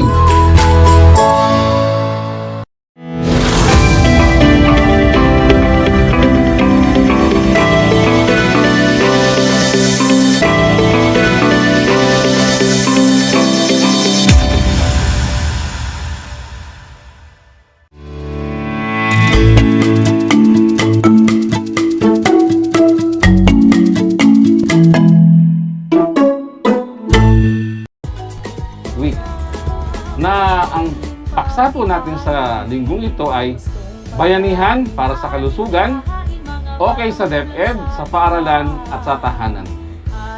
Sa panahon po ngayon ng pandemic, napapanahon ang ating pagdiriwang ng One Health Week.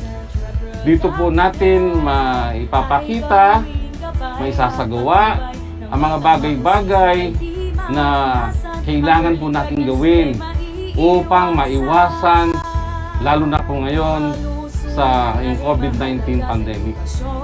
Hindi lingid po sa ating kaalaman na andyan na po napakaraming variants ng COVID-19 at sinasabi po na andyan na po si Delta at kung ano-ano pong mga variants. Sa panahon pong ito, kinakailangan po na magkaisa tayo para po masiguro natin ang kalusugan ng bawat isa. Ang ating pong mga anak, ang magulang, mga guro, at ang mga pinuno po natin sa DepEd. So, ngayon po, ang araw nito ay para po sa ating lahat, para po maisagawa natin ang pag-iingat at mapakita po natin na tayo po ay nagkakaisa, nagkakaroon ng bayanihan para sa kalusugan ng bawat Pilipino, ng bawat mag-aaral sa Department of Education. Okay sa DepEd, sa paaralan, at sa tahanan. Magandang araw po sa ating lahat.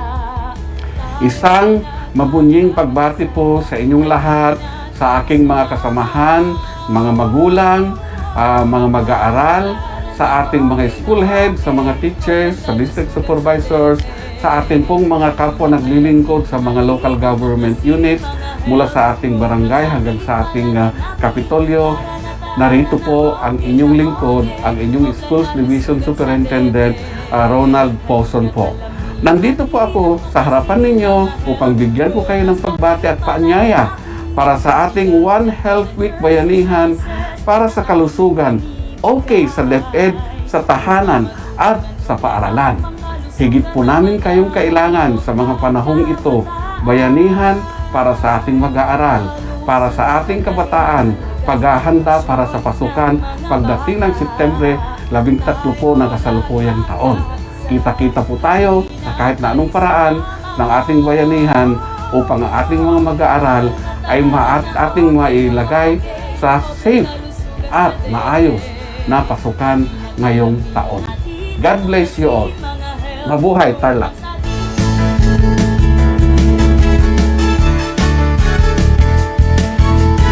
Tara na okay, Oplan kalusugan sa DepEd. Halina't alamin atin ang tuklasin, mga health programs ating palaganapin. Tara na okay, Oplan kalusugan sa DepEd. Halina't alamin atin ang tuklasin, mga health programs ating palaganapin. School-based feeding program ating pagtibayin. Wastong pagkain ating ihahain, mga batang kulang sa timbang. Ating pakakainin ng Go, Grow, and Glow.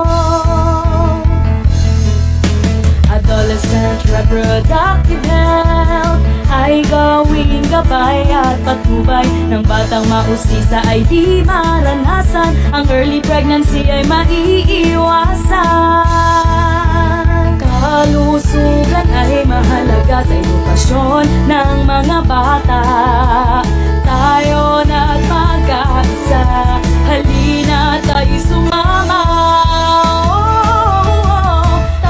Tara na okay, Oplan kalusugan sa DepEd. Halina't alamin atin ang tuklasin, mga health programs ating palaganapin. Tara na okay, Oplan kalusugan sa DepEd. Halina't alamin atin ang tuklasin, mga health programs ating palaganapin.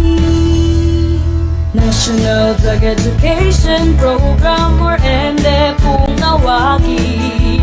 Ito'y paigtingin mga bisyo'y alisin. Sigarilyo at droga'y dapat nang buksain. Water sanitation and hygiene in schools ating kompletuhin, 3 stars ay abutin. Malinis na tubig, segregated na toilet, group hand washing at may napkin na rin. Kalusugan ay mahalaga sa edukasyon ng mga bata. Tayo na't magkaisa, halina tayo sumama.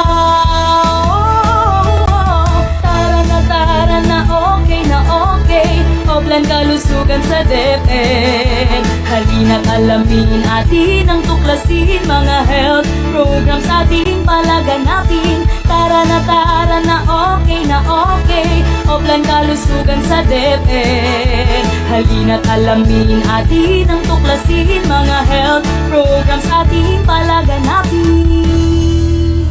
National Drug Education Program or NDE kung tawagin. Ito'y paigtingin mga bisyo'y alisin. Sigarilyo at droga'y dapat nang buksain. Water sanitation and hygiene in schools ating kompletuhin, 3 stars ay abutin. Malinis na tubig, segregated na toilet, group hand washing at may napkin na rin. Kalusugan ay mahalaga sa edukasyon ng mga bata. Tayo na't magkaisa, halina tayo sumama. Tara na okay, Oplan kalusugan sa DepEd. Halina't alamin atin ang tuklasin, mga health programs ating palaganapin. Tara na okay, Oplan kalusugan sa DepEd. Halina't alamin atin ang tuklasin, mga health programs ating palaganapin. medical, dental, and nursing services na atin ding binibigay upang matugunan problemang pangkalusugan ng mga guro at kabataan. Kalusugan ay mahalaga sa edukasyon ng mga bata. Tayo na't magkaisa, halina tayo sumama.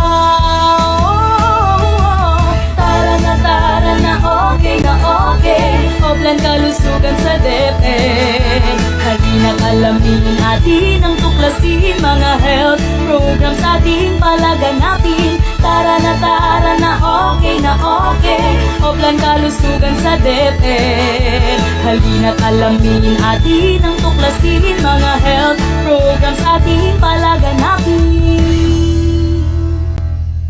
Tara na, okay, Oplan kalusugan sa DepEd.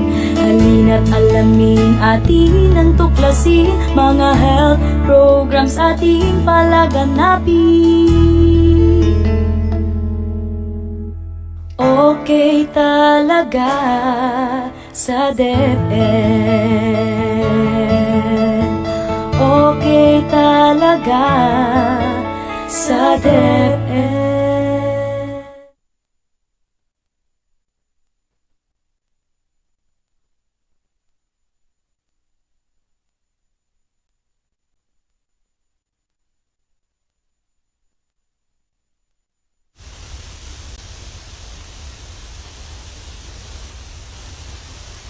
Good afternoon, everyone. In a few minutes, we're about to start the program.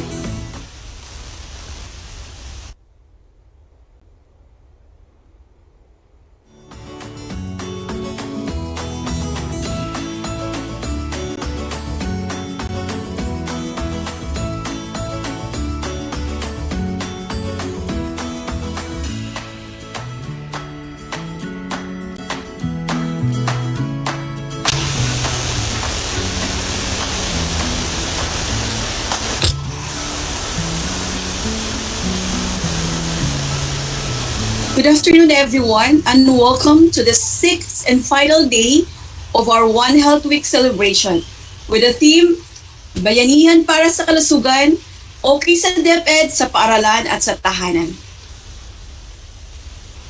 To our Schools Division Superintendent, Dr. Ronaldo A. Puson, Assistant Schools Division Superintendents, Dr. Armando C. Capili and Dr. Maria Silena Vega, and to the Division Chiefs, Dr. Noel Elinsao for Schools Governance and Operations Division, and Dr. Paulino Dipano for TID, Division Medical Officer 3, Dr. Marilyn G. Manalo. To start the program, may I invite everyone for the singing of the nationalistic song, to be followed by the prayer to be led by Maria Lorelai A. Gutierrez, our Division Nurse in charge.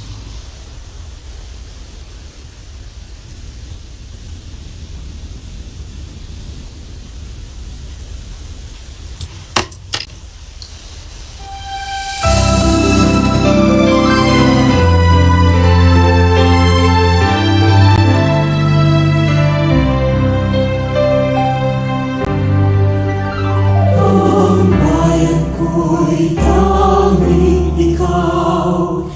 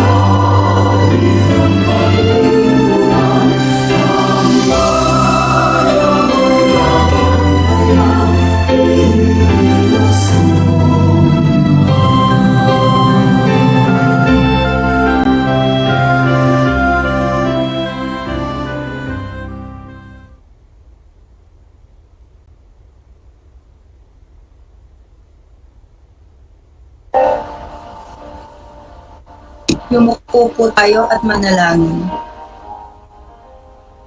Aming Panginoon, Diyos na mahabagin, ang tunay na nagmamahal sa amin, na iyong pinakamamahal na nilikha. Kami po ngayon ay dumudulog sa iyo upang magpasalamat sa lahat ng biyaya, malaki man ito o maliit, sa pagpahintulot mo na maisagawa ang pagtitipon na ito kahit na sa maraming pagsubok na hinaharap namin ngayon. Sa araw na ito, inaanyayahan ka namin na samahan kami sa aming paglalakbay tungo sa karunungan at kaalaman na siyang maging instrumento ng aming pagbabalik-bigay sa mga nangangailangan sa amin. Lugod po naming iniaalay sa iyo ang pagtitipon na ito na sana ay maging kaaya-aya ito sa iyo at magbigay ng parangal sa iyong kabanalan.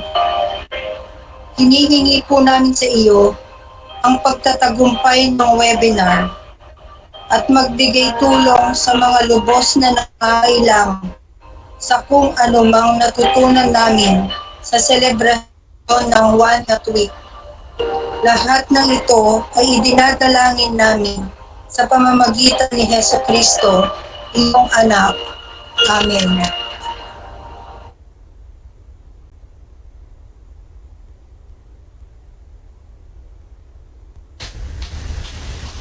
Okay. Maraming salamat sa ating Division Nurse in Charge, Nurse Lorelai Gutierrez, sa pangunguna ng isang napaka at very timely na panalangin sa ating lahat. At we now move on to, before moving on to the next part of the program, may also acknowledge those in the platform, our district supervisors, school heads, district health specialists, health and nutrition leaders, my co-health personnel, and especially our ICT specialists who are assisting us today on Saturday afternoon. Just a recap of what have been done during the during past 5 days of our One Health Week celebration. We were able to showcase the 5 flagships program of OK sa DEPED, namely Medical Dental Nursing Services on the first day. And this was headed by our Medical Officer 3, Dr. Marilyn Manalo, and our Dentist in Charge, Dr. Mark Llewellyn Domingo. On the second day, it was the showcase on the implementation of WASH in the schools, what has been done all starting from 2016 and up to this year, especially during pandemic. And it was headed by yours truly as the division coordinator of WINS.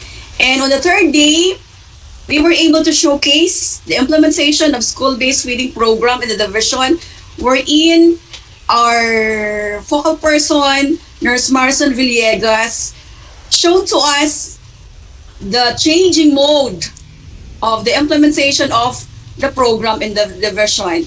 And on the fourth day, our focal person on Adolescent Reproductive Health Program, Nurse Kapili C, was also able to give us an updates on the implementation of the program. And there was a contest also done to showcase the implementation of the program. And yesterday, our school mental health program were celebrated with the initiative of Nurse Jewel Espinosa as the focal person, and the first division spoken poetry were one of the highlights of the said celebration. And today, the final day of the celebration that will focus on the National Drug Education Program. As we all know, the program focuses on the issues and concerns regarding drugs and addiction in the education populace. And moving on, to welcome us and be inspired by a message, may we call on our very approachable and performing Chief in Curriculum Implementation Division. A virtual applause to Dr. Paulino Di Pano. So thank you very much, Madam Luz, no? Am I clear and clear ba ako? Madam Luz, okay lang yung aking audio. Thank you. So good afternoon, Tarlac. Good afternoon, everyone. So my respect to our Schools Division Superintendent, Dr. Ronaldo A. Pozon, and of course to our two ASDSS, Madam Selena and Sir Arman, to our SGOT Chief, Sir Noel Linsao, and of course not to forget the very energetic and supportive medical officer, 3 in our division, Dr. Marilyn Manalo, to all our medical personnel, our PSDS who are around, our school heads, teachers, and to everybody in the platform. Good afternoon, everyone. So first of all, I would like to congratulate all of you, especially Dr. Len, for spearheading this activity or the activities, and also all of the chairman in each of the flagship program wherein you have done your best so that you can really equip and you can really give all or everything to our stakeholders wherein it is very important by now, especially in this pandemic. So our speakers, perhaps we have our TWGs, those people who are behind the success of the activities and the programs. Congratulations to all of you. So habang nagsasalita si Madam Luz, pinapakinggan ko yung kanyang mga programs, yung mga binanggit niyang programs, and as I recall, ang DEPED Memorandum number 60, series of 2021, this is all about 2021 One Health Week celebration as a part of Oplan kalusugan sa DepEd.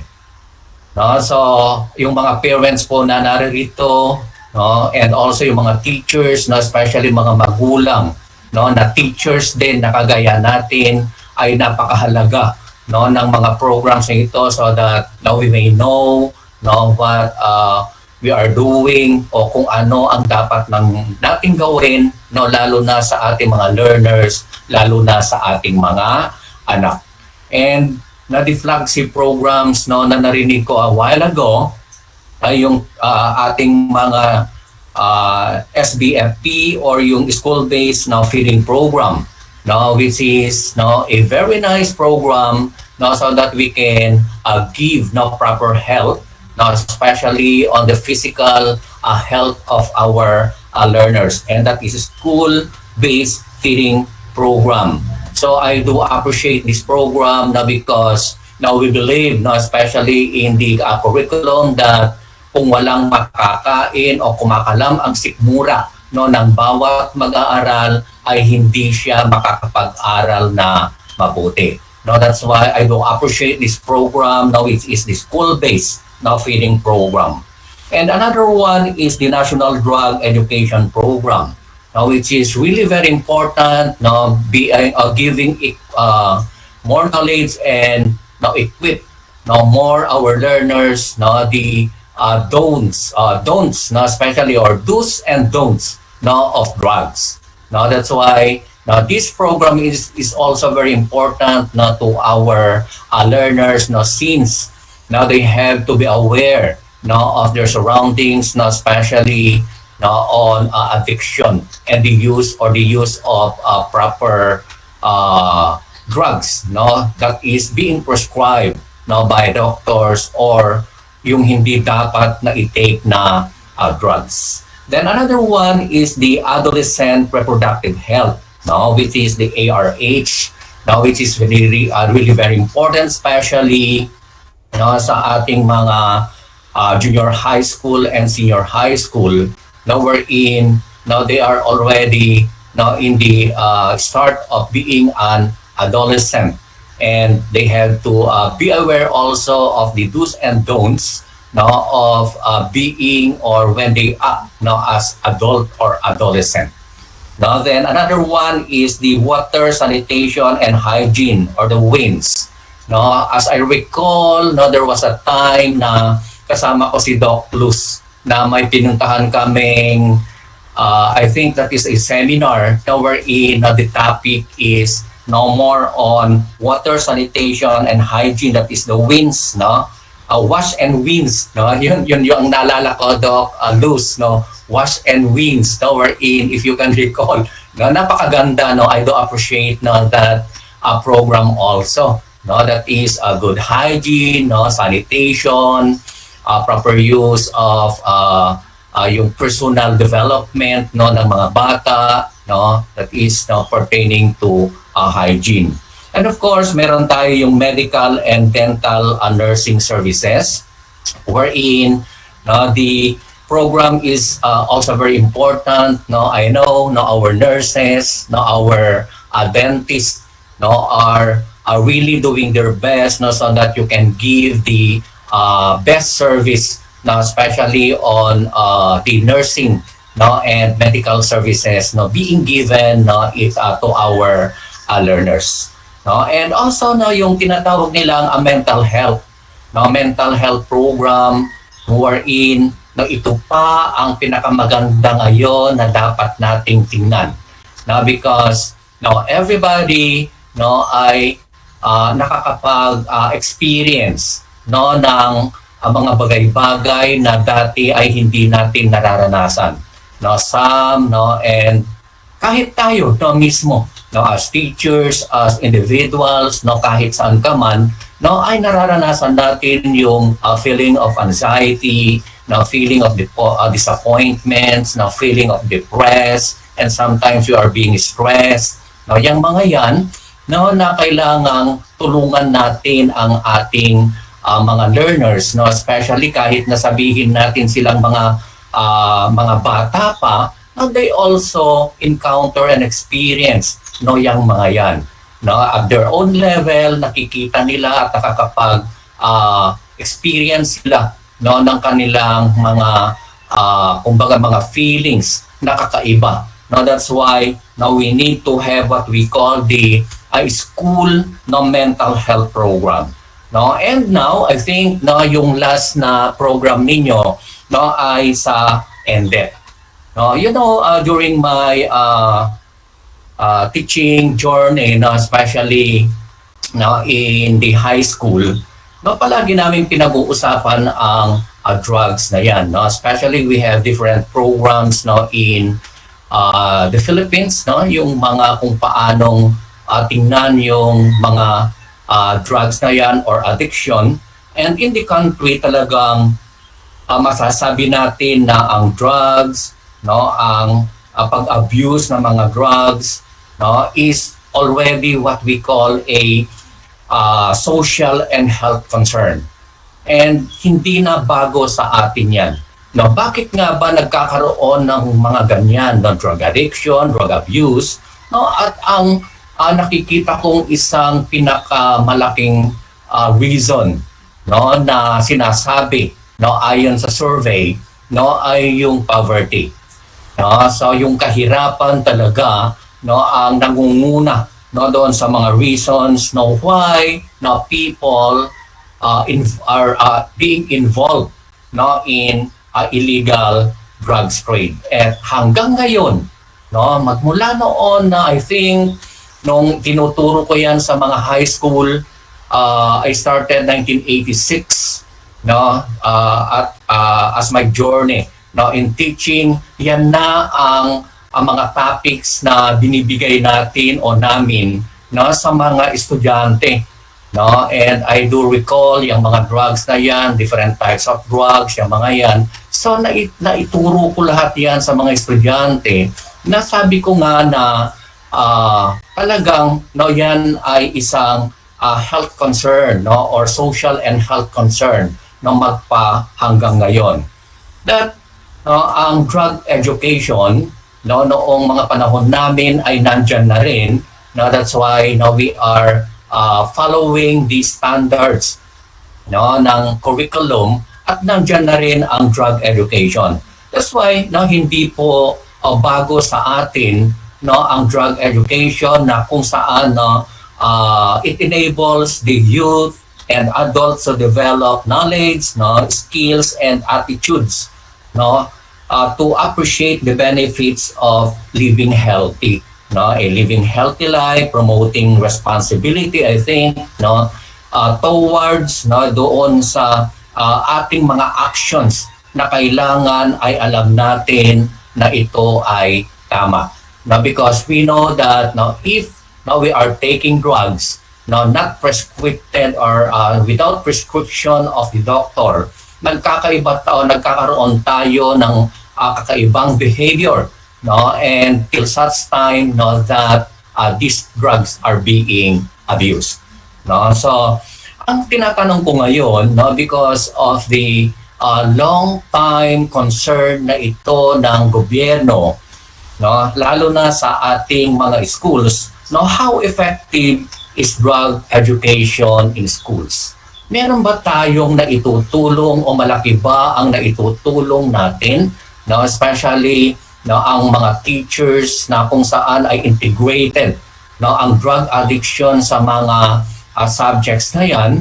No? So yun ang isang tinitingnan ko ngayon na effective ba yung pagtuturo natin, effective ba ang drug education no, sa ating mga schools. No? Because one of the researches na nabasa ko na tungkol sa drug addiction, na yung pang ang drug education ay isang program no, na dapat no, palaging nandyan sa ating curriculum. No, that's why no, ang ating mga kabataan no, magmula elementarya, no, junior high school, and of course sa senior high school, inuulit-ulit po yan, no, especially sa drug education. And 60% no, ayon sa research na nabasa ko, no, meron yung 60% na umaayon na ang drug education na pagtuturo sa mga schools ay effective.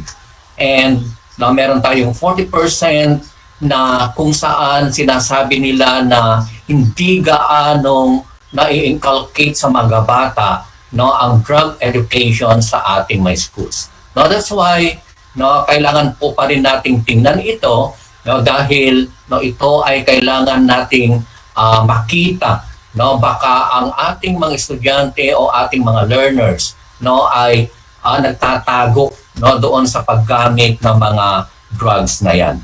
Then, also, no, yung mga kaalaman na yan ay naibibigay natin no, sa ating mga parents also dahil alam po nyo, ang mga parents, no, they have their role no, para mailayo ang mga bata no, sa mga ganyan na activities, lalo na sa drug addiction no, or the proper use of drugs. No? So naibibigay natin no, sa ating mga eskwelahan no, ang kung paano ang gawin no, based on no, our academics, na ibinibigay natin ang lahat ng knowledge, no, ang lahat ng kaalaman natin no, sa ating mga learners. Pero pagdating nila sa bahay, ano no, ang buhay meron sila. No, that's why sinasabi ko na ang mga magulang no, o ang mga tao na nakapaligid no, sa ating mga learners, sa ating mga bata, no, ay dapat may kaalaman din no, doon sa mangyayari o nangyayari no, sa kanilang no, mga anak. At hindi lang dapat yan ibinibigay sa mga guro, hindi lang yan ibinibigay sa mga school heads natin, no, kundi no, pagdating doon sa bahay, concern na rin po yan ng ating mga no, magulang. And tingnan po ninyo, no, doon sa aking experience as no, as a father, sasabihin ko ng as a father or the head of the family, na ngayon, no, kahit na noong maliliit pa ang aking mga anak, naiisip ko rin yan, no, paano kaya kung malalayo ang mga batang ito at hindi ko masundan kung ano ang kanilang ginagawa. No, but no, I can say now, no, that I am successful. No, bakit kanyo? No, dahil no, ang aking mga anak ngayon ay malalaki na. No, they are already graduates, and no, yung iba ay college na. And I know that I have inculcated in them, no, the proper use of drugs and the don'ts, no, of having what we call the drug addiction.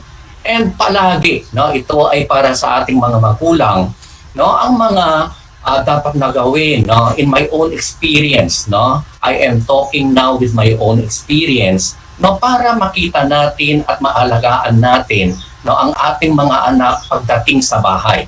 No, sabihin na natin na pagka nasa paaralan sila, yan ay no, nasa responsibilidad, no, ng ating mga teachers, no, dahil sila ay nasa loob ng bahay, ay ng paaralan.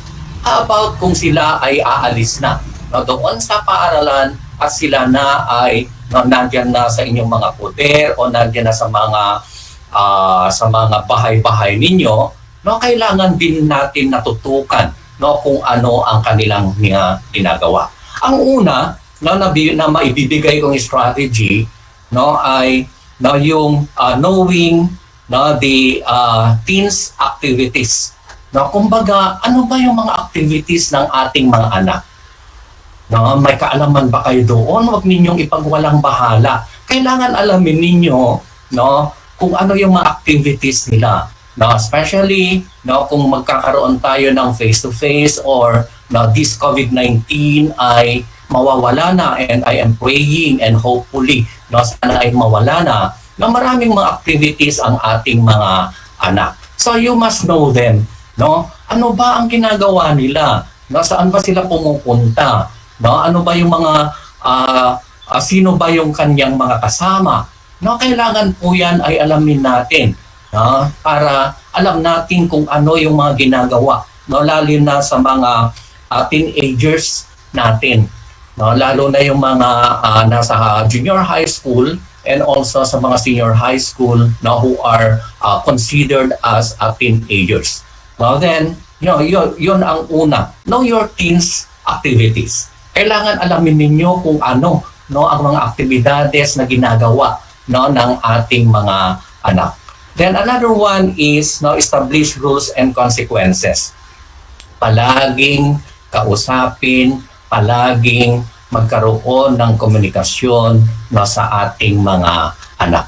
Now it may be, no, through kumbaga sa hapagkainan na kung saan ay napakagandang, no, kung ano ay maikupan natin yan, pero hindi yun magiging lecture, kundi no, tatanungin mo lang, o ano ba ang ginagawa ninyo, no, ganon, o saan ba kayo napupunta, no, so meron ba kayong mga nami-meet na mga tao na kakaiba ang behavior? No, kailangan ay tinitingnan ninyo yan dahil baka iba ang kanilang mga behavior, no?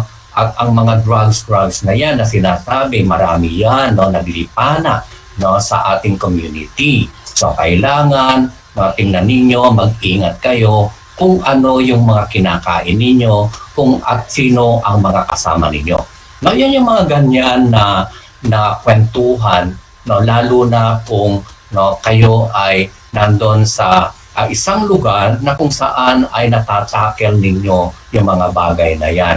No? So you can also set examples. No? Alam mo, ganyan, no? Meron akong balitaan, ganyan, si Juana daw ay sumama sa mga kaklase niya at sila ay mga ganyan, magkwento kayo, no, para malaman po nila, no, kung ano yung mga consequences, no, ng mga dapat nilang gawin o ginagawa nila. Then another one is, no, you try to know your teens friends.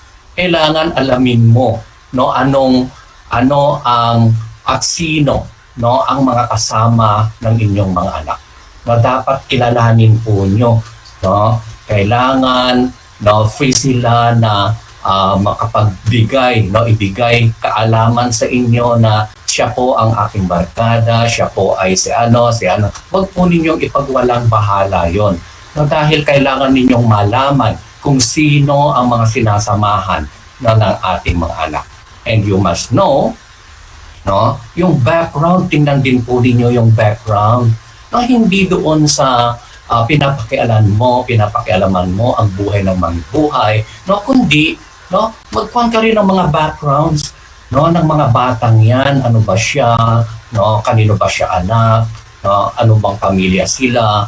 That's why yun po yung mga dapat nating tingnan para malaman natin sino ang mga kasama ng mga anak o mga friends ng ating mga anak. Then another one is yung pagbibigay ng suporta sa anyong mga anak.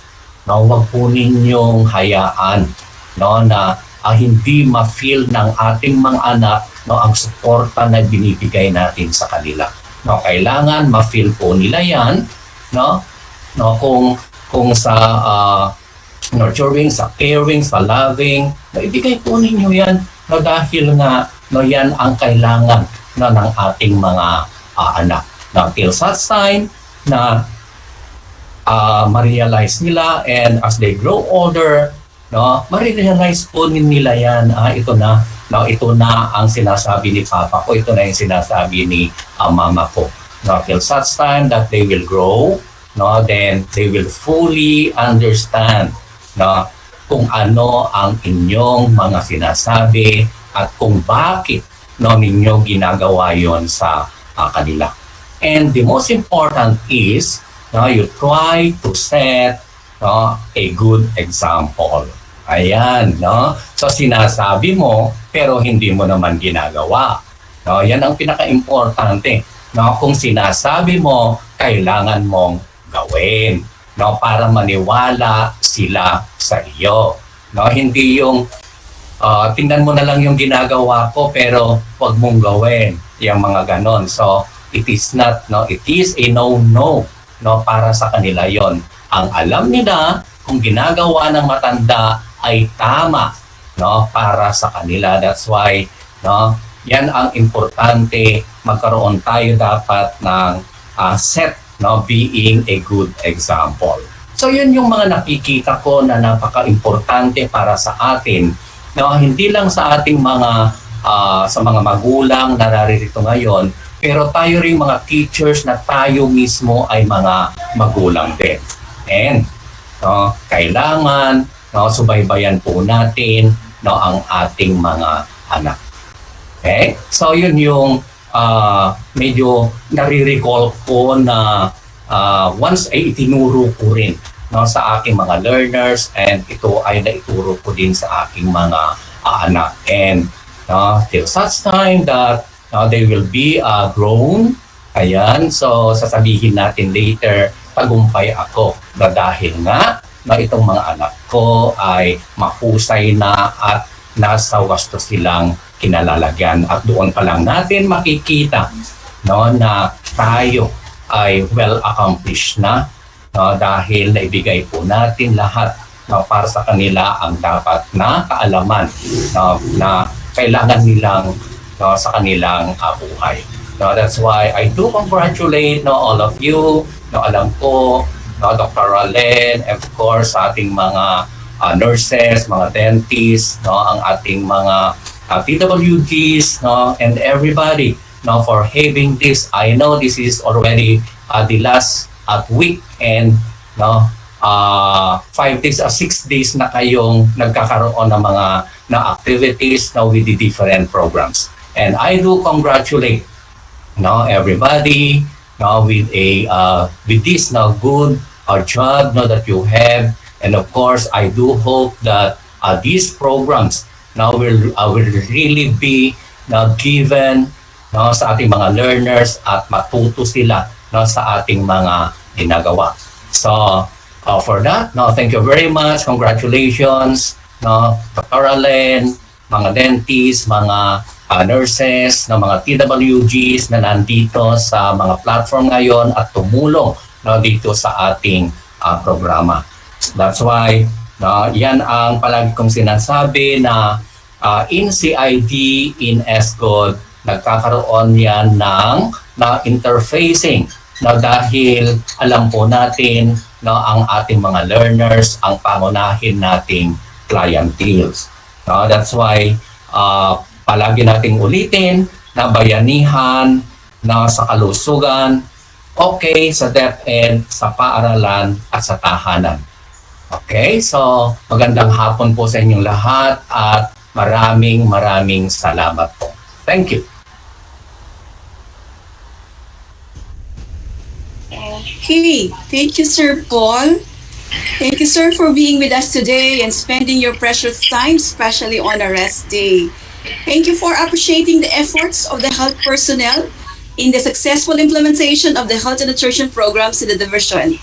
I am also amazed of how you were able to narrate to us the different programs and its importance to our clienteles. Thank you also for sharing your wonderful experiences and stories which are relevant and makes the program implementation a must for the maintenance and promotions of health to our clienteles. Thank you so much. We are really glad for your presence today. God bless you and your family. We move on to the first highlights of today's celebration. May request our ICT specialist, Engineer Eric Corpus, to play for us some of the videos on understanding the NDEP and its updates. Mga Lodi, ngayong araw ay isang importanteng bagay ang tatalakayin natin. At ito ay tungkol sa pag-iwas sa droga. Alam niyo ba mga Lodi, na ang paggamit ng droga ay maraming masamang epekto, hindi lamang sa ating sarili, kundi ganoon din sa mga taong nakapaligid sa atin. Kapag tayo ay gumamit nito at nagkaroon ng tinatawag na drug addiction, maaari tayong makaramdam ng iba't ibang side effects nito, katulad ng mood swings at depression, confusion, hallucination, pagkakaroon ng mental complications at marami pang iba. Marami ding mga sakit ang maaari nating makuha dito. Alam niyo bang maaari tayong makakuha ng HIV o Human Immunodeficiency Virus, hepatitis, heart attack, kidney at liver damage, stroke, brain damage, at higit sa lahat, maaari nating ikamatay kapag naabuso ang paggamit ng droga. At dahil maaapektuhan ng husto ng droga ang ating pag-iisip, maaari tayong makagawa ng hindi mabuting gawain sa ating kapwa nang hindi natin namamalayan. Kaya naman mga Lodi, narito ang ilan sa mga maaari nating gawin upang maiwasan ang droga. Pumasok sa eskwelahan at mag-aral ng mabuti. Piliin ang sasamahang mga kaibigan. Mas mainam kung bumuo tayo ng isang barkada na may magandang impluwensya sa isa't isa. Maglaan tayo ng oras sa ating pamilya. Kahit maraming school projects at mga gala, huwag kalimutan ang pagbibigay ng oras sa ating mga magulang at mga kapatid. Mag-isip tayo ng mga bagay na maaari nating pagkalibangan na makatutulong sa atin upang paglinangin ang ating sarili, nang sa gayon ay hindi maimpluwensyahan ng hindi mabuting gawain. Ilan sa mga halimbawa nito ay ang paggamit ng talento tulad ng pagkanta o pagsayaw. Maaari ka rin maglaan ng oras sa pag-travel, sports, gym, at marami pang iba. Kung may mabibigat na problemang pinagdadaanan, mabuti kong mausap ng isang mabuting kaibigan o ng mas nakatatanda para tayo ay mapangaralan ng mga tamang hakbang na dapat nating gawin at hindi maging dahilan ng mga maling desisyon gaya ng paggamit ng droga. Ibaling ang pag-iisip sa mga positibong bagay at ating pangarap sa buhay. At higit sa lahat, huwag kalimutan na magpasalamat sa Diyos at humingi ng gabay sa Kanya upang tayo ay gabayan sa tamang landas. Marami tayong pwedeng gawin bilang isang kabataan upang hindi malihis sa tamang daan patungo sa magandang kinabukasan. Kaya naman, kabataan, iwas tayo sa droga.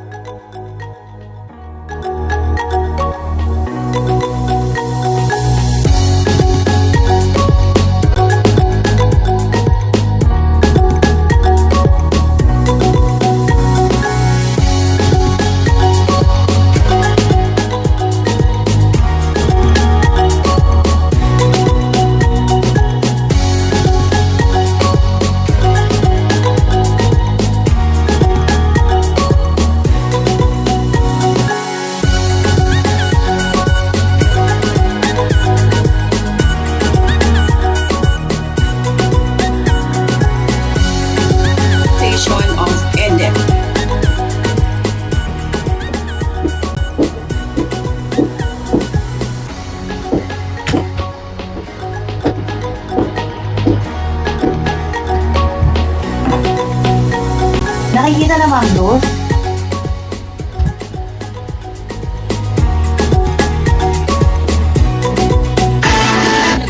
It's there. Okay.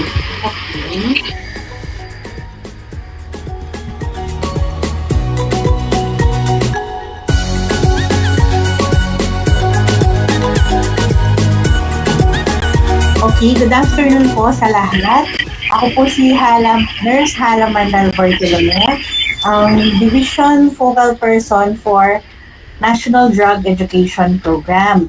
So, good afternoon po sa ating School Division Superintendent, Ronaldo A. Pozon, at sa ating dalawang Assistant School Division Superintendent, Dr. Marcelina Vega, and Armando C. Capili, and to our Chief CID, Dr. Paulino Depano, and to our Chief SGOD, Dr. Noel L. Linsao. And maraming salamat po kay Sir Paul Depano sa kanyang opening remarks. At napaka-informative po ng kanyang i-share sa atin at halos na-discuss na po niya yung kabuuan ng ating topic today. Again, bali po, tama po yung sinabi ni Sir Paul na yung NDEP po ay yung Drug Education Program ay matagal na pong tinuturo sa mga paaralan, even sa elementary and sa high school, junior high school, and even now to our senior high school. And naka-integrate din po ang drug education sa mga subject po na tinuturo sa ating mga public school. Okay. So, ano nga ba ang NDEP? So, NDEP is a comprehensive educational program which provides for a holistic approach to the problem of drug abuse. It was designed to enable all sectors to work collaboratively with the school system as a core, thereby unifying all sector endeavors. So yung NDEP, meron siyang 5 components. So, ang 5 components ng National Drug Education Program ay ang curriculum and instruction, ang mga serbisyong umaagapay sa curriculum, ng pagpapaunlad sa kapasidad ng mga guro at iba pang kawani nito. So, drug education ng mga magulang at ng komunidad, research, evaluation, and monitoring.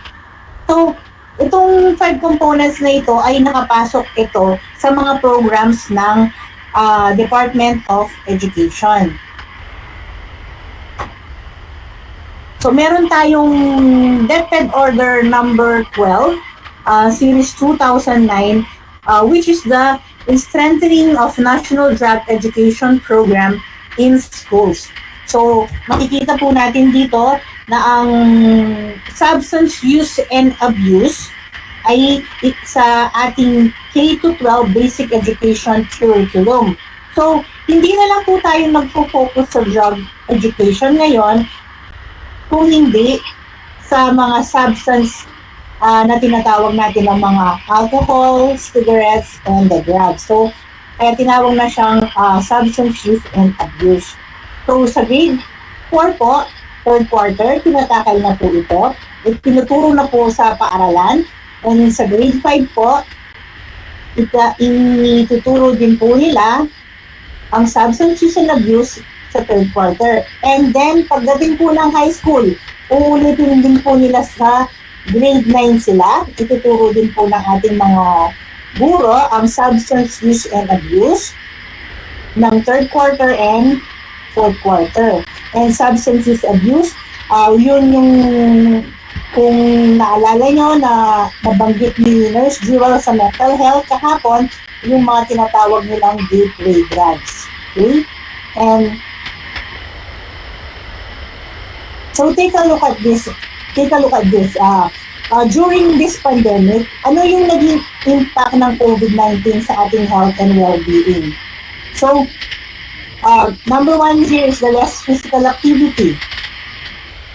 So, syempre, hindi naman tayo madalas lumalabas dahil nga sa mga nagaganap na GCQ, MECQ, yung mga quarantine. So, gaya ngayon, mas pinahigpit. Nagbabawal ngayon yung gaya sa Clark, sa CDC, kung saan nag-jogging yung mga tao, nag-run, walking, biking, pinagbawal na rin po yun. Yung pagpunta sa ating mga park. Okay? So, have longer time in screen. This is very true kasi halos the whole day, yung mga screen na lang natin yung katapat natin because sa trabaho natin, diba, itong mga webinar na ginagawa natin, yung mga online classes ng mga bata, at saka yung mga bata na hook na sa kanilang mga gadget dahil nga hindi naman sila pumupunta sa school. And then, irregular sleep patterns. Okay? So dahil nga less activity, nagkakaroon na rin sila ng irregular sleep pattern dahil nga wala ng control sa paggamit ng mga gadget. At nagpupuyat, kakapanood ng mga K-drama at Netflix. And then, weight gain kasi wala na tayong ginagawa kabahay, less physical activity, walang exercise, and walang kung hindi kumain. Okay? Then challenges to our immune system. Kasi kung itong lahat ng ito ginagawa natin, definitely maapektuhan yung ating immune system. Okay. So scenario on awareness about drug use. So there is definitely threat to mental health, di ba? Kasi nga nag-iba na yung ating setup. Nag-iba na rin yung ng ating body clock. Yung mga dating activities na ginagawa natin, hindi na natin ginagawa. Okay? So challenges within the family. And threat for increased substance use. Siyempre nga, di ba? Less activity. So, interrelated po yan. Less activity. So, ano yung gagawin nila? Makakaisip sila nga naman na paggamit ng substance. Okay? So, according to National Center for Research in 2020 and PLOS ONE 2020, Statista 2020, Dangerous Drug Board 2019, Department of Health 2018, Biomed Central 2016, Alcohol Research 2006, and National Institute on Drug Abuse. The drug user develops substance use in their teens, so 15 to 19 years old. And 50% of teens experience with prescription drugs or illegal street drugs at least once in their life. For example, the prescription drugs, yung mefenamic, para lang siya sa pain, or yung paracetamol, para lang siya sa lagnat. Pero kapag lagi-lagi na lang tinitake to kahit wala naman silang sakit ng ulo, lagnat, in-abuse nila. And then they become addicted to that certain prescription drugs. So, ganun po nagiging abuse yung mga prescription drugs na kapag hindi na sila, wala na silang nararamdaman, pero they still keep taking it. For example, yung mga pampatulog po na ipinrescribe lang sa'yo ng doctor mo for this period of time. Pero since maganda yung effect sa'yo, so tinake mo pa rin kahit na nakakatulog ka na ng regular, tinake mo pa rin ang tinake. So, at naging addicted ka na dun sa prescribed drugs na yon or the illegal street drugs at least once in their life. For example, yung marijuana, very accessible din siya sa mga kabataan ngayon kahit na yung ating mga kapulisan ay ginagawa talaga kanilang makakaya. Pero yun yung nakakapagtaka paano nila na ipupuslit yung mga ganong ano. And even those inhaled inhaled drugs or substance like the rugby, di ba? Marami tayo nakikita mga batang nagkaganon. Okay, cigarette use, alcohol use, methamphetamine use, and vaping e-cigarette. Okay? And then curiosity. Kapag nasa school ka, curiosity, kasi yun yung nagiging factor. Curious yung mga bata. Since yung brain ng bata, hindi pa fully developed, di ba? So, nandun pa sila sa curiosity stage. Ano kayang lasa ng sigarilyo? Ano kayang effect ng alak? Kaya itinuturo po natin sa ating learners, sa ating mga students, kung ano yung magiging effect para kung makikurious man sila, hindi na nila itatry yun. So there is a research na the more na mas bata daw na naka-experience yung person or nakatry ng substance, mas mataas daw po yung percentage na magiging addicted siya dun sa certain substance na yun. Okay? So peer pressure. Yan, yung mga kasama, yung mga barkada, diba? Siyempre, dapat pipiliin mo kung sino yung mga sasamahan mong barkada. So, lagi po natin dapat sinasabi sa ating mga mag-aaral ang importansya ng pagpili ng mga kaibigan. Okay? And then, mental health problems. Kasi, lahat po ng substance na ititake ng isang mag-aaral ay magkakaroon ng epekto sa kanyang mental health.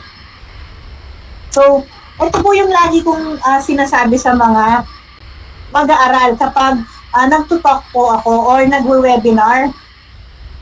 Kasi, 5 factors influencing non-use of drugs among Filipino male out-of-school youth. And these are the following.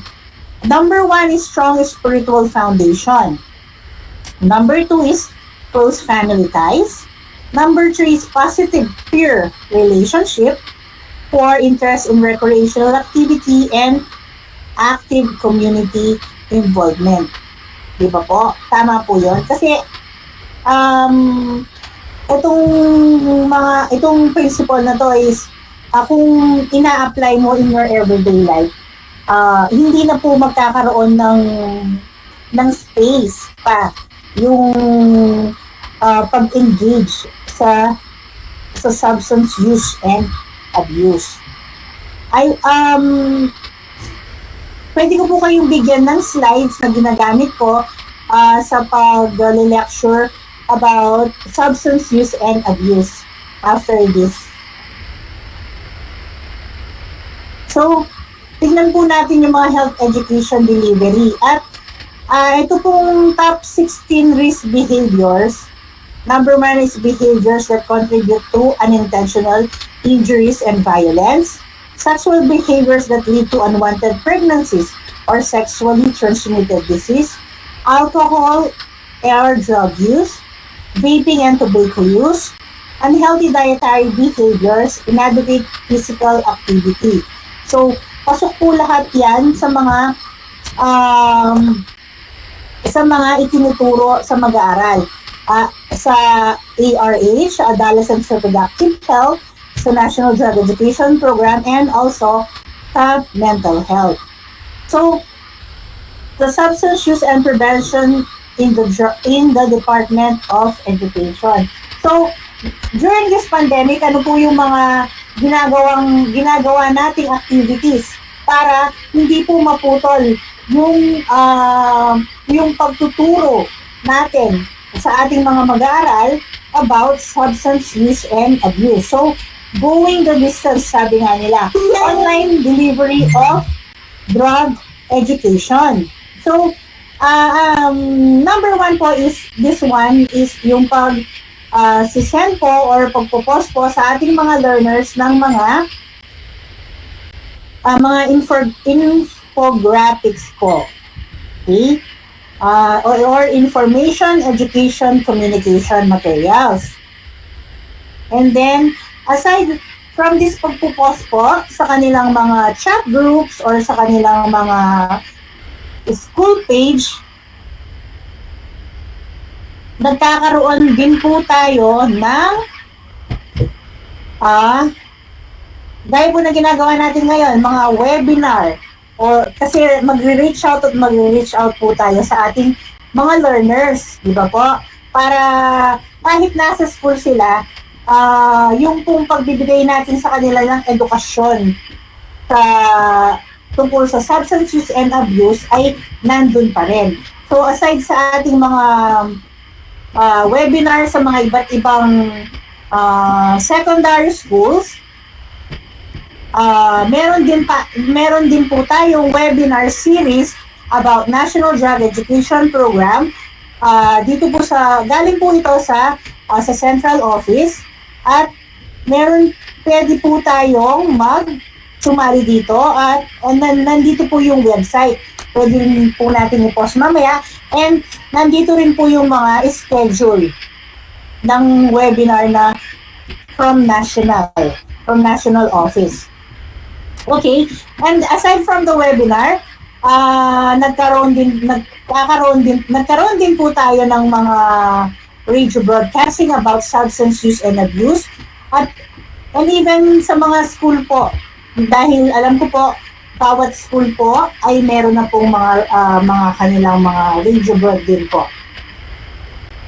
And then before po, nung hindi pa po pandemic and we have the face-to-face, we have this Barkada kontra Droga. Ito po ay isang samahan na binubuo ng mga mag-aaral sa secondary school, at meron na pong mga school na meron na pong nakapag-establish na po ng organization na Barkada kontra Droga. Bali ka partner po ng Department of Education, ng Dangerous Drug Board dito, at ang PDEA. Okay? So, dati po, before the pandemic, nagkakaroon po tayo ng Barkada kontra Droga, search for outstanding implementers ng Barkada kontra Droga. But since this pandemic, wala na po tayong face-to-face, but hindi po tayo nagkaroon noong 2002. Pero, magagawan po natin ng paraan yan. Mamaya, i-discuss po natin. Yung po Barkada kontra Droga is na ano na po sa youth development formation. Okay? At ang ating pong outstanding Barkada kontra Droga program implementers in the secondary school ay sila po yan. Sila po ay ang Kalipayan National High School sa Santa Ignacia. So, bali po, I don't know kung 2 or 3 consecutive years sila po yung nananalo ng outstanding Barkada kontra Droga implementer. So, aside po sa mga community clean drive nila, umawa din po sila sa kanilang mga barangay officials, and then meron din po silang mga religious group activities. So meron po silang collaboration dyan. And aside from that, meron po silang mga income generated project. So nakaka-amaze po yung mga bata kung ipagpapatuloy po nila yung mga activity natin ito. Kasi sa murang edad po yan, nagiging leaders na po sila. And then, what we hope to achieve po, a drug-resistant and eventually a drug-free Philippines. And together, let us huddle up and beat COVID-19 and choose to be drug-free. Maraming salamat po.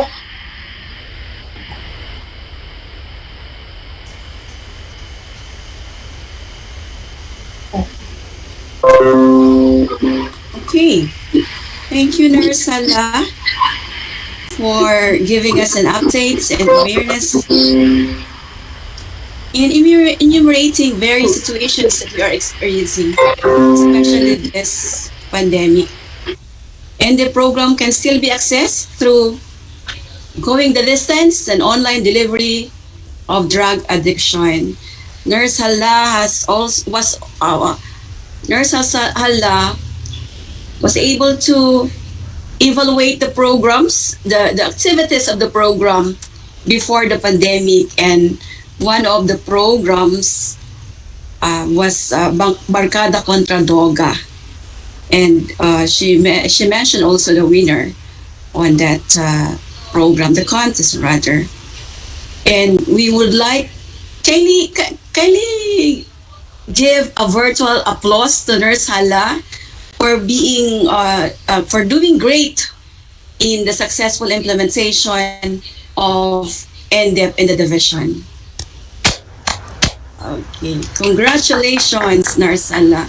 And also, our this afternoon's celebration is initiated by Nurse Hala as the focal person of National Drug Education Program.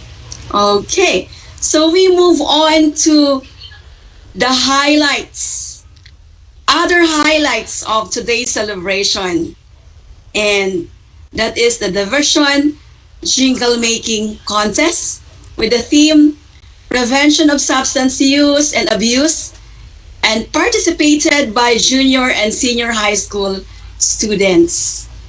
And let me just give the criteria before I will present the judges.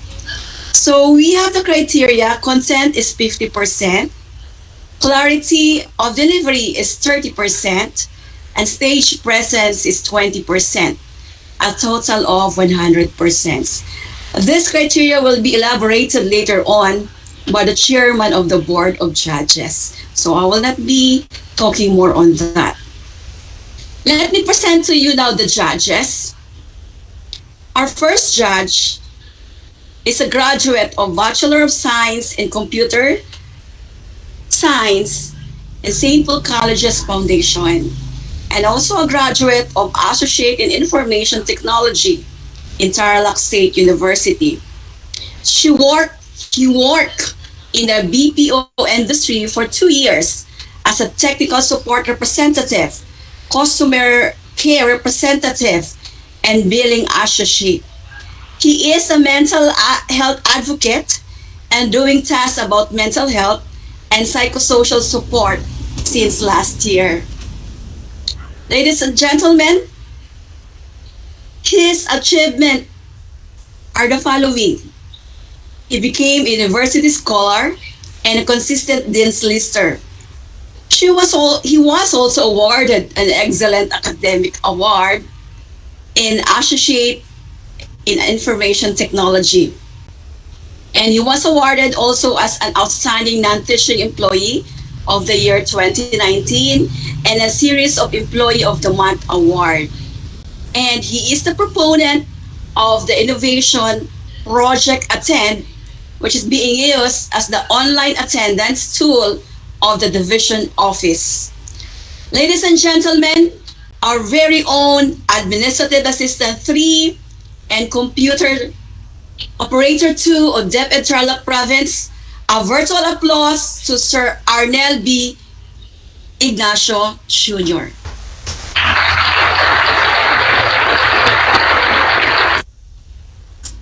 Welcome, Sir Arnel.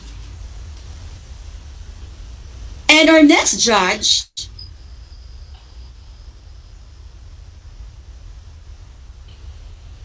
he finished his masteral and doctoral degree in University of St. LaSalle, a recipient of PGT Project Fee, wherein she was awarded as academic excellence in her Master of Arts in Education, major in Special Education. She also finished an Executive Master in Disaster Risk and Crisis Management in Asian Institute of Management, Class 2020.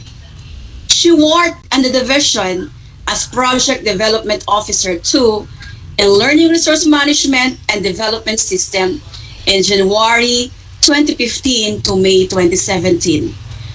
He also worked as Project Development Officer 2, Division DRRM Coordinator in June 2017 to June 2021, wherein she was awarded as the Project Best Outstanding Employee of the Month awardee and Regional Awardee also as Outstanding DRRM Coordinator in 2029.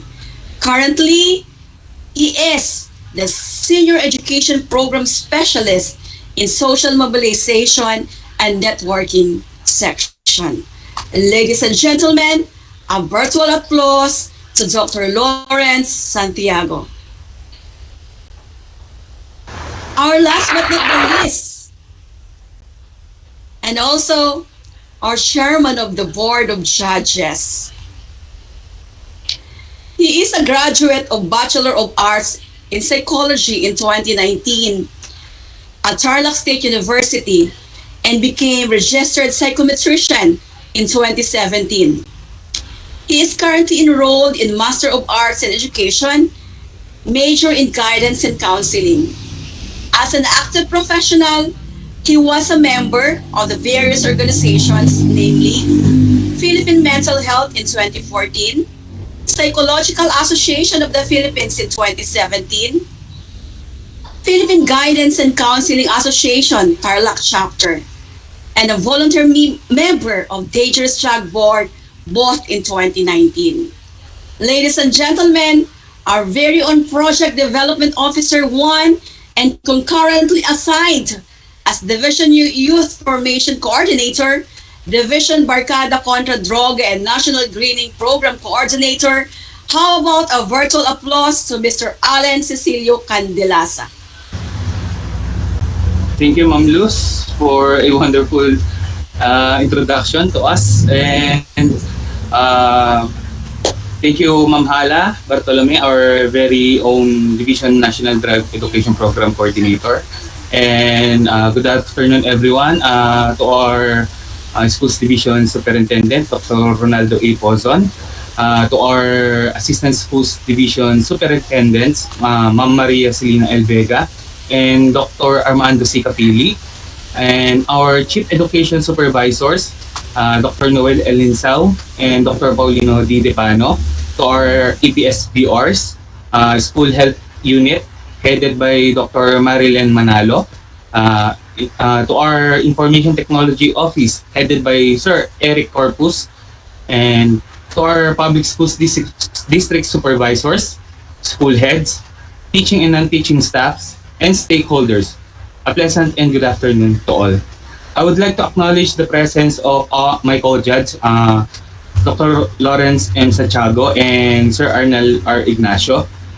Okay, I would like to elaborate about the jingle making contest of the National Drug Education Program for the celebration of One Health Week.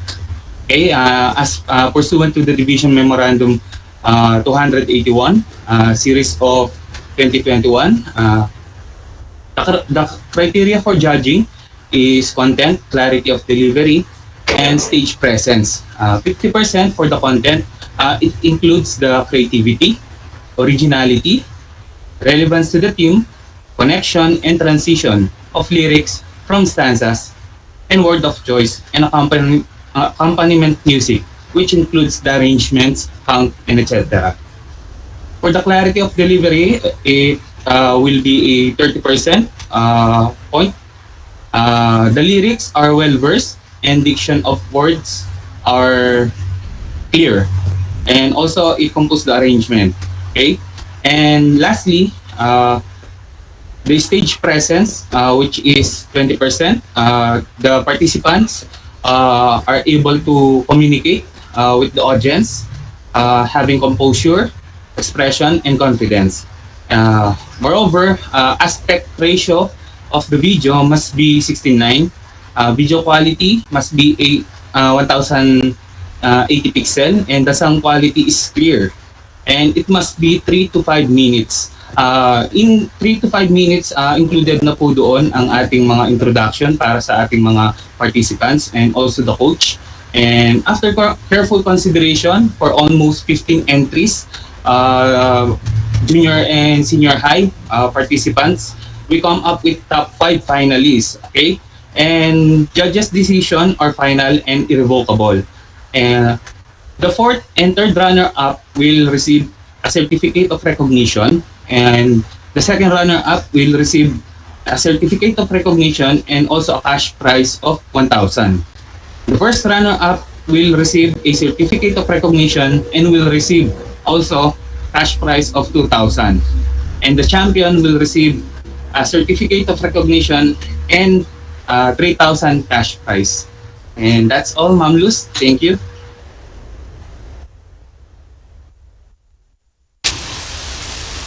Thank you, Sir Allen. And I'm just going to narrate what happened with the contest. So, for your information, all entries were submitted last September 7, 2021. And the top 5 were selected by the judges. And Sir Allen also mentioned about the certificate of recognition and the prizes to be given to the winners. And now, to shorten your excitement, let us now hear the presentation of the best 3 or the winners, and will be facilitated by our NDEF focal person, no other than Nurse Hala Bartolome.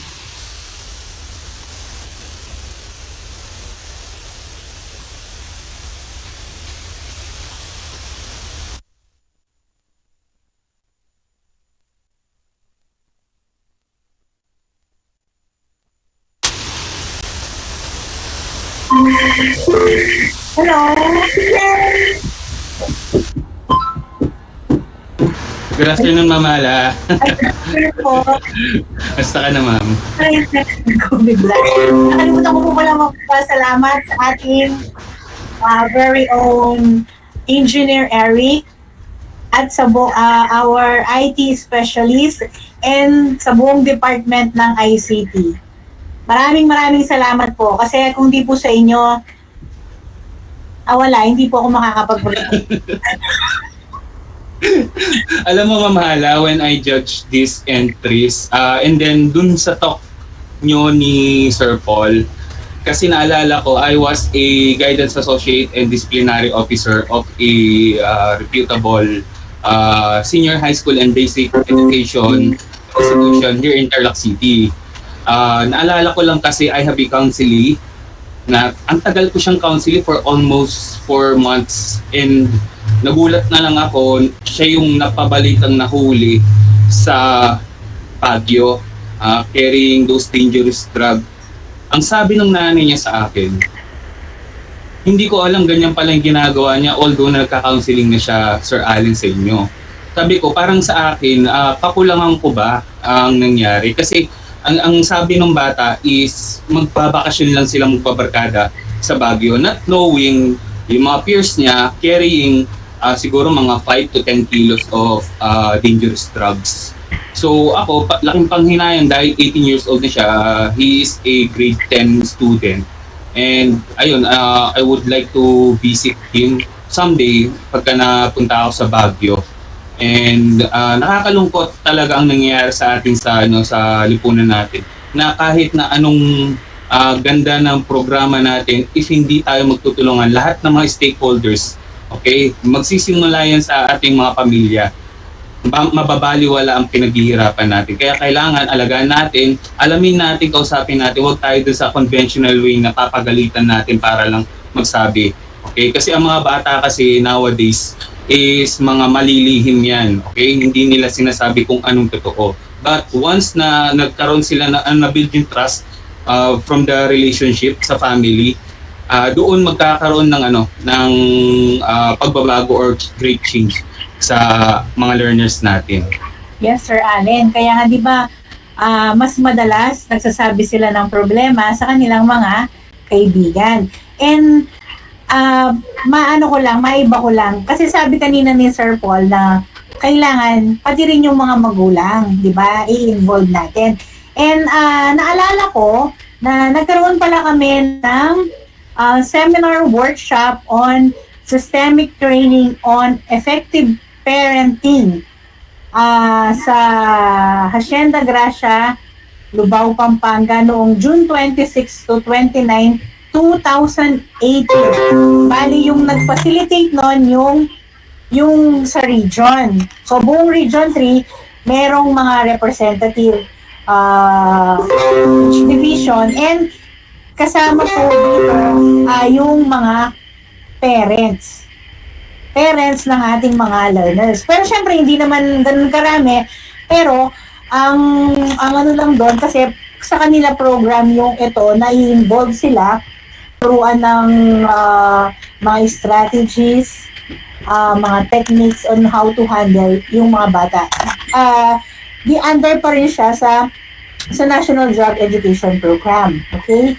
So, hindi, ano lang dito, sir, hindi siya na-roll out sa kanilang mga co-parents. Kasi hindi siya na gano'n na ano ng regional office. Okay. Doon yung sa kung sa pag-i-involve sa ating mga magulang. Okay, so Sir Allen, di ba ikaw ang division coordinator ng Barkada Kontra Droga ngayon? Yes, ma'am. So, okay.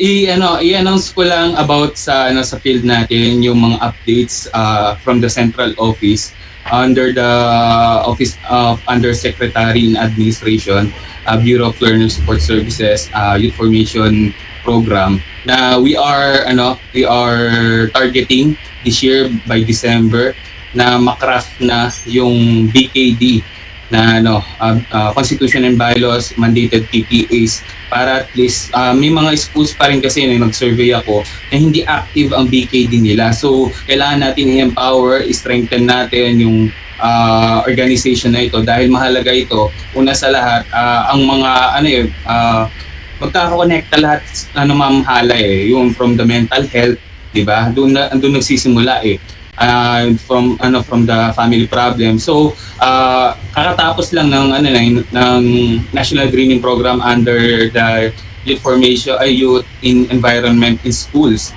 So we are targeting na magkaroon ng collaboration sa mga schools para ang BKD hindi lang sila ang gumagalaw sa kada school, but meron silang maasahan like the student government and the youth in environment in schools organization, kasi they are promoting the Clean Air Act, di ba ma'am, which is our flagship rin sa Barkada Kontra Droga. And kapag naano mo na lahat, pero kung hindi lahat magkaroon ng Barkada Kontra Droga, maybe we can activity kahit walang face-to-face ngayon.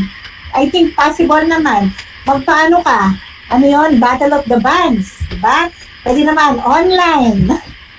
Live. Hanap ako ng sponsor, kausapin ko muna yung DTV kung pwede silang magbigay sa atin para at least may awards and pakonsuelo yung mga participants natin, Ma'am Hala. Hanap tayo. Like this, the contest of jingle making contest. Nahirapan kami actually. Okay? Sorry kasi una sa lahat, I apologize dahil ako pihikan ako sa background music and lyrics kasi because of my nature as a band member, arranger and composer. But I commend all the participants, and there are rooms for improvement nga na sinasabi na tamang coaching, tamang fostering sa kanila ng mga skills nila, at magagawa nila yung mga bagay na dapat nilang magawa. At baka malay natin, yun nga ma'am, I would like to promote the Gawad Sikh Club, kasi sa atin sa Youth Formation Division, we have the Gawad Sinag and the Gawad Sikh Club for this school year, and we are it includes the outstanding school head. We are proposing to the central office to include the PSDS, because mahalaga rin ang suporta ng PSDS natin sa mga organizations na to. Implementer, the advisor, and the school the Barkada Kontra Droga president in school level. So yun na. Okay, so wag na natin patagalin, sir. So ang nakapasok sa ating 5 finalists Ang rank 5 natin ay ang Pada National High School. Thank you. Sir Eric, pwede pong pa-view natin po. Thank you.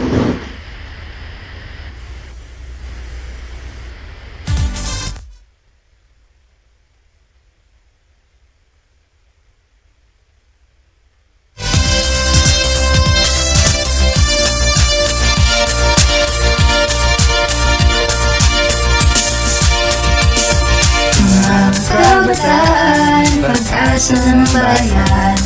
Ito ay ang tinuran ni Rizal noon pa man.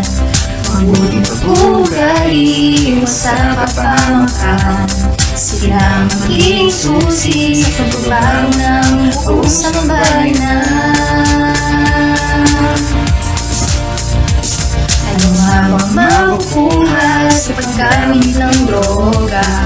Ito'y hindi kailangan, buhay mo'y masisira pa. Huwag mong hahayaan, ika'y mapariwala. Itigtas ang iyong sarili habang may pag-asa pa.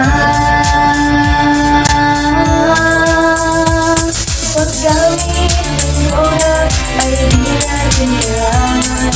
Bawal na gamot ay dapat natin iwasan. Pagbibisyo, pag-abuso, dapat lang talikuran. May respeto at pagsabi sa sarili ang kailangan.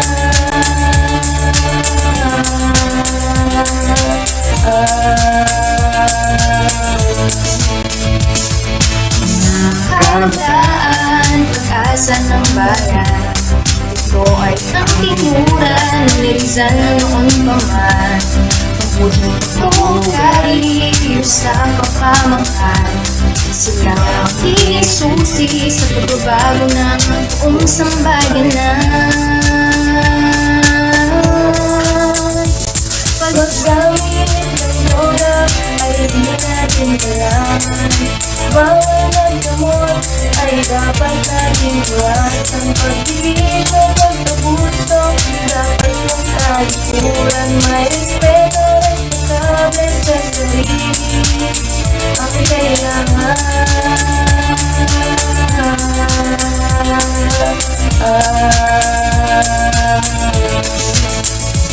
Paggamit ng bawal, akin ang iwasan. Maging at ibahagi sa buong sambayanan. Sa pamilya, kaibigan at mamamayan. Sama-samang isigaw, pag-abuso ay wakasan.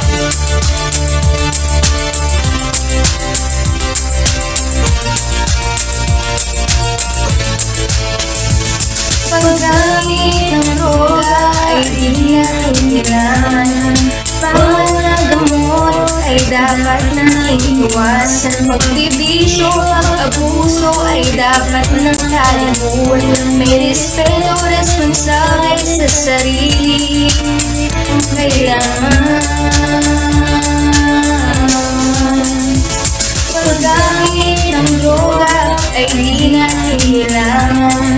Bawal na gamot ay dapat nating iwasan. Pagbibisyo, pag-abuso ay dapat nang kalimutan. May respeto, responsable sa sarili ang kailangan.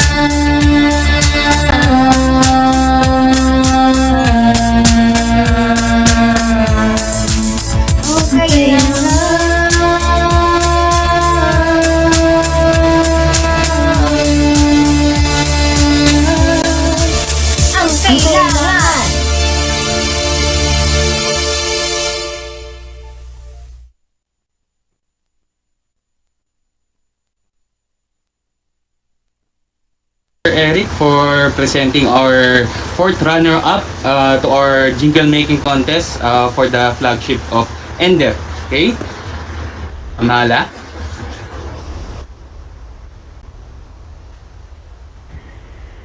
Okay, so our next is Capas National High School. Congratulations po, Capas National High School. Congratulations.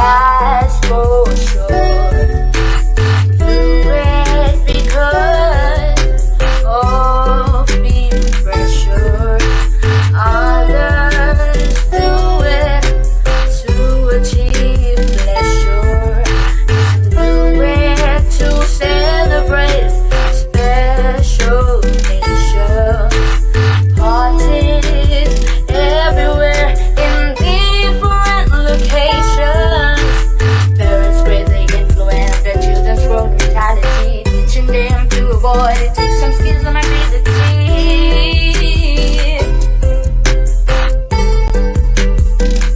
No, no, say no to smoking. Say no to drinking. Say no to drugs. It can affect your life. Don't do it if you just aren't happy. Don't even try if you're just angry. Don't let your curiosity lead you to those unhealthy.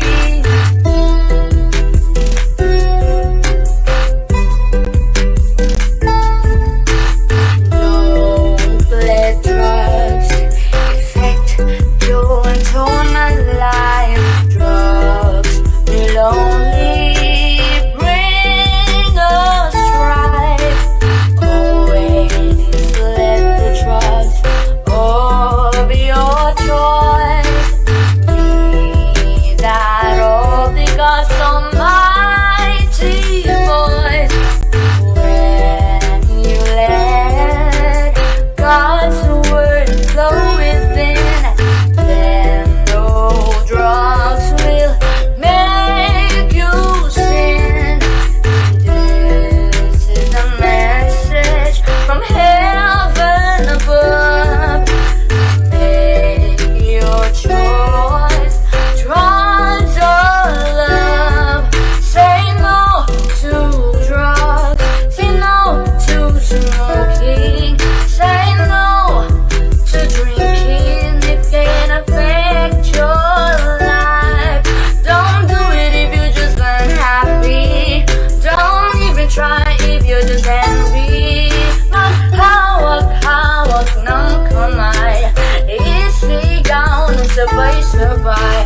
Iwasan ang droga, paninigarilyo ay tapusin na.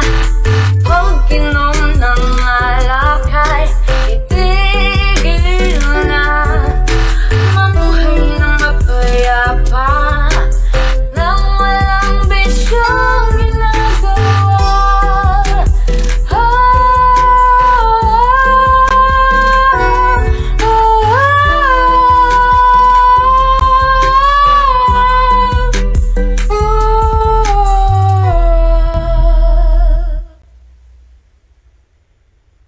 Thank you very much, Sir Eric.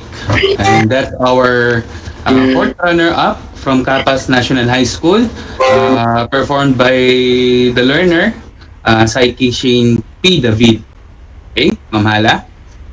So our second is none other than Tarlac National High School, Maine.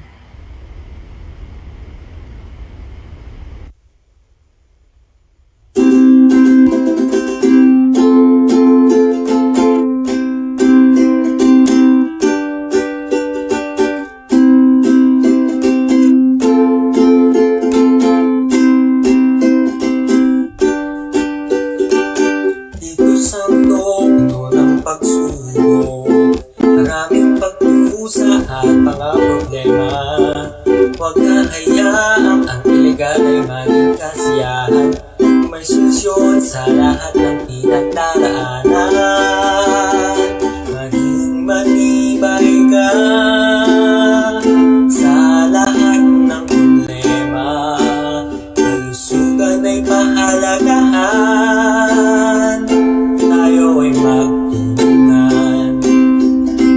Oh, oh, oh, oh. Paninigarilyo at mga pag-inom dapat maiwasan. Baka maging daan iyan sa droga na ating iniiwasan.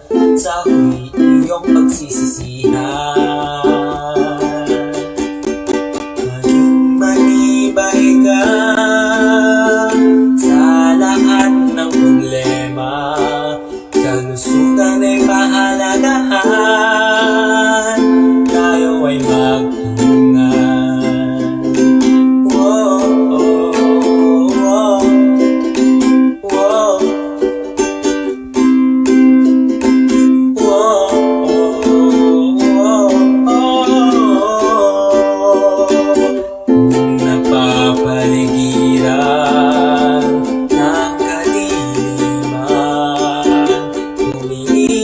sa liwanag at iyong masasaksihan.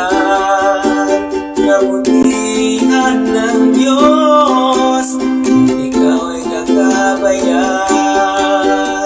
at magbabagong buhay ka.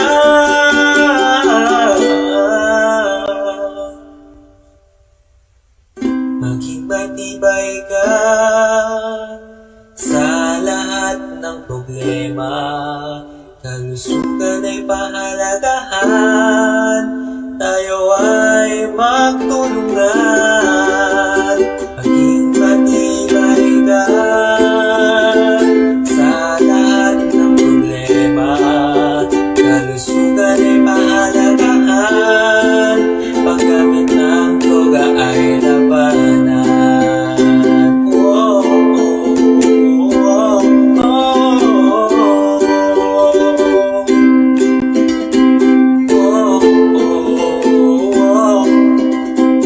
oh, maiwasan natin at mabawasan sakit ng sanlibutan.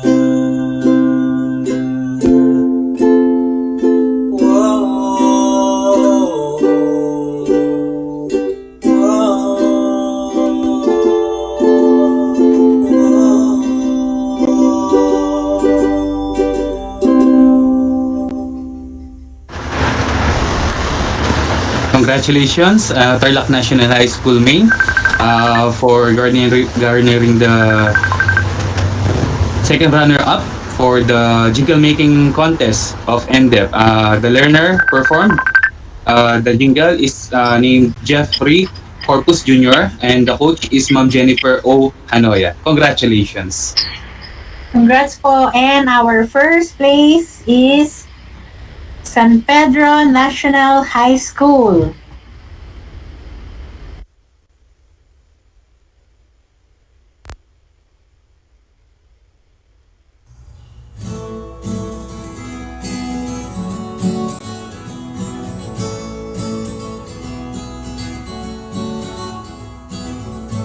Ikaw ay nalumbay,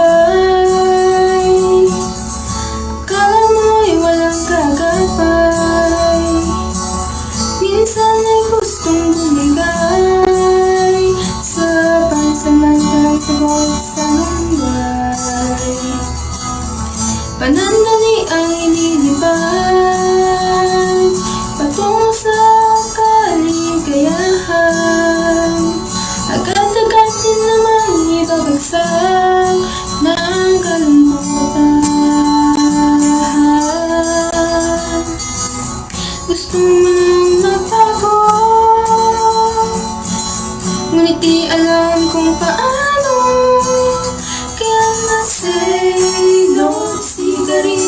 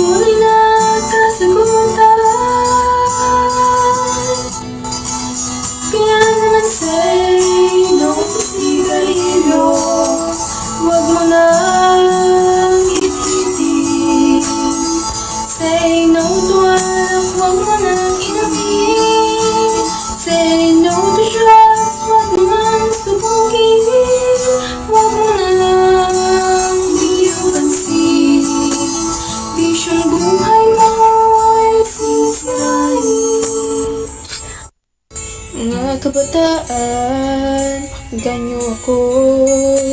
Simulan ng pagbabago. Ikaw ang mandirigma sa buhay mo. Mayo sa tukso, masamang bisyo. Sa Diyos kumapit, ika'y magtatagumpay. Tandaan mong kaya mo, nandito ako. Nagsasabi sa'yo na just say no. Yan naman say no, sigarilyo. Wag mo lang itisip. Say no to alak, wag mo lang inumin. Say no to drugs, wag mo lang subukin. Wag mo lang bigyang pansin. Bisyong buhay mo ay sisirain. Say no to sigarilyo. Wag mo lang ititin. Say no to alak, wag mo lang inumin. Say no to drugs, wag mo lang subukin. Wag mo lang bigyang pansin. Bisyong buhay mo ay sisirain. Buhay mo'y huwag sirain.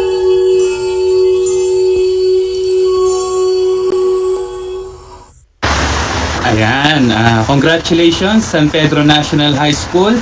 The jingle is performed by Caitlin Dinisti Sabado and her coach is Ma'am Marie Pauline Faith Ariola. Congratulations to our first runner-up. Okay, Ma'am Hala, excited na ba ang mga audience natin kung sino ang nag-champion? Congratulations po sa lahat ng sumali at saka sa lahat ng nanalo.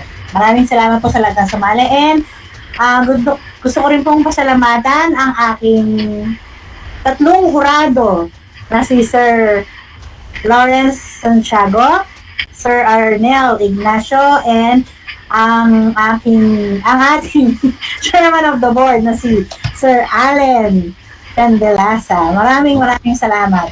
And, you're welcome, ma'am. Okay. Sir? Yes, ma'am. Okay.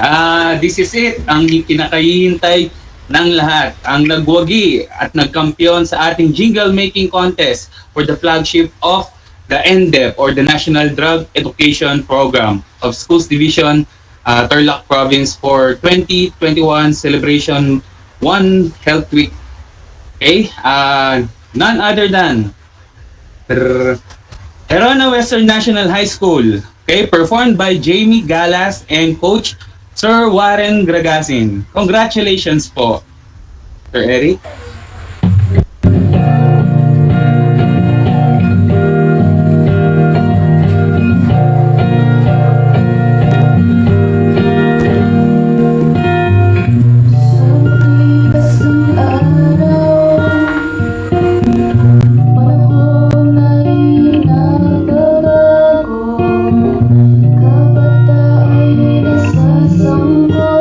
Sa gabi na tumatabi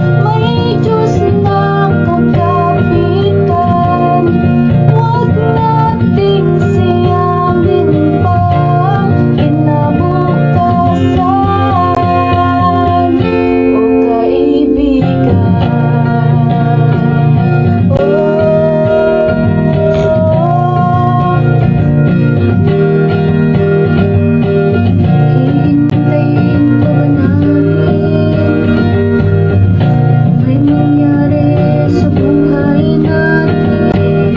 Tayo pa ba ang pag-asa ng lipunan ng bansa? Huwag mabahala at may pag-asa. Halina tayo'y buhay na bigay sa'tin.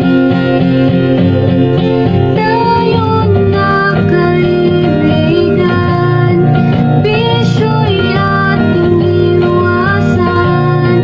Ang bawat problema ay may kasagutan. Huwag nating kalimutan, may Diyos na kakapitan. Huwag nating sayangin pa ang kinabukasan. Bangon na kaibigan, tinig ko'y pakinggan. Ang ating sarili ay ang kayamanan. Atin tong panghawakan at ating alagaan. Huwag nating sayangin pa ang kinabukasan. O kaibigan,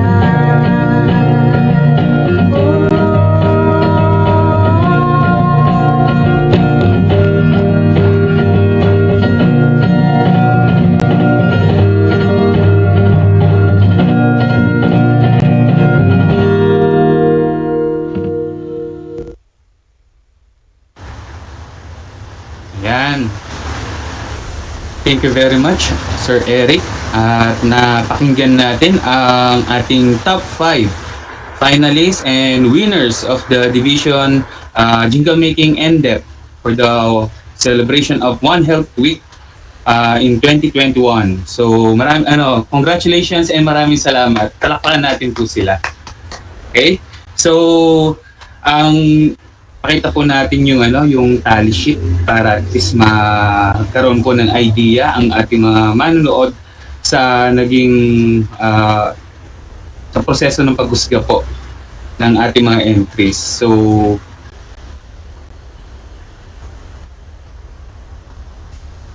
Ma'am Hala?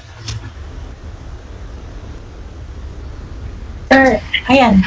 Okay, ayun. So napagkasunduan po namin na ang mga sumusunod po, ayan po. So, dikit po ang laban po ng top 5 po natin and well distributed po ang pagja-judge po sa lahat ng mga kalahok. And I hope po na hindi po ito dito nagtatapos ang paggawa ng mga programa, aktibidad at mga proyekto patungkol sa NDEP at Barkada kontra Droga. Ngunit pagtingin pa natin ang agenda na ito sa mga susunod na taon hanggang sa mga susunod na henerasyon. Maraming salamat po, Ma'am Hala, Ma'am Luz.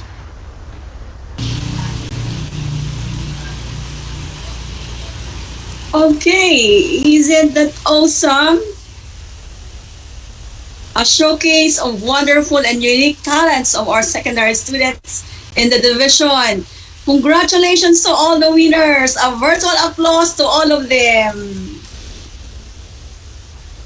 Thank you to Nurse Hala, our NDEP focal person, and also to our judges, headed by our chairman of the board, Sir Alan Candelasa. A virtual applause, please. Sir Arnold Ignacio and Dr. Lawrence for facilitating the success of the first division jingle making contest. Parang gusto ko nang maging friend si Sir Allen. At makikulaborate sa paggawa ng mga songs. Ma'am, kailangan ko munang humugot. I think we have the same, wanting The same vibes and undulations. And that's our right? love for poetry. Thank you so much. And it has been 2 days that we were able to join by Sir Allen. And thank you for being with us for 2 days and helping our focal person facilitate the successful undertaking of the contest. And again, a virtual applause to our very performing and diligent and the focal person, Nurse Hala Bartolome.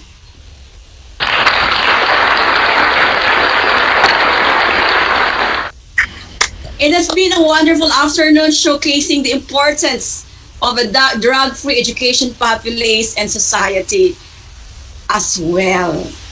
And that ended the NDEP program for this afternoon, and we're moving on to the closing program of the One Health Week celebration.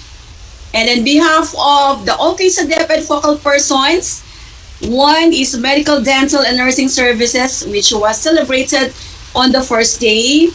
On behalf of Dr. Mark Llewellyn P. Domingo, our dentist in charge, thank you for supporting the program.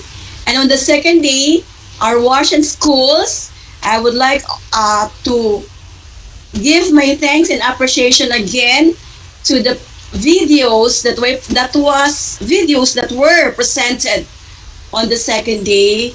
And I would like to thank Concepcion North Central Elementary School, headed by Dr. Miguela Johansson. Virtual applause, please. District Leader IVG Capiendo, School Health Leader Jody Ann Lobrera, and also to San Jose Elementary School, headed by their school head, Sir Arnold Philip Gutierrez, School Health Coordinator, Excel Pineda, and also to all the teaching staff, and the District Supervisor of the Concepcion North District is no other than Dr. Roderick Rivera. And also to our school-based feeding program, Ma'am Marizon would also like to thank everybody in the field for doing their part on making the program successfully implemented this school year. Especially, it has new mode of implementation. And then Adolescent Reproductive Health Program, in behalf of Nurse Narisa Apili C. She would also like to thank everybody for making ARH program a successful implementation in the division. And now, I would like to give the floor to our National Drug Education Program to give her words of appreciation and thanks to all of you. May I call on our end focal person, Nurse Hala Bartolome.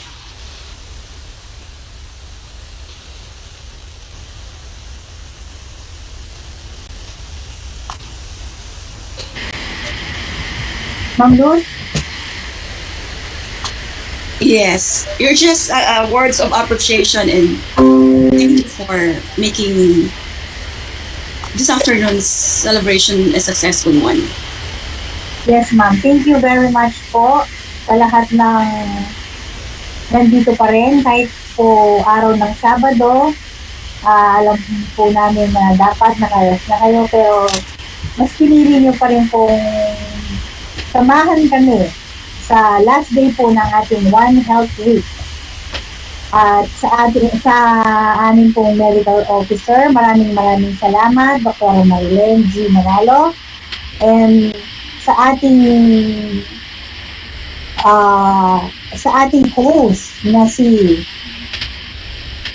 Dr. Liz Belinda Higarano from day 1 hanggang last day ay hindi niya tayo iniwan. Okay? Sa ating mga Sir Eric Mandunis at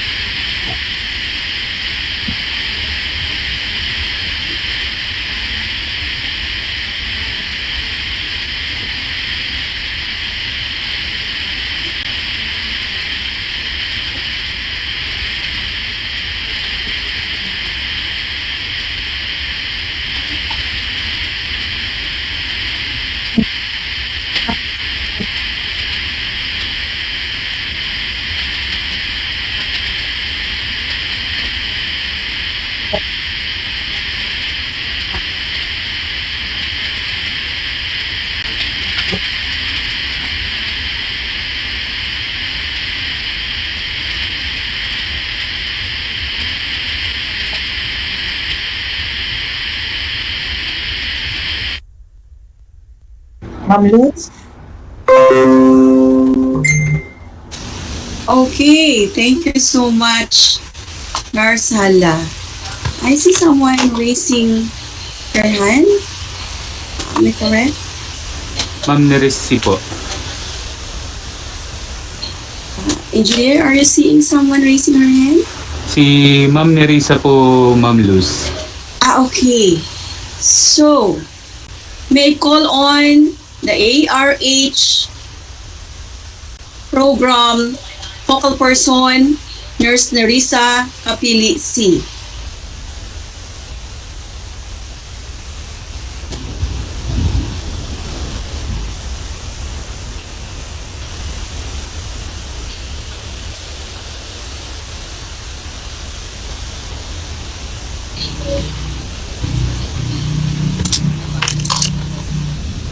Ma'am Nerissa.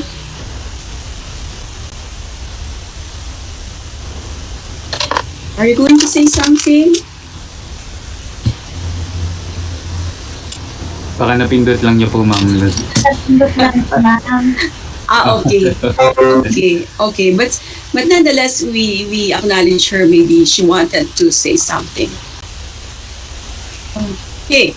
And to give us the closing remarks, may I request our medical officer 3, Dr. I'm sorry, I forgot someone.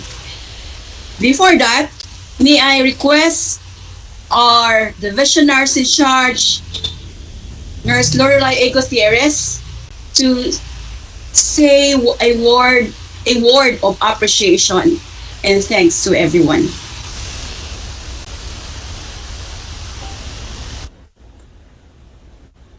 Good afternoon po. Isang maulang hapon po sa ating lahat. Nais ko lang pong magpasalamat sa ating superintendent, si Sir Ronaldo Pozon, ang ating mga ASDS, Dr. Maria Celina Vega, Sir Armando Capili, at ang ating dalawang chief CID, Sir Paulino Dipano, and our chief sa SGOD, Sir Noel L. Linsao. Maraming salamat po sa patuloy na pagsuporta po ninyo sa aming mga programa sa School Health Unit. Sa ating masipag at mabait na Medical Officer, Dr. Marilyn G. Manalo, sa aking partner na si Dr. Mark Llewellyn Domingo. Kami po ay nagpapasalamat sa lahat po ng mga teaching and non-teaching, mga parents, mga learners na umantabay sa atin at sumuporta sa ating activity sa One Health Week celebration. Naway marami po tayong natutunan mula Lunes hanggang ngayon, at ipagpatuloy pa po natin ang pagsuporta sa mga programa ng okay sa DEPED. Dahil isa lang naman po ang ating purpose ay ang mapanatiling malusog hindi lamang ang ating mga learners, kung hindi pati ang ating mga kaguruan at ang mga non-teaching. Naway lagi po tayong ligtas at malusog. Maraming salamat po. Okay. Thank you so much. Our very performing, amiable, and a good friend, Nurse Lorelai Gutierrez.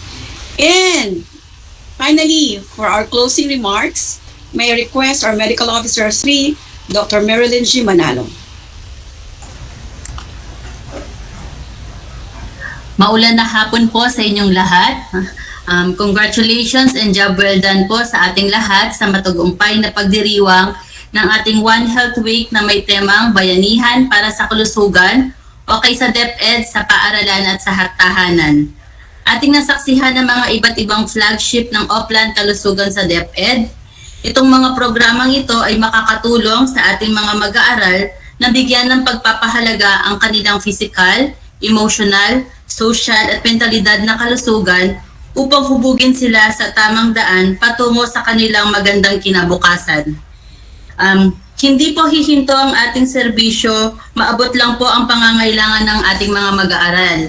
Nais ko pong pasalamatan ng lahat sa pagbibigay ng suporta sa ating Oplan Kalusugan sa DepEd programs. Sa pangunguna po ng ating mahal na Schools Division Superintendent, Dr. Ronaldo A. Poson, sa ating Assistant School Division Superintendent, Dr. Arman Capili and Dr. Maria Celina Vega, sa ating Chief SGOD kay Dr. Noel Linsao, Chief CID kay Sir Dr. Paul Dipano, sa lahat ng Public School District Supervisors, School Heads, Nutrition Leaders, Teaching and Non-Teaching Staff, at sa lahat ng mga staff po at mga personals po sa mga schools, maraming salamat po sa inyo.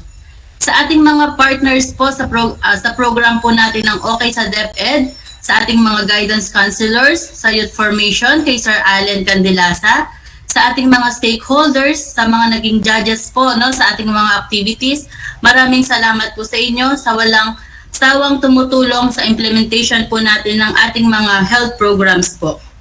Sa ating IT officers po, thank you din po sa pagsubaybay po sa amin from day 1 hanggang ngayon po sa pangunguna po ni Engineer Eric Corpus, Sir Christian Datos Queen, and Ma'am Denise Bianca de la Cruz. Maraming salamat po sa pag-assist po sa amin. Sa ating mga estudyante po na nagsisilbing inspirasyon po sa amin, maraming salamat po at dahil sa inyo po nagagampanan namin ng maayos ang lahat ng mga health programs po. Sa aming School Health Secretary, kay Ma'am Regine Tolorio, sa walang sawang pagtuturo sa amin kung paano ba maging techie, maging successful lang po ang pagdiriwang ng One Health Week po namin. Maraming salamat po. At hindi po magiging maayos at matagumpay ang ating pagdiriwang, kundi po dahil sa mga masisipag at magagaling kong mga focal persons ng OK sa DepEd program, sa pangunguna po ng ating dentist in charge, Dr. Mark Domingo, sa ating NIC, kay Ma'am Maria Lorelai Gutierrez, sa ating SBFP focal person, Ma'am Marison Villegas, sa ating WINS focal person, Ma'am Luz Viminda Rivera, at ang naging MC po natin from day 1 hanggang ngayon, sa ating ARH focal person, kay Ma'am Nerissa Capili, sa ating NDEP, kay Ma'am Hala Bartolome. Maraming salamat po ngayong araw na to, naging successful po yung jingle making contest po natin. Kay Ma'am Jewel Espinosa sa ating mental health focal persons. At sa ating mga aktibong mga nurses at dentists natin sa school health unit, maraming salamat po sa inyo. Na kahit na pagod po kayo sa ating vaccination hub, di po kayo sumusuko at matabang na hinaharap ang hamon ng pandemya. Saludo po ako sa team ng School Health Unit DepEd Tarlac Province.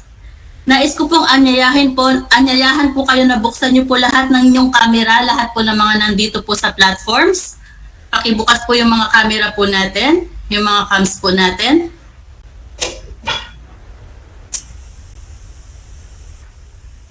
Yung mga nandito po sa platforms, pakibukas po. Sabay-sabay po nating palakpakan ng ating mga medical frontliners na patuloy pong nagsisilbi sa inyo. Maraming salamat po sa inyo, sa ating mga magigiting na mga medical school health personnels. Muli, maraming salamat po.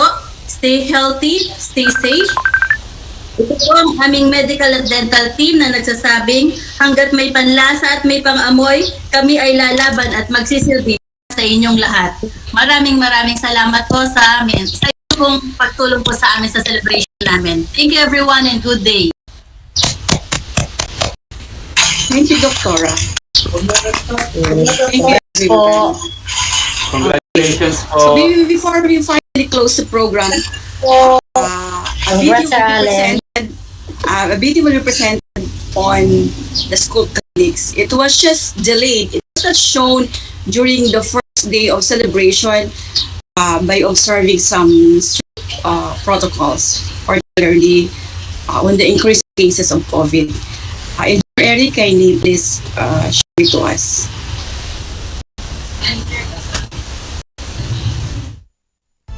Magandang araw po sa lahat, sa mga nagmamahal, sa Department of Education, ang ating mga stakeholders, ang ating pong mga pinuno, mga mag-aaral, mga magulang. Sa magandang araw po muli sa inyo. Sa araw pong ito ay ating sinisimulan ang ating pagdiriwang sa One Health Week. Start po tayo na ngayong September 6 hanggang September 11 na kung saan tayo po ay hinihiling na makiisa sa One Health Week. Na ang paksa po natin sa linggong ito ay bayanihan para sa kalusugan, okay sa paaralan at sa tahanan.